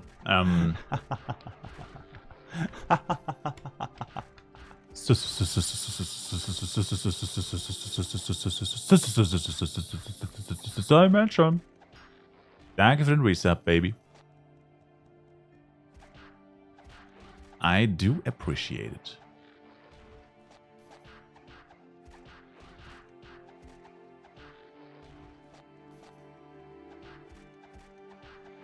Prime-Sub 1 Sekunde abgelaufen, direkt Werbung.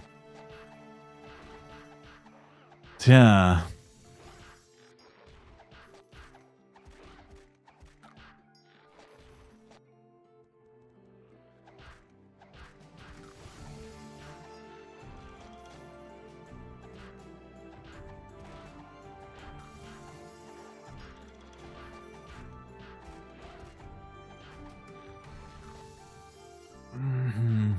Mit welcher Pet-Fit-Option kann man verhindern, dass die Event-Pieces aufgehoben werden? Etc. Einfach ausmachen. Etc. Wer keinen Bock auf die Pieces hat, was absolut verständlich ist, einfach etc. ausmachen. Und bei normalen Monstern fällt gar nichts unter etc. Also kann man auch nicht aus Versehen irgendwas übersehen dann. Soweit ich weiß, oder mir gesagt wurde, Protects sollen wohl etc. sein. Also Low-S-Pros und so, wenn man Violets huntet. Aber ich meine, das sieht man ja, dass die da liegen. Also ich meine, das checkt man ja, dass das Pet das nicht aufhebt. Das ist ja so ein riesiger Batzen an Protects, wenn du ein Violet tötest. Das sollte einem auffallen, wenn die immer noch da liegen. Und ansonsten, ja, Blessing of the Demon wahrscheinlich noch, schätze ich mal. Aber eigentlich fast nichts. Also Event-Items theoretisch, aber es gab schon lange keine Event-Item-Events mehr. Die meisten Events sind jetzt irgendwie anders. Mit irgendwelchen komischen Items und so, wie diese Spitzhacke. Also da hat man literally keinen Nachteil. Und das Lustige ist, Penya wird sogar auch weiter aufgehoben. Also nicht mal Penya fällt unter etc. Und wenn Penya nicht drunter fällt, dann fällt wirklich gar nichts drunter. Es gibt quasi kein etc. Nicht wirklich. Und ja, danke braucht wirklich keiner. Sehe ich ein. Ich bin selber Hater von dem Event, aber ich bin gerade so knapp bei Kasse, was Power Dice angeht. Ich brauche wirklich dringend Power Dicers. Nicers Dicers. Dass ich tatsächlich aufhebe. Ich sammle das Event jetzt tatsächlich. In der Hoffnung, mir ein paar extra Power Dice zu holen. So greedy bin ich gerade. Hey, JG. Bist du dich vor 5 Minuten schlafen gegangen? Sir, Sie sollten aber länger schlafen als 5 Minuten.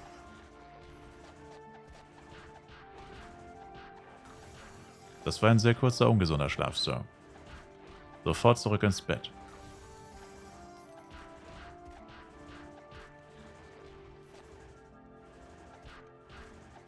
Kann nicht mehr pennen? JG? Ich glaube, du bist süchtig.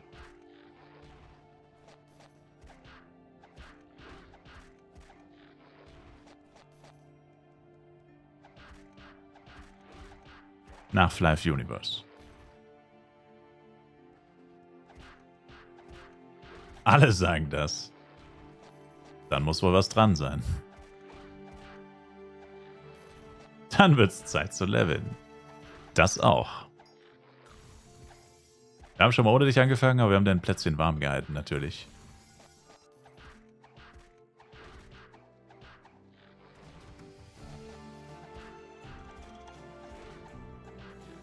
Was ist der momentane F-Coin-Kurs? Ja, 110 bis 120. Also ich vermute mal, es wird eher 115 sein. Aber jetzt gerade verkauft kaum jemand. Also ich habe den Chat eigentlich oft offen mittlerweile. Ich weiß zwar nicht wieso, ich bin ein Broke Boy und kann mir eh nichts leisten, aber egal. Aber es, es ist so nachts und früh morgens ist schwierig mit F-Coins. Schwierig. Also da wollen auf jeden Fall viel mehr Leute kaufen. Also ich meine, meistens wollen mehr Leute kaufen als verkaufen, aber hier ist es, also zu den Uhrzeiten ist crazy. Da siehst du eigentlich nur Kauf und so gut wie nie Verkauf.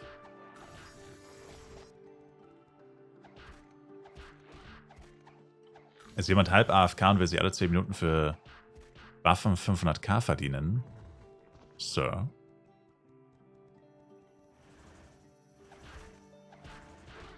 Oh. Junge, das gibt's doch nicht. Meine Güte. Ich bin gerade noch gesehen in Agro. Nicht mehr rechtzeitig geschafft.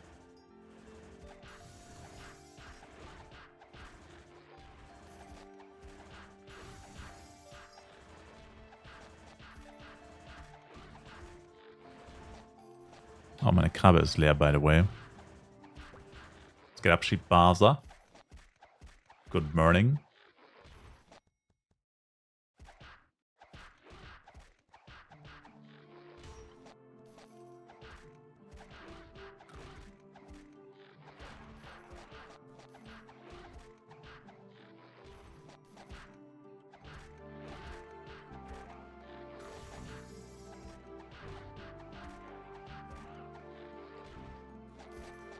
Was das eine Form-Suit wäre, das. Minimum 5k habe ich gesehen. Da habe ich Current Offer. Oder nee, es war 3k, glaube ich. Aber auf jeden Fall ein paar tausend F-Coin. Kannst du easy für F-Coin verkaufen.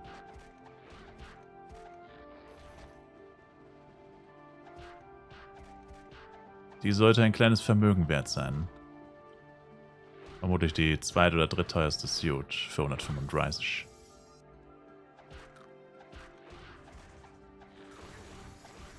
Uiuiuiui. Chillax, my mannequins.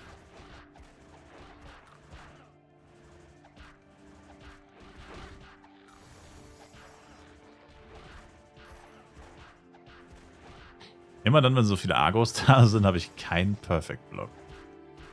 Ich benutze das meistens auch nicht, weil es eigentlich useless ist, aber egal. Oh.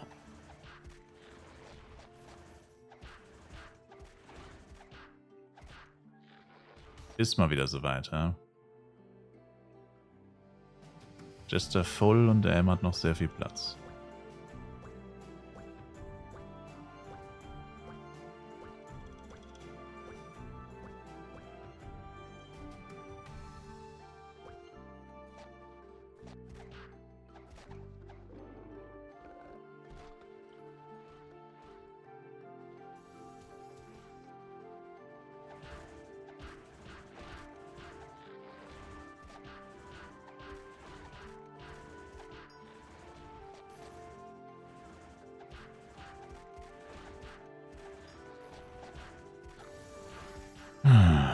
Mein M braucht doch die CW-Quest nicht, wenn er mit in der Party ist, oder?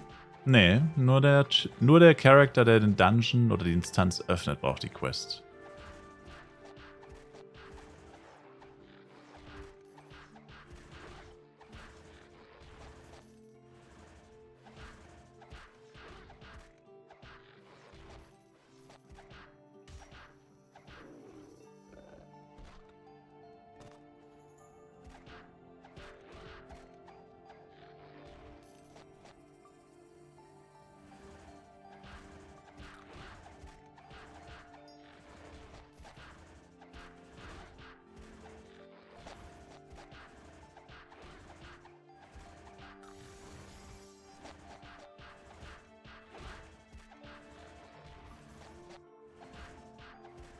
Er levelt so gerne wie ich bei Dumps, bester Spawn. Das ist Sarkasmus, oder?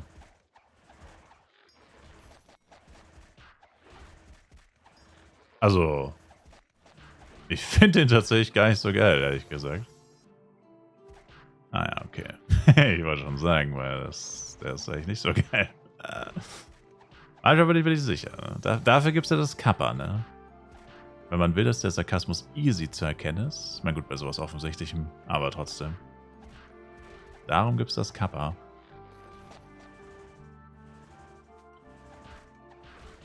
Um sicher zu gehen.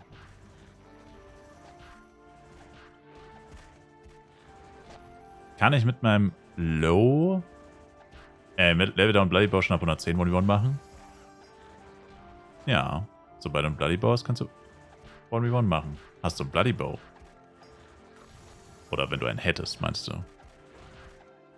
Wie zum Teufel hast du schon eine Bloody Waffe? Noch dazu mit die teuerste. Noch nicht, okay.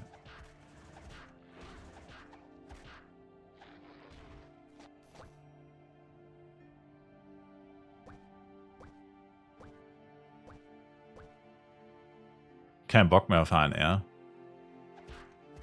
Ist das HNR zu stark, bist du zu schwach. Ab. Wann mache ich Bloody Jojo? Ich farme gerade an Power Dices.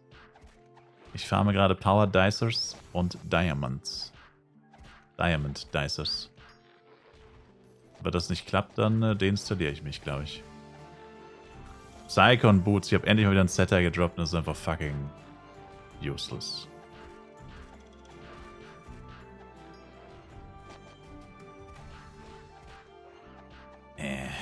Ich wollte gerade sagen, ich saug noch den einen Catcher auf, aber ich glaube, das hat sich erledigt. Ja, scheiß drauf. Irgendwie voll. An der PD-Front sieht es bei dir auch schlecht aus. Naja, ich meine, ich habe gestern literally 300 Stück verkauft. Ich hätte sie gehabt, aber ich wollte ja die 30 Tage Party-Scroll jetzt endlich. Habe ich jetzt ja auch. Und,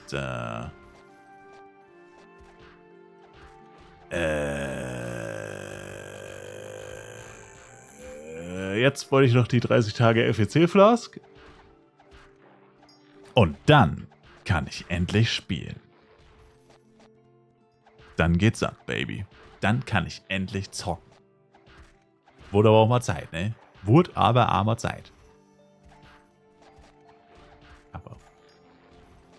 Na gut. Dann fürchte ich, müssen wir mal wieder nach Flaris. Mein Shop ist noch offen. Das ist schon mal ein sehr schlechtes Zeichen. Mann. Ey, 400k für 120er Waffen und die Scheiße wird nicht gekauft in fast 2 Stunden. Ey. Wertloser Müll einfach.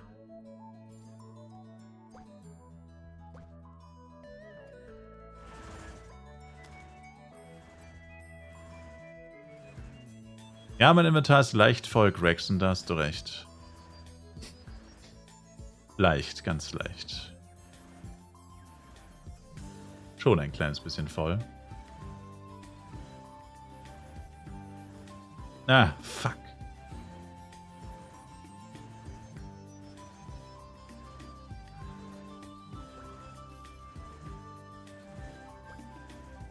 So.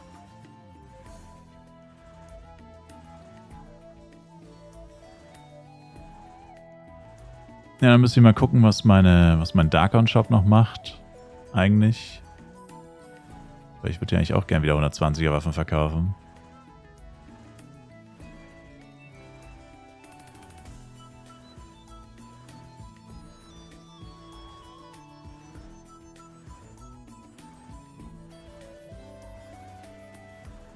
HNR-Ms, einfach die neuen Alice, gehen die mir auf den Piss, ja. Ja, die sind schon gut nervig auf jeden Fall. Auf der Nerv-Skala definitiv eine solide 10. Eine solide, ich sehe ein und will Channel wechseln. 10. Good old.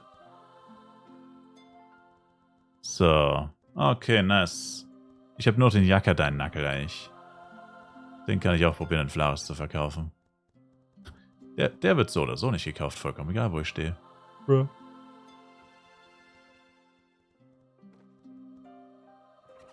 Aber einen, der immer,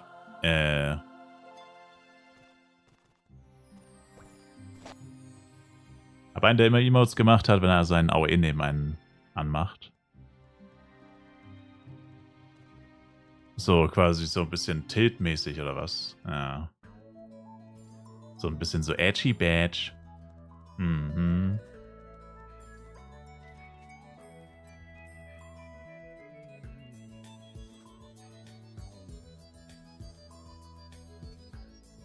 Was muss ich im Pet wieder ausstellen? Etc. für das Event. ETC. It's in the game.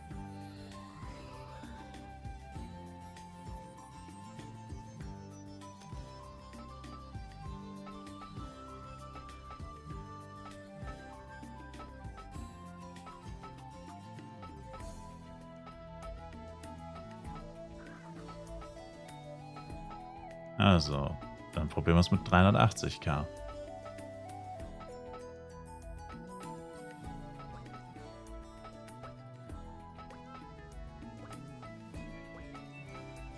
Braucht jemand von euch einen Yakadine-Nackel, by the way?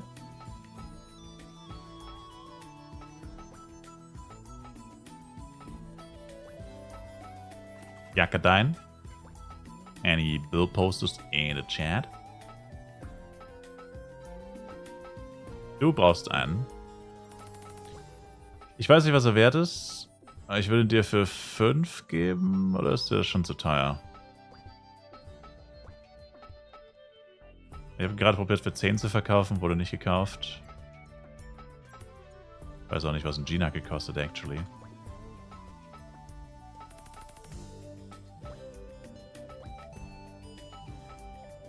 Kacker, dein Nackel.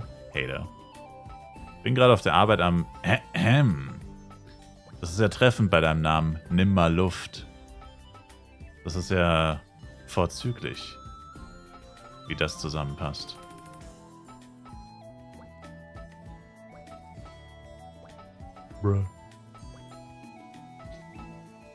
Jetzt müssen wir kurz gucken, wie sieht es bei dem Shop aus. Ganz tief durch die Nase atmen. Was hat hier E-Sportler verkauft? Hat er überhaupt irgendwas verkauft? Wow. Crazy. Okay, 120 Waffen gehen nicht mehr für über 400k weg. Keine Chance. Über 2 Stunden Shop wurde nicht gekauft.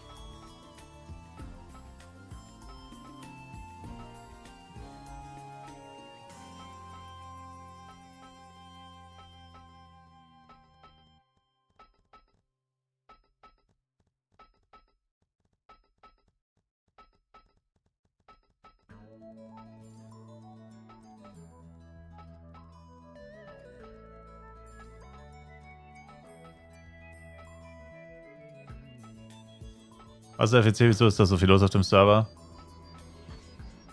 Als ob du nicht... Nico? Du weißt doch, was FEC ist, hä? Sir? Hat Nico seinen Twitch-Account verkauft? Das wusstest du. Flive World Championship. Sir. Gibt's ja schon seit 2 Jahren bei FWC.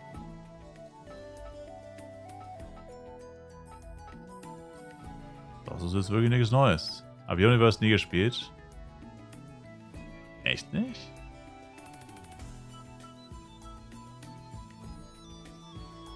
You sure about that? Champignon Ship. Das auch.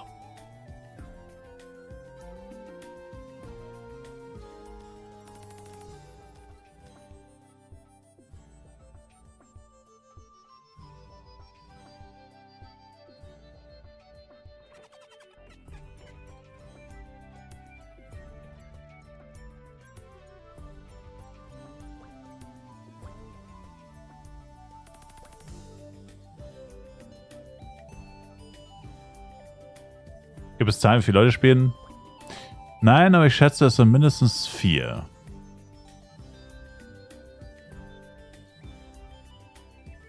Vielleicht auch 5.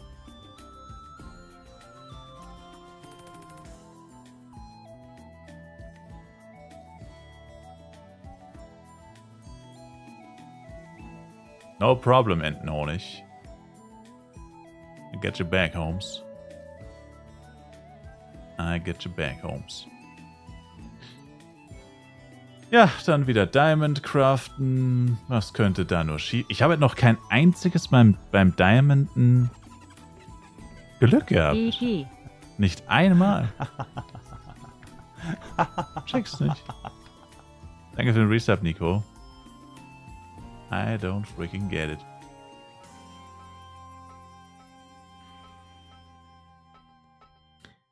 Nimm mal Luft, wie heißt denn du auf FEC? Ich schick dir den Nackel einfach und du zahlst mir, was du denkst, was er wert ist. Oder was er dir wert ist. Also ich sag mal mindestens 1 Mille, aber ja, irgendwas zwischen 1 und 5.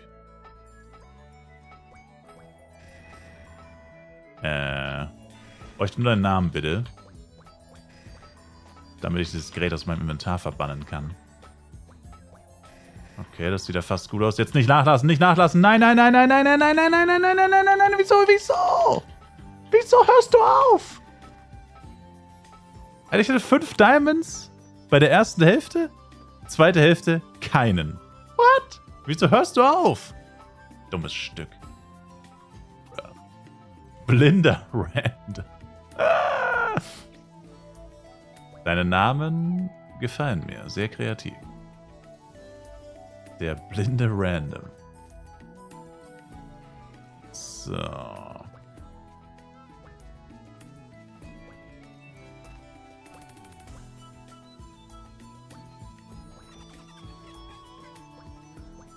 Jeder weiß, er heißt Butters. Butters, das bin ich. Tja, 40 Diamonds, noch 10 Diamonds, aber ich glaube, mir fehlen noch einige Power Dice. An der Power Dice Front sieht es nicht gut aus. Aber gut, 10 Diamonds ist actually auch gar nicht so wenig. Das sind einige Inventories voll. Bis dahin droppt man schon noch einige Power Dicers. Power Dicers. Power Dicers. Wir können ja durchziehen. Also ich bin 1 und 2. Und ich 3 bis 48. Was?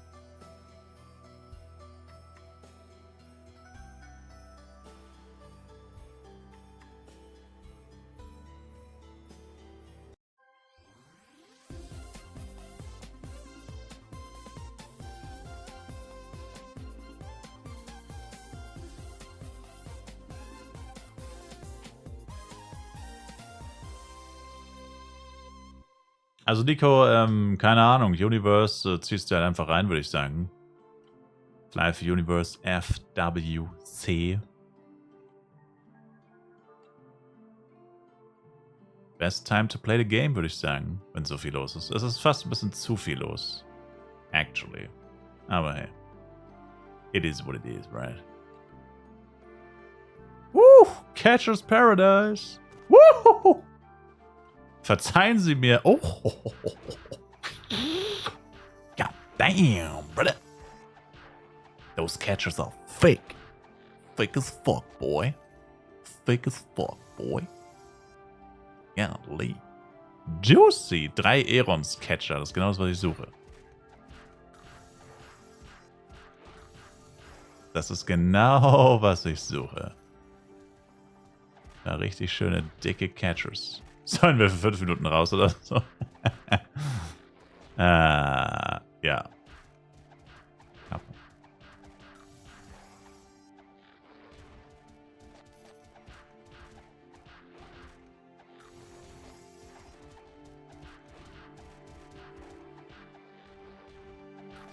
Und die Leute laufen einfach dran vorbei. Alles meins. 4 Aeron-Catcher. Oh boy. Juicy.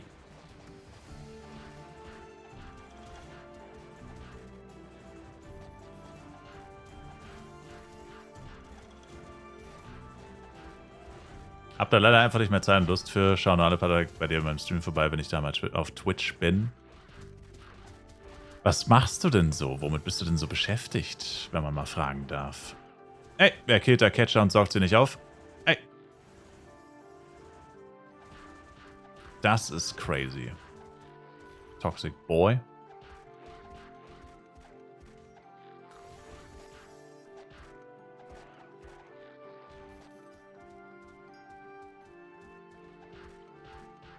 Sagst du Guardian oder Historic besser farmen?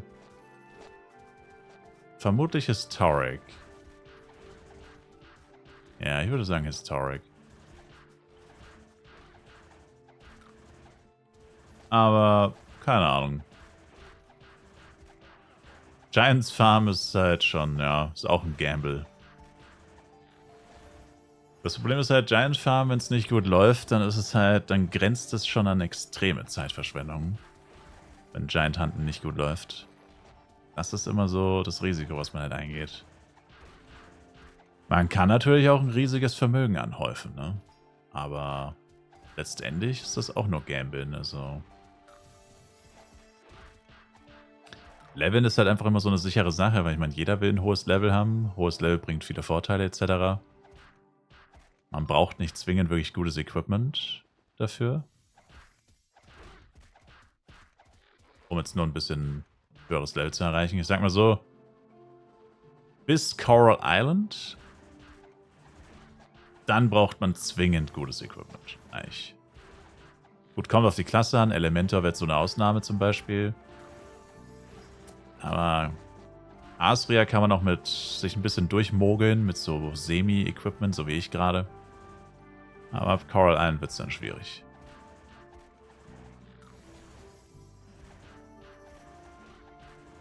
Gilde wird wieder gefragt. Ja. Na komm, was soll's. Channel 2, please.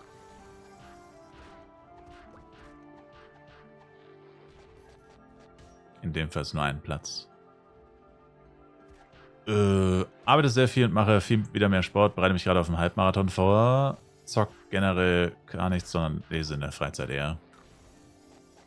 Wow, okay. Entschuldigung. Spaßbremse. Kappa. Also würdest du jetzt sagen, du hast dich befreit von den Fesseln von Flife?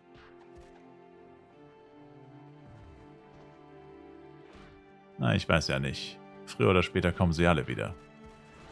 So. Auch sie.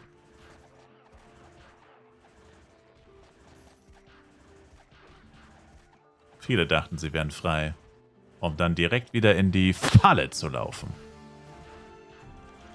Niemand kommt hier lebend raus. Niemand. Ich meine, nicht pfeifend raus, meinte ich eigentlich. Oder.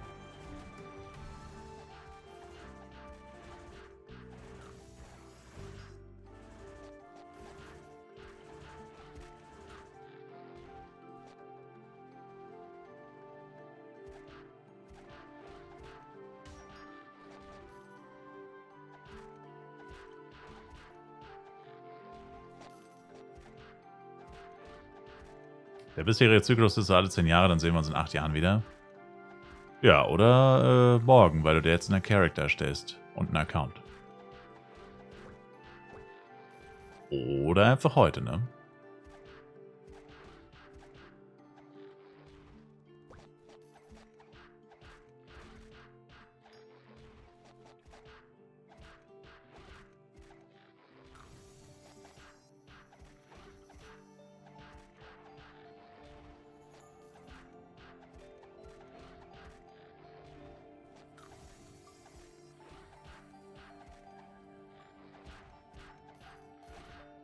In der Schule damals gespielt, dass ein Blade mit 2 GX der krasseste Shit war und CS-Pads was für Reiche waren. Damit Riot wieder angefangen. Und das waren dann aber mehr als 10 Jahre, oder nicht?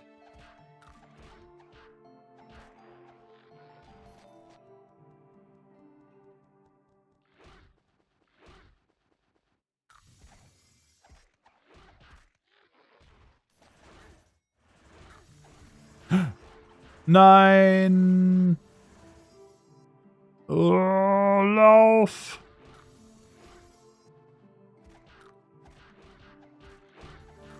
...46 Agros, Alter. Einfach 46,3 Millionen Agros. Richtiges Bienennest da hinten.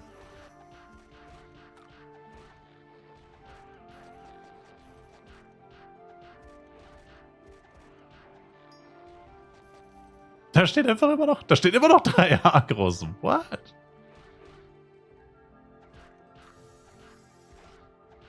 Oh. Das sind so viele, dass ich über Jester nicht denken kann. Was für ein Trash.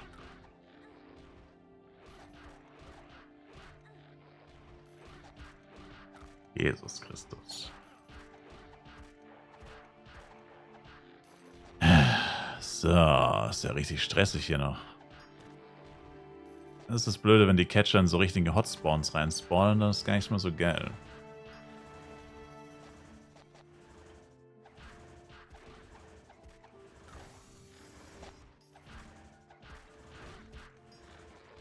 Red Astria. Ohne Scheiß, in Astria gibt es so viele Agros, crazy. Und manchmal sind die alle auf einem Fleck. Das nervt halt dann richtig. So wie jetzt gerade halt, ne? Da lag der Catcher. Ich habe 4 Agros weggepult und getötet. Und dann standen da einfach nochmal 3. Das ist dann halt auch irgendwann mal ein bisschen zu viel des Guten, ne? Aber ja, manche Leute freuen sich leider drüber. GX44 Mew ist Normalpreis. Aber ich glaube, heute hat jemand eine für 15 sogar gekauft bekommen. Aber das war schon sehr lucky, also... Die ist eigentlich, also niemals unter 20 wert. Schon so 30 bis 50 irgendwo in dem Bereich wird sie normalerweise getradet, würde ich jetzt mal sagen. Von dem, was ich so höre.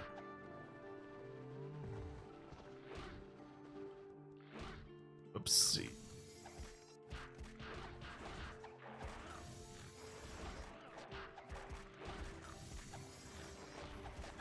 Und wieder ein Argo gespawnt. Meine Güte, ey.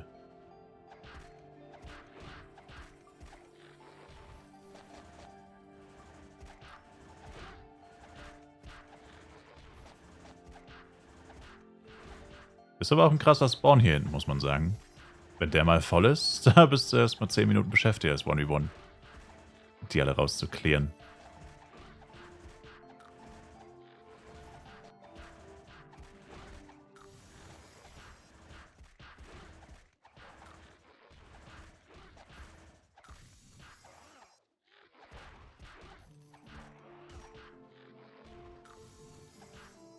Wo farmt man denn am besten Berries? Naja, die Berries sind abhängig von der Region, in der du bist. Also in Flaris gibt es zum Beispiel nur Cloudberries, die ersten. Ab Darkon 2, glaube ich, gibt es nur noch Exoberries. Und so weiter. Also kommt erstmal auf die Region an, in der du dich befindest. Welche Berries es überhaupt gibt. Und da meinte letztens jemand, es hängt davon ab, also immer in das höchste Gebiet, in dem die Berries vorhanden sind, sollen wohl mehr droppen, weil die Carrier dann ein höheres Level haben oder irgendwie so. Also angeblich soll Garden of Rises mehr droppen als Flaris. Weiß nicht, ob das wirklich stimmt. Aber wichtiger ist eigentlich tatsächlich, wo du farmst. Natürlich abhängig von den Berries. Aber wichtiger wäre eigentlich einen hohen Harvesting Glove zu kriegen. Weil die Berries kriegt man eigentlich hauptsächlich durch die Carrier. Also das eine reine Einsammeln der Berry-Pflanzen gibt ziemlich wenig. Aber wenn du mit Party-Skills so einen Carrier tötest, droppst du immer 2 Berry-Packages. Also da sind Party-Skills sogar wichtig bei den Carriern. Wenn du nur Giftbox ist wichtig. Weil wenn du Giftbox aktiv hast, dann droppt er immer 2 Packages. Also immer doppelt so viele. Was für Carrier?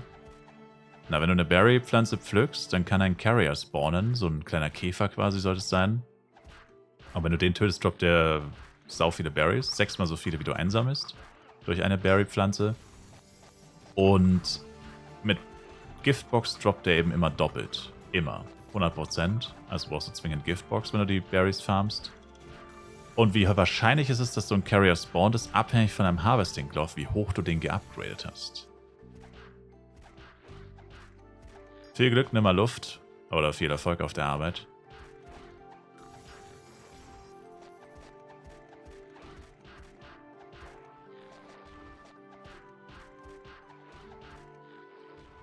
Allerdings würde ich dir auch nicht empfehlen, zu viel Geld in den Knuckle zu investieren. In den Harvesting Glove. Das ist fast ein Knuckle, sieht aus wie ein Knuckle. Weil tatsächlich ist es so, dass der eine ziemlich niedrige Upgrade-Wahrscheinlichkeit hat. Also das erste plus 1 ist quasi 30%, plus 2 ist 10%, dann 5 oder whatever. Ja, yeah. Also der ist ziemlich schwierig zu upgraden.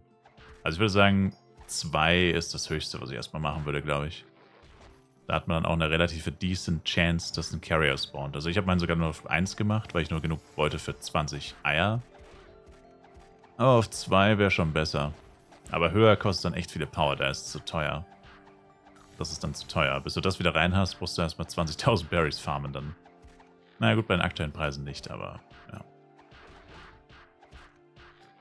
Berry-Preise go. Apropos, Cheer Nation, everybody. Cheer Nation.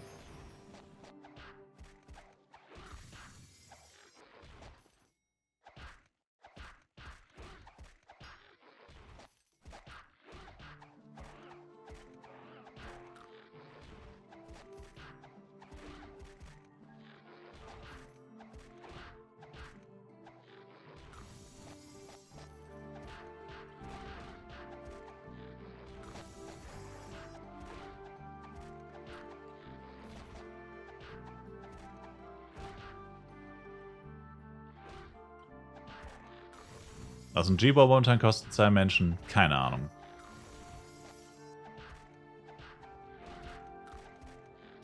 Sorry, I do not have a stick for level 46 Forever Vengeance. Sorry. Halo Shield plus 2, let's go. Das ist geil. Zu viel? Ja, das denke ich auch. Ich weiß nicht, was er kostet, G-Bow, aber ist bestimmt zu teuer. Roripul wäre wahrscheinlich das Beste. Ein Roripul mit Flame Arrow. Aber der wird wahrscheinlich auch relativ viel kosten. Ein Rory-Pull mit 15 Flame Arrow wäre sick, aber puh. Für den werden sie auch 30 Mio verlangen wahrscheinlich. Würde ich, wenn ich einen droppen würde.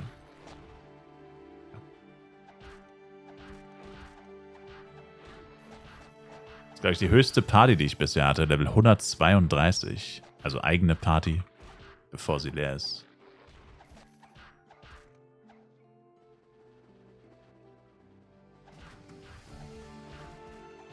Das sind ein paar Level. Und die hält auch noch ein paar Stunden tatsächlich.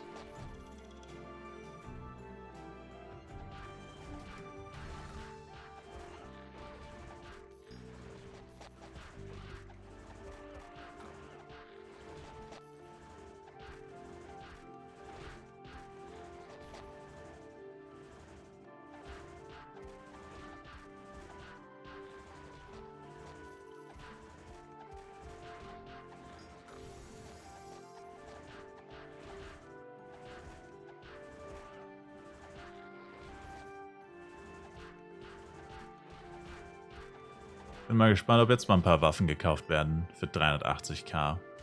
Ich glaube bisher legit wieder keine einzige. Noch nicht. Das ist jetzt natürlich auch noch nicht so lange her. Aber ja.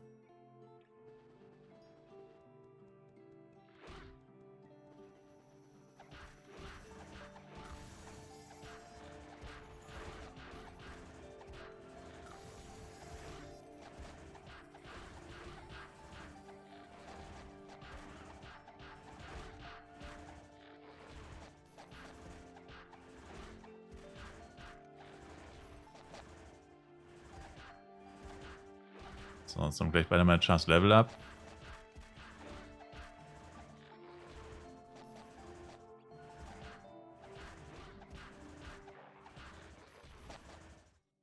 Könnte sogar fast beim gleichen Mob passieren. Naja, nicht ganz. Puh. Das ist schon ein Knochenjob, so viele Power Dice zu farmen. Und das nicht hinhaut, ist das wirklich mein Ruin. Dann habe ich 2 Tage. Naja, gut, nicht 2 Tage, aber dann habe ich. Wann auch immer es soweit sein wird, hätte ich dann quasi den kompletten Tag einfach nichts gemacht.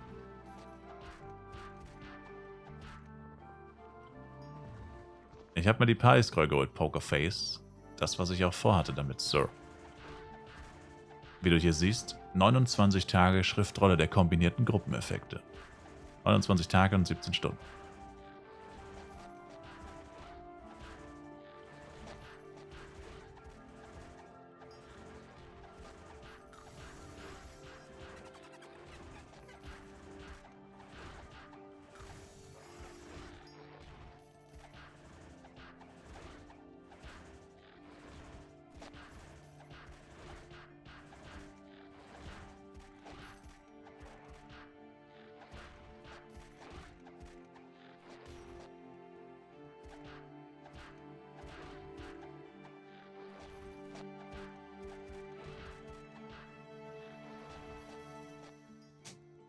Du warst gestern nicht da? Das war gottlos gestern. 15 Stunden gestreamt, nur weil ich halt, bevor ich offline gehe, die Scroll wollte. Und das hat so lange gedauert. Das hat mich fast gebrochen. Level up auf Mam, let's go, baby.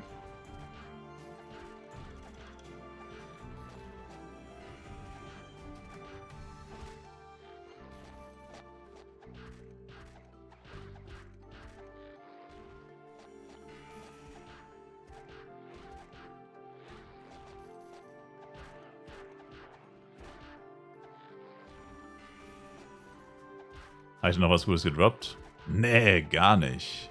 Gestern war dann absolute Katastrophe. Auch heute erst 2 Set-Teile sind es jetzt. Psychon Boots und Nayat-Helm. Also ich droppe keine Set-Teile und wenn ich welche droppe, dann ist es auch wieder der größte Unfug einfach. Das ist Wahnsinn. Also, klar, jetzt beim Leveln jedes Mal zu erwarten, dass da was krasses droppst. Ich meine, das ist Schwachsinn, so läuft das halt nicht. Aber ohne Spaß, so viel habe ich eigentlich noch nie gespielt in meinem Leben. Innerhalb von so kurzer Zeit. Aber ich meine, meine Killtime ist halt auch Arsch und so, also es ist halt auch einfach schwierig. bräuchte jetzt dieses Bloody Jojo. Heute, auf jeden Fall. Wenn das nichts wird, dann haben wir ein Problem. Ohne Ampli-Leveln? Ja, ich habe halt keine. Crafte dir eins. Ja, danke Lost in Toilet. Auf die Idee wäre ich jetzt nicht gekommen. Danke dir. Danke, Schatz.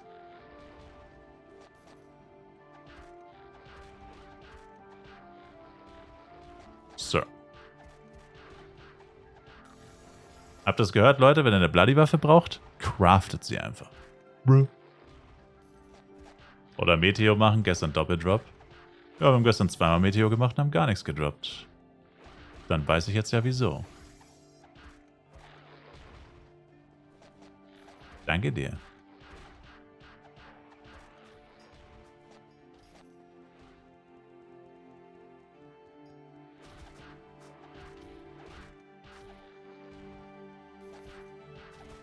Aufs FEC gemacht? Ja, auf FEC.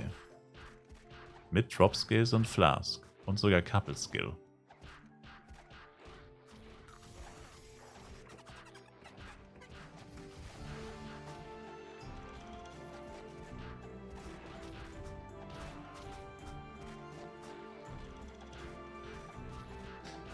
Ich habe das nicht ganz verstanden mit dem Pets. Ich habe ein A-Pad gekauft und brauche Pet Candy. Kann ich nur Exo Berries farmen, daraus direkt A-Candy machen? Nein, du brauchst alle Berries, um ein A-Candy herzustellen. Du musst einfach nur zum Pet Tamer gehen und Pet Candy erstellen klicken und da wird es eigentlich ziemlich gut erklärt. Du musst dann immer von einer Stufe auf die nächste. Ja, Patient plus 7. Entschuldigung, das kam jetzt mit der Wut raus. Endlich wieder Spuck plus 7 seit literally unzähligen Stunden und dann Patient. Geil. Geil, geil, geil, geil, geil, geil, geil, geil, geil, geil, geil. Wir hosten wahrscheinlich haben wir Bodycraft 2%.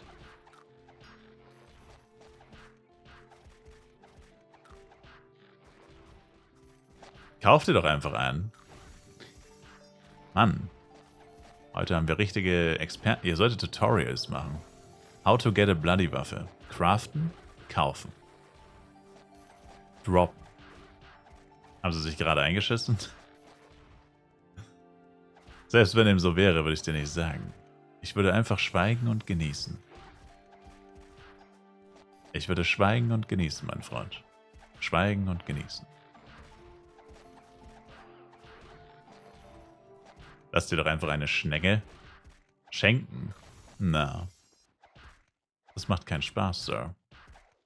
Dieses Spiel macht nur dann Spaß, wenn du dich Stunden, Tage, Wochen lang quälst und dann endlich das bekommst, was du wolltest, Sir. So spielt man dieses Spiel und nicht anders. Du musst dich quälen, du musst am Boden liegen und heulen. Und dann schaffst du es und dann bist du kurz glücklich, merkst, oh, Bloody Waffe, mein Damage ist immer noch scheiße. Und dann legst du dich wieder auf den Boden und fängst wieder an zu heulen. Weil du realisierst, dass das, auf das du jahrelang hingearbeitet hast, dir eigentlich gar nichts gebracht hat. I love this game, by the way. Also seine Ini-Suit-Wert, keine Ahnung. Denke mal unter 5 Mio. Gibt zwar ein paar AOE-Blades, aber so beliebt ist dann auch wieder nicht. So beliebt ist es dann auch wieder nicht.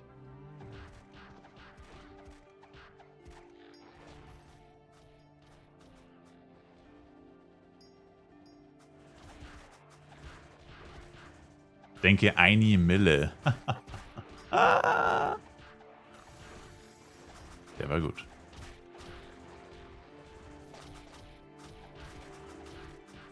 Wer schenkt dir so ein Jojo at the moment? Keine Ahnung. Du? Da hat gerade einer 1 plus 10 gemacht. Meins?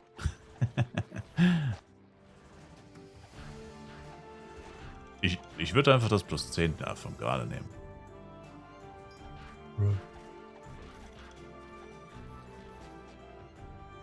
Na, endlich. 2 Waffen wurden verkauft, aber halt echt nur 2.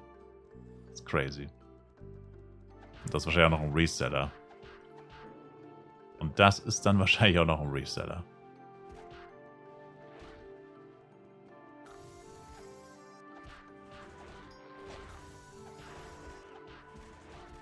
Einfach mal anschreiben, wenn 1 plus 10 macht, dann danke würde ich nehmen.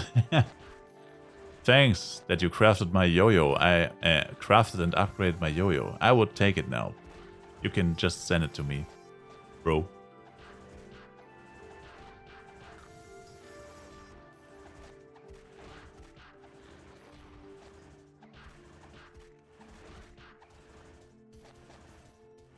Und wie schmeckt das XP-Event?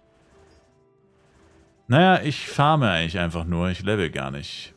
Also ich level und farme. Aber mein Equipment ist so arsch, ich kann nicht weitermachen eigentlich. Oder ich will nicht weitermachen. Deswegen fokussiere ich mich lieber auf Kohle. Ich bin lieber ein bisschen im alten Kohlebergwerk, weißt du? Bisschen in den Minen am Schuften.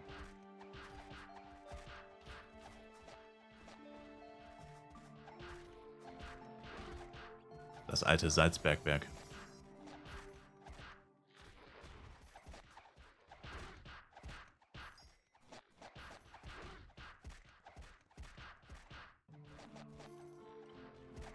Gestern Hisnack und Alex hat günstig gekauft und plus 4 gemacht. Bin jetzt erstmal bereit, bis 105 zu leveln. Cool.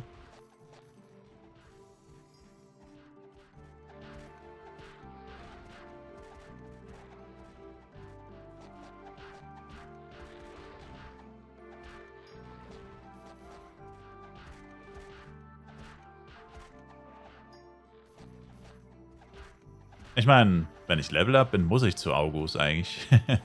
Weil ich dann zu hoch bin für die Yetis. Das ist legit das letzte Level, was ich hier noch verbringen kann. Also ich sag mal so, meine Zeit hier neigt sich dem Ende zu.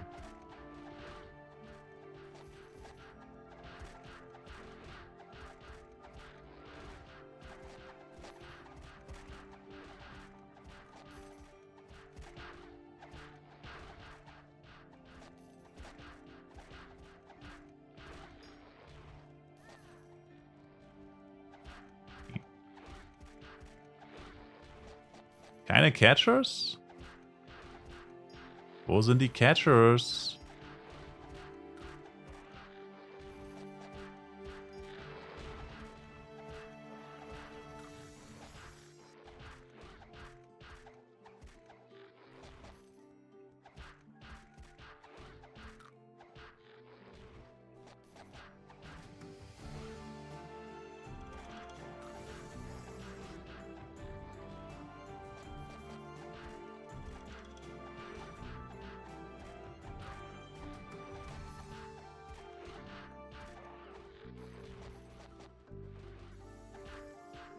Irgendwer, der weiß, was der letzte Preis von Daysteel und Gaunt sind?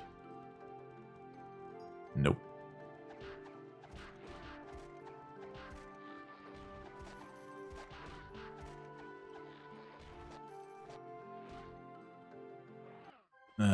Also Channel 2 nicht mehr.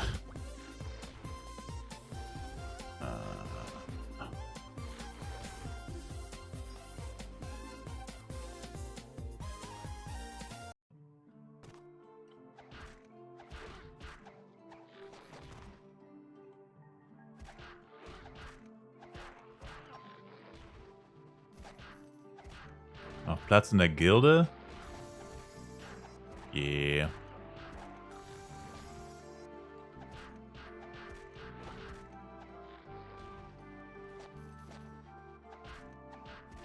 Jetzt weißt du mal, wie es ist, du normalerweise Auela. Da kann ich nur sagen, selber schuld, wer zum Teufel spielt freiwillig Jester? So.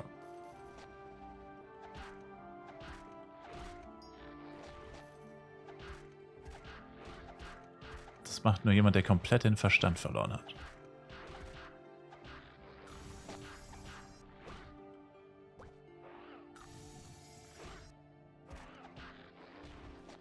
Du. Wer, ich? Nein, du. Kappa.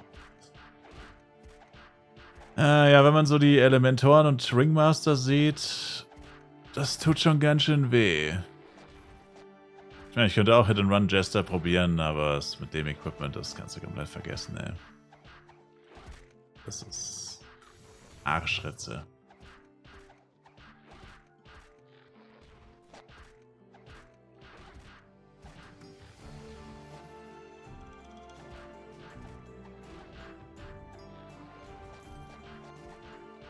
Kannst du meinen Namen noch in die Gilde einladen wegen Solo-CW? Channel 3, Sir.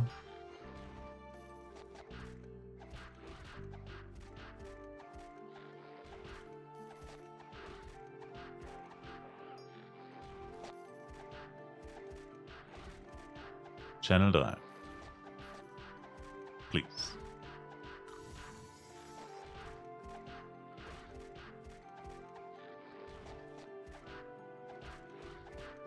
Also mit dem Damage-Verkehr, die gehen doch schnell down. Naja, ich töte 10 Dark Yeti und ein Elementor pult in der Zeit 20 und tötet sie zur Hälfte. Ach, Schwachsinn. Der pult 40 und tötet sie alle, bis ich 10 gekillt habe.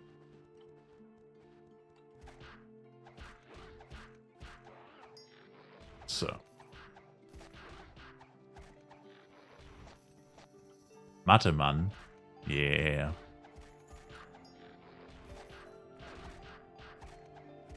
Hast du gerade gesehen? Der Typ hatte 40 Dark Yetis hinter sich. Gut, er hat zwar sauschlecht gespielt, aber er hat Poison Cloud voll verkackt. Zumindest das eine, was ich gerade gesehen habe. Hey, Backseat Gaming kann ich auch. Aber scheißegal, selbst wenn er ultra schlecht spielt, bleibt er 10-mal so schnell wie ich. Er kann noch so schlecht spielen und wird trotzdem wesentlich schneller leveln als ich. So gigantisch ist der Unterschied.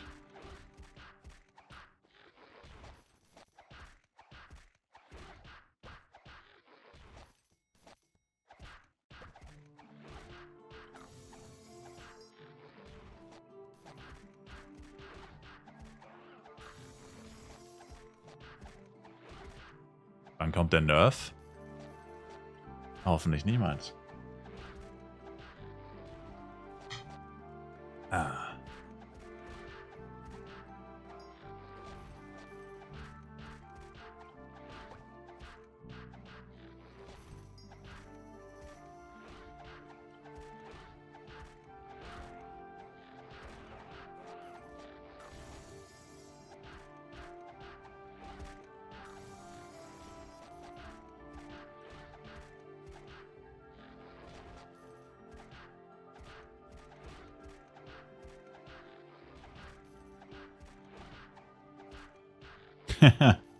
Nichts schreit mehr Reseller als dieser Shout. Reseller!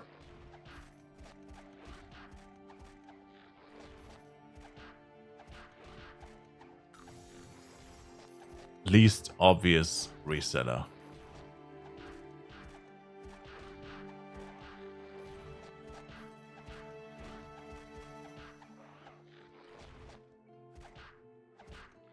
Ah, mit der Flask? Ja, die wird fürs PvP-Turnier benötigt.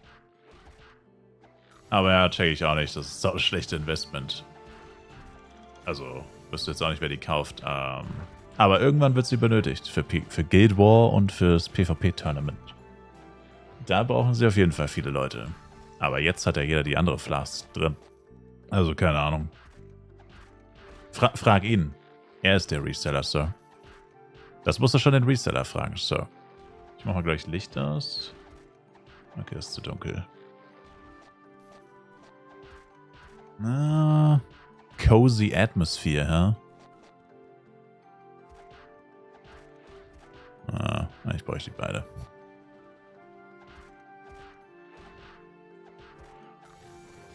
Ah, mein Overhead-Light kriege ich mal aus.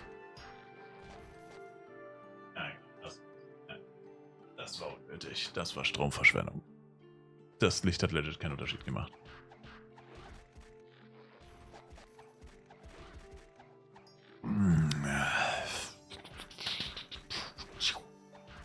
Mr. Fancy hat ein Overhead-Light, sorry. Sir, damit meine ich einfach meine Deckenlampe. Umweltstyler. Ja, zahlst du meinen Strom oder ich? Richtig. Du. Danke dir dafür. Danke nochmal. Danke dir. Danke euch. Wow! Tight Suit gedroppt, baby. Let's fucking go, baby. Let's fucking go, baby. Let's fucking go, baby. Bitch! Just like that. Darauf habe ich gewartet. Darauf habe ich gewartet, baby. Verkaufe Tight Suit 5000 F. Dafür fehlt mir die Erfahrung, um das jetzt zu lösen, das Rätsel. Was? Tight Suit 5000 F-Coin, baby. Eine Mio, das Ding ist gut bezahlt. Bin ich für 2 Shops mit 40 Mio nicht losgeworden? What? Ja, Tyrant wäre auch tatsächlich besser, aber egal. So oder so. Oh mein Gott, was? Oh oh. Well, streich das. Uff, es gibt 25 Stück davon. Naja, es ist eine Woche vergangen, seitdem ich die das letzte Mal gedroppt habe. Mist. Aber es ist trotzdem gut. Besser als alles, was ich heute gedroppt habe. Und ich spiele schon seit über 6 Stunden. Ich gehe auf 500k runter, sorry. Das Lustige ist, Leute sehen das hier. Also ich sehe das und denke mir sofort, Mist. Und andere Leute denken sich, ich tue sie trotzdem für 80 Mio in den Shop und hoffe, dass irgendein Trottel sie kauft. Obwohl in 18 anderen Shops ist die Suit für 40 drin. Aber sie tun sie trotzdem für 80 rein. Wenn du sie anschreibst, ob sie günstiger machen, schreiben sie, nö, nö. Kauf doch einfach, wenn du sie willst. Nein. Günstiger? Wieso? Nein. Nö. Das ist so crazy, ey. Die Leute haben so einen Dachschaden auf dem Server teilweise, das ist jenseits von Gut und Böse. Kannst den quasi schwarz auf weiß zeigen, Bro, der Typ neben dir verkauft sie für die Hälfte und sie sagen dir trotzdem, ich gehe trotzdem nicht runter. Kauf sie für 80 oder lass es. Es ist Wahnsinn.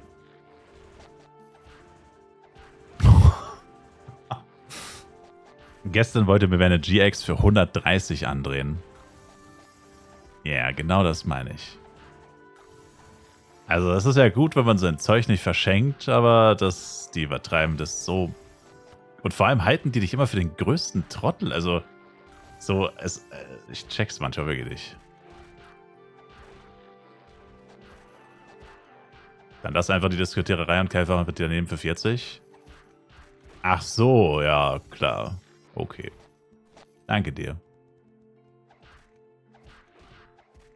Sorry, dass man Leute outcallt, die einfach komplett bescheuert sind.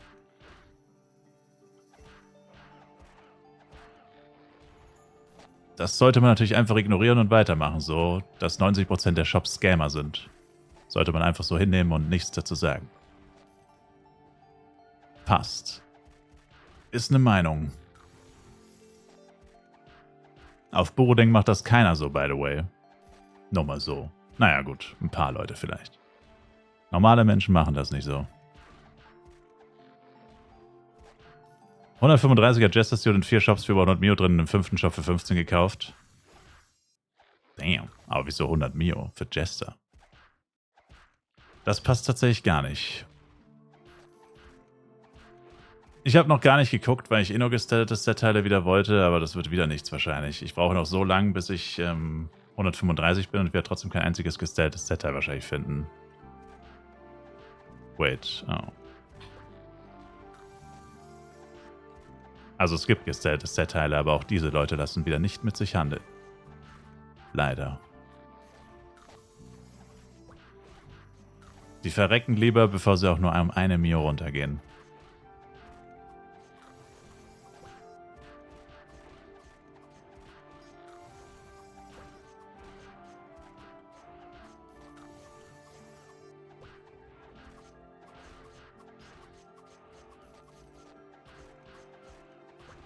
Leute, eine Typ hieß einfach nur... Achso, ne, das war der Shopname. Oh, Mensch. Ich dachte gerade, der eine Typ heißt einfach nur Bindestrich. Aber das war der Shopname, nicht der Typ hier.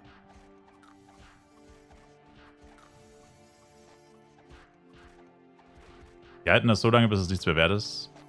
Das ist es halt. Equipment kann fast nur sinken im Preis. Deswegen ergibt es halt auch so heftig wenig Sinn. Das ist wie mit dem G-Jojo. Da wurden G-Jojos für 20 Mio gehandelt. Das war wirklich 20 war Maxpreis. Und da war einer 80 Mio, 60, 50, 40. Und dann schreibst du die Leute an, ja, also ich meine, du musst ja davon ausgehen. Also auf Borodeng würdest du davon ausgehen, wenn ein Item, das so wenig wert ist, für so viel im Shop ist, heißt das quasi, ja, der will Angebote sehen. Und dann schreibst du die Leute an und sagen die einfach, nö, das passt so. Das ist einfach so crazy. Ja, dann verreck halt an einem scheiß Gio, ich kauf's dir nicht für 80. Dann verreckst du halt dran. Ist mir auch egal. Aber diese Einstellung, ich finde die einfach so zum Kotzen.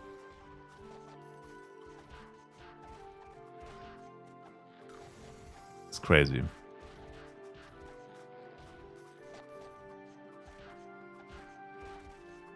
Dann wäre halt eigentlich das Beste, dass man sofort sagt, oder einfach gar nicht antwortet eigentlich.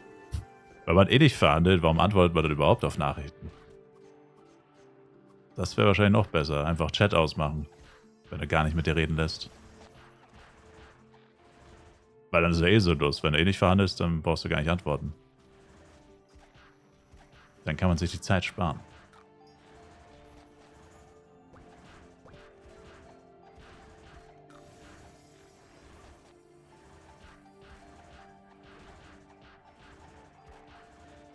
Hat jemand Extro-Gowns? Zurzeit gibt es nur Reseller, die 100 Mio dafür wollen. Leider nicht, Sir. Ich habe eine Tight Suit. Melde mich. Oh. RIP. Also auf dem Channel waren auf jeden Fall keine Catcher, aber ist auch wieder komisch. Auf dem Channel war viel weniger los und es gab keine Catcher. Auf dem anderen Channel war die Hölle auf Erden los. Und es war alles voller Catcher.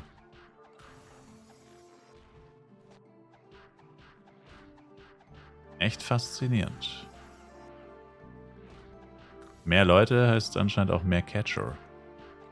Heißt natürlich nicht, aber... Schon zweimal so gewesen. Was versteht man beim neuen Event unter Steinteile? Steht das da? Wo steht das? Was? Event Steinschlag. Drop Upgrade Steinteile. Damn. Warum lassen sie es da nicht einfach auf Englisch, bevor sie so einen Scheiß schreiben? Das bedeutet, du droppst, töte einfach ein paar Monster, dann siehst du es. Du droppst Power Dice Pieces, steht auch auf der Website alles. Power Dice Pieces, Karten Pieces, Juwelen Pieces. Du droppst alle möglichen Pieces gerade. Und die, wenn du 10 Stück gesammelt hast von jedem, kannst du sie gegen das Richtige eintauschen. Also 10 Stücke ergeben das Ganze. Und ja.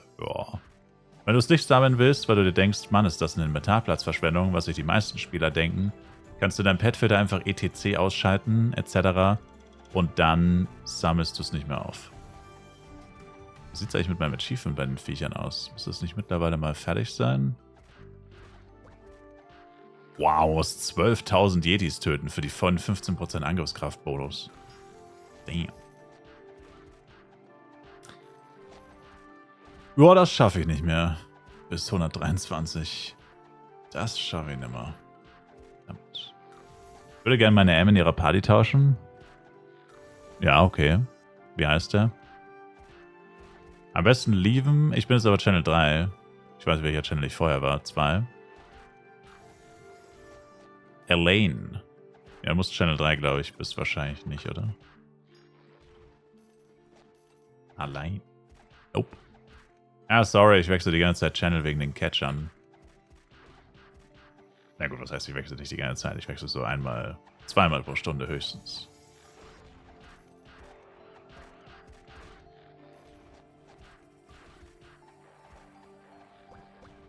Passt.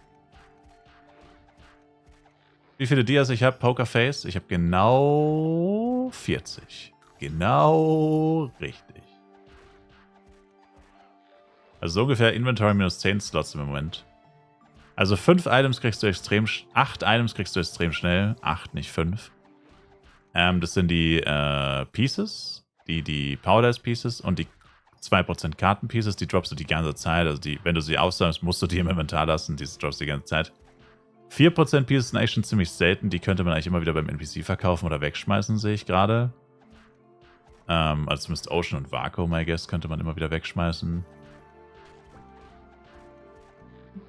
Da sieht man, was das für ein Bullcrap ist. Selbst die 4% Pieces und 4% Karten sind ja eigentlich, also die Pieces sowieso, aber die 4% Karten selbst sind ja auch schon voll wenig wert teilweise. Also Volcano und Lightning, das sind die einzigen, die noch ganz okay sind.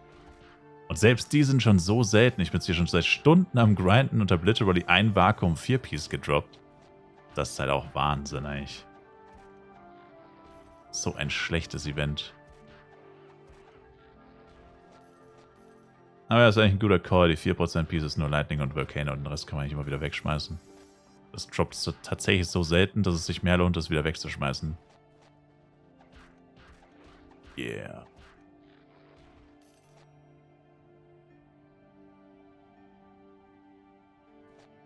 Ne, ist.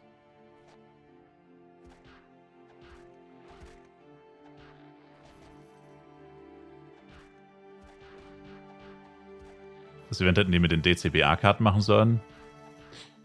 Ja, aber das wäre ähnlich Trash, weil du droppst die 7% Pieces eh nicht. Ich meine, es sind jetzt Stunden am Grinden. Gut, ja, meine Killtime ist ziemlich schlecht. Ja, okay, ich weiß es. Aber trotzdem habe ich, wie gesagt, nur einzelne 4% Pieces gedroppt. Und ein 7% Piece ist ja nochmal seltener. Und ich habe das, glaube ich, sogar mal... Ich habe tatsächlich mal so ein Video drüber gemacht. Ich habe mal die Wahrscheinlichkeiten von den Pieces bei Flive PC gezeigt. Vom Collecting. Und die waren halt auch bodenlos. Und ich bin mir ziemlich sicher, dass sie dieses Event extra so gemacht haben, dass sich das daran orientiert, an den damaligen Chancen von dem Collector-Feld, wo du mit dem Staubsauger drauf standest und die ganzen Pieces noch damals saugen musstest. AFK. Und ich bin mir ziemlich sicher, die haben sich daran orientiert und die Drop-Chancen wahrscheinlich vielleicht sogar 1:1 übernommen, weiß ich nicht. Jedenfalls ist das auch gottlos gewesen. Also 4% war arsch selten, du musst stundenlang saugen für einen 4% Piece und Tage oder Wochen lang für ein paar 7% Pieces. Und das Event läuft ja nur 3 Tage, also es gar nicht aufheben, Enjoyer ist etc. Du musst etc. ausmachen für die Pieces. Dann hebst du gar nichts auf davon.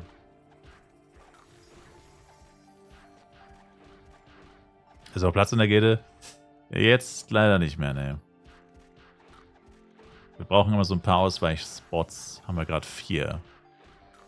Für Ringmaster, für Clockwalks. Weil wenn irgendjemand Clockwalks machen will und die Gilde wäre voll, wäre halt schlecht, weil dann kann er keinen Clockwalks farmen. Und ein paar Leute sind halt noch nicht so hoch im Level, dass sie Clockwalks farmen, aber wenn sie es halt sind, dann muss halt der AM auch noch joinen. Warum kann man AM die Catcher nicht einsammeln? Du musst mit dem Charakter, der die Catcher getötet hat, musst du einfach nur ein Stück weglaufen, so 10, 15 Meter, dann geht's wieder. Du darfst nicht neben dem Catcher stehen bleiben, du musst dich von dem Catcher entfernen. Ein gewisses Stück, dann geht's wieder. Wer will ich ohne AM? Ja, überhaupt keine. Kein Platz, Xamo, leider. Leider nicht. Also eine GX aktuell wert, Benke. 40 bis 50 sowas sollte die eigentlich Normalpreis sein. Ist ja auch dem Typen begegnet, der sich für 130 verkaufen will. Dafür kriegst du halt 3 GX. Literally.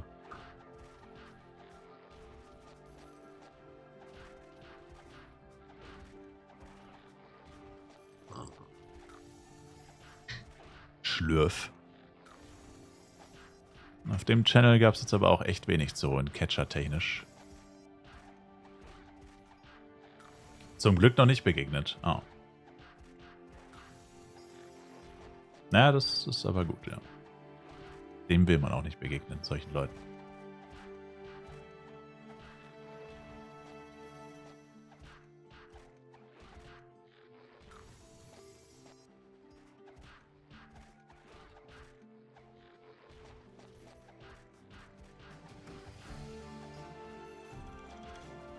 Nightwaffen sind echt mega billig. AG Sword, Big Sword gerade mal 7 Mio bezahlt. Finde ich tatsächlich 7 Mio fast noch teuer.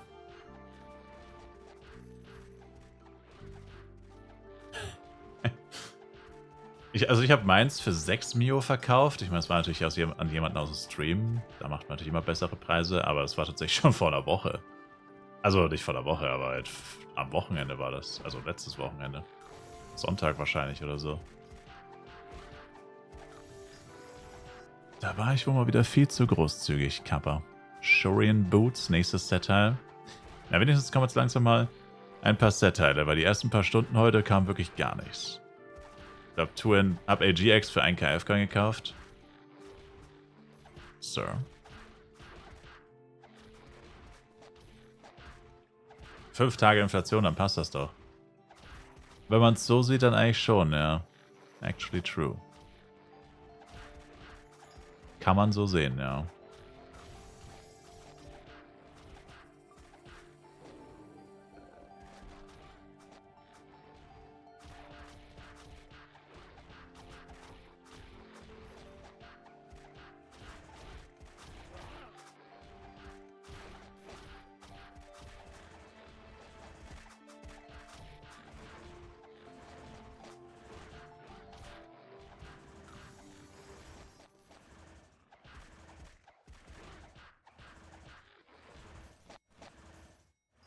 So.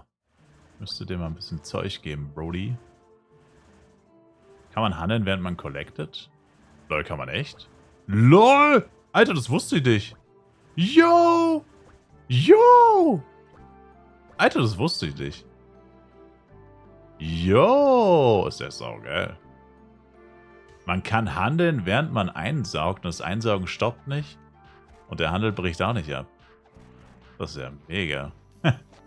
Das wissen die Entwickler bestimmt auch nicht, dass das geht. Das ist actually cool, damn. I didn't know that. Ich hätte niemals gedacht, dass das funktioniert. Das ist safe nicht so beabsichtigt. Genau deshalb fange ich später noch an. Während des XP-Events mein 1v1 an. Jester ist dann bald auch schon fertig zum Geek-Farmen. Oh. Ein Geek-Farmer, hä? Das ist tatsächlich das Einzige, was ich bisher noch nicht gemacht habe. Ist schon Clockworks, Red Meteor.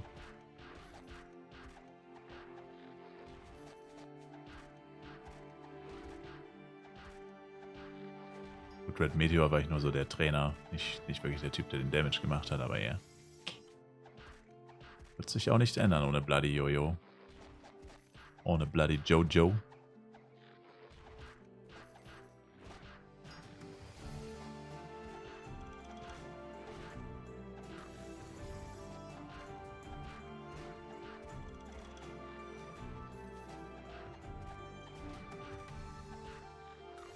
Also ich habe die ganze Zeit gefühlt viel mehr Power der S8 gedroppt. Wirklich die ganze Zeit. Und gefühlt droppe ich jetzt so wenige.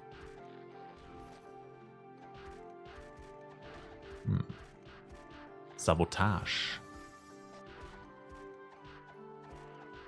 Eine verdammte Sabotage. Was wusste ich nicht, Lost in Toilet? Dass man handeln kann, während ein Charakter collected. Von einem Catcher. Weil es ja eigentlich eine aktive Aktion ist. Da gibt irgendwie keinen Sinn, dass man da handeln kann. Kann man ja während dem Fliegen oder Laufen oder so auch nicht. Oder während man campt oder so. Aber während dem Collecten geht's. Surprise, surprise.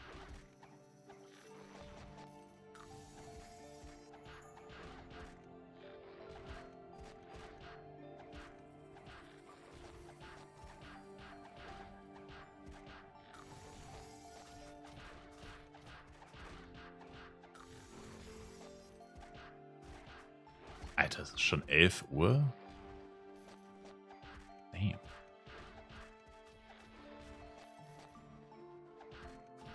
Ist Questen wichtig oder sollte man eher grinden? Nö, ist eigentlich nicht wichtig. Questen kannst du nach Lust und Laune, wie es dir gefällt. Aber es ist nicht allzu empfehlenswert, weil du ja Doppel-XP hier permanent hast. Jetzt ist auch noch zusätzlich XP-Event. Also wenn im XP-Event questet man grundsätzlich eigentlich sowieso nicht. Und ja. Während dem XP-Event questen ist fast schon Sinn. Habe ich heute auch gemacht, by the way. Aber macht ja keinen Sinn. Also kannst du einfach nach dem XP-Event questen oder nachdem du schon viel erreicht hast. Das einzige wirklich Interessante ist eigentlich von Quests die Inventarplätze. Die XP ist vernichtend gering. Was mit Reonan? Die Quest ist Arsch. Dauert viel zu lang und gibt tatsächlich gar nicht so gut XP. Im Vergleich zu, wie gesagt, FEC plus XP, wenn sowieso nicht.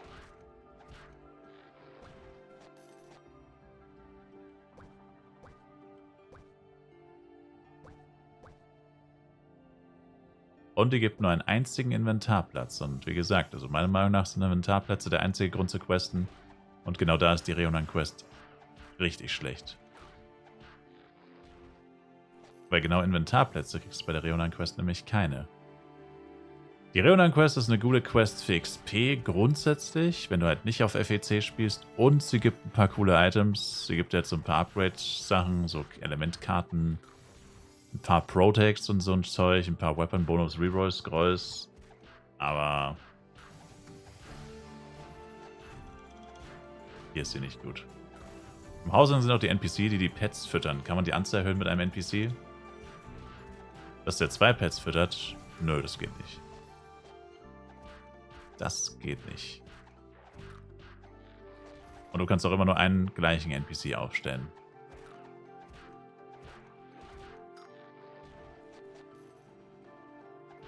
Oder meinst du, dass du mehr Pets ins Inventar tun kannst im Haus?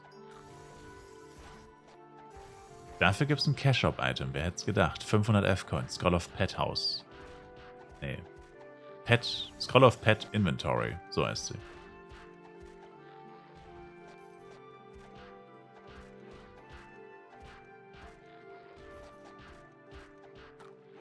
Du hast ungewöhnliche Streaming-Zeiten. Wieso? Ich bin jeden Tag um die Uhrzeit hier.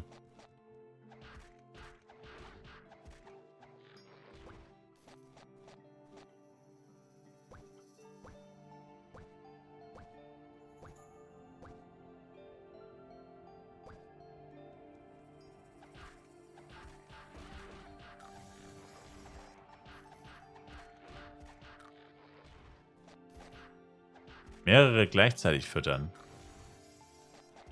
Naja, du kannst 3 NPCs, also du hast 3 Pet-Inventory-Slots, kannst du also 3 NPCs aufstellen.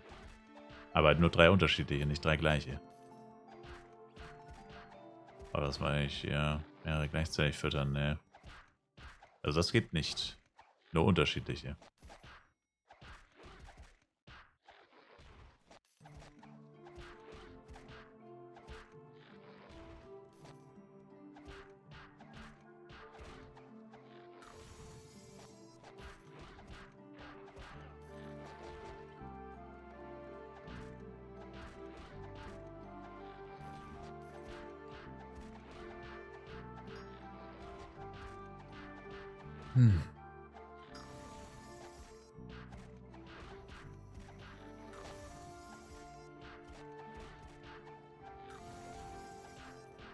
Sag ich, der Lieblings-Spot in the Universe, also welches Monster und Ort?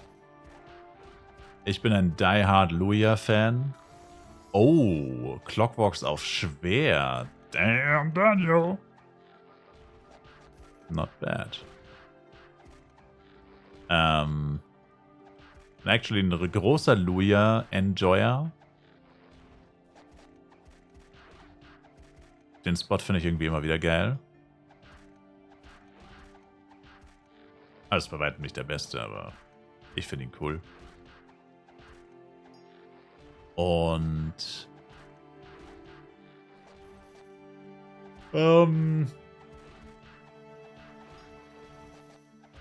ja, das war's eigentlich. Also die anderen sind halt Mainstream. Small Naga ist insane, wenn du alleine dort bist. Und Captain Kraken ist auch ziemlich crazy. Aber auch nur, wenn du alleine dort bist. Sobald da noch jemand ist, Arschritze. Guten Morgen, Flo. Es ist mitten am Tag. Morgen war vor 3 Stunden, Freundchen. Nicht jeder schläft bis mittags.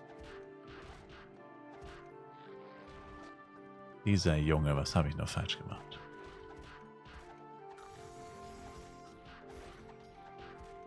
Und irgendwie voll. Irgendwie voll. Let's go.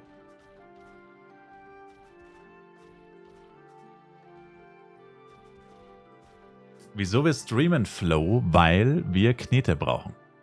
Wir brauchen Geld, wir brauchen Power Dice, wir brauchen Diamond. Wir brauchen alles Mögliche. Alles, was wir kriegen können.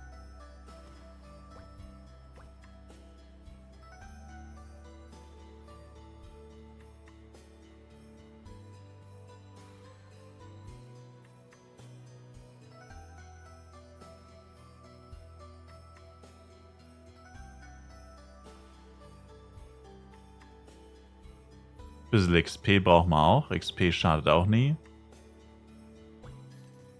Grundsätzlich auch XP am Enjoyen. Verstehe, das ist natürlich essentiell. Na also. Na dann. Freut mich, dass wir uns verstehen. Sohnemann. Jo, der hat ja gar keine Waffen im Inventar. Nee. Sohneman.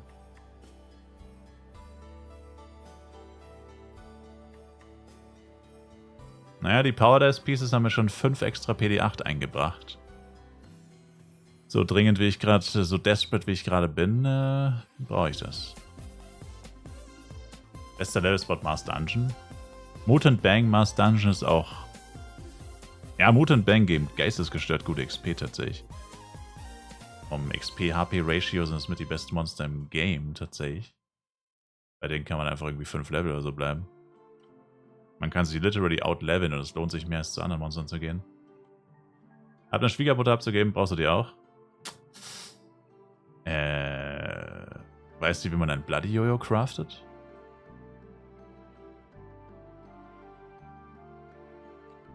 Hast du gerade erste 105er wird gedroppt? Jesus. Das ist eigentlich nur Jesus. Unlucky. Yes, yes, Maria und Josef. Sag ich dazu doch.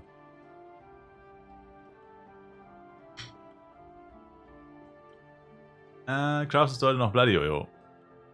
Ja, aber es wird noch ein paar Stündchen dauern. Ich brauche noch einige Materialien. Ich gehe jetzt mal kurz aufs Klo.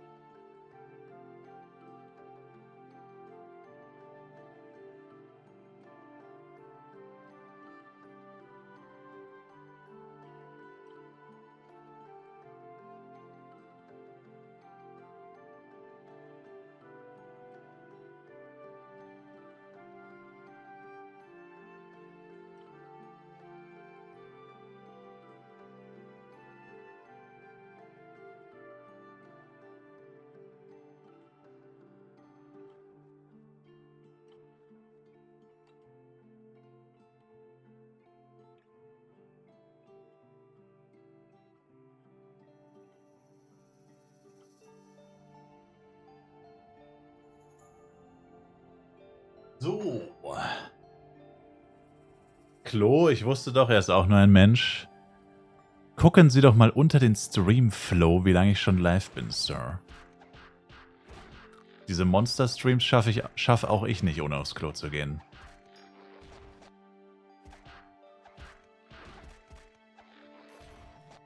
Der Professor. Was geht ab?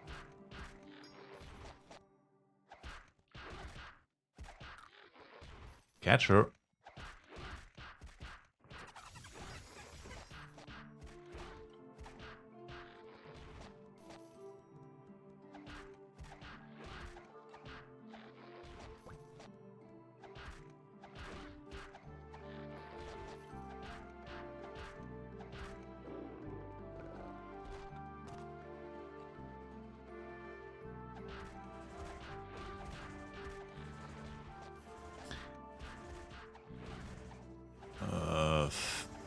What? Fun 101 Night, ab wann sollte man zu Glar fahren? Da ist einiges schiefgelaufen im Satz, aber klar fahren frühestens so mit, keine Ahnung, 97 vielleicht? Naja, gut, frühestens wäre es eher so 95, I guess. Ja. Du weißt ja, niemals zu viel zu hohen Monstern gehen, das sorgt selten dafür, dass man schneller levelt. Vor allem nicht als 1v1, weil als AOE kann man immer argumentieren mit Mobdichte und so, aber als 1v1 Mobdichte, naja, da brauchst du schon einen sehr krassen Schaden, dass das einen bedeutsamen Unterschied macht bei deiner Levelgeschwindigkeit. Also, wenn ich mir jetzt meine Levelgeschwindigkeit so angucke, ich könnte auch, mir würden auch 10 Monster reichen. Sofern die einmal die Minute respawnen. Crash.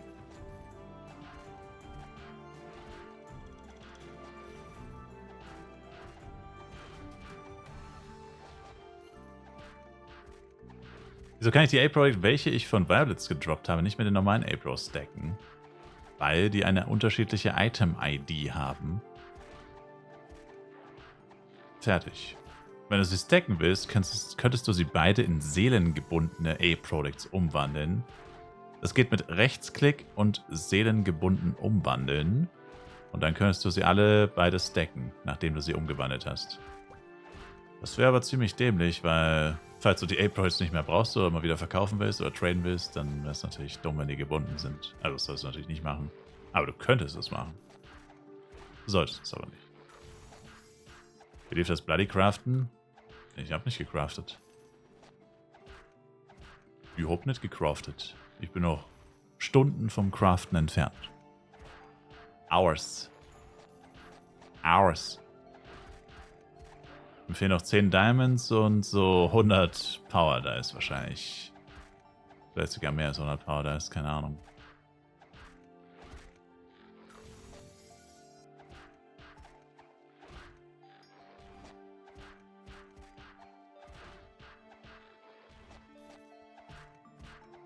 Was gibt's Neues? IU-Berg, was geht ab?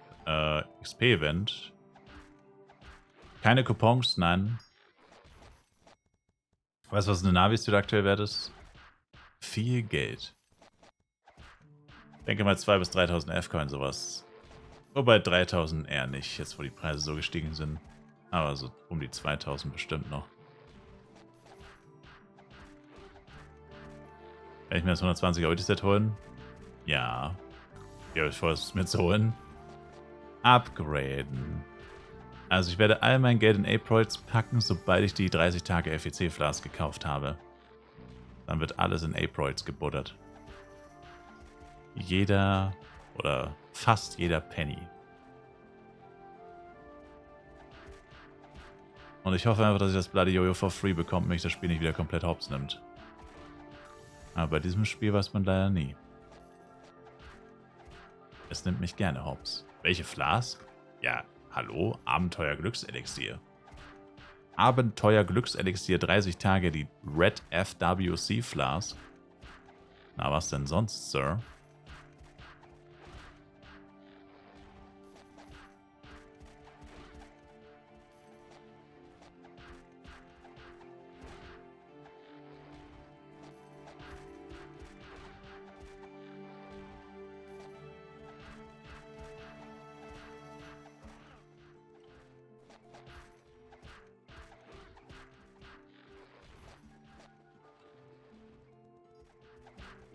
habe jetzt 30 Tage Paris-Kreuz geholt gestern. Es fehlt noch die Flask. Und dann kann ich endlich spielen.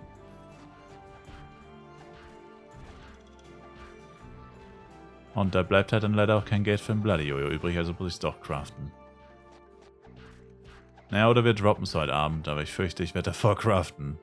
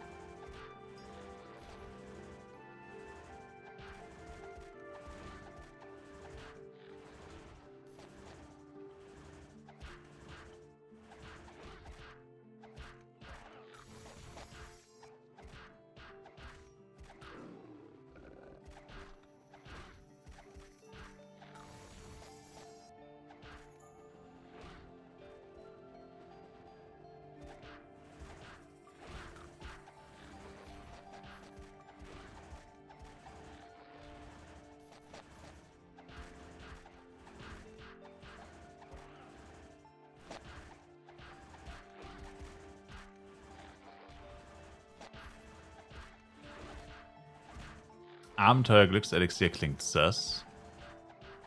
Wieso? Was klingt daran sus, bitte?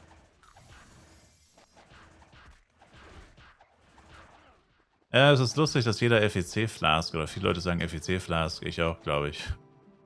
Das Ding heißt überhaupt nicht so.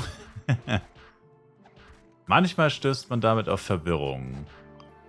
Aber eigentlich ist es ja offensichtlich, was man damit meint. Aber ja, gut, wenn man ganz genau ist, wenn man Korinthenkacker-mäßig unterwegs ist, dann ja.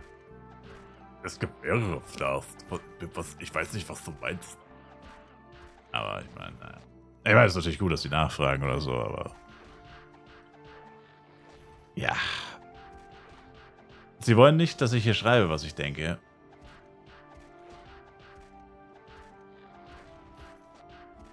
Sir, Sie sind pervers. Sir. Ekelerregend. Ein Lustmolch.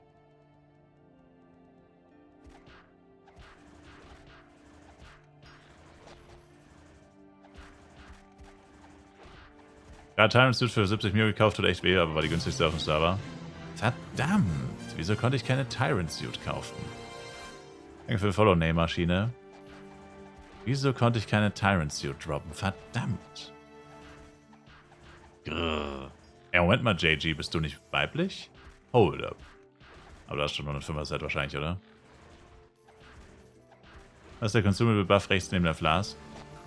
Das ist eine Red Aura. Ich kaufe einfach Transi. Die kostet leider 300 F-Coin oder so. Das wird sich nicht rentieren, vermutlich. Die Transi-Item-Dinger sind arschteuer. Das ist der größte Joke überhaupt.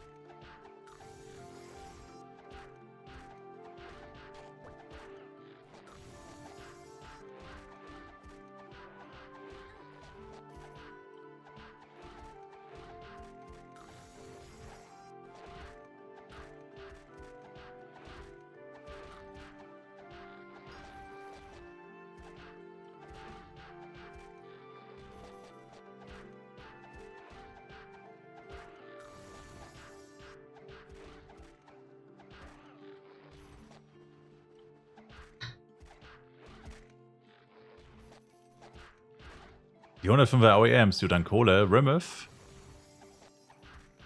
Wesentlich weniger als Navil oder Necklus, aber müsste schon auch so, keine Ahnung, 20 bis 50 oder so. Könnte ich mir vorstellen, ich weiß es nicht.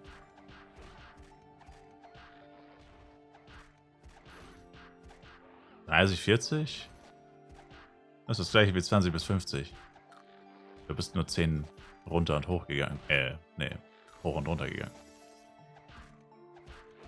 The same thing.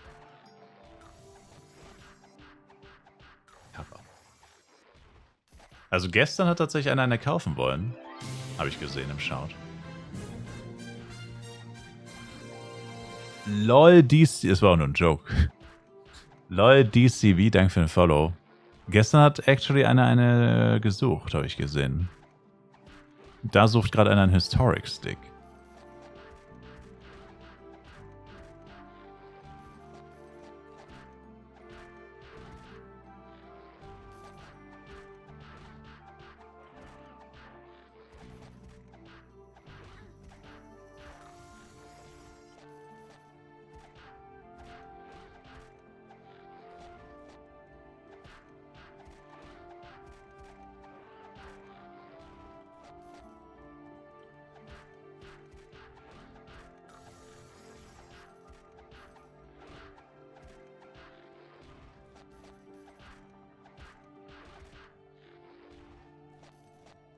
Der Schmuck nervt so heftig. Ich wünschte, man könnte einstellen, dass man nur Schmuck plus 7 aufhebt.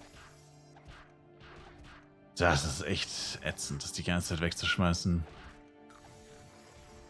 Ach ja, und by the way, es sind immer noch beide meine Shops offen mit 120er Waffen für 380k. Gehen nicht weg. Auch schon wieder knapp eine Stunde müsste das her sein. Über eine Stunde wahrscheinlich sogar schon. Also die 120er Waffen sind nicht mehr sehr gefragt.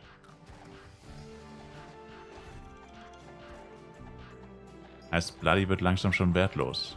Naja, nicht wirklich, aber... Das heißt, dass einige Leute schon mit Craften fertig sind. Vor allem die Leute, die viel Geld haben.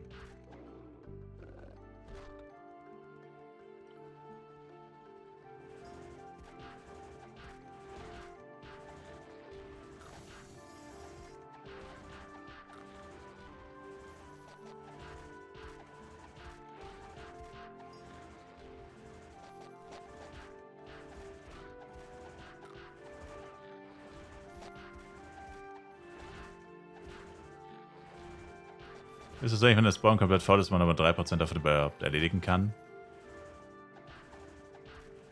Ziemlich beschissen.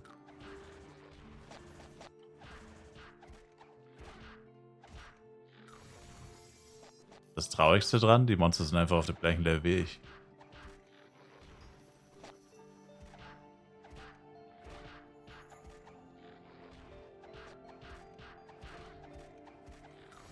Ihr wolltet das hier, by the way. Das ist eure Schuld. Ihr wolltet mal was anderes sehen. Spiel doch mal 1v1. Spiel doch mal mit 2 Charaktern. Das war nicht meine Idee. Und jetzt müsst ihr es euch auch angucken. Und jetzt guckt es euch auch gefälligst an. Yeah. Aber ja, als Elementor würde ich jetzt hier durchbrezeln und 10-mal so viele Monster in der Minute töten. Good old times. Ich höre mich nicht so an. Stimmt. Es wird gegessen, was auf den Teller kommt. Tja, mit einem Bloody Jojo wird es vielleicht ein bisschen besser, aber... Das wird noch eine Weile dauern. Werde ich auch mal AOE-Jester versuchen. Ich kann mir nicht vorstellen, dass das mit meinem Equipment funktioniert, ehrlich gesagt.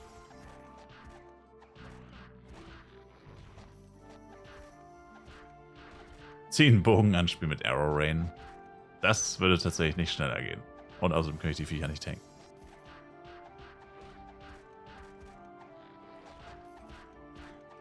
Ja, das Ding ist halt, Coral Island, da müsste es tatsächlich wirklich besser werden. Weil da hat man ja als 1v1 Doppel-XP und Doppel-Drop bei jedem Monster. Da müsste es, wenn man dann auch mal ein bisschen mehr Damage macht, vielleicht deutlich erträglicher sein. Weil dann ist es zwar immer noch so, dass da viel mehr Monster sind, als du jemals töten kannst. Aber du kriegst für jedes getötete Monster, wie gesagt, also was war's? Ich weiß nicht mehr, was genau der XP-Bonus war. Irgendwas mit 90, aber ich glaube, es war literally so 99 oder so. Bis 105. Ab 141 Monster. Das heißt, da tötest du ein Monster und jemand anders 2. Und ihr kriegt beide das gleiche. Also der 1v1, der 1 tötet und der AOE, der 2 tötet, ist dasselbe. keinen Unterschied. Also da hat der Auela dann plötzlich keinen Vorteil mehr, wenn er doppelt so schnell ist oder doppelt so viele Monster tötet. Das gleicht sich dann aus. Nur ist es leider so, dass die meisten Auela auch nicht doppelt so schnell sind, sondern eher so dreimal so schnell. Aber wie gesagt, es müsste trotzdem besser sein. Hier in Astria ist der höchste Bonus, ich glaube, 35%. Und das halt auch erst bei bei Mammuts. Das heißt, ich bin jetzt wahrscheinlich bei, keine Ahnung, 30 vielleicht oder 29%, keine Ahnung. Das wird leider nicht von Monster für Monster, haben sie das nie angegeben. Die haben immer nur die Ranges angegeben. Aber logischerweise müsste bei den höchsten Monstern am höchsten sein. Und jetzt bin ich ja kurz vor den höchsten Monstern. Also es gibt jetzt nur noch 3 Monster vor Coral Island. Also müsste der XP-Bonus schon gut sein. Aber trotzdem, ich töte 1000 Monster. Mal angenommen, es sind 30% Bonus. Dann ist das wie, als hätte ich 1300 getötet, bevor es diesen Ausgleich gab zwischen Womnibon und AOE. Nur leider bringt mir das sehr wenig, wenn ich 1000 töte und der Elementor tötet 2.000 oder 3.000 in der gleichen Zeit. Ja, dann habe ich zwar 1300 getötet, aber er hat immer noch 2.000 oder 3.000 getötet. Also er kriegt da immer noch wesentlich mehr XP als ich. Also bringt mir das eigentlich einen Scheißdreck. Bruh. Da kann ich mir die 30% auch in die Haare schmieren. Oder selbst 35. Genauso.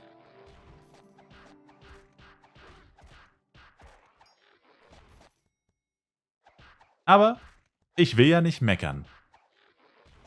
Will mich ja nicht beschweren, bro.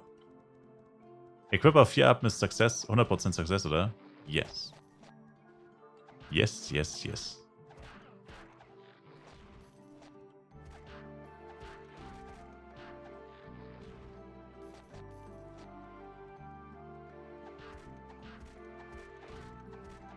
Ja, auf dem Server sind auf jeden Fall auch keine Catchers. Die hat sich schön jemand vor mir einverleibt.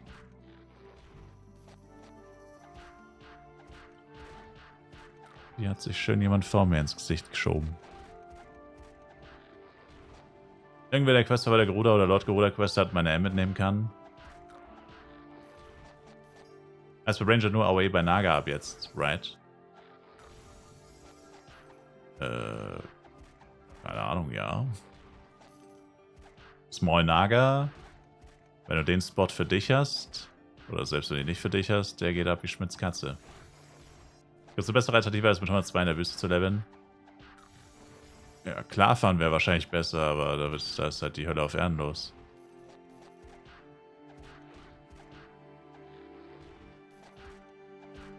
So wie man hört, zumindest.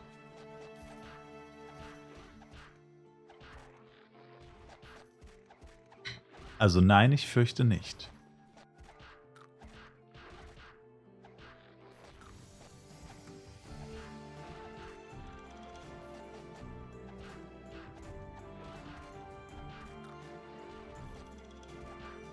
Klarfahren ist ein Schlachtfeld, das Womnibon keine Chance.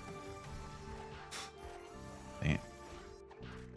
Wo ist in Darkon 3 nicht die Hölle auf Erden los? Das ist tatsächlich eine gute Frage.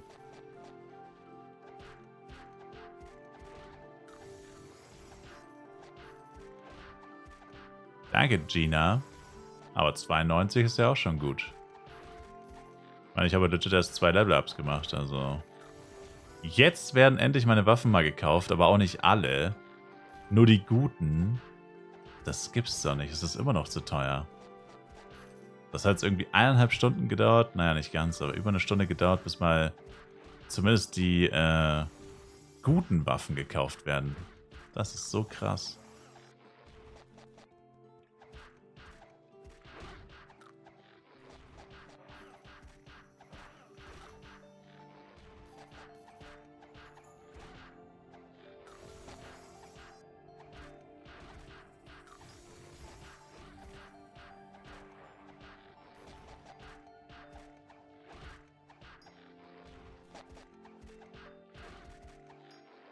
Ich habe eine gute 1-1-Stelle bei Captain Klarfahren, habe da 3 Stunden komplett solo gelevelt. Meinst du in einem Gang? Captain Klarfahren gibt es nämlich eigentlich nur in einem Gang.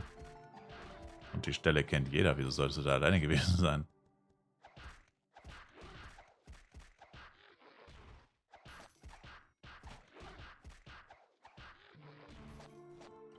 Da hattest du dann vielleicht viel Glück.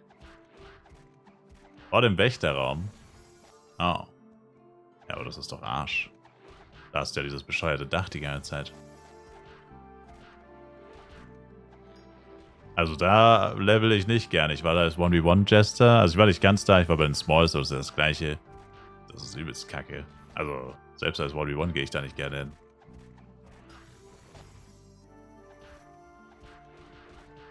Falls Upgrade-Event kommt, wie hoch ist dann die Rate? Im Schnitt müssen es 20% mehr sein. Also, mal angenommen, du brauchst jetzt 1000, dann wären es beim Event theoretisch nur noch 800 für irgendwas. So Pi mal Daumen. Ich glaube, es ist eine dynamische Rate. Ich glaube, die ist nicht immer gleich, aber ist ja egal. Auf jeden Fall ist es deutlich besser.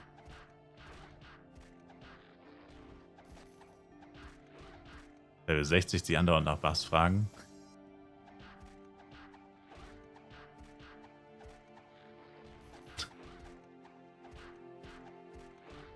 Steigt er vom Bord, aber wird von einem Captain Klarfan aufgefressen.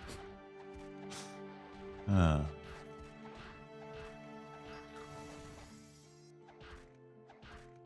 Crafting-Versuche unstacken ist eigentlich nicht so smart, oder? Also wenn Try 5 schon reicht, verschwendet man ja einfach Zeit. Pinguin, du redest hier mit jemandem, der den Weltrekord hält für die meisten Crafting-Fails in a row. Du hast keine Ahnung, wovon du redest. Du hast keine Ahnung, mit wem du es hier zu tun hast, Sir. Du weißt nicht, wie inkompetent ich bin, was Bloody Crafting angeht. Ich habe quasi ein doppeltes Handicap. Du hast keine Ahnung, mit wem du dich hier gerade anlegst. Boy? Ich bin die Goat, wenn es darum geht, niemals eine Bloody-Waffe zu craften. The freaking Goat. To never craft a Bloody-Waffe.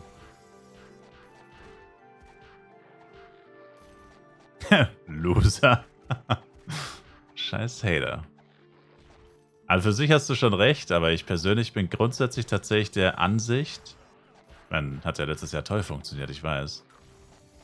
Aber ich persönlich bin grundsätzlich der Ansicht, auch wenn ich weiß, dass es technisch gesehen oder mathematisch gesehen keinen Unterschied macht, bin ich trotzdem der Ansicht, dass ich lieber oft, also viele Tries auf einmal mache oder auch viele Boxen auf einmal öffne und so weiter, als alles einzeln zu öffnen. Ich weiß, dass es mathematisch keinen Unterschied macht, aber es fühlt sich für mich trotzdem besser an. Weil man dann das Gefühl hat, vor allem wenn man halt mindestens so viel hat, wie der Erwartungswert ist, dass es dann einem irgendwie zusteht und dass es dann klappt. Das ist Psychologie, Mensch. Das ist einfach so. Und wenn die Chance 2% ist und du hast 50 Tries, dann hast du einfach das Gefühl, das muss ja eigentlich einfach klappen.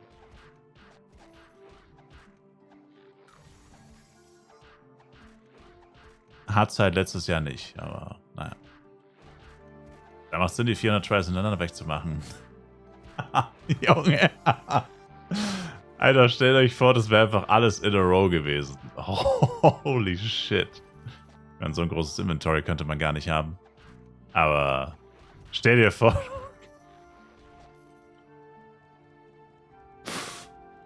Holy shit. Kennt ihr dieses Meme mit dem komplett zerstörten Glastisch, wo so ein Computersetup komplett kaputt gemacht wurde? So wird es dann aussehen, nachdem der 450. nicht geklappt hat. Das komplette Setup zusammengedroschen. Also auf dem Channel waren gefühlt 3 Catcher. Also what the fuck, man? Gibt's ja nicht. Irgendjemand hier sammelt meine Catcher und das gefällt mir nicht. Das sind meine Catcher.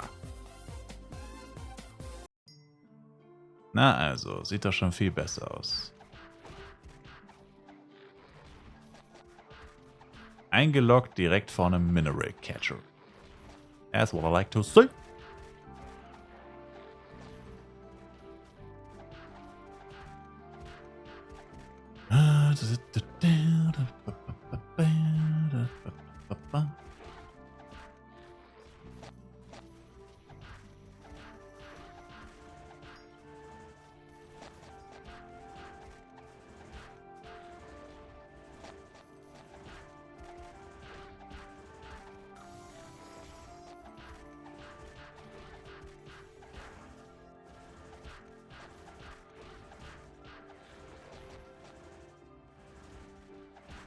Hab meinen Ring einmal zu viel gecraftet, jetzt kann ich es nicht anziehen.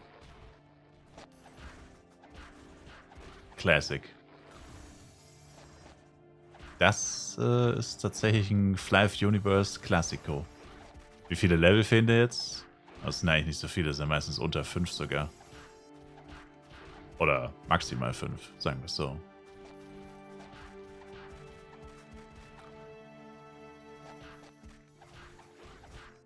Ring 95, gleich 93. Ah, okay. Naja, das... Ring 95, ja? Damn, okay, Mister. Ich hab hier plus 16er Schmuck. Okay, komm mal runter.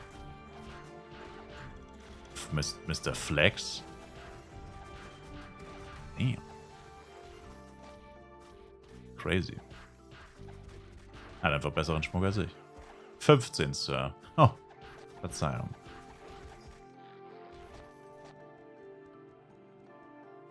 Wenig übertreiben. Yeah. Verständlich. The Triple Catcher. I like to see.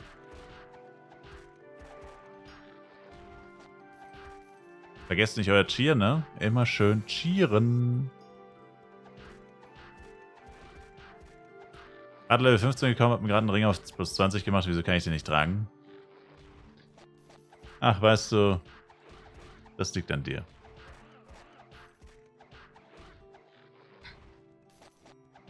Wolltest du nicht ein 6% Speedset haben? Ich habe ein 6% Speedset. Was meinst du? Erst Ohrringe oder Ringe upgraden? Ohrringe. Außer du bist Magier, dann Ringe. Magier Ringe, alle anderen Ohrringe.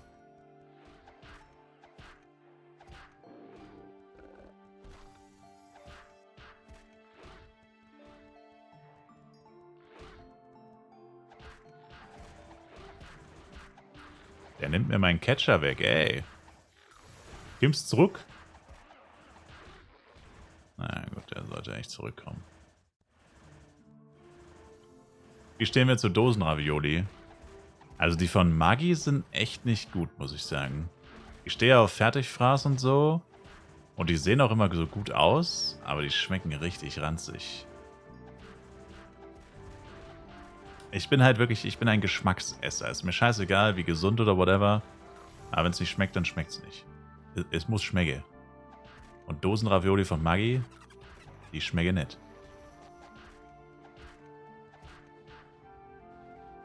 So.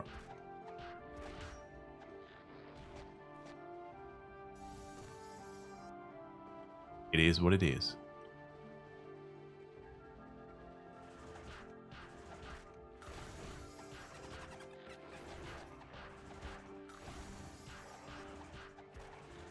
Ich hau mir gleich mal einen Curry King rein. Ich bin da wirklich grenzenlos. Alter, Curry King ist halt auch übelst asozial. Und übelst teuer. Damn. Penguin. What is happening? Ich dachte, wir haben eine Fertigfraß-Connection. Aber du bist ja ein wildes Tier. Du isst ja einfach alles.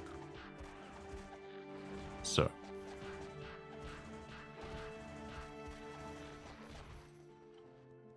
You filthy animal.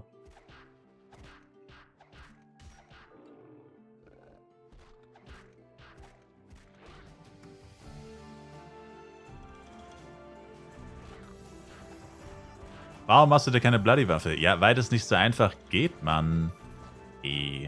Meine Güte. Jesus Christ. Entschuldigung. Ich wusste nicht, dass es verpflichtend ist, als 120er zwingend eine Bloody-Waffe zu haben, sonst darf man nicht mehr weiterspielen. Jesus, Maria und Josef. Wenn es so einfach wäre, dann hätte jeder eine Bloody-Waffe. Es ist nicht so einfach.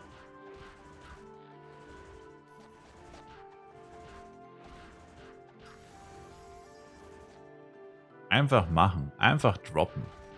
Ja, moin. Dann einfach noch kurz Schmuck plus 20 machen. Dann einfach noch kurz 165 machen. Dann einfach noch kurz irgendwas anderes machen.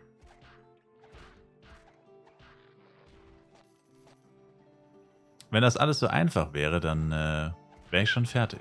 Dann würde ich jetzt schon auf den nächsten FEC warten. Ist es leider nicht.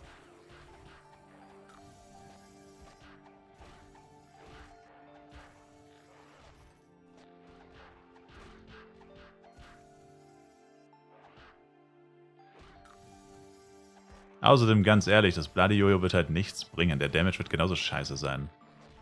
Ich muss es dann auch noch upgraden. Jetzt einfach auf Bloody wechseln wird so gut wie nichts bringen. Das hat nämlich gar nicht mal so viel bessere Stats eigentlich.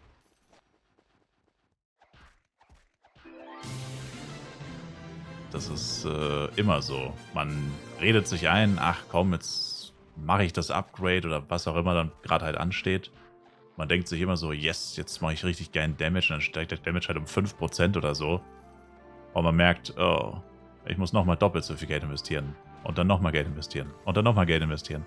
Und dann irgendwann macht man vielleicht mal Schaden. Der leichteste Weg an Schaden zu kommen ist immer noch einfach nur Fett Power-Ups reinschmeißen. Das ist der leichteste Weg. Aber der ist halt auch temporär. Man will ja nachhaltig mehr Damage machen. Und das ist teuer und dauert lang. Equipment verbessern.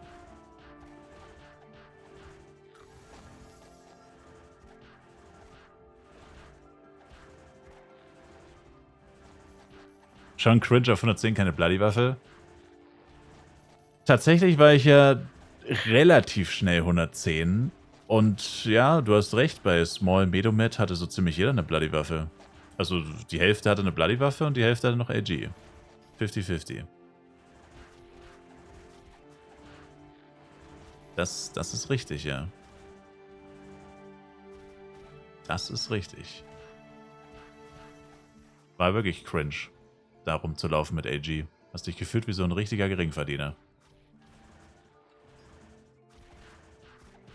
Hast dich gefühlt wie ein verdammter Geringverdiener.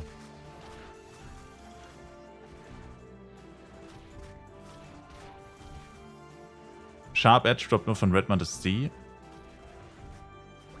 Ja. Ich kann nur noch mal wiederholen. Loser. Danke. Ich hab's auch beim ersten Mal gesehen, aber danke.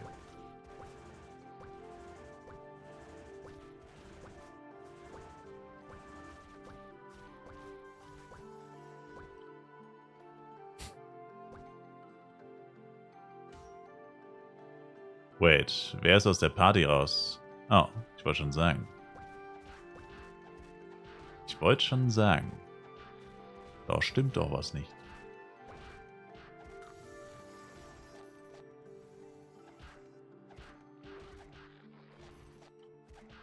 Hat man plus 7 oder findet man auch plus 13 Schmuck? Nein, 7 ist das höchste. Wenn du selber upgraden willst, startest du auf plus 7 in der Regel.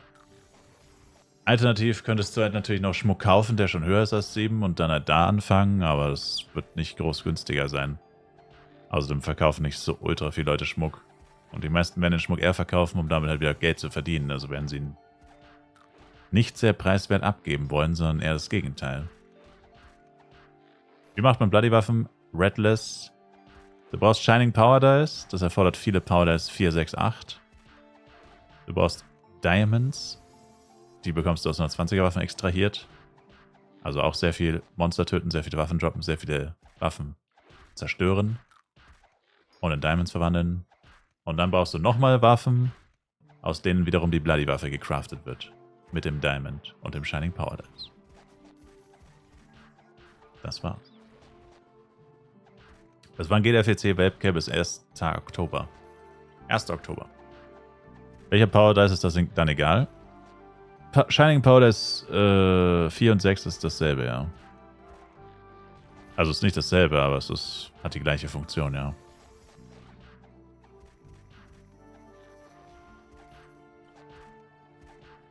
Würdest du Jester nochmal anfangen? Nein. Glaube nicht. Ziemlich sicher nicht, ne. Das Early Game war echt schlecht. Ich glaube, das ist literally das schlechteste Level 60 der Welt. Und, ja. Bis jetzt habe ich noch nichts gesehen, was mich wirklich überzeugt.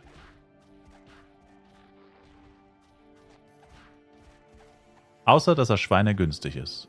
Aber das heißt ja eigentlich einfach nur, dass ihn niemand spielt. Und das ist ein schlechtes Zeichen. Kann ich nur nochmal wiederholen. Wenn irgendwas extrem günstig ist, dann ist das nicht wirklich positiv. Also, es ist gut für die Leute, die spielen, weil sie kriegen ihr Equipment viel günstiger als bei anderen Klassen. Aber so an sich heißt das ja einfach nur, die Leute haben einfach akzeptiert, dass es nicht gut ist und spielen lieber was anderes. Und dann wiederum ist es ja eigentlich eher was Negatives. Und ja, ich habe bis jetzt, wie gesagt, meine Meinung auch nicht geändert. Als nächstes BP.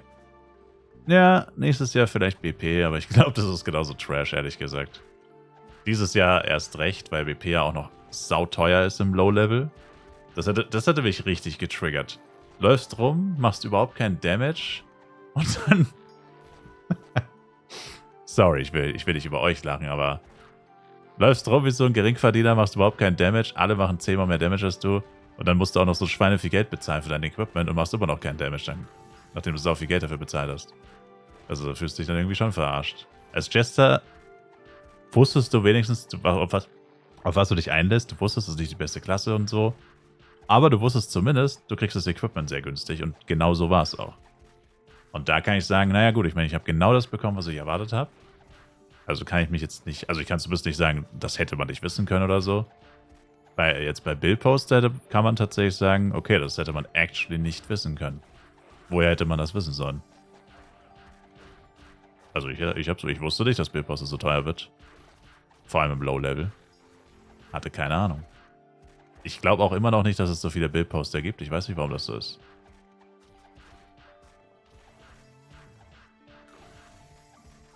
Das ergibt eigentlich nach wie vor keinen Sinn, dass Build-Poster so teuer ist. Weil er ist nicht so beliebt. Also außer es ändert sich jetzt halt was. Ich meine, klar, wenn jetzt plötzlich wirklich so viel mehr Build-Poster da sind und der steigt in der Beliebtheit, dann kann das natürlich sein. Aber eigentlich, historisch gesehen, ist er das eigentlich nicht.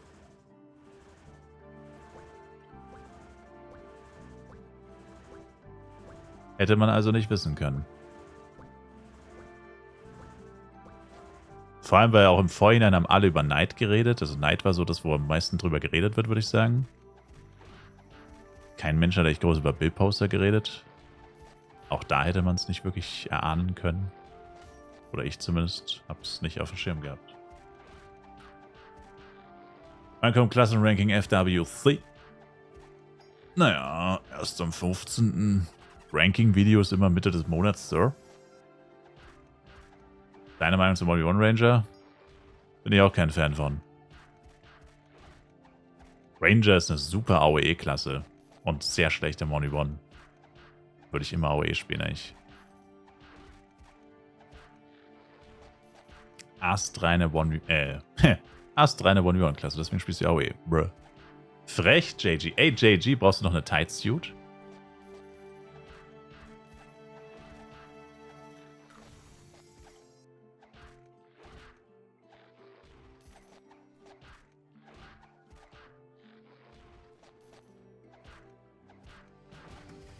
Welches Set ist das nochmal? Na, 105 1v1 Ranger. Weiblich. Ich dachte, du wolltest jetzt auf 1v1 umsteigen. I dropped your suit, homeboy. Also wenn du nicht weißt, was das für eine Suit ist, dann hast du sie auf jeden Fall noch nicht. Wenn du sie schon gekauft hättest, dann wüsstest du das ja. Sehr gerne. Ach, seht ihr? War doch ein guter Drop.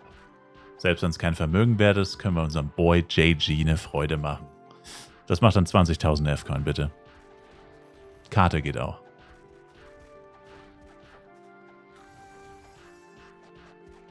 Was muss ich im Filter einstellen, dass er die Pieces nicht mehr sammelt?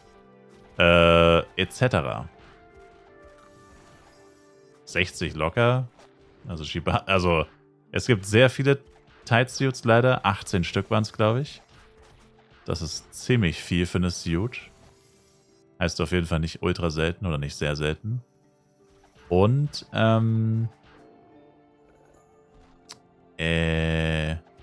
Shibasa meinte, für 40 hat er seine noch nicht verkauft bekommen. Zweimal. Also, keine Ahnung, zweimal 3 Stunden Shop, I guess. Der Lord Yeti greift ja nicht an, ne? No. Den kann ich ja gar nicht angreifen, da brauche ich ja die Quest für. Dafür existiert es 4, dass man ihn nur mit der Quest angreifen kann und er nichts droppt. Sehr gut.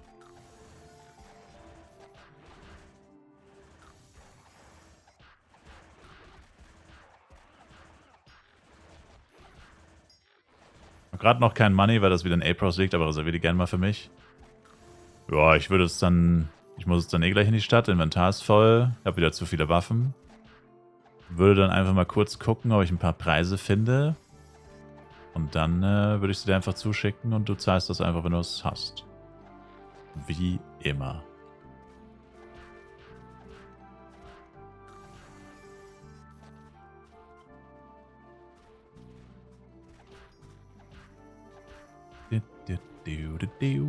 Catcher. Vorsicht, Catcher Betrieb. Schreib den Preis dann gerne zu in der Post. Yeah. Bin gleich mal unterwegs. Der Businessman. Sieht's nämlich Partypunkte technisch aus. Alter, die Party geht einfach nicht down. Das ist geistesgestört. Ich kann auch mal 2 Stunden Skills stacken. Das ist wirklich krank. Diese Party wird niemals sterben.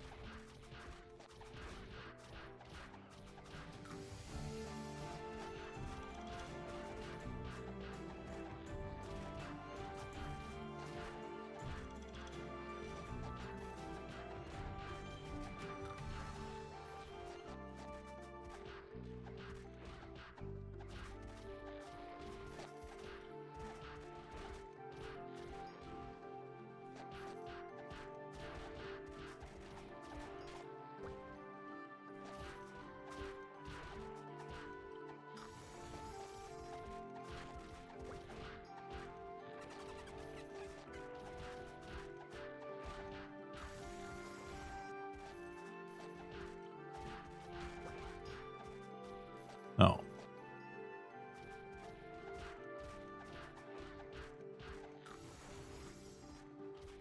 Da ist ein AG-Bo nur 80 wert, das ist krass. Das. Habe ich gerade Dice gesagt? Oder? 80 Mio nach über einer Woche? Finde ich eigentlich immer noch ziemlich teuer. Da jetzt ja doch schon ein großer Schwung an Spielern über Level 105 sein müsste. Oder mindestens 105. Also halt wahrscheinlich so 2.000 bis 3.000 Leute wahrscheinlich. Ich denke mal, das passt schon so.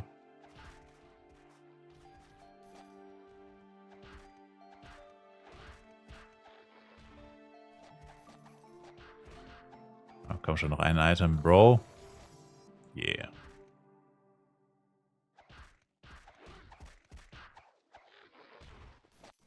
Gut, haben wir es wieder geschafft. Nochmal eine volle Runde ab nach Flarissimo. Werde ich meinen Chat auf Boden übertragen? Oder versuche ich mal Totemia? Nee, also ja, euch würde ich tatsächlich nicht mitnehmen. Ich werde euch nicht transferieren dann am Ende vom FEC. Achso, du meinst Char. Ups. Ich lasse euch einfach dort. Ich lasse euch dann einfach da. Bis zum nächsten Jahr. Warum zum Teufel soll ich auf Totemia gehen? Das ergibt doch überhaupt keinen Sinn. Ich habe das noch nicht verstanden, warum man auf mehreren Servern spielen sollte beim Spiel. Das richtiger Schenkelklopfer. Danke. Danke. Ich bin öfter hier, falls du mehr sehen willst. Hören. Warum sollte ich auf 2 Servern spielen? Das ergibt keinen Sinn. Vor allem nicht, wenn meine ganze Taktik darauf beruht, immer die gleichen Charakter auf den gleichen Accounts zu machen und ich bereits 3 Jester zum Beispiel habe, die alle komplett gestackt sind mit Power-Ups, also halt literally 500 Upcut Stones, 200 Amplis, hunderte Potions und Flasks im Wert von zigtausend bis 100.000 F-Coins haben die Power-Ups auf sich. Alles sehengebunden natürlich. Aber warum soll ich das nicht nutzen? Das wäre extrem dämlich. Also ich könnte jetzt mit richtig krassem Equipment rübergehen, das Equipment einfach mal einem meiner anderen Jester geben. Und bada bing, bada boom, könnte ich wie ein Pay-to-Win-Player spielen. Komplett gratis. Und das halt literally unendlich oft, unendlich lang. Das sind so viele Power-Ups, die kann ich in diesem Leben gar nicht verbrauchen. Also, weird Flex, aber ich meine, man kann vielleicht mal auf einem anderen Server mal ein bisschen rumdudeln. Aber richtig ernsthaft darauf spielen oder als monatelange Arbeit quasi dahin transferieren, wo man auch nie gespielt hat, das ergibt für mich nicht wirklich Sinn. Also meine beiden Shops sind immer noch offen. Wie viele Items haben wir verkauft? Oder nicht verkauft? Ja, 3 tatsächlich nur. Okay, das geht. Ist aber immer noch irgendwie belastend. Wenn die so günstig sind, müssten die doch alle verkauft werden. Wow, und mein RM hat gar nichts verkauft. Oder nicht gar nichts, aber wow. Bei meinem RM war fast der ganze, also mindestens 10 Waffen zurückbekommen.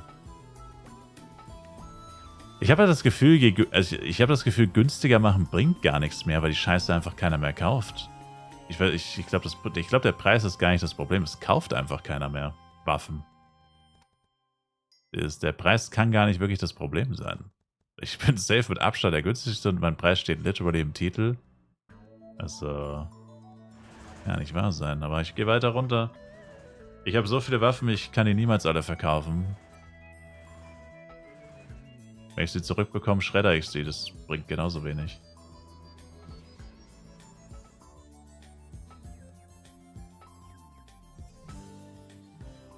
Wie läuft der Jester? Bockt er? Naja. Noch nicht. Wir warten noch auf den Moment, wo er knallt. Oder wo es knallt.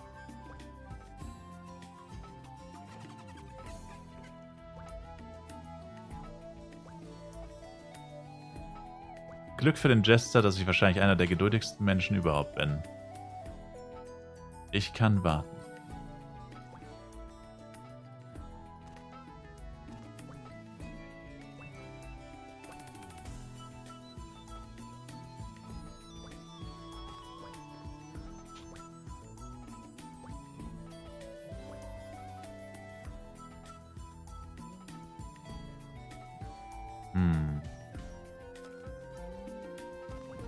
Also die Stuffs werden eigentlich nicht gekauft.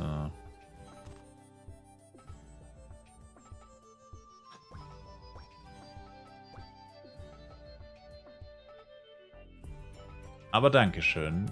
Und werden A-Pro und S-Pro echt mit der Zeit billiger? Ist der F-Coin-Preis durch die G-Pros von Violets? Nö, nicht wirklich.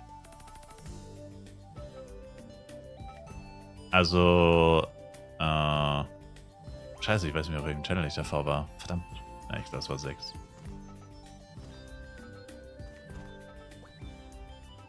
Also,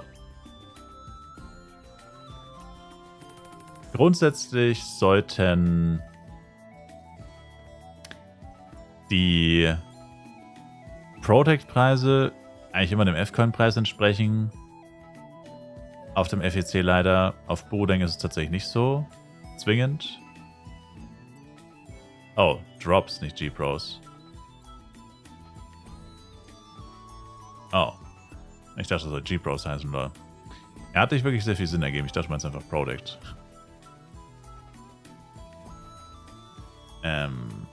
Aber macht ja keinen Unterschied. Das ist trotzdem vom Sinn her ist ja das Gleiche. Ja, ich muss mal ein Fenster zu machen. Langsam wird's warm. Langsam kommt da nur noch warme Luft durchs Fenster. Ist mir kalt. Ja, also auf jeden Fall, nein, die Preise bleiben immer ungefähr beim F-Coin-Kurs. Das macht keinen Unterschied. auf dem FEC ist die Nachfrage so groß, dass das eigentlich fast immer der F-Coin-Preis sein sollte. Also eigentlich immer. Gut. Ein Corona mit STR plus 3. Okay. Let's freaking go, baby. So, ich muss erstmal den Shop aufmachen, da sind wahrscheinlich noch einige Waffen übrig. Also 120. Am besten die Shops nebeneinander stellen, weil irgendwie kann ja gar nicht sein, dass beim RM nichts gekauft wurde und beim Jester fast alles. Vielleicht muss man es so richtig blöd arschmäßig, so richtig einfach so ganz oft wiederholen. Das ist auch der letzte checkt. Hier ist es günstig.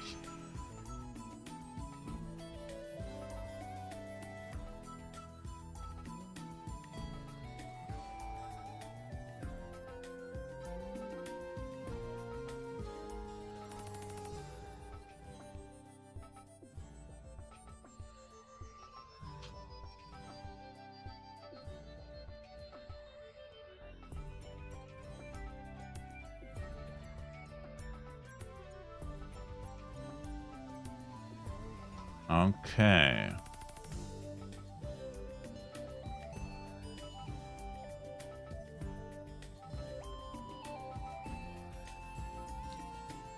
Meine Enkelkinder werden diesen besagten Knall miterleben. AG Big Sword Preis circa von 6 Mio hieß es. Oh, das nicht. Vorhin 6 Mio. Wurde wohl eins gekauft, verkauft, wie auch immer.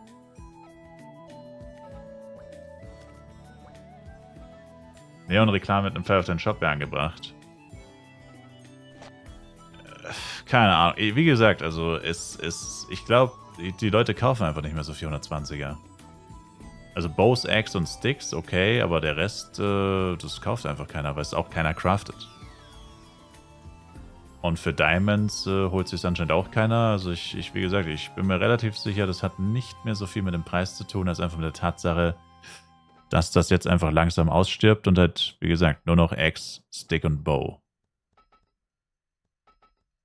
weggehen. Du verkaufst 0 von CW Creature. Also ich mach's so mit dem Free-to-Play-Shop, der nur knapp 4 Stunden hält. Ich meine, 4 Stunden ist eine große Zeit, da kommen hunderte bis tausende Leute in deinem Shop vorbei. Wenn da nichts gekauft wird, dann bist du offensichtlich zu teuer. Und bei der schnell florierenden Wirtschaft hier lohnt es sich ja nicht, da tagelang drauf zu warten und auf irgendwelche Preise zu bestehen. Einfach runter und Hauptsache die Kohle wieder in A-Projects und so anlegen. Da hast du mehr davon, als dann tagelang drauf hocken zu bleiben. Also jedes Mal, wenn es nicht weggeht, wieder günstiger machen.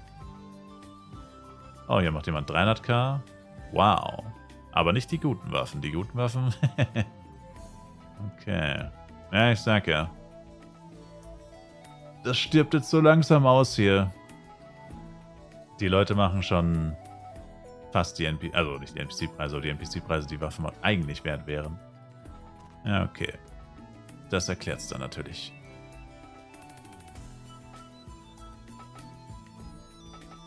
Wie stellt man am besten ein Elle? Full Int. Uff, Diamond Session. Ach du Scheiße. Das sind 6,2 Millionen Penya beim NPC. Jetzt, wo die Waffen ja anscheinend wirklich nur noch NPC-Preise wert sind. Oder nicht mehr sehr viel mehr. Brauchen wir quasi 2 Diamonds, um nicht im Minus zu sein. Aber das ist natürlich Schwachsinn, weil... Das sind natürlich auch noch ein paar andere Sachen dabei. Oh meine Güte. Oh meine Güte. Oh meine Güte.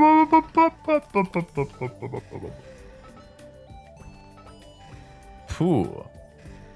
Wieder nur 4. Ich habe noch nicht ein einziges Mal überdurchschnittlich oder außergewöhnlich viele Diamonds gecraftet. Literally 4 war das höchste oder einmal vielleicht 5.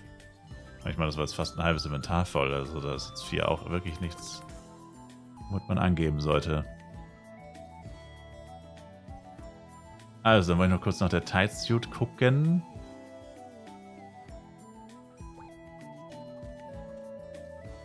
AG Big Axe ist doch für 1v1 halt ab 105 besser als Angel Big Axe, oder?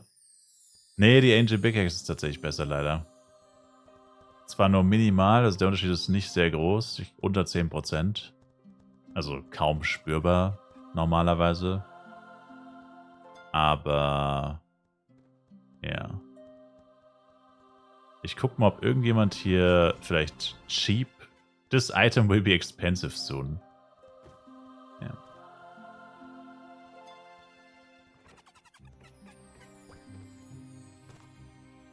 Okay, es hat keiner cheap drinnen stehen. Matteo. Caps Lock Matteo. Den müsste man doch eigentlich leicht sehen. Komm. Matteo, mach mich nicht unglücklich.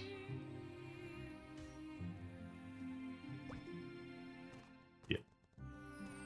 Der hat sie für 60 drin.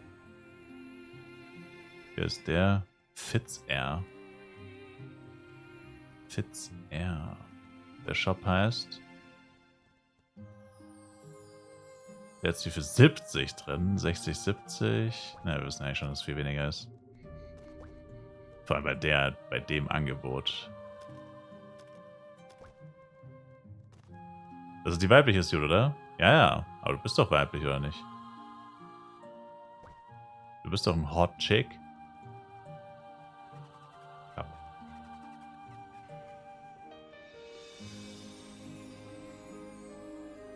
Wolltest du sicher gehen? Oh! Hier ist sie für 23. Fuck. Hier verkauft sie ein Chinese für 23. Hier ist noch ein Chinese. Direkt daneben. Oh Gott, ist das der gleiche? Ah, der hat sie für 50. Ja gut, ich bin mir ziemlich sicher 23. Der hat für 80 drinstehen. Ich bin mir ziemlich sicher 23. Also günstiger als 23 wirst du bestimmt nicht finden. Denke mal, das hat sich damit erledigt. 26, ja gut. Oh, okay, dann ist 23 gar nicht so cheap vielleicht. Schauen wir noch vielleicht ein paar, die nicht am Arsch der Welt stehen. Die Tyrant alle um die 70. Tja, dann hättest du actually in dem Fall tatsächlich ein Item dran sie kaufen können. Wäre vielleicht günstiger gewesen.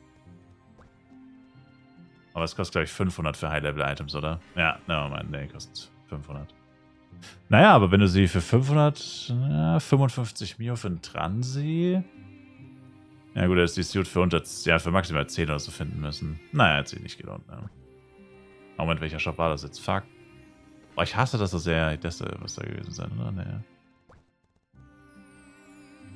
Ah ne, das da, The Pimp. The Pimp, ja, der hat bestimmt keine guten Preise. Jemand, der The Pimp heißt, ist zwar ein Vorurteil, aber ganz ehrlich. 65, sage ich doch. Vorurteile gegen Pimps? Ich meine, also, hallo? Wo kommen wir denn da hin? Naja, JG, dann mach mal 12. How about 12? Da wird es bestimmt keine günstigere geben. Nie im Leben verkauft sie einer für unter 12. Wie heißt dein Char nochmal, Sir? Das war doch... Wer war das nochmal hier?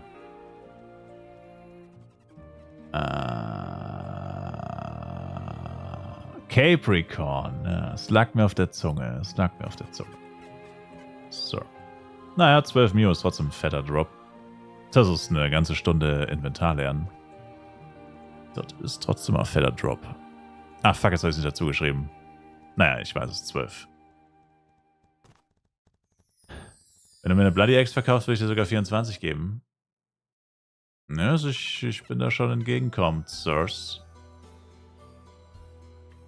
Anders als diese ganzen Scammer auf dem Server.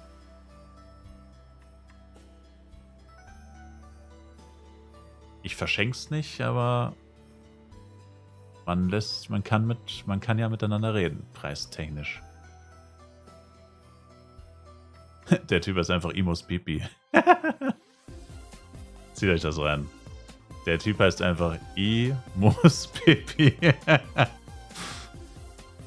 Das ist safe kein Zufall. Das ist safe der Zweitchef von Di Figiano. Imus Pipi. I muss Bibi. Nicht schlecht. Di Figiano. Ah.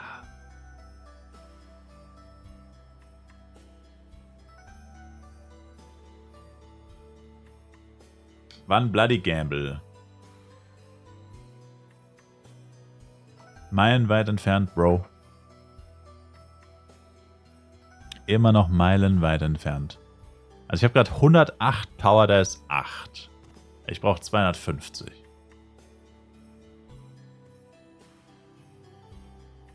Aber hey, es ist erst 12. Ich bin literally um 10 vor 2 aufgestanden. Also ich zocke literally den ganzen Tag heute. Den ganzen Tag. Also ich ziehe jetzt locker noch etliche Stunden durch. Also ich werde irgendwann mal was essen müssen. Aber ich sagte ja, heute craften wir wahrscheinlich. Heute hat noch sehr, sehr viele Stunden. Aber ja, tatsächlich habe ich jetzt deutlich mehr Diamonds. Aber wie gesagt, das Nervige ist halt, ich hatte gestern... Das Problem ist, ich hatte gestern einen Shop offen mit meinen ganzen Power Dice, ne? Und ich wollte sie gar nicht zwingend alle verkaufen. Aber ich habe die Kohle gebraucht. Und das Problem war dann aber, dass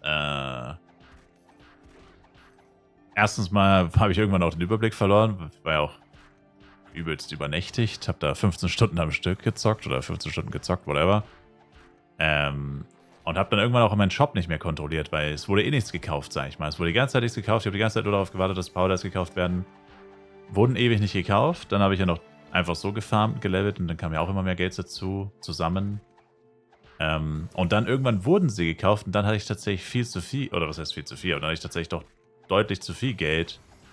Und dann hätte ich halt so 50 Power-Ups easy zurückhalten können, was ich natürlich auch gemacht hätte, aber der Typ hat halt dann einfach alle gekauft. Ich hatte dann noch 98 oder so im Shop und er hat dann einfach alle gekauft. Und das war dann halt too much. Aber, ja, war halt einfach blöd. It is what it is. Also, ja. Dann kauf welche wieder? Nö. Ich gebe kein Geld dafür aus. Wenn ich jetzt Geld dafür ausgebe, dann könnte ich mir gleich das Bloody Jojo kaufen. Das ergibt ja überhaupt keinen Sinn. Ich gebe doch jetzt nicht mein ganzes Geld aus und habe dann am Ende kein Bloody Jojo. Dann kann ich ja auch gleich das Bloody Jojo kaufen. War komplett bescheuert.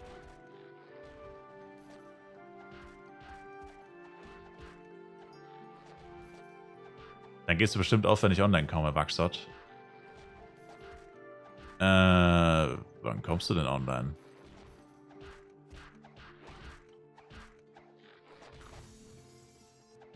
Wenn du denselben Preis kaufst, Shibasa, niemand verkauft die Power Dice so günstig, weil das alles dreckige Scammer sind, Sir. Ich habe eine für 430k verkauft. Sir. Denke nicht vor 22, 23 Uhr. Naja, mal schauen. Also eigentlich war der Plan dann heute noch Red Meteor zu machen. Spät abends. Vielleicht wieder doppelt. Weil das wäre actually zu deutscher Zeit dann eher wieder um 2. Das wären auf jeden Fall wieder ein 24er. Naja, mal schauen. Wie funktioniert das mit dem Schmucktauschen? Spiele erstmal FEC. Erste Mal FEC. Schmucktauschen? Meinst du Ultimate-Schmuck? Und hau rein, Alex. Oh, meine Krabbe.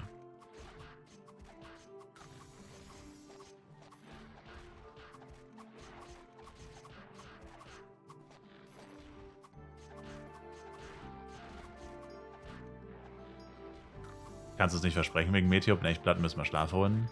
Nachholen. Oh, dann geht auch jetzt schlafen. Red Meteor ist ja wäre ja erst in knapp 14 Stunden. So.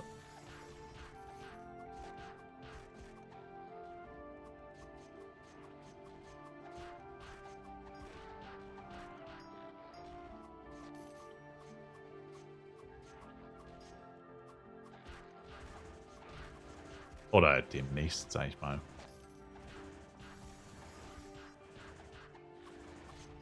Ist das Stone Rain Event auch auf FEC? Ja. Yes. Ich krieg noch ein paar zusätzliche Power Dice durch das Stone Rain Event tatsächlich. Die habe ich jetzt noch nicht dazu gezählt, aber es sind auch, glaube ich, erst 6 Stück oder so. Ein paar Power Dice kommen noch dadurch dazu. Stonks. Kauft jemand eigentlich Food auf FEC? So Kretar? Zum Beispiel.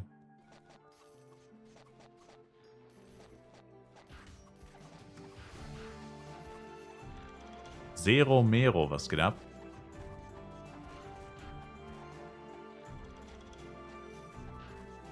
Na gut, okay, jetzt stirbt die Party dann doch langsam. Na, aber da noch so 2 Stunden.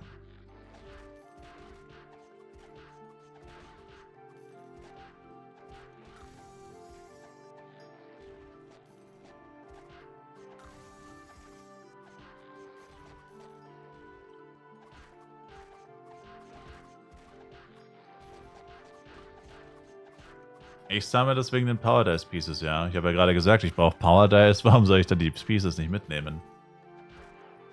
Und ich habe mir vorhin ein Invi-Bag gekauft auf meinem Ringmaster. Dadurch auch nochmal 24 Plätze bekommen. Deswegen, ja. Wie gesagt, ich meine, das Einzige, was ich gerade mache, ist Power Dice sammeln und Diamonds. Gut, Diamonds habe ich jetzt dann gleich 50, aber dann sammle ich trotzdem weiter. Kann man ja auch verkaufen, wenn man sie selber nicht mehr braucht. Aber ja, genau. Power Dice.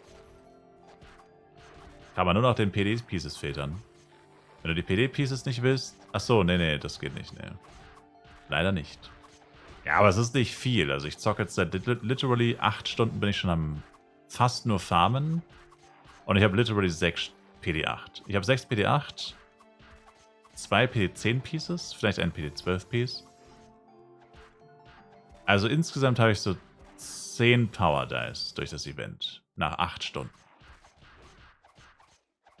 Also es ist nicht gut. Also ich würde jetzt nicht sagen, dass sich das allzu sehr lohnt. Also ich mache es wirklich so, weil ich halt wirklich sie brauche und ich sag mal, ich habe den Platz auch mehr oder weniger. Aber ja, also es ist wirklich nicht so, dass man da jetzt in Power Dice schwimmt plötzlich. Sonst würde ich ja sagen, man sollte es machen, aber es ist schon erschreckend, wie wenig das ist. Was da zusammenkommt. Da besser als nichts, deswegen mache ich es ja. Ich meine, 5 Power Dice mehr am Ende des Tages sind 5 Power Dice mehr oder 6 halt. Aber es macht jetzt nicht den gewaltigen Unterschied, den ich bräuchte oder den man gerne hätte. Aber wenn das so gut droppen würde, dann würde das Event ja nicht so gehatet werden, sag ich mal. Also, gut, auf den normalen Servern braucht kein Schwein Power Dice. Oder zumindest sind sie auf jeden Fall nicht selten und auch nicht wirklich wertvoll. Aber dann würde man da zumindest sagen, es ist zumindest dann gut, wenn du dringend Power Dice brauchst. Und das sagt keiner, weil du kriegst über das gesamte Event vielleicht, wenn du richtig viel spielst, vielleicht 50 Power Dice raus. Und da musst du schon wirklich suchten. Also jeden Tag so Minimum 10 Stunden wahrscheinlich. Dann kriegst du vielleicht 50 Stück am Ende raus. Also jetzt echt nicht so krass. Für die meisten Leute werden es eher so 2 bis 10 sein. Wenn sie halt ihre 2 Stunden am Tag spielen. Ihren Casual-Spieler-Dingens. Ich hätte 2 Partyplätze. In einer noch vermutlich mindestens 2 Stunden haltenden PSF. Auf Channel 7.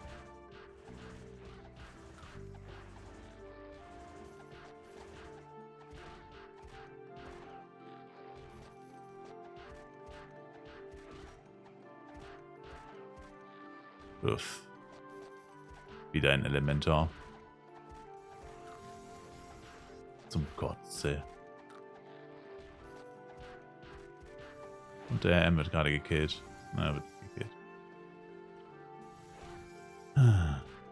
Für den jungen Mann ist man übrigens casual, wenn man unter 18 Stunden am Tag spielt. Danke, Pinguin, ich schaff das auch alleine.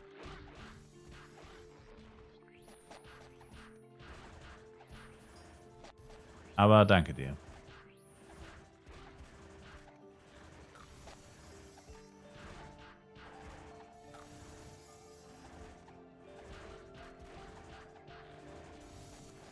Der Bruder setzt da ganz andere Maßstäbe. Der Bruder ist immer noch dein Streamer. Etwas Respekt, bitte. So.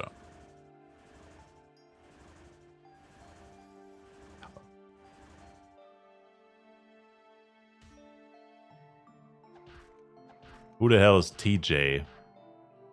Also braucht jetzt jemand die Party oder nicht? Sonst lade ich Randoms ein.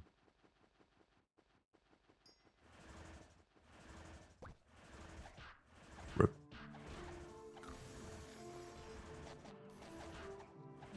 Es ist ja eigentlich besser, den Inventarplatz in NPC-Trash offen zu lassen und mit dem Geld dann einfach die PDs zu kaufen. Naja, also ich brauche, wie gesagt, ich brauche eine Stunde für das Inventar. Also eigentlich nicht.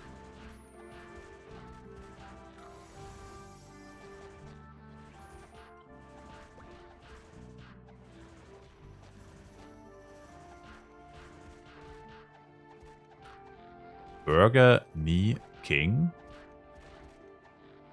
Nee. Ah, es sind 2 Amps gejoint. Der Klassiker.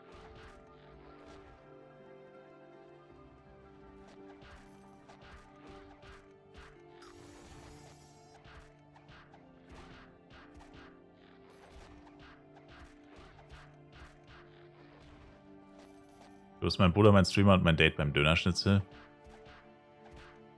Nein.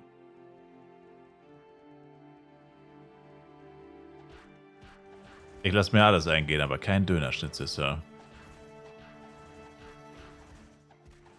Ganz sicher nicht.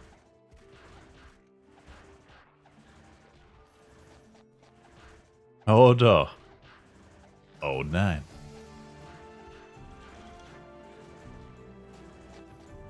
Ganz sicher schon. Du und ich beim Baha-Grill. War vorgestern da, hab mir einen Döner-Teller geholt und du warst nicht da. Was soll ich sagen?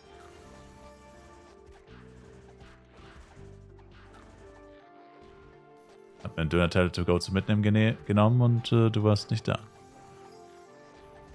Wo kann ich mir die Tabelle der Level Requirements für Schmuck ansehen? Ich glaube, in Flyfipedia gibt es eine. Uns heute ein Tisch reserviert für 3. Nice. Und by the way, vielleicht Montag in München. Ja, aber ich nicht. Habe ja Urlaub. Moment, ist heute nicht Montag? Welcher Tag ist heute? I'm cooked.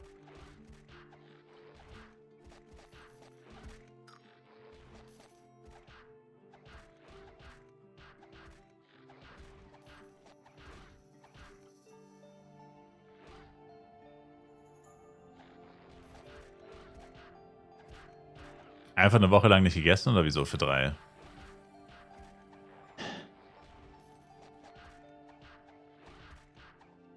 Sei froh, dass du mit dem gesegneten, mit dem Appetit einer Ballerina gesegnet bist, Pinguin. Wo du nur einen Brösel isst und dann sagst, ich bin satt.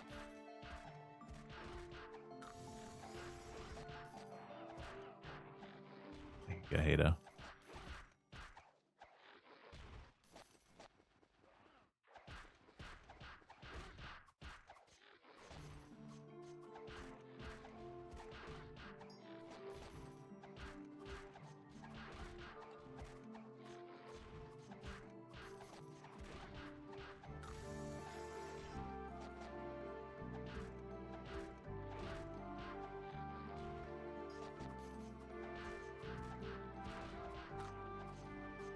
Ich nehme zum Restaurant immer einen Curry King mit, um die Zeit zu überbrücken.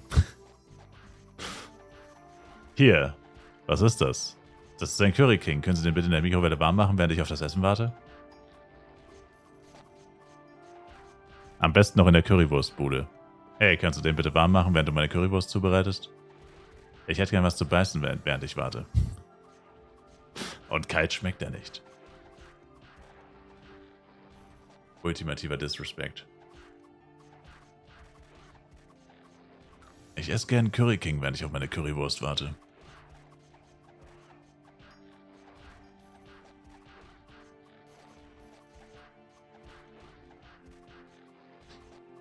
Immer noch keiner, der eine Party sucht? Ja, meint hat sich erledigt. Oh, du Dreckiger, ey.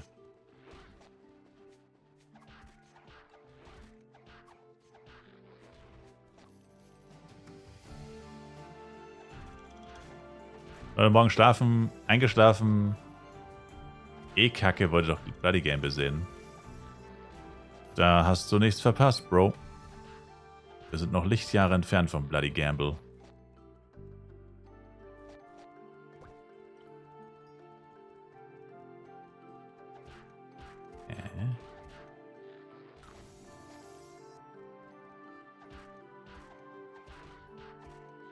Kennst du das mit Munich Urban Collab? Ja, ist das nicht dieses Ding, wo man sich einen Raum mietet und dann kreativ wird? Und mit anderen Businesses maked und so ein Scheiß? Für 50 Dias und die Mets kann schon fast das Jojo kaufen. Sag mir wo.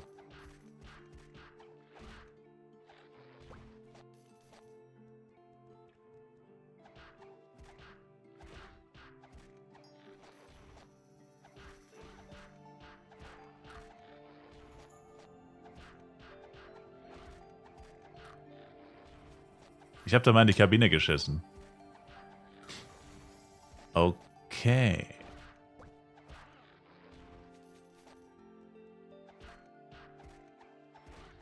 Heute Morgen hat einer für 2,5 verkauft. Als ob. Das wären ja literally 50 Diamonds ohne die Power Dice. Nie im Leben. Ja, das ist halt so ein Glücksgriff. Weißt du, das ist immer so. Vorhin war es auch so. Oder, ja, gut, das heißt vorhin. Vor 7 Stunden oder so. Aber auf jeden Fall hat einer, es kam kein Offer mehr rein. Ja, aber ich habe keine F-Coin. Bringt ja auch nichts. Du bietest dem, der sagt 2500 F-Coin, du sagst, ja gut, dann gebe ich dir halt 50 Diamonds und 100 Power Dice oder so, was ja mehr ist. Und dann sagt er, ja, fick dich ins Knie, ich wäre bei F-Coin. Und dann sage ich, ja, ich habe aber keine F-Coin. Dann sagt er, ja, fick dich ins Knie. Was bringt mir das dann, dass er für 2,5 verkauft? Da bist ich so gottlos overpayen, dass es dann auch wieder 4000 kostet. Das ist doch immer so. Das ist doch immer so mit den Leuten. Die wollen nur Premium-Währung. Mit deinen gammeligen Diamonds und deinen gammeligen Power Dice, die jeder hat, nichts Besonderes sind, kriegst du gar nichts. Die wollen alle nur echte Moneten. Dieses Spielgeld, was ich da besitze, das wollen die nicht.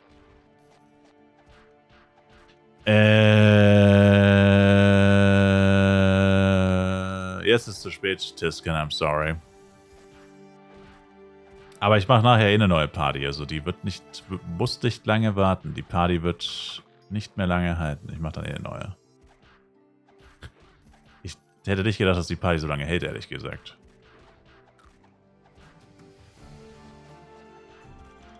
Also, das ist ziemlich krass. Was gab Kenji?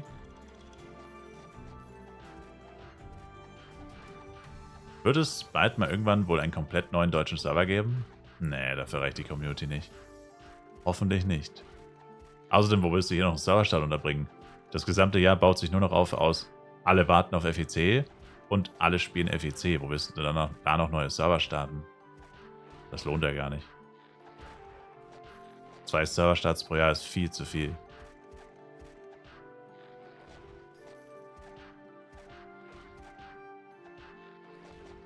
Ein Dönerschnitzel geht übrigens als Power-Up IRL. Doubted. Soll ich die zweite Stat-Page von meinem Nightfall SDA für Giants gehen oder 50-50? 50-50 was? Achso, für Giants.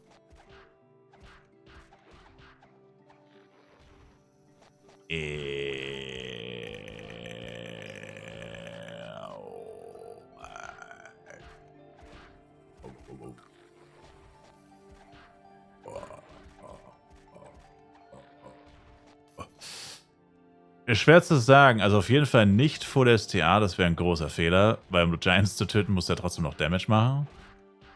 Er hat wieder einen Aussetzer. Das Problem ist, es gibt aktuell noch nicht wirklich HP-Pads. Eigentlich würde ich sagen, kauf dir ein HP-Pad, dann mach vielleicht 50 Decks, 50 STA und Rest STR. Das sollte eigentlich reichen. Aber es gibt keine HP-Pads. Vor allem keine guten. Und wenn, dann sind sie schweineteuer. Dafür ist es noch zu früh, leider. Aber, ja, also Dex ist für Giants tatsächlich gar nicht so bad, weil es dir einerseits Damage in Form von Crit-Rate, Hit-Rate gibt. Hauptsächlich Crit-Rate. Aber auch ein bisschen Ausweichrate und Blockrate. Auch wenn es nicht viel ist. Und gegen Giants hat man verringerte Blockrate. Und Blockrate in dem Game ist irgendwie Arsch. Meistens. Aber STA ist halt, nur STA stacken wäre halt auch schlecht, weil du kriegst dann ja gar keinen Damage mehr. Also ich meine 50-50 STA, STA ist schon nicht schlecht, ja. Aber auf jeden Fall nicht Full STA.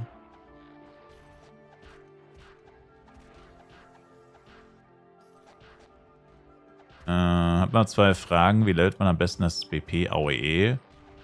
Oder 1v1? Und soll ich als Ranger 120 1v1 oder Face Tank? Was empfiehlst du? Also wenn du es kannst, wäre AOE BP wahrscheinlich schneller und besser in der Levelgeschwindigkeit. Aber mit dem Burst Crack AOE, nicht mit dem BP. Und 120 Ranger geht meistens tatsächlich 1v1. Die meisten Leute gehen ab Bloody Bow 1v1.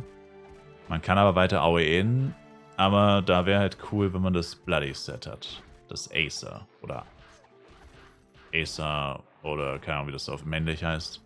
Auf jeden Fall das 120er Bloody Set. Das musst du natürlich erstmal haben.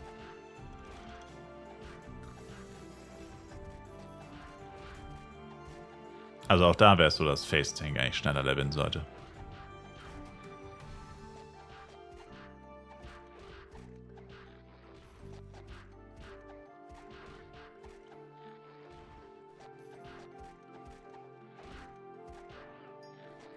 Schon 10 Stunden am Stream, holy. Ja, guten Morgen. Nicht jeder schläft bis mittags. Sohnemann. Guten Morgen. Manche Leute stehen auch an einem Brückentag morgens auf und arbeiten.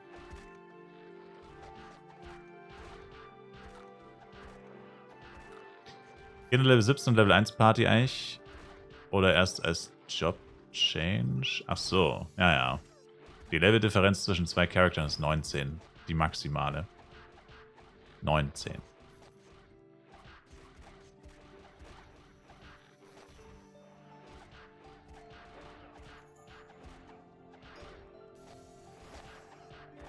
Vergesst nicht euer Cheer. Cheer me up before you go.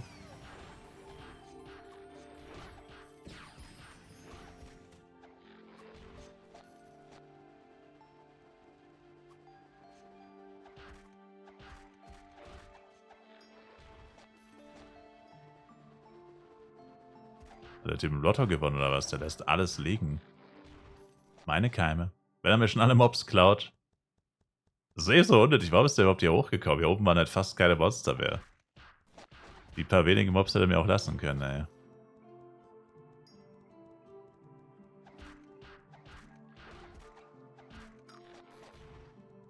Schlafrhythmus auf 5 auf Riesentronade oder was?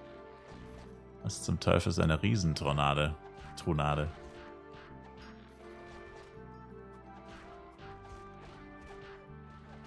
Sind meine YouTube-Guides noch aktuell?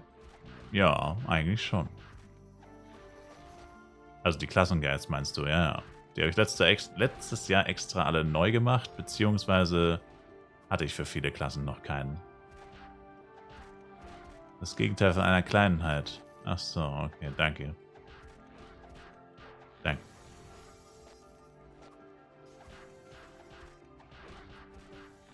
Boah, ist der Typ ätzend, ey. Wirklich, der läuft mir die ganze Zeit vor der Nase rum und nimmt alle Monster, Mann.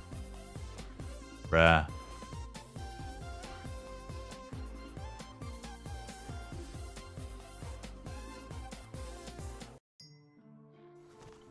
Man merkt, Asria wird langsam voll. Die Leute holen auf.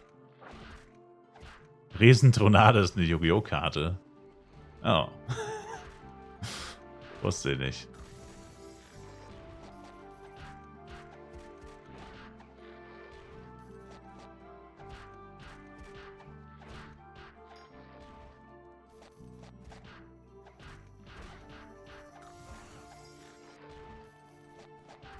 Geht man beim 1v1 Elementor nicht mittlerweile voll Decks für die Crit-Rate?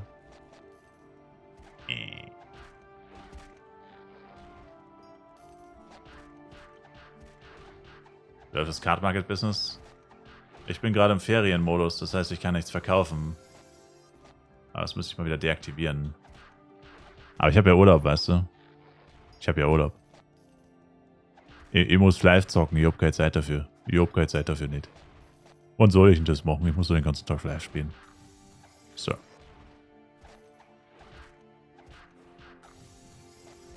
Ich muss doch arbeiten. Im Urlaub. Ein paar Boa Hancock Liederkarten verkauft. Ich öffne keine Yu-Gi-Oh! One Piece Displays. Die verkaufe ich sealed. Habe ich mir ernsthaft eine Red Scroll für über 5k F-Coins geholt. Es ist eine Pink Scroll und 5500 F-Coin, korrekt. Ja. Yeah. Und als nächstes hole ich mir für 3800 F-Coin ein Abenteuer-Glückselixier für 30 Tage. Haben Sie ein Problem damit, Sir?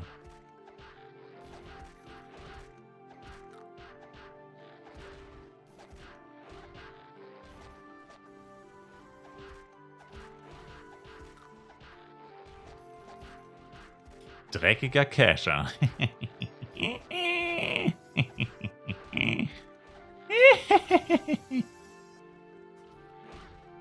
You mad?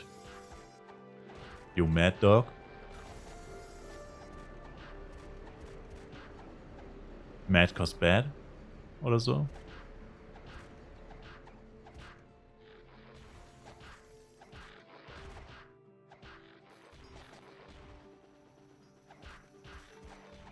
Penya verdient oder selber gecasht? Penya verdient, Sir.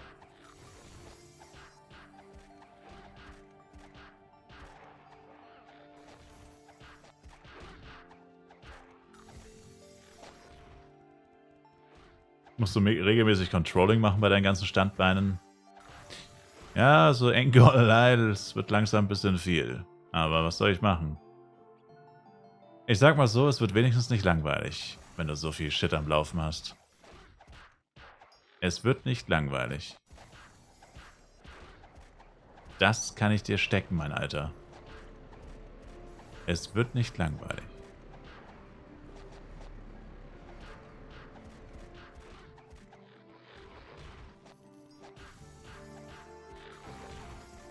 Dafür aber, dass seine Kinder schon eine Woche nicht mehr gesehen. Weil die schon seit Jahren nicht mehr gesehen.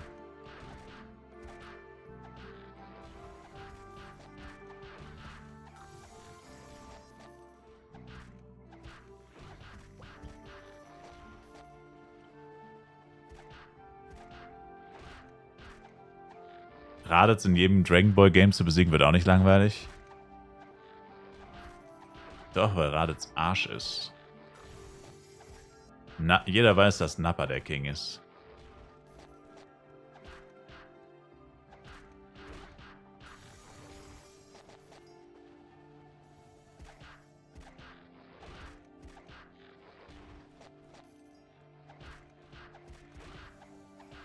Warum Red Skull für 5k können aber keinen Upcut zum Leveln? Erstens level ich nicht wirklich. Und zweitens, wenn du es auf die Stunden runterrechnest, sich die Party-Scroll viel mehr lohnt, Sir.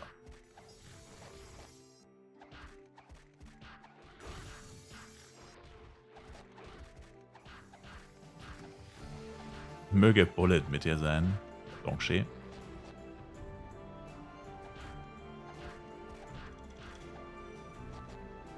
Ich sag Donkey, du sagst merci dir.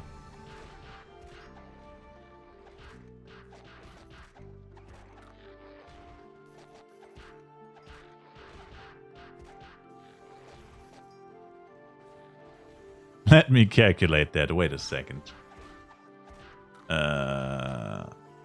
Musst du eigentlich nur 5500 durch 30 teilen.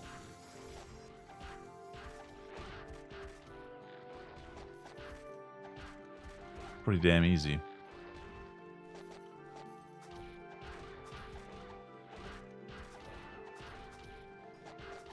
Und das müssten irgendwie so 180 sein. Irgendwas mit 180.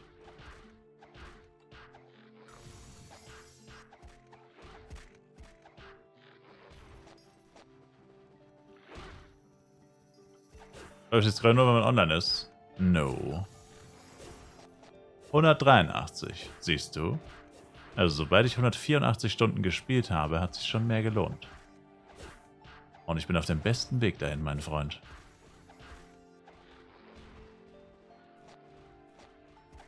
Außerdem wurde mir gesagt, wenn ich dann nicht mehr ganz so viel spiele, dass man die Partys auch sehr gut Das hast du ja in 2 Tagen schon gespielt. Eben. Außerdem wurde mir gesagt, man kann die Partys sehr gut verkaufen, an Tagen, wo man nicht so viel spielt. Was ja zwangsläufig in den nächsten 30 Tagen wieder der Fall sein wird, weil ich habe ja keine 30 Tage Urlaub mehr. Und ich werde es auch nicht jeden Tag so übertreiben. I guess.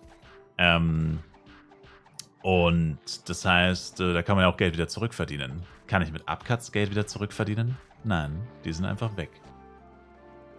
Theoretisch könntest du jeden Tag 3 Partys ziehen und die alle für 10 Mio verkaufen oder so. Gut, heute vielleicht noch nicht. Heute sind vielleicht nur 3 Mio wert oder 5 oder so. Aber theoretisch könntest du immer eine Party auf 40 ziehen, verkaufen. Neue Party ziehen, verkaufen. Neue Party ziehen, verkaufen. Dann könntest du wahrscheinlich die vollen 5500 F-Coin actually zurückverdienen. Heißt nicht zwingend, dass ich das mache, aber ich könnte es machen.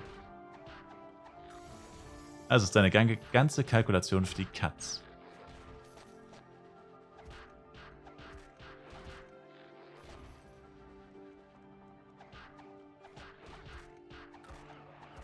Also auf Channel 7 und Channel 8 sind wirklich nur AOE-Fritzen unterwegs.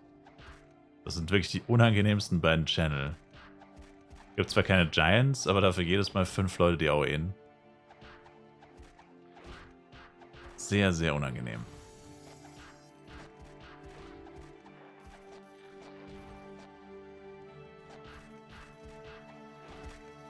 Giant Respawn Timer ist random, Reonan. 1 Sekunde bis 30, 40 Minuten, alles möglich. Es gibt auch Instant Respawns.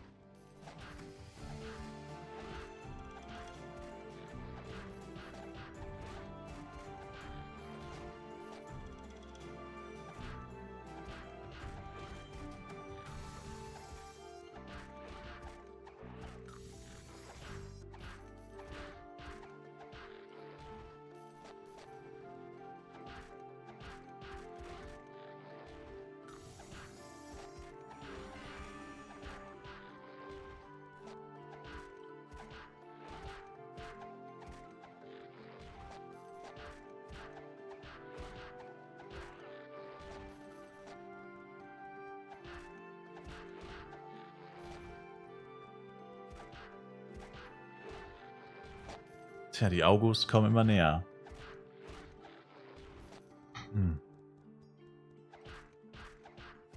Hat jemand eine Misty Suit günstig abzugeben?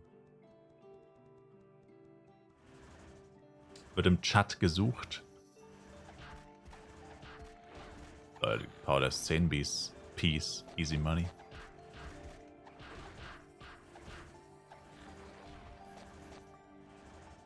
Ich glaube, ich kaufe mein T-Shirt, wo drauf steht, ich sterbe nicht, ich respawne.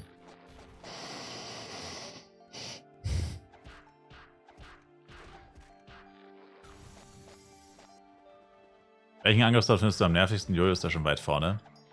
Echt, ich finde Bill-Poster scheiße nervig.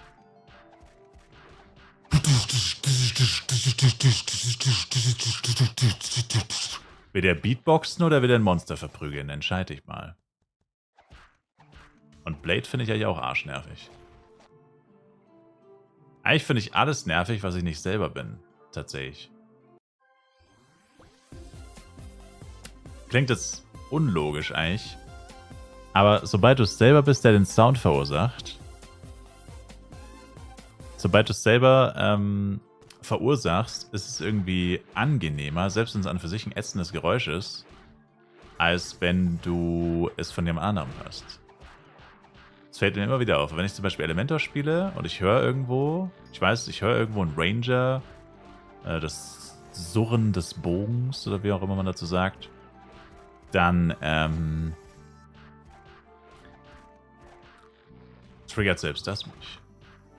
Tatsächlich. Also. Ja.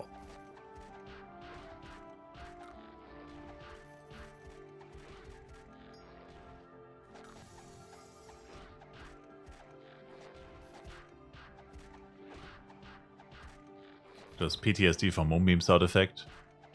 Ich wusste nicht mal, dass der Skin Sound macht.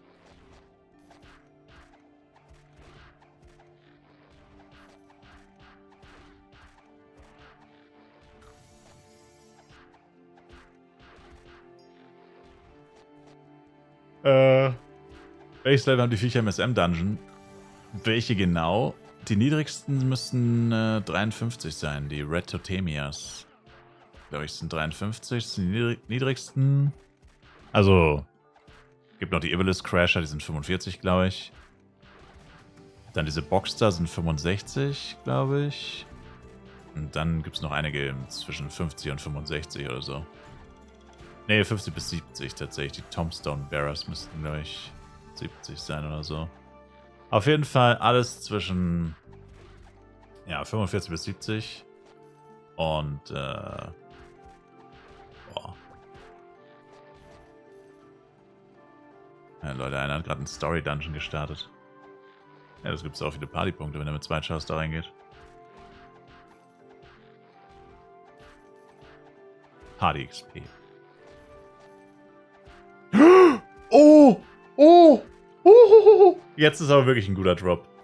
Ectro-Gowns, Leute. Ectro-Gowns. Ich hab die Ektro-Gauns gedroppt. Schaut wieder.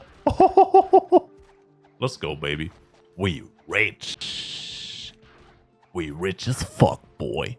Jetzt aber wirklich. Meinte dich vorhin jemand nur Reseller verkaufen die gerade für 100 Mio? Ein weiterer Reseller ist soeben dazugekommen.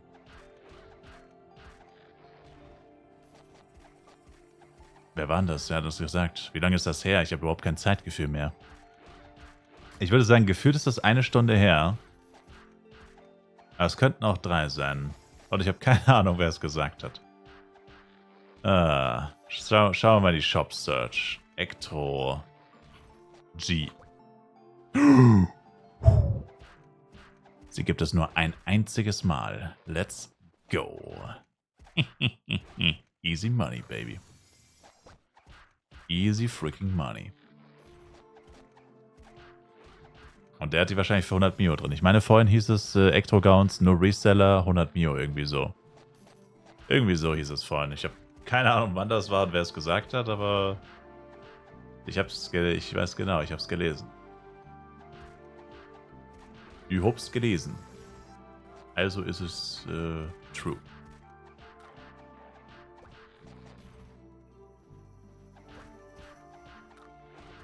Kaum casht der Sir gönnt Gala die Drops. Ich habe nicht gecasht. Verbreiten Sie nicht diese Unwahrheiten.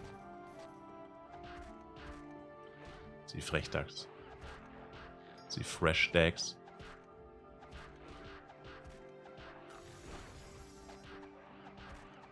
Wie zum Teufel ist eigentlich gleich 13 Uhr? Ich habe doch gerade erst angefangen, Mann. Das gibt's doch nicht.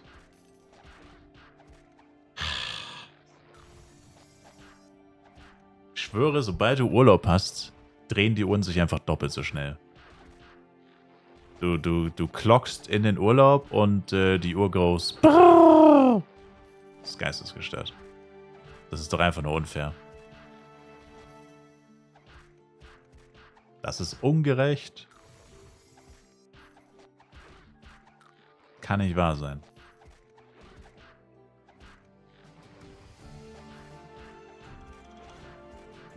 Wie lange Urlaub? Noch 19 Tage. Viel zu wenig. Viel zu wenig. Viel zu wenig. Viel zu wenig.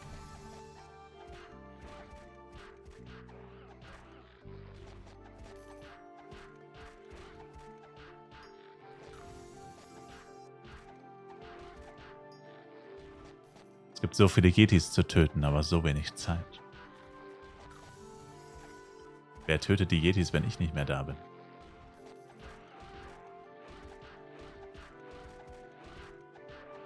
Bin am Überlegen, gelb zu machen. Heißt das nicht blau? Aber, ja. Yeah. Understandable.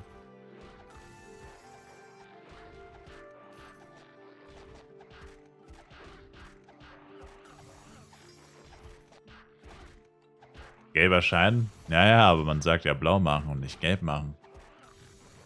Also, vielleicht bin ich hier ein Boomer, aber auch wenn es der gelbe Schein ist, ist es immer noch blau machen. Es gibt nicht viele Dinge, die mir wichtig sind, aber Arbeitszeitbetrug und blau machen soll bitte Arbeitszeitbetrug und blau machen bleiben. Dafür stehe ich mit meinem Namen. Die Vereinigung der Blaumacher hat das gerne so. Und ich bin zufällig Vorstandsmitglied bei den Blaumachern. Blaumachen war in der Schule? Ja. Und? Vielleicht sind ein paar von uns nie erwachsen geworden. Du nimmst mir nicht meine Kindheit. Dad?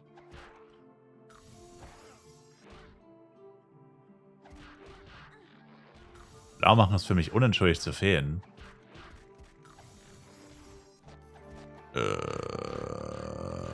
Ich habe noch nie irgendwo unentschuldigt gefehlt. Nein, Spaß. Tja, ist ja schön für dich. Fragen wir doch mal ChatGPT. Das war ein Joke, ich habe keinen ChatGPT. Fragen wir Google. Blau machen bedeutet, sich von der Arbeit oder Schule ohne triftigen Grund fernzuhalten, also zu schwänzen. Es ist eine Redewendung in diesem Kontext absentieren oder Feierabend machen bedeutet. Heißt also, es hat sowieso keine Bedeutung, es ist einfach nur eine Redewendung. Und, ich meine, ohne triftigen Grund, ja, kann man jetzt so und so interpretieren. Ich meine, wenn ich blau mache, heißt das ja, ich bin krank, obwohl ich gar nicht krank bin. Also es ist ja trotzdem richtig. Also selbst wenn ich mich krank melde, dann stimmt die Definition ja trotzdem, weil ich habe ja keinen triftigen Grund, ich bin ja überhaupt nicht krank. Auch wenn ich mich krank gemeldet habe, weil ich bin ja gar nicht krank. Also habe ich ja keinen triftigen Grund. Also, whatever the fuck. Alle sagen blau machen. Alle sagen das. So. Alle sagen das.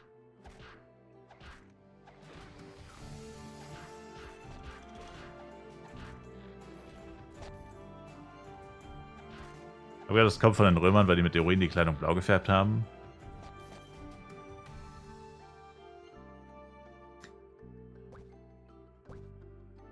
Und, okay. Du meinst, also wenn jemand nicht genug Urin hatte, hat er blau gemacht. Bruh. Nein, wenn er zu viel Urin hatte. Ach, keine Ahnung. Warum haben wir damit aufgehört? Da sehe ich mich. Das ist meine Berufung. Leute anpinkeln, damit ihre Klamotten blau werden. Das kann ich. Das hört sich nach einem Traumjob an. Da wäre ich bestimmt gut drin.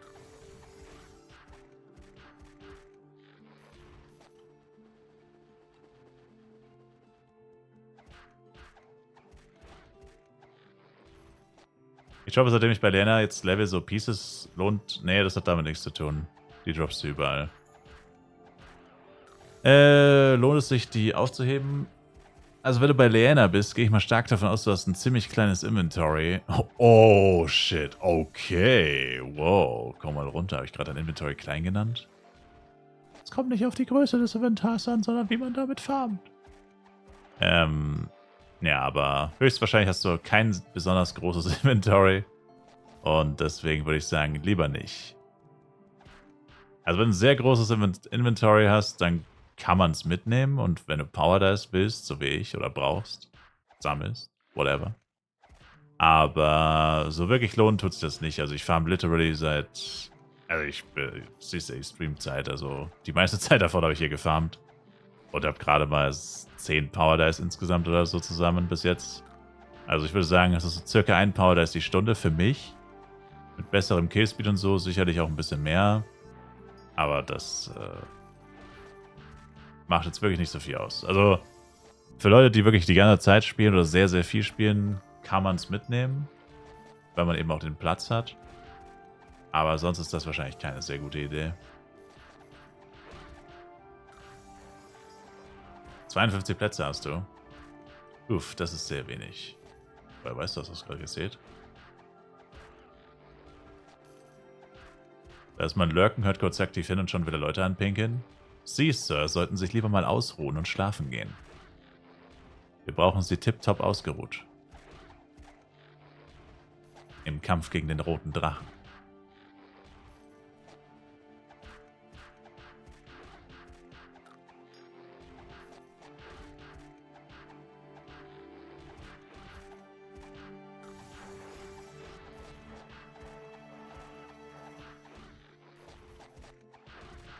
Das ist der Typ von gestern, der mich so getrollt hat mit der Scroll. Und ignorieren. Von dem will ich wirklich nie wieder was lesen. Auf die Ignorierliste gepackt, würde ich euch auch empfehlen. Kleiner Tipp, Ignorierliste. Der Typ war geistesgestört am Trollen.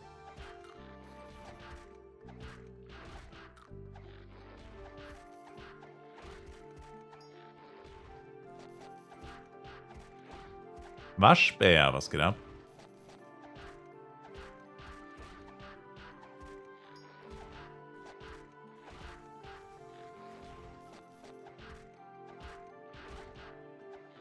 Hab noch keine Invi-Plätze-Quests gemacht, außer die mit dem Hündchen. Okay.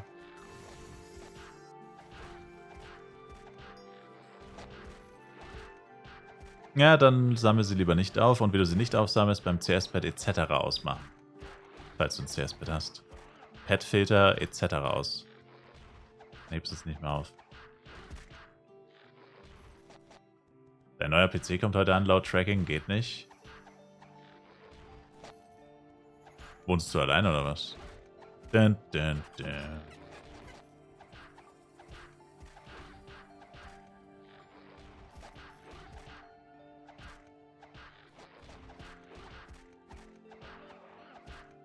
Single like a Pringle.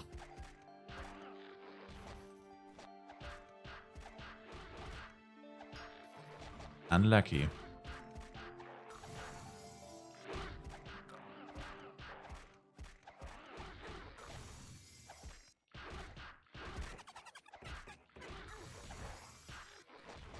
Warum mache ich nur 2% XP-Rate, obwohl das Event da ist? Das Event wird nicht angezeigt unter H. Das wird nie angezeigt.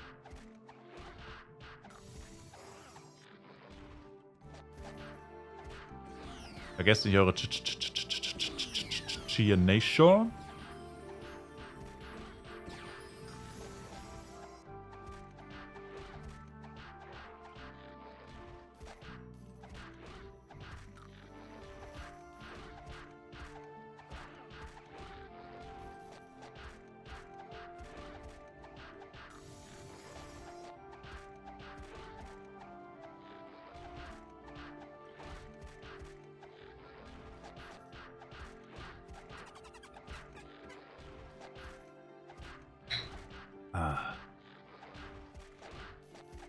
Die spawnen Violets einfach so. Ja, die changen die Position, wenn sie nicht getötet werden. Alle Violets haben mindestens 3 Spawns. Manche haben auch mehr. Also Plätze, an denen sie auftauchen können. Spawn-Möglichkeiten. Und wenn sie zu lange nicht getötet werden, verschwinden sie an einen anderen Spawnpunkt irgendwann. Nach so 1 bis 3 Stunden circa. Irgendwann hauen die einfach ab. Das heißt, sie despawnen nicht, sondern sie teleportieren sich woanders hin. Oder, naja, oder sie despawnen und tauchen woanders wieder auf, I guess. Und spawnen woanders. Same thing. Aber sie können nie an 2 Orten zeitgleich sein, also deswegen verschwinden sie dann irgendwann und tauchen anderswo wieder auf. Bin jetzt 75 mit dem Ranger, würde gerne auf AOE gehen. Soll ich Full Dex oder auch SDA machen? Frag für einen Freund.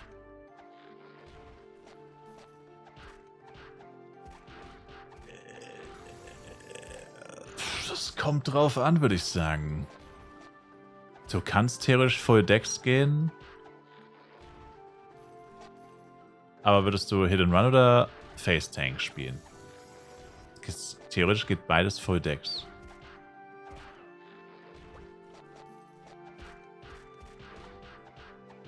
Theoretisch würde beides Full Decks gehen.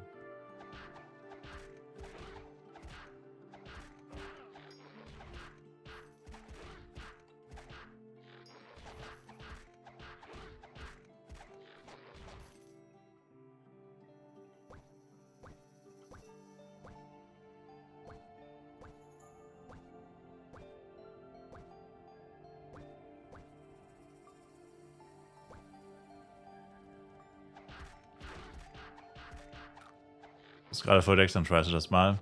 Ja, yeah, probier es einfach mal aus. Und ja.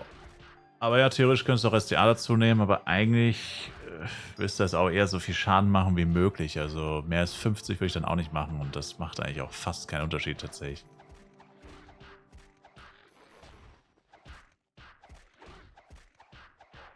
Gott sei Dank hier war eben der Klarfan bei Captain, dachte schon, jetzt komme ich nicht in Ruhe leveln. Naja, bei sowas hilft auch immer mal wieder ein Channel-Wechsel, weil der Violet ist ja nicht immer an der gleichen Stelle auf jedem Channel. Vulkan-Quest geht ab 117 los. Jupp.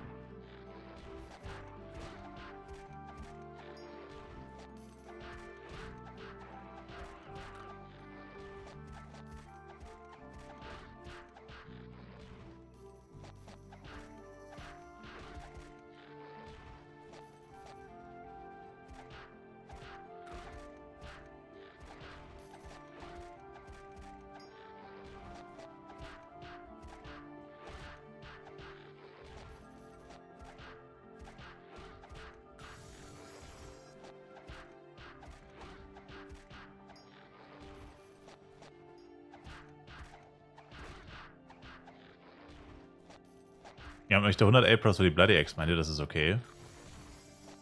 Das sind theoretisch 5000 F-Coin. Vorhin wollten alle 6000. Also ich habe vorhin gesehen, Current Offer 5, Sofortkauf 6. Probiert nochmal runter zu gehen, vielleicht auf 95, 90. Aber ich denke, das ist kein unfairer Preis.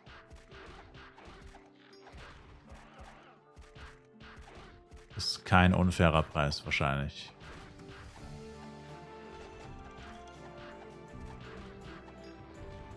Wäre es günstiger, einen Misty Helm plus 4 für eine Mew zu kaufen oder meinen Nuller selber auf 4 zu machen?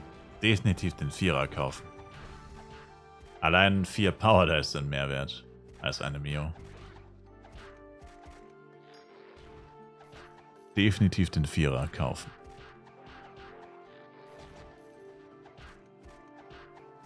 Ich meine, M kriegt einfach keine Items. Die landen alle beim Jester. Das gibt's doch nicht. What the fuck? So viel zum Thema Party auf Reihenfolge.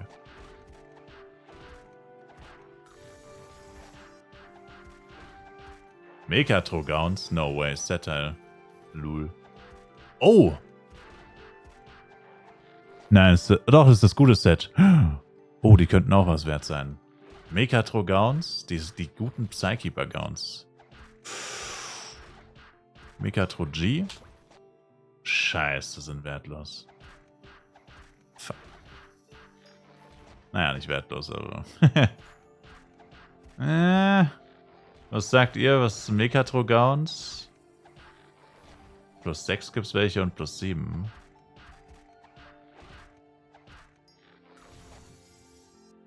Ja gut, wenn man die beiden abzieht, gibt es nur 10 Cleane. Das ist eigentlich doch gar nicht so viel. Chat, hat jemand Erfahrung mit Psykeeper, Saturn, Mechatro-Gauns?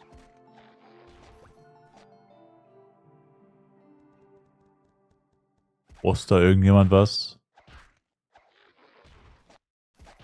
Aber ja, stimmt schon. Misty kannst du clean lassen, also musst es gar nicht upgraden. Aber jetzt im Vergleich wäre es günstiger, ja, nicht zu upgraden. Ich habe sogar mein Jester-Zeug clean gelassen, bis 105.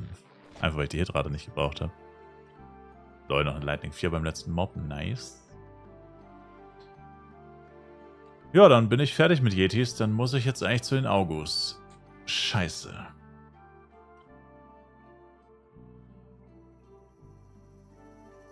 $20 kann man für ein History plus 5 geben. Keine Ahnung. Hab's du bekommen? 90 A-Pros. Ah, sehr gut. Nochmal runtergehandelt. Das ist gut.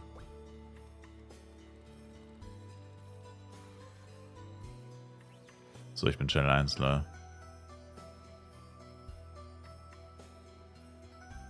Unsatisfying, dass du mit 94% weggehst. Inventory ist voll und Geld ist viel wichtiger als XP.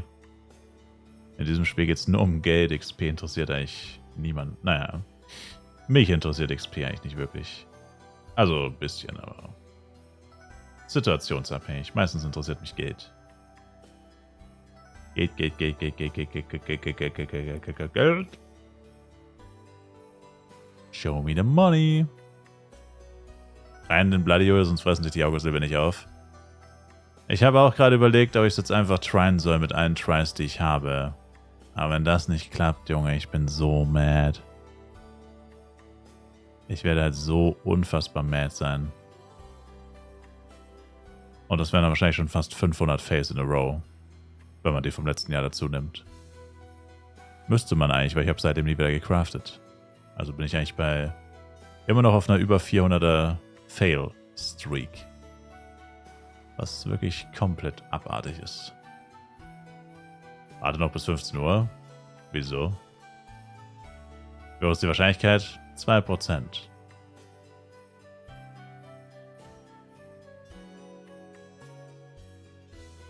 Muss gleich weg. Oh, Honey.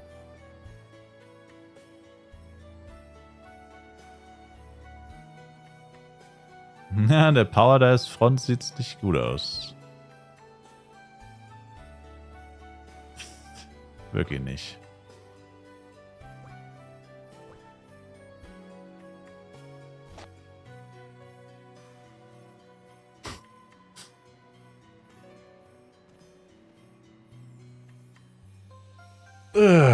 So, ich Waffen lieber so verkaufen, 120er und Dias machen, Dias verkaufen. Also die Waffen sind wieder mal im freien Fall. Manche haben schon 300k, ich mache noch 360, aber es ist, die sind bald unter 300k.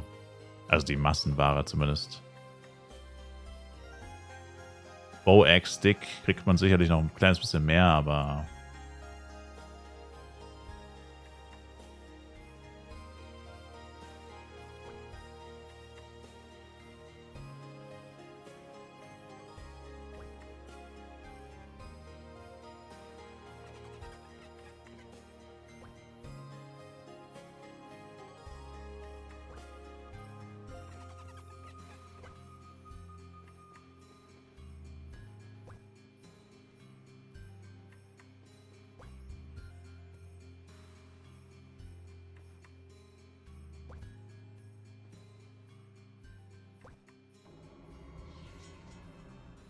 Ich werde dann alles verkaufen und Eggs kaufen. Wenn ich schon eine habe, muss ich an sich nicht mehr craften.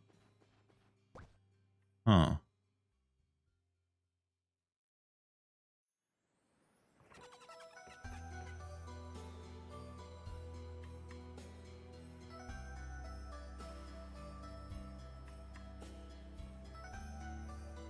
Naja, ich weiß nicht.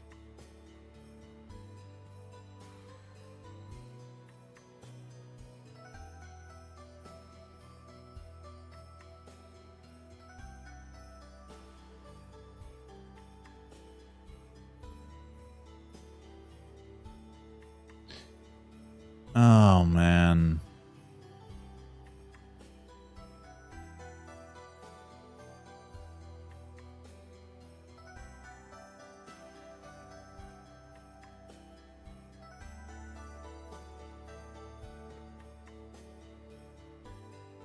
Sagst du auch lieber craften? Na, ich überlege gerade wegen mir. Weiß nicht. Craften an sich keine gute Idee. Es ist reines Glücksspiel. Wenn es schief geht, ist all dein Geld weg. Oder nicht dein Geld, aber das, was hätte Geld sein können. Wie gesagt, letztes Jahr...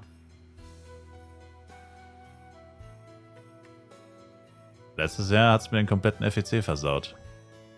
Das Craften.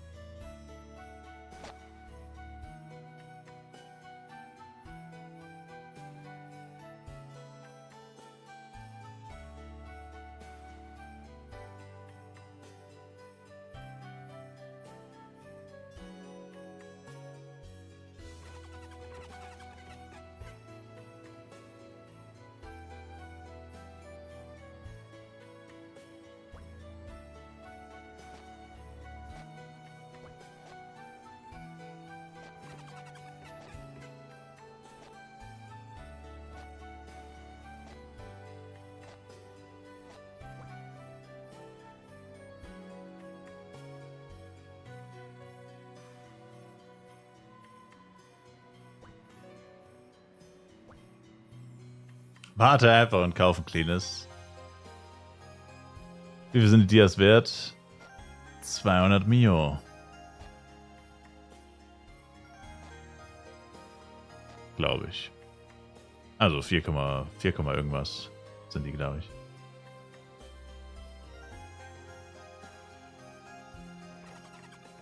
Gestern ging Jojo für 300 weg. Ja. Schön. Solche Schnäppchen gibt es aber immer nur, wenn ich nicht da bin. Sir. Wie sind es jetzt? 3, 6, 18, 28. Ja, das ist schon.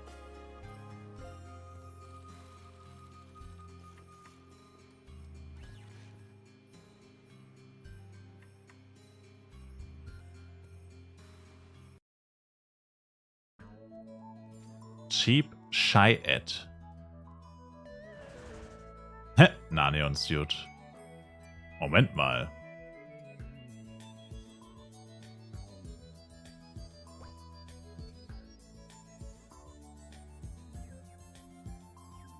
Ich habe die ganze Zeit auf männlichen Dateien geguckt. LMAO.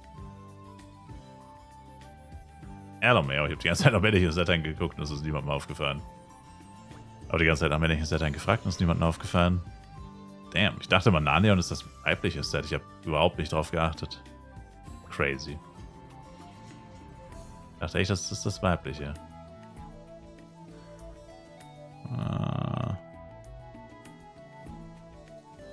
Doesn't make a difference. Doesn't make a difference. Brauchst noch Joas für 400k, kannst du sie haben. Erstes Mal Scammer? The fuck? Die meisten Waffen sind nicht mal mehr 300k wert oder gerade mal noch 300k. Und zweitens, hell no. Wie viel ist der auf dem Blade zum Gegen mit ganz gutem Gear und zwar das Dead Page? Keine Ahnung. Das kommt von deinem... Kommt auf dein Equipment an, welche Giants du farmen willst.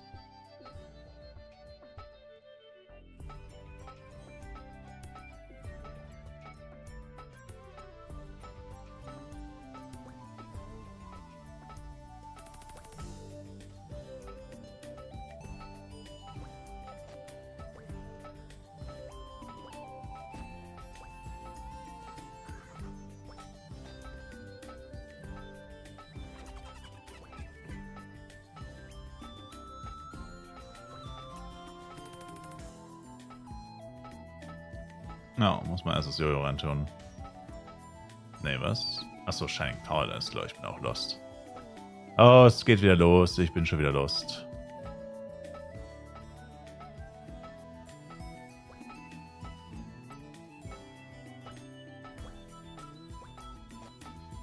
Oh, wenn ich diese Teile nur sehe, wäre ich schon wütend.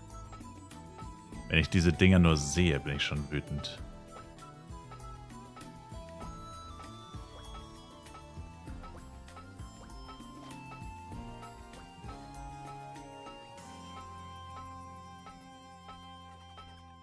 Wie war es noch, dass man...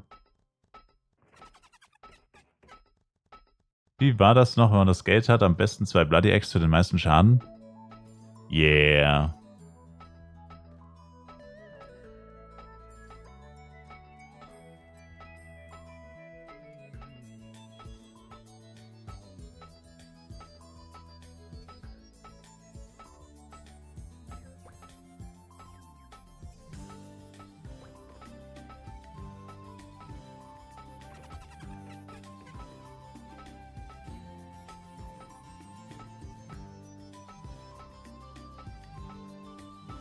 Oh boy.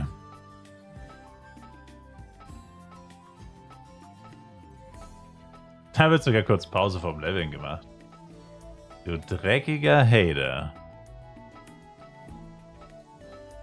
Du dreckiger Hater. Junge, bei CW haben auch 99% auf fucking Ja gemacht. 1 gemacht. Dreckige Hater.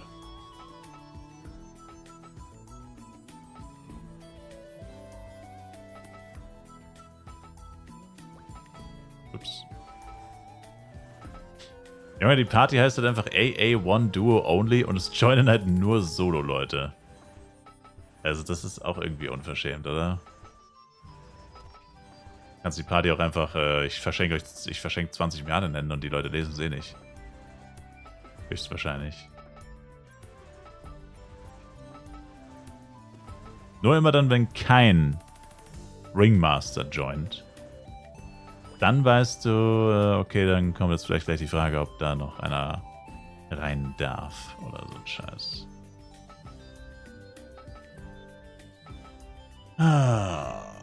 Ich bin auf ihrer Seite, ich hoffe, sie craften eins. Uff.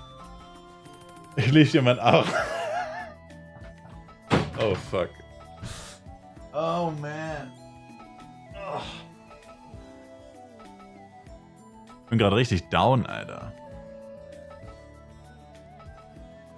Also müde, meine ich. Ich habe gerade so ein richtiges Mittagstief, ey.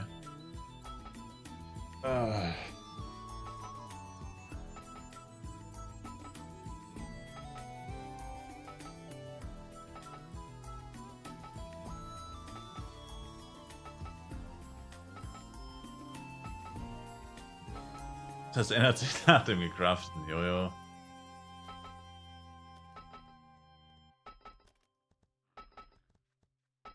Vielleicht wird das Tief noch größer.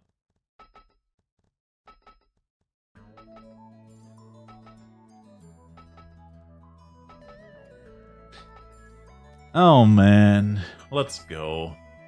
Oh boy.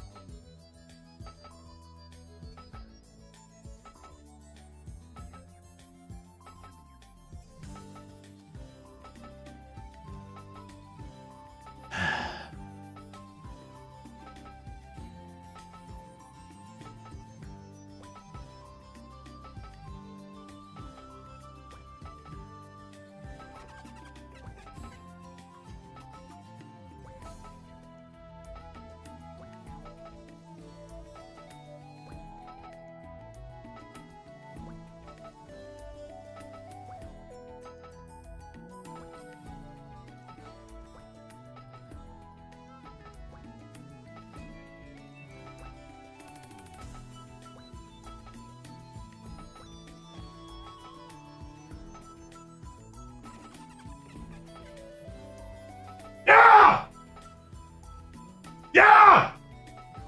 Fuck off! Scheißspiel!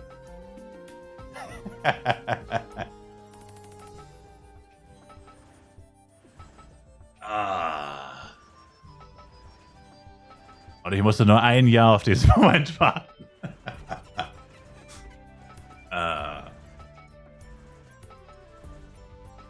Und ich musste nur ein Jahr auf diesen Moment warten. Es hat nur ein Jahr gedauert. Und fast 500 Tries. Aber sie geht jetzt nicht mehr ran. Oh. Die anderen auch noch? Nee.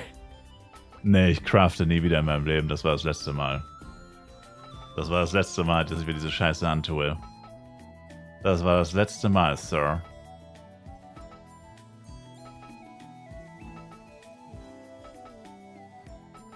Jetzt den Rest hinterher für eine Blade-Waffe?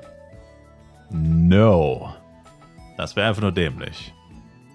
Das wäre einfach nur dämlich, Sir. Man soll sein Glück niemals überstrapazieren.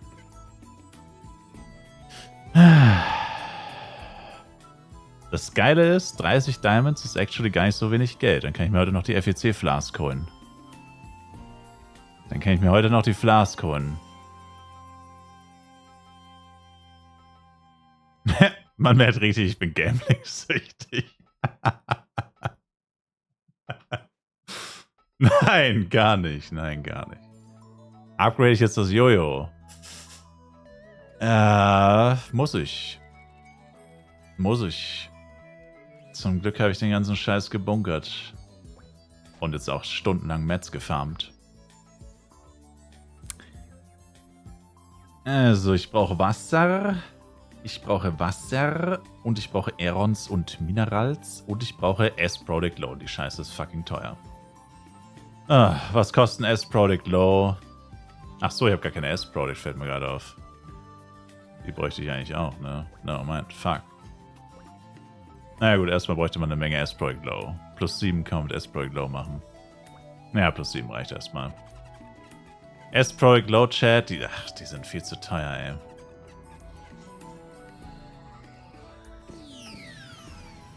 Verkauft? Die werden hier gar nicht verkauft, ne? Die werden in Darkwood nur verkauft. Die verkauft hier gar keiner. 1,3? Dann kann ich auch gleich selber Violets farmen gehen.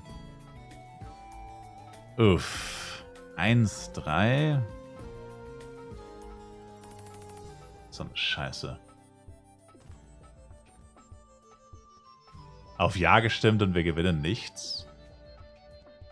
Oh, 87% Ja. Damn. Tja, Sir, es lohnt sich eben immer mehr ein dreckiger Hater zu sein. Das weißt du doch. 3 für 3 Mio-Mieser. Ja. Hatte ich nicht mal noch welche? Was ist denn aus meinen eigentlich geworden? Achso, die habe ich mal ein Jojo geklatscht, glaube ich. Ja, doch, die habe ich mal ein Jojo geklatscht. Du kaufst für A-Product? Du kaufst für A-Product? Du meinst, du verkaufst für A-Product? Meine A-Product sind nicht verkäuflich, Sir. Das ist wie Fort Knox, meine A-Products. Die kriegst du nur, wenn du sie meinen Titan-Koten Händen entreißt. Da musstest du schon meinen Titan-Koten Händen entreißen, Sir. Und da ist eine Menge Code an diesen Händen. An diesen Händen hängt eine Menge Code. Sir. Ach du Scheiße. Dann wird das vielleicht doch nichts mit dem Ding. Achso, jetzt bin ich extra mit dem hergelaufen. Was brauche ich denn für Wasser-Upgrade? Das ist, glaube ich, gar nicht so geil, ne? Wasser? Oder ist das nicht sogar Krasig und Guru? Oh, es ist Krasig und Guru Wasser. Das ist eh das Beste, ne? Moment. Weil Krasig und Guru sind am wertlosesten. Ah, aber da braucht man auch S-Product.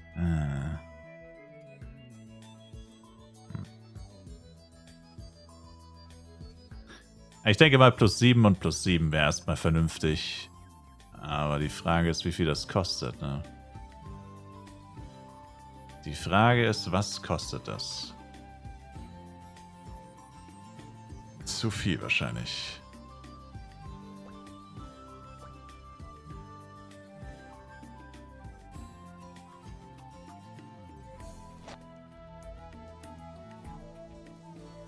Du kaufst meine Dias für A-Pros? Ach so. Ja, das können wir schon eher machen. 5 Mio. Aber auch schon 4 gesehen, wobei es wahrscheinlich wieder 4,99999. Dia 4,4. Tyrant Suit. Ja, was schwebt Ihnen denn vor, Sir? Das günstigste, was ich hier so sehe, ist 4,5 und 4,4. Ich habe 30 Diamonds. Wobei, ich habe vielleicht sogar noch mehr. Wait a minute. Erstmal das Jojo in einen Diamond verwandeln. Wait a minute. Was ist eigentlich mit meinem Shop? Oh, mein Shop wurde... Oh, okay. Mein Shop wurde leer gekauft. Das erste Mal seit Tagen. Bei meinem E-Sportler aber nicht.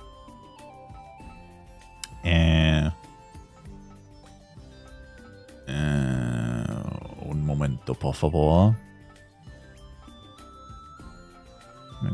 Die ganzen Waffen rüber traden und vielleicht noch einen Diamond mehr für sie. Haben sie denn so viele A-Products überhaupt, dass das aufgeht? Weil 30 Diamonds sind ja dann trotzdem über 100 Mio auf jeden Fall. Oder wären über 100 Mio.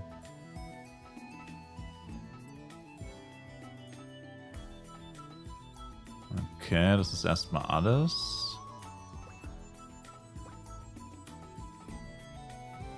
So. Dann noch ein Shop. Wie will ich denn each? Das günstigste, was ich gesehen habe, war 4,4. Also. Ja, eigentlich 4,4, weil die meisten verkaufen sie. Also für 4,5 gehen sie anscheinend auch weg. Also 4,4 ist das günstigste, was ich hier gesehen habe. 4,6, 4,4, 4,5. Mach Bruderpreis. Also 4,4 ist gleich schon Bruderpreis. Die meisten haben wirklich 5 noch. Hier ist 4,8. Ich denke 4,4 ist schon ein guter Preis. Sir. Ich denke 4,4 ist schon fair. 4,3 könnte ich noch anbieten. Aber wirklich nicht weniger als 4,3. Für 4,3 kriege ich sie safe verkauft. Sir. Mehr kann ich nicht machen. 4,3.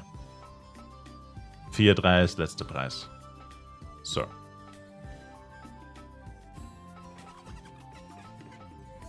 Du, lieber Shop. Okay. Na, warte, da muss ich... Achso. Na egal, ich packe die jetzt einfach rein. Dann mache ich aber nicht 4,3, dann mache ich 4,4,5.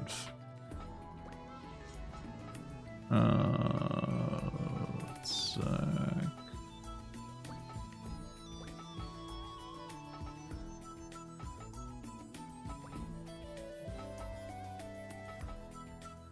STR gestellter Stick, auch immer geil. Knuckle geht noch ganz gut. Die Two-Hand-Äxte vielleicht. Nope. Das war's, oder was?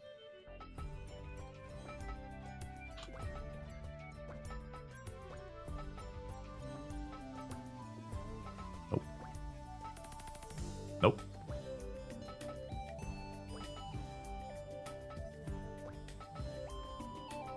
Okay, das müsste es gewesen sein. Dann machen wir noch Jojo. Und wenn wir eben einkaufen, was das für Wetter draußen verreckst ja bald. Ich hatte mein Fenster die ganze Zeit offen, seit 2 Uhr nachts, die ganze Zeit. Und irgendwann so gegen 11 oder so, ja gut, dann war das, nee, vor einer Stunde erst, so gegen, ja, denke ich mir so, Junge, habe ich die Heizung an? Was geht eigentlich ab? Und dann draußen einfach so ein Hitzeschwall langsam reingekommen, ey, richtig geistesgestört. Fühlt sich an wie fucking Juli. Ist nur angenehm in dem Zimmer gerade, weil ich die ganze Nacht und Morgen das Fenster offen hatte. Sonst wäre es hier drin jetzt übelst die Abfuck. Temperatur und Luft. Dia 4.45, Cheap Dia 4.45. Also falls jemand die günstigsten Diamonds in Flares will, die gibt's bei mir. Achso, die Shining Powder ist bis Jahr noch verkaufen aus. Kann man dann im nächsten Shop machen. Gut, dann können wir die restlichen Waffen hier noch vernichten. Für ein paar weitere Dias. Man droppt immer doch so viele Waffen, dass du kannst nichts anderes machen, als weitere Diamonds damit herzustellen. Die kriegst du niemals alle verkauft, das sind viel zu viele Waffen, wenn du die ganze Zeit levelst.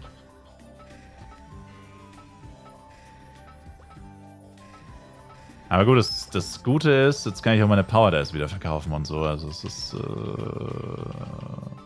okay, nice. 4 Stück. Wie viele Tries waren es denn jetzt? Tja, das findest du dann morgen auf YouTube raus. Nein, Spaß, keine Ahnung.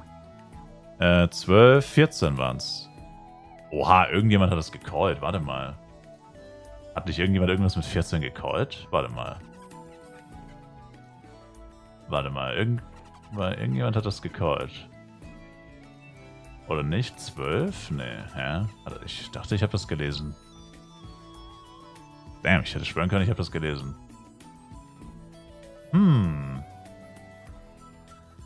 Naja, doch nicht. Nur 14 JG? Ich verlinke dir gerne 10 Videos, Sir. Ne? Okay, JG. Okay. Oh, die Kamera hat sich aufgehängt. LMAO. Kamera will nicht, dass ich dich fertig mache. Die Kamera will nicht, dass ich dich fertig mache. Sorry. Es tut mir leid. Kamera sagt nein.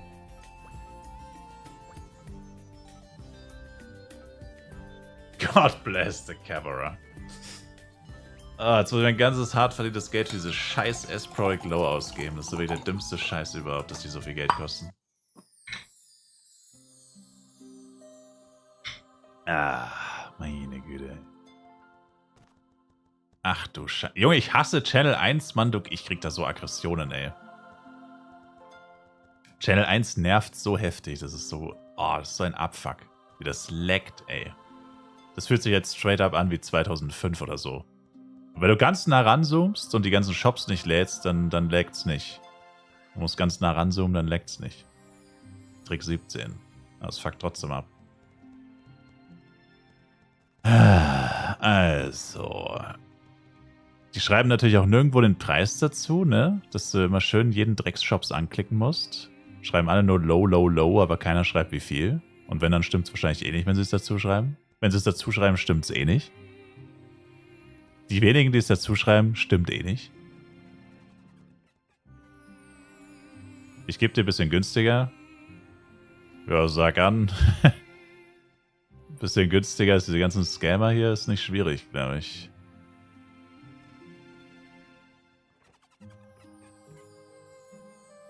Tja, mit literally für 1,5, ey. Es gibt safe irgendwo einen günstigen Shop, du müsstest ihn halt nur finden und das ist halt literally unmöglich. Also es gibt safe irgendjemanden, der schon so ein bisschen entgegenkommender ist. Keine Ahnung, was die kosten. Naja, so mindestens 1 Mille ist auf jeden Fall schon mal safe. Ich kann mal gucken, aber das wird unmöglich sein. Low Scroll, da müsste eh schon kommen. Shopnamen.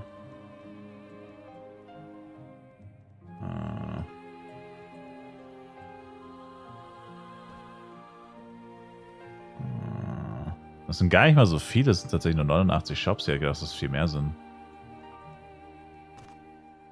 Habt ihr heute Morgen so für 1.1.1.2 gesehen? Ja, das Problem ist halt, ich habe keinen Bock, jeden Shop anzuklicken. Das ist so ein Abfuck. Hier hat einer für 1.4 stehen, aber es sind safe 1.5. Also 1.4. Low einem... Schnell! Schnell! Ah! Hier hat einer 1.7 stehen. Was für ein Arschloch. 444 Batahashi. Ach du Scheiße. Ich dachte, was? Ist das Channel 2? Was? Was ist das denn für eine Scheiße? Wieso sind hier so viele Shops? Oh mein Gott, den finde ich nie wieder. Oh nein, das ist nicht der. Hä? Wieso gibt es 2 von denen? Wieso gibt es denn 2 Leute, die Watashi heißen? Was ist das denn für eine Kacke, Mann? Bruh. Den Typen gibt es einfach zweimal, in Flares und in Darkon.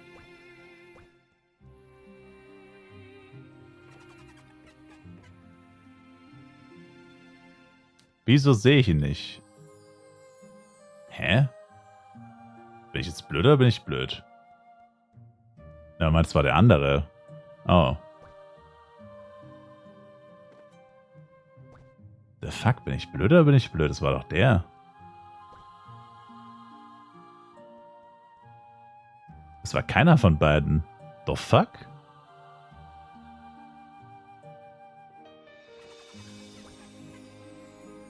Alter, bin ich jetzt komplett lost? Bin ich echt in eine Zeile verrutscht oder was? Das gibt's ja nicht. Ist das ein Abfuck. Was mich halt auch so triggert, also das ist wirklich etwas, das müssen sie ändern. Also die Anordnung von den S-Project Low, von den Shops, ist immer anders. Also wenn ich jetzt schließe und neu searche, dann ist die Anordnung anders. Und das ist auch so nervig, weil dann hast du irgendwo hingeguckt und dann hast du es geschlossen oder so, keine Ahnung, oder schaust später nochmal und dann ist es einfach wieder ganz anders. Und ich verstehe nicht, wieso. Also die automatische Reihenfolge sollte doch immer die gleiche sein, logischerweise. Und wenn du dann irgendwas beim Sortieren änderst, klar, dann ist es anders. Aber es ist doch vollkommen bescheuert, dass du das immer wieder neu anordnest. Weil wenn du dann das Fenster schließt, um dich halt umzugucken nach dem Namen und dann öffnest du es wieder, das ist neu. Also komplett stupid. Die sind immer so, dass der nächste Shop zu dir zuerst angezeigt wird. Echt? Aber... Ja, wo steht es? Sicher? Nee, hier steht doch Item, sortieren nach Item-Level. Nee, das ist nicht so. Distance to Shop kannst du doch hier auswählen. Na, das stimmt nicht, ne. Die Standardsortierung ist die hier und die ist komplett random. Ach so, da kann man das hier einstellen und es wird gespeichert? Das könnte schon eher sein. Das könnte sein, wenn ich jetzt hier was auswähle, dass es dann beim nächsten Mal gespeichert wird. Oh ja, okay, das könnte... Okay. Bis zum nächsten Einloggen halt, ne. Aber bei Item ist es random, weil es alles das gleiche Item ist. Ja gut, okay. Ja, gut. Aber das hält halt auch nur zum nächsten Einloggen. Was macht man dann am besten? Sellername A bis Z vielleicht. Ja, oder Distance to Shop ist an für sich schon nicht schlecht. Aber wenn du dich bewegst, ist halt auch wieder die Reihenfolge verkackt. Wenn du dich bewegst, ist die Reihenfolge halt trotzdem verkackt. Ja, keine Ahnung. Aber, na egal. Den Shop finde ich nicht mehr.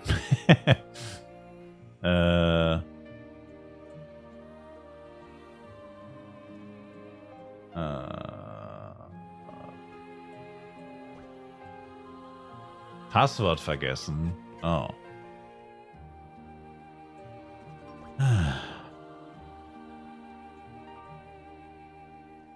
Na, warum wollt ihr für 900k each verkaufen, wenn ihr sie easy für eine Mille oder mehr loskriegt?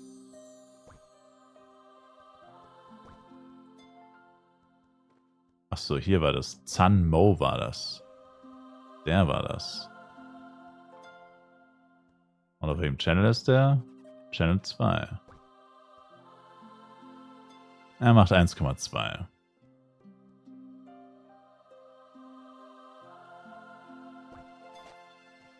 Keine Mischware, Sir. 1,3. Ja, was ist denn mit der Party gerade los? Wieso liefen da die ganze Zeit? Oh, hier sind sie tatsächlich für eine Mio. Damn. Ja gut, okay. Aber eine Mio zahle ich euch auf jeden Fall.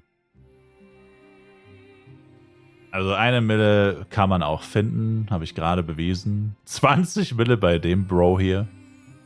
Ja, nee, machen wir schon eine Mio. Ist ja kacke. Lol. Ich glaube, der hat verkackt.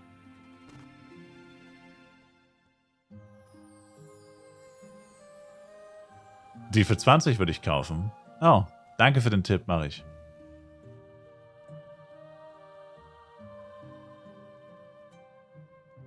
Der Typ hier verschenkt Penya. Zieht euch das rein. 10.000 Penya ausgegeben. Oh, Baby. Wow! 14.000 plus. 14.000 in the Tash, Baby. Easy money. Also, wer macht so einen Trash-Shop auf? Ich verstehe es nicht. Na, die Party ist eh dead. 20 Minuten noch. Was brauche ich? Wie viele? Ja, gute Frage. Das weiß ich auch nicht. Ach so, ich habe ja gar keine Power Dice mehr. Also keine Power Dice 6. Aber ich kann erstmal nur plus 5 machen tatsächlich. Ich habe ja alle meine Power Dice umgewandelt. Scheiße. Scheiße. Scheiße.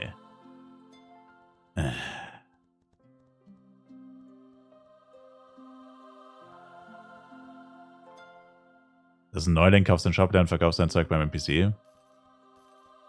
Du gehst automatisch vom... Nee. Ich weiß nicht, Sir. Mach ihn glücklich.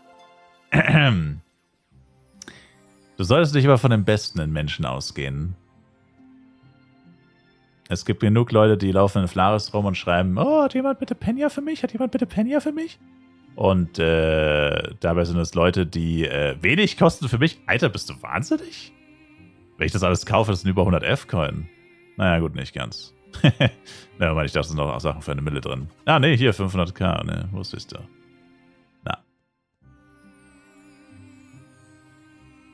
Na, also es gibt echt viele Leute, die geben sich als Anfänger aus, um Sachen zu erschnorren und sind tatsächlich überhaupt keine Anfänger. Also das, ich gebe schon viel an Leute hier im Chat zurück. Ich habe Leuten schon Schmuck geschenkt, also Schmuck plus 3 und solche Sachen. Geh mal mit dem Preis runter und so weiter. Aber irgendwelchen Randoms irgendwas zu schenken, also man muss auch nicht übertreiben mit der Großmütigkeit. Hier. Die meisten Leute sind solche dreckigen Scammer auf dem Server, da müsste man eher allen Leuten erst recht nichts schenken. Fast hättest du meinen Shop leer gekauft. Oh.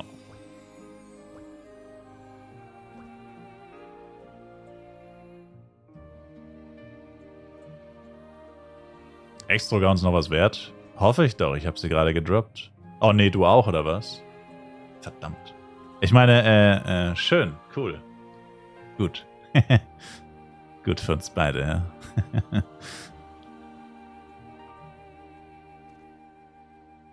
Mist. Wobei, hast du Extro oder Ektro gedroppt? Weil ich habe tatsächlich, ich habe Ektro. Du hast Extro, bei Extro müsste schlechter sein tatsächlich. Der hat Power, der ist 4 für 350k, so günstig habe ich die noch nie Achso, aber ich brauche keine Power, der ist 4, ich brauche Power, der ist... Ich brauche Power, der ist 6 eigentlich eher.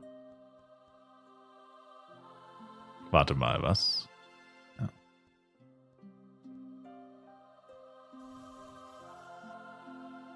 Gibt Extro nur einmal im Shop?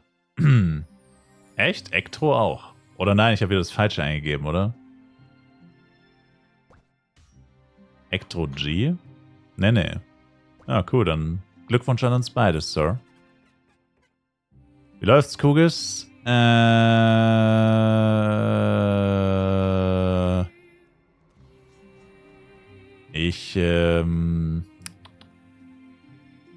CLM? Für die Pets? Hast du mir das Geld für die Pets jetzt erst geschickt? Erst mal 20 Wochen warten, lol.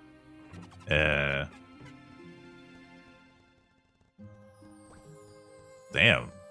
Das hätte ich halt legit vergessen, als ich mich scammen können. Ich hätte nicht mal mehr dran gedacht. Das ist seit 2 Tagen her, als ob ich mir Sachen 2 Tage lang merken kann. Als ob ich mir Sachen 2 Tage merken kann. Du warst jetzt erst wieder on? Damn. Wo warst du denn? Er hatte Arons und Mineral für 400k each im Shop. Der 10 PD10?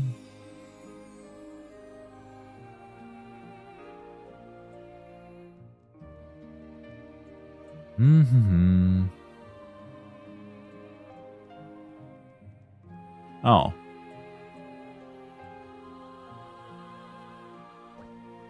Aber ich brauche eh nicht so viel eigentlich.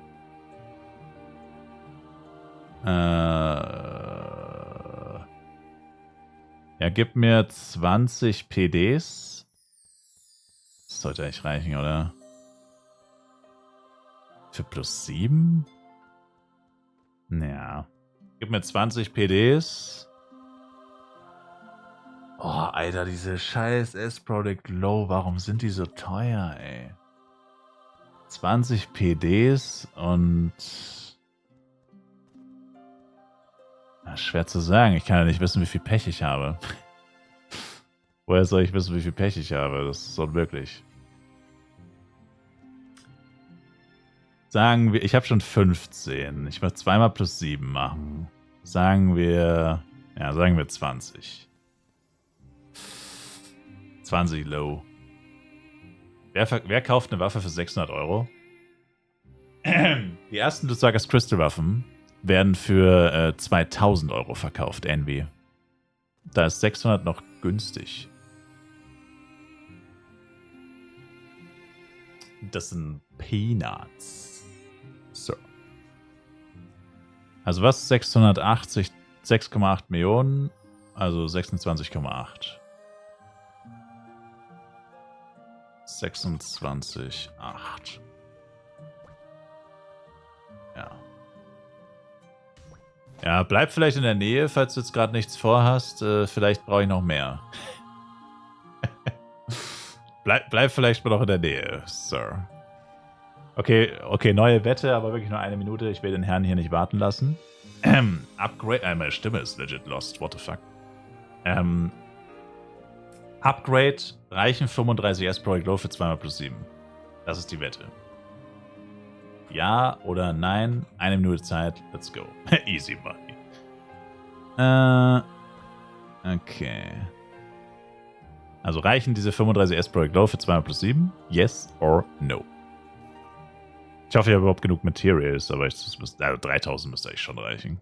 Das sollte reichen. Karten könnten vielleicht noch knapp werden, aber eigentlich auch nicht. Eigentlich sollte das alles locker reichen. Hoffentlich reicht das nicht. Du dreckiger Hater, what the fuck? Was ist ein Power Dice wert? SP Power Dice? Was heißt SP Shining oder was? Ist unterschiedlich. Also du kannst auch teurere Preise bei Power Dice machen, wartest halt länger. Also es verkaufen so viele Leute Power Dice. Kein Mensch schaut sich jeden Shop an. Also die Preise sind all over the place, wenn man mal ganz ehrlich ist. Nichts hat einen festen Preis eigentlich. Weil es so viele Shops gibt und jeder sich gegenseitig unterbietet, das ist all over the place. Kein Mensch weiß irgendwas. Ja, dann let's go. Wette ist zu. Bis +4 ist safe, verbraucht keine S-Pro Glow. Das ist der leichte Teil. Bringt mehr als Feuer +1, was auf Bow für Flame Arrow. Nope. Was? 81% Chance gefailt. Was?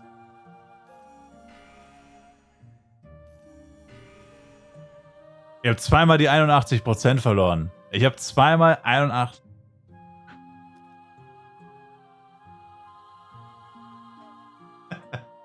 Hat man einmal Glück und direkt wieder Pech. Das ist doch so eine Scheiße, ey. Uff. Okay, es wird safe nicht reichen. Ach du Scheiße. Okay, machen wir erstmal ein Element. Vielleicht bringt das mehr Glück. Vielleicht bringt das mehr Glück. Elemento. Zum Glück habe ich die Mets gefarmt. Kann ich wenigstens dafür gerade. Also, die sind tatsächlich am günstigsten. Die sind tatsächlich am günstigsten von dem ganzen Scheiß. So, vielleicht läuft es hier besser. Nope. Also +7 wäre jetzt schon nice. Dann endlich mal ein bisschen mehr Damage machen. Schon wieder die 81% verloren. Also ich habe die 81% dreimal gewonnen und dreimal verloren. Das ist keine gute Quote bei 81%. Ich habe quasi einen Coin-Flip, obwohl es eine 81% Chance ist. Habe ich einen Coin-Flip. Das ist merkwürdig. 36%, komm. Scheiße. Die 54 auch schon öfter verloren als gewonnen, obwohl es mehr als ein Coin-Flip ist. Nur die 36. Da kann man zugeben, okay.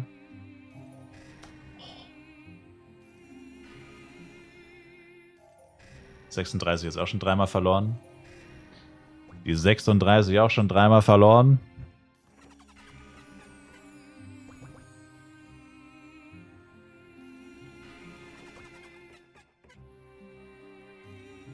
Nice, okay. Ich wusste, Element läuft besser. Gut, zurück zu dem Albtraum, der sich normale Upgrades nennt.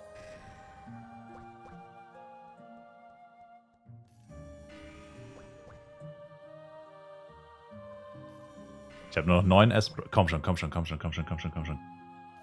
Scheiße. 8 Stück noch. Oh oh, 7. Oh oh. Oh oh. Jetzt muss es eigentlich fast in einem Zug durch, sonst haben wir gar nicht mehr genug S-Products.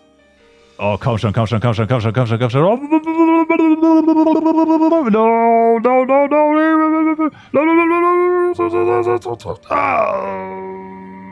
Verloren. Hat nicht gereicht. Jetzt weißt du, wie so eine Mio-Age. Hostonorpor. Oh Mann, ey. Sir? Ich benötige nochmal Ihre Dienste.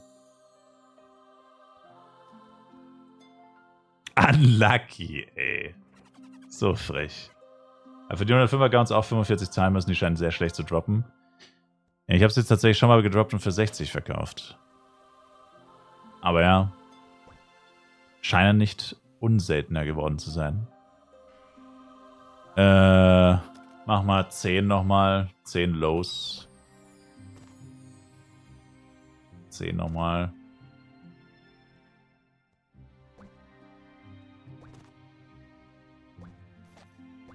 Komm schon, Baby, komm schon. Alter, allein von 3 auf 7 kostet ja so schon mindestens 4, egal wie es läuft. Selbst wenn es perfekt läuft. So, jetzt in einem Zug durch. In einem Zug durch, Baby, let's go.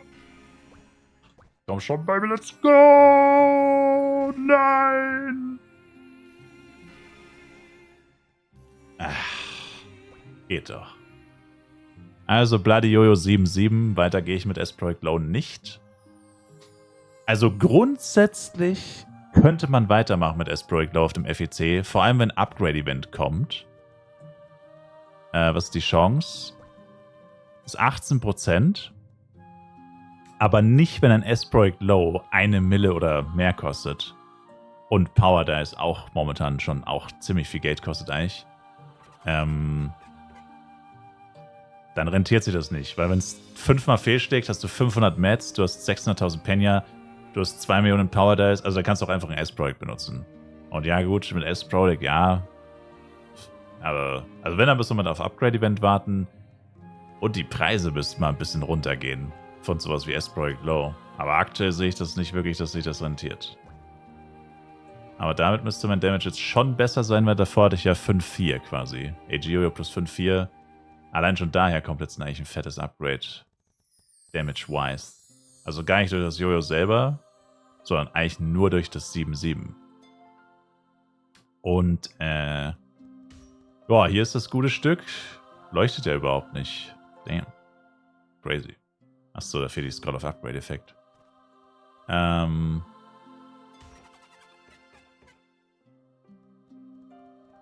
Gestern Schaden in einem Satz, da stimmt was nicht. Du dirty ass hater.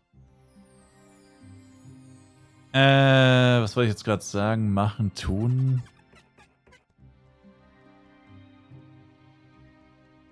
Der dreckige Hater hat mich so rausgebracht, ey. Mit seinem Hass hier im Chat. Ach so, genau, umrüsten. Meine Stats wollte ich angucken. Ach so, dafür müsst ihr mich erstmal buffen. Oh, ich muss von diesem Channel 1 weg, der Trick. Achso, ich bin gar nicht auf Channel 1, ne? Junge, das ist Channel 2 und du denkst einfach, du bist auf Channel... Junge, what? Das ist Channel 2? Das sieht aus wie Channel 1. What the fuck is happening? Junge. Das sieht einfach aus wie Channel 1 Buro-Ding. What the fuck? Ich dachte gerade legit, ich bin auf Channel 1 doch. Junge, was geht ab, Alter? Das ist Channel 2. Das ist ja komplett geistes. Das sieht einfach literally aus wie Channel 1. Was zur Hölle? Danke, by the way, für die ganzen S-Projects und so. Ey, auf welchen Channel muss man denn hier, um mal ein paar weniger Leute zu sehen, ey? Was geht da hier ab? Gibt's auch einen Channel, wo niemand ist? Das ist legit geistesgestört. Das ist bei allen Channeln so. Na, so viele Shops sind nicht auf Channel. Schau, pass auf, pass auf.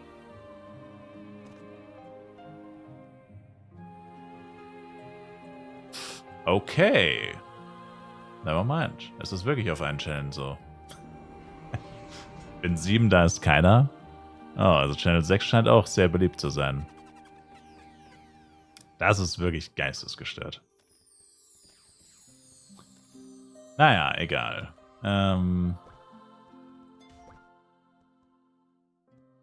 Achso, buffen, ja.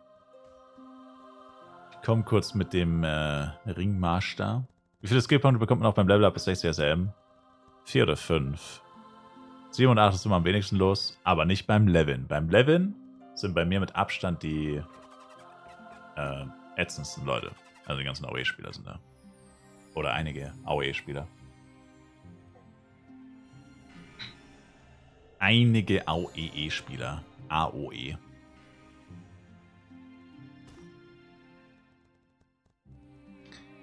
So, hier. Spilo-Styler. Der gute alte Spilo-Styler.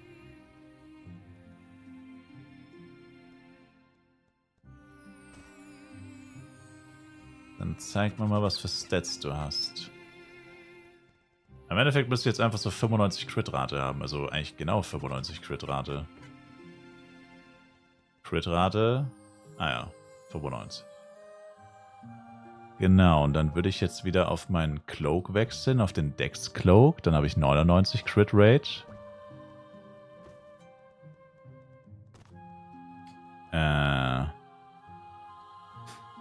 Ja, und wenn ich nochmal 8 Decks dazu nehme, hätte ich halt 103. Wahrscheinlich wäre der Vigor jetzt tatsächlich besser, aber ich will nicht unter 100 Crit-Rate haben wie so ein fucking Loser. Deswegen nehme ich einen Arik plus 7 noch dazu.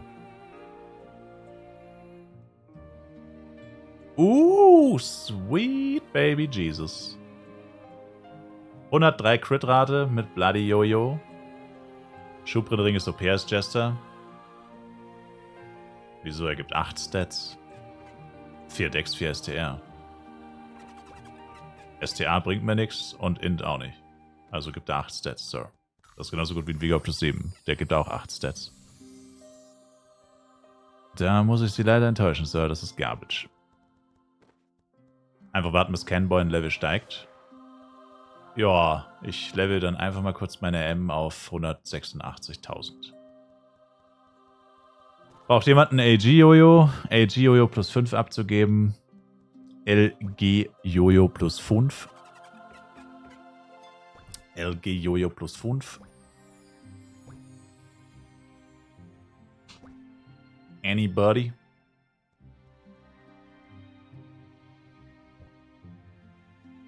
Für einen extrem kleinen Preis einen Schubrenring? Ja, aber den kann ich mir selber holen von der Quest-Reihe, dafür zahle ich gar nichts. Gib es dem NPC. Dreckiger Hater.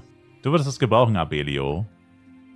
Ich weiß nicht, was es kostet. Ich selbst habe 15 gezahlt. Keine Ahnung. Wie viele Jojos gibt es denn gerade? Wahrscheinlich so 500 Stück. Legendary Golden Y. 50.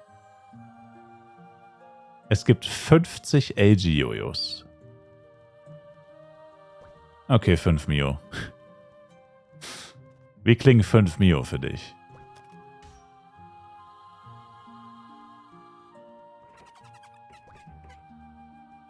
Du hast 1 plus 0 im Stoff für 6 Mio, wird nicht gekauft. Ja, aber meinst du, ist ja plus 5? Spart er sich schon mal ein paar S-Project Low. Spart er sich ein paar S-Project Low. Und yeah. Okay, sagen wir 4. Du findest safe kein AGO plus 5 für 4 Mio. Und, ja gut, Wind plus 4 ist halt drauf. Wenn dir das nichts bringt, dann müsstest du das halt auch entfernen. Also ich empfehle immer, Element plus 4 zu machen. Da spart man sich auch eine Menge Kohle. Jeder Ranger denkt sich nur Just Wow gerade. Tja, das ist halt der Vorteil, wenn man Jester spielt. Ne? Dann gibt es halt so ein AG-Jojo auch einfach mal für 4 Mio. Und es ist schon plus 5. Wo bin ich? Darkon Channel 6 an der Post. And at the Post Office. The Post Office. Junge, was ist das, Alter? Ach so, okay. No much. Actually mit Skill Damage. Ich wollte schon sagen, wer zum Teufel verkauft solche Low-Level-Waffen für 100k? Ranger Jojo 1v1 geht auch. Bloody Executioner auf dem Markt. Gibt's safe, aber... Oh, ne, gibt's nicht. Well. Schwierig.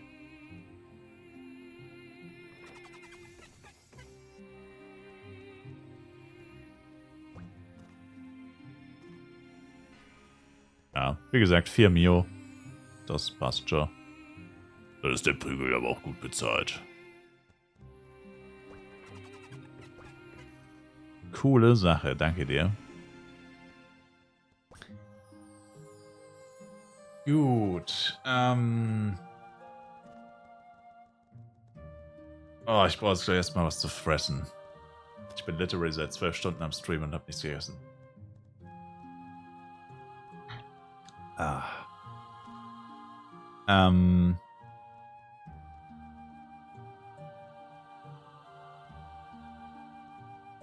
gut, damit sind wir erstmal fertig.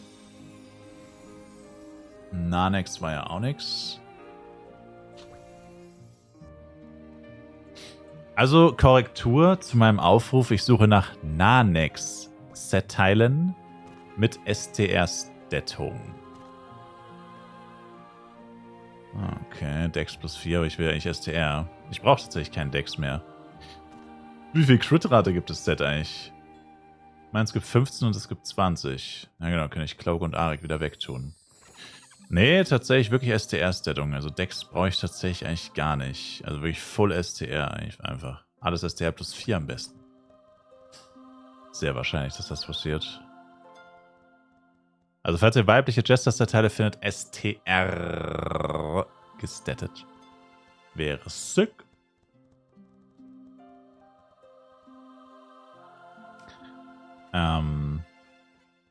Gut. Ja, dann können wir eigentlich weiter grinden. Der Job ist ja noch nicht done hier. Ich will ja noch die 3800 F-Coins kaufen. Für die 30 Tage FWC Flask.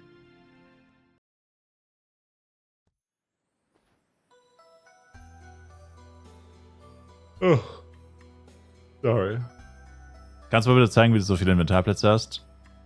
Das Geheimnis liegt hier. Ich habe ein Double Inventory Bag aktiv. Double Inventory Bag. Dreckiger Grinder Cash mal lieber. No. Achso, ich muss eh gleich eine neue Party machen. Ja, dann passt das ja. Die Frage ist nur, was ich mir zuerst mache. Wahrscheinlich Lasagne. Wir haben noch 4 Lasagnen im Kühlschrank. 5.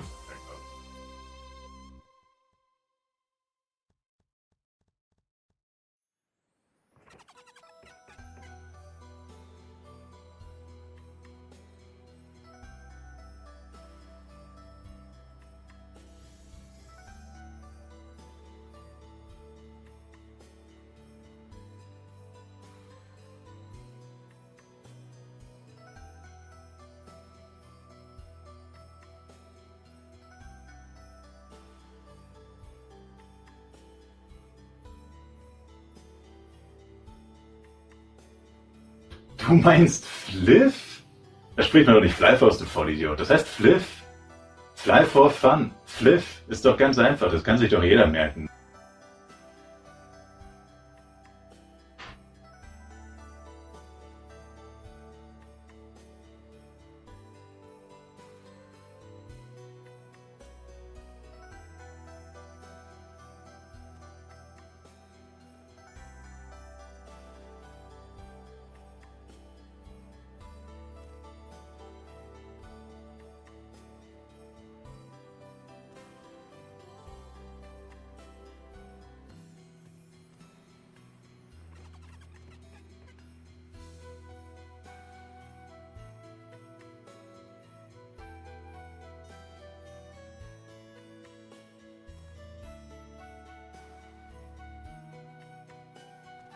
Ich wollte eigentlich Animes gucken. Wie bin ich hier gelandet?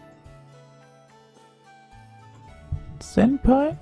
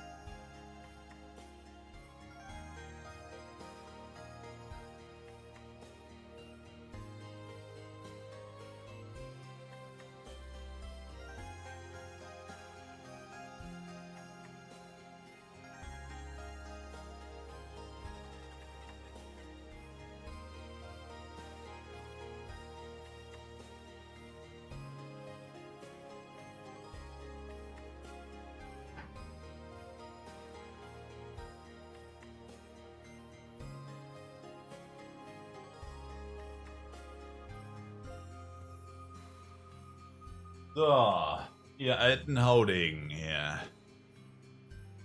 Ihr euden dreckigen Haudegen. So, da mir langsam die Energie ausgeht, hier, my boy, my man, the myth, the legend. Bullet Energy. Original. Der billigste Energy Drink der Welt.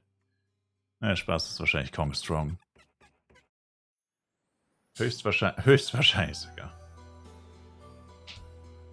Wurde die Nacht noch fleißig Kohle gemacht? Ja. So. Wir warten auf die Kooperation. Meine Pisse sieht gesund aus, not gonna lie. Actually true. Da könntest du recht haben, ja. Also meine Party ist tot.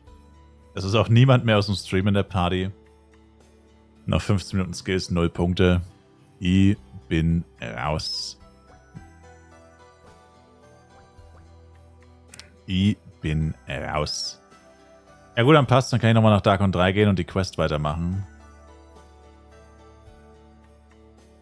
Oder auch nicht, weil ich keine Darkon 3 Blinkwings habe.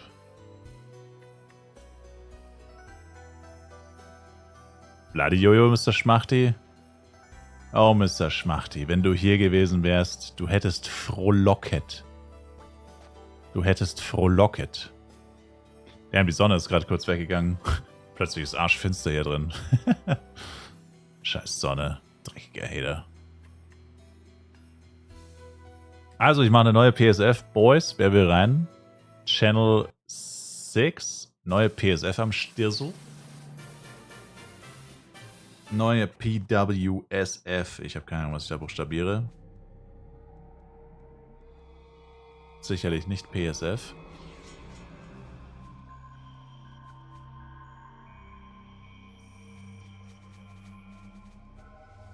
Jetzt schon kein Bock, gleich 7-mal Job-Change. Uiui. Ja, das ist echt das Schlimmste.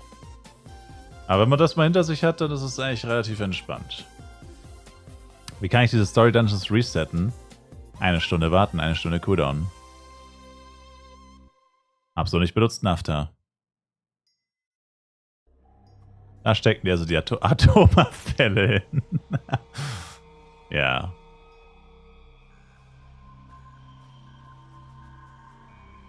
Wie lange mache ich Party?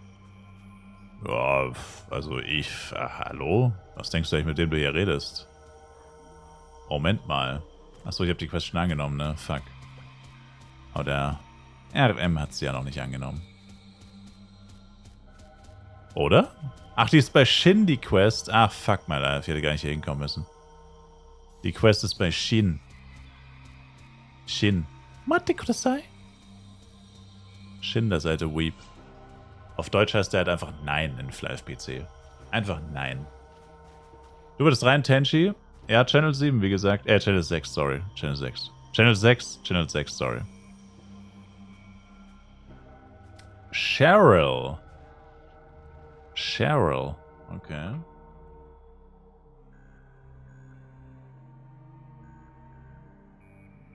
Cheryl. Party ist auf Reihenfolge, by the way. Sorry schon mal dafür.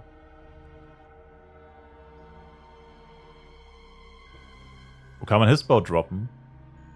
Alle Giants, Aetherguard bis Carrier Bomb. Hat der Chat überredet zum Craften? Ich war verzweifelt.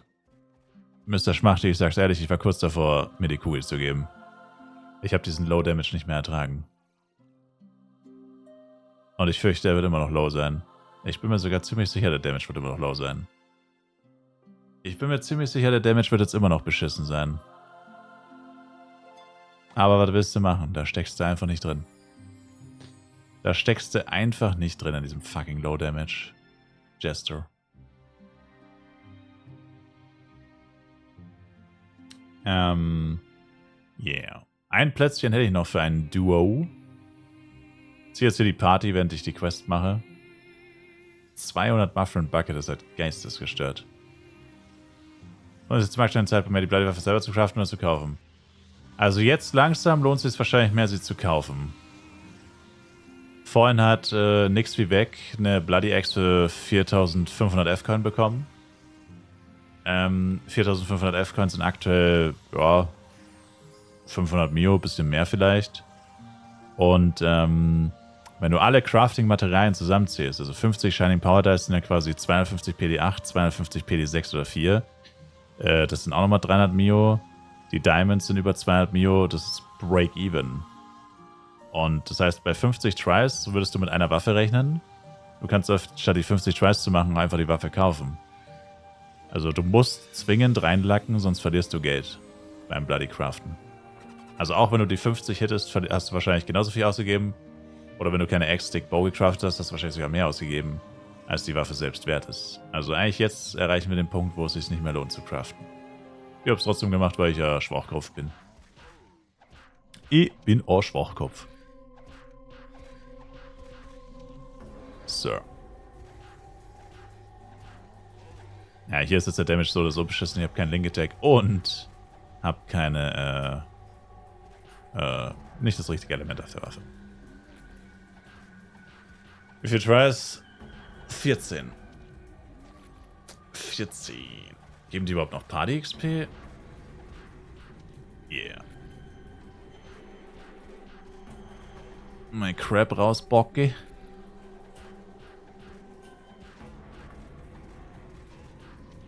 Geben noch Party XP, sehr gut. Du dreckiger Lacker. Ich verweise auf den letzten FEC, Sir. Und dann möchte ich die Worte Lacker und ich nie wieder im gleichen Satz sehen. Das Geld hat lediglich eine lange, überfällige Schuld bezahlt, mein Freund.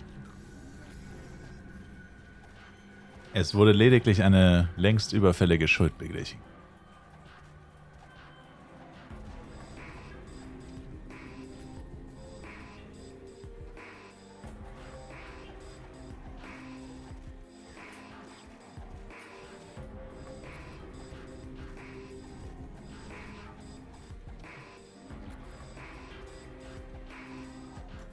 Du brauchst auch die Mushroom Quest und ich bin auch gerade dabei, falls du Platz im Party hast.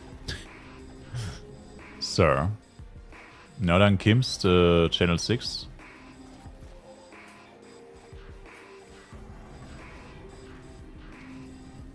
Also bleibst du noch in der Party oder noch für die Quest?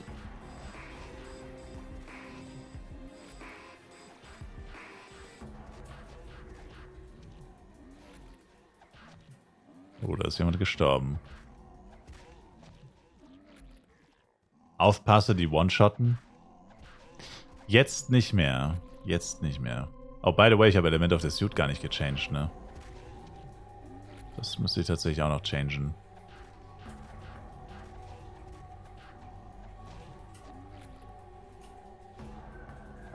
Gibt es den Partyfahren eigentlich noch? Taste P und dann ganz links auf Search. Das geht aber nur, wenn man nicht in einer Party ist. So egal, die Leute lesen das eh nicht mit dem Duo-Only. Der Partyname ist bereits zur Verwendung. Ja, das ist meine Party. Das ist meine. Sie sind das Essen. Diese verdammten Weeps. Sie sind das Essen und wir sind die Jäger. Hey, willst du nicht noch ein Level warten, Shibasa? Deine M ist doch 107, die Quest ist ab 108. Willst du nicht lieber noch ein Level warten?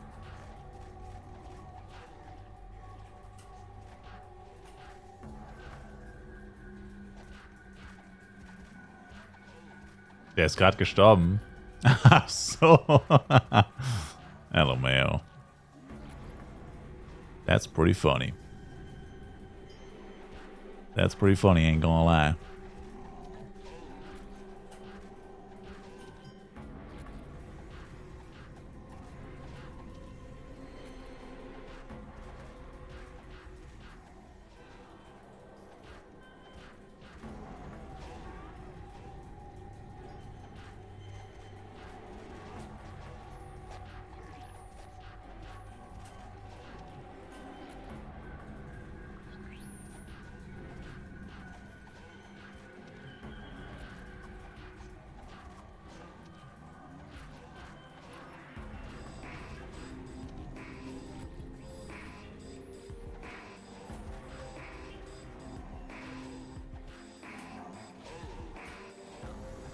Lol.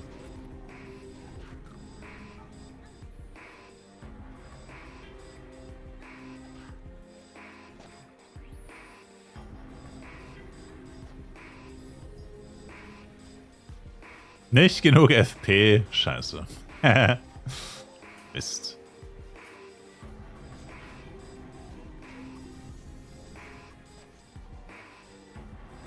Irgendwie kann es sein, dass der Skill dich wirklich... Der hat kein... wie sagt man? Der hat kein Feedback. Also irgendwie... Ich merke gar nicht, ob ich den Skill überhaupt ausführe. You know what I'm saying?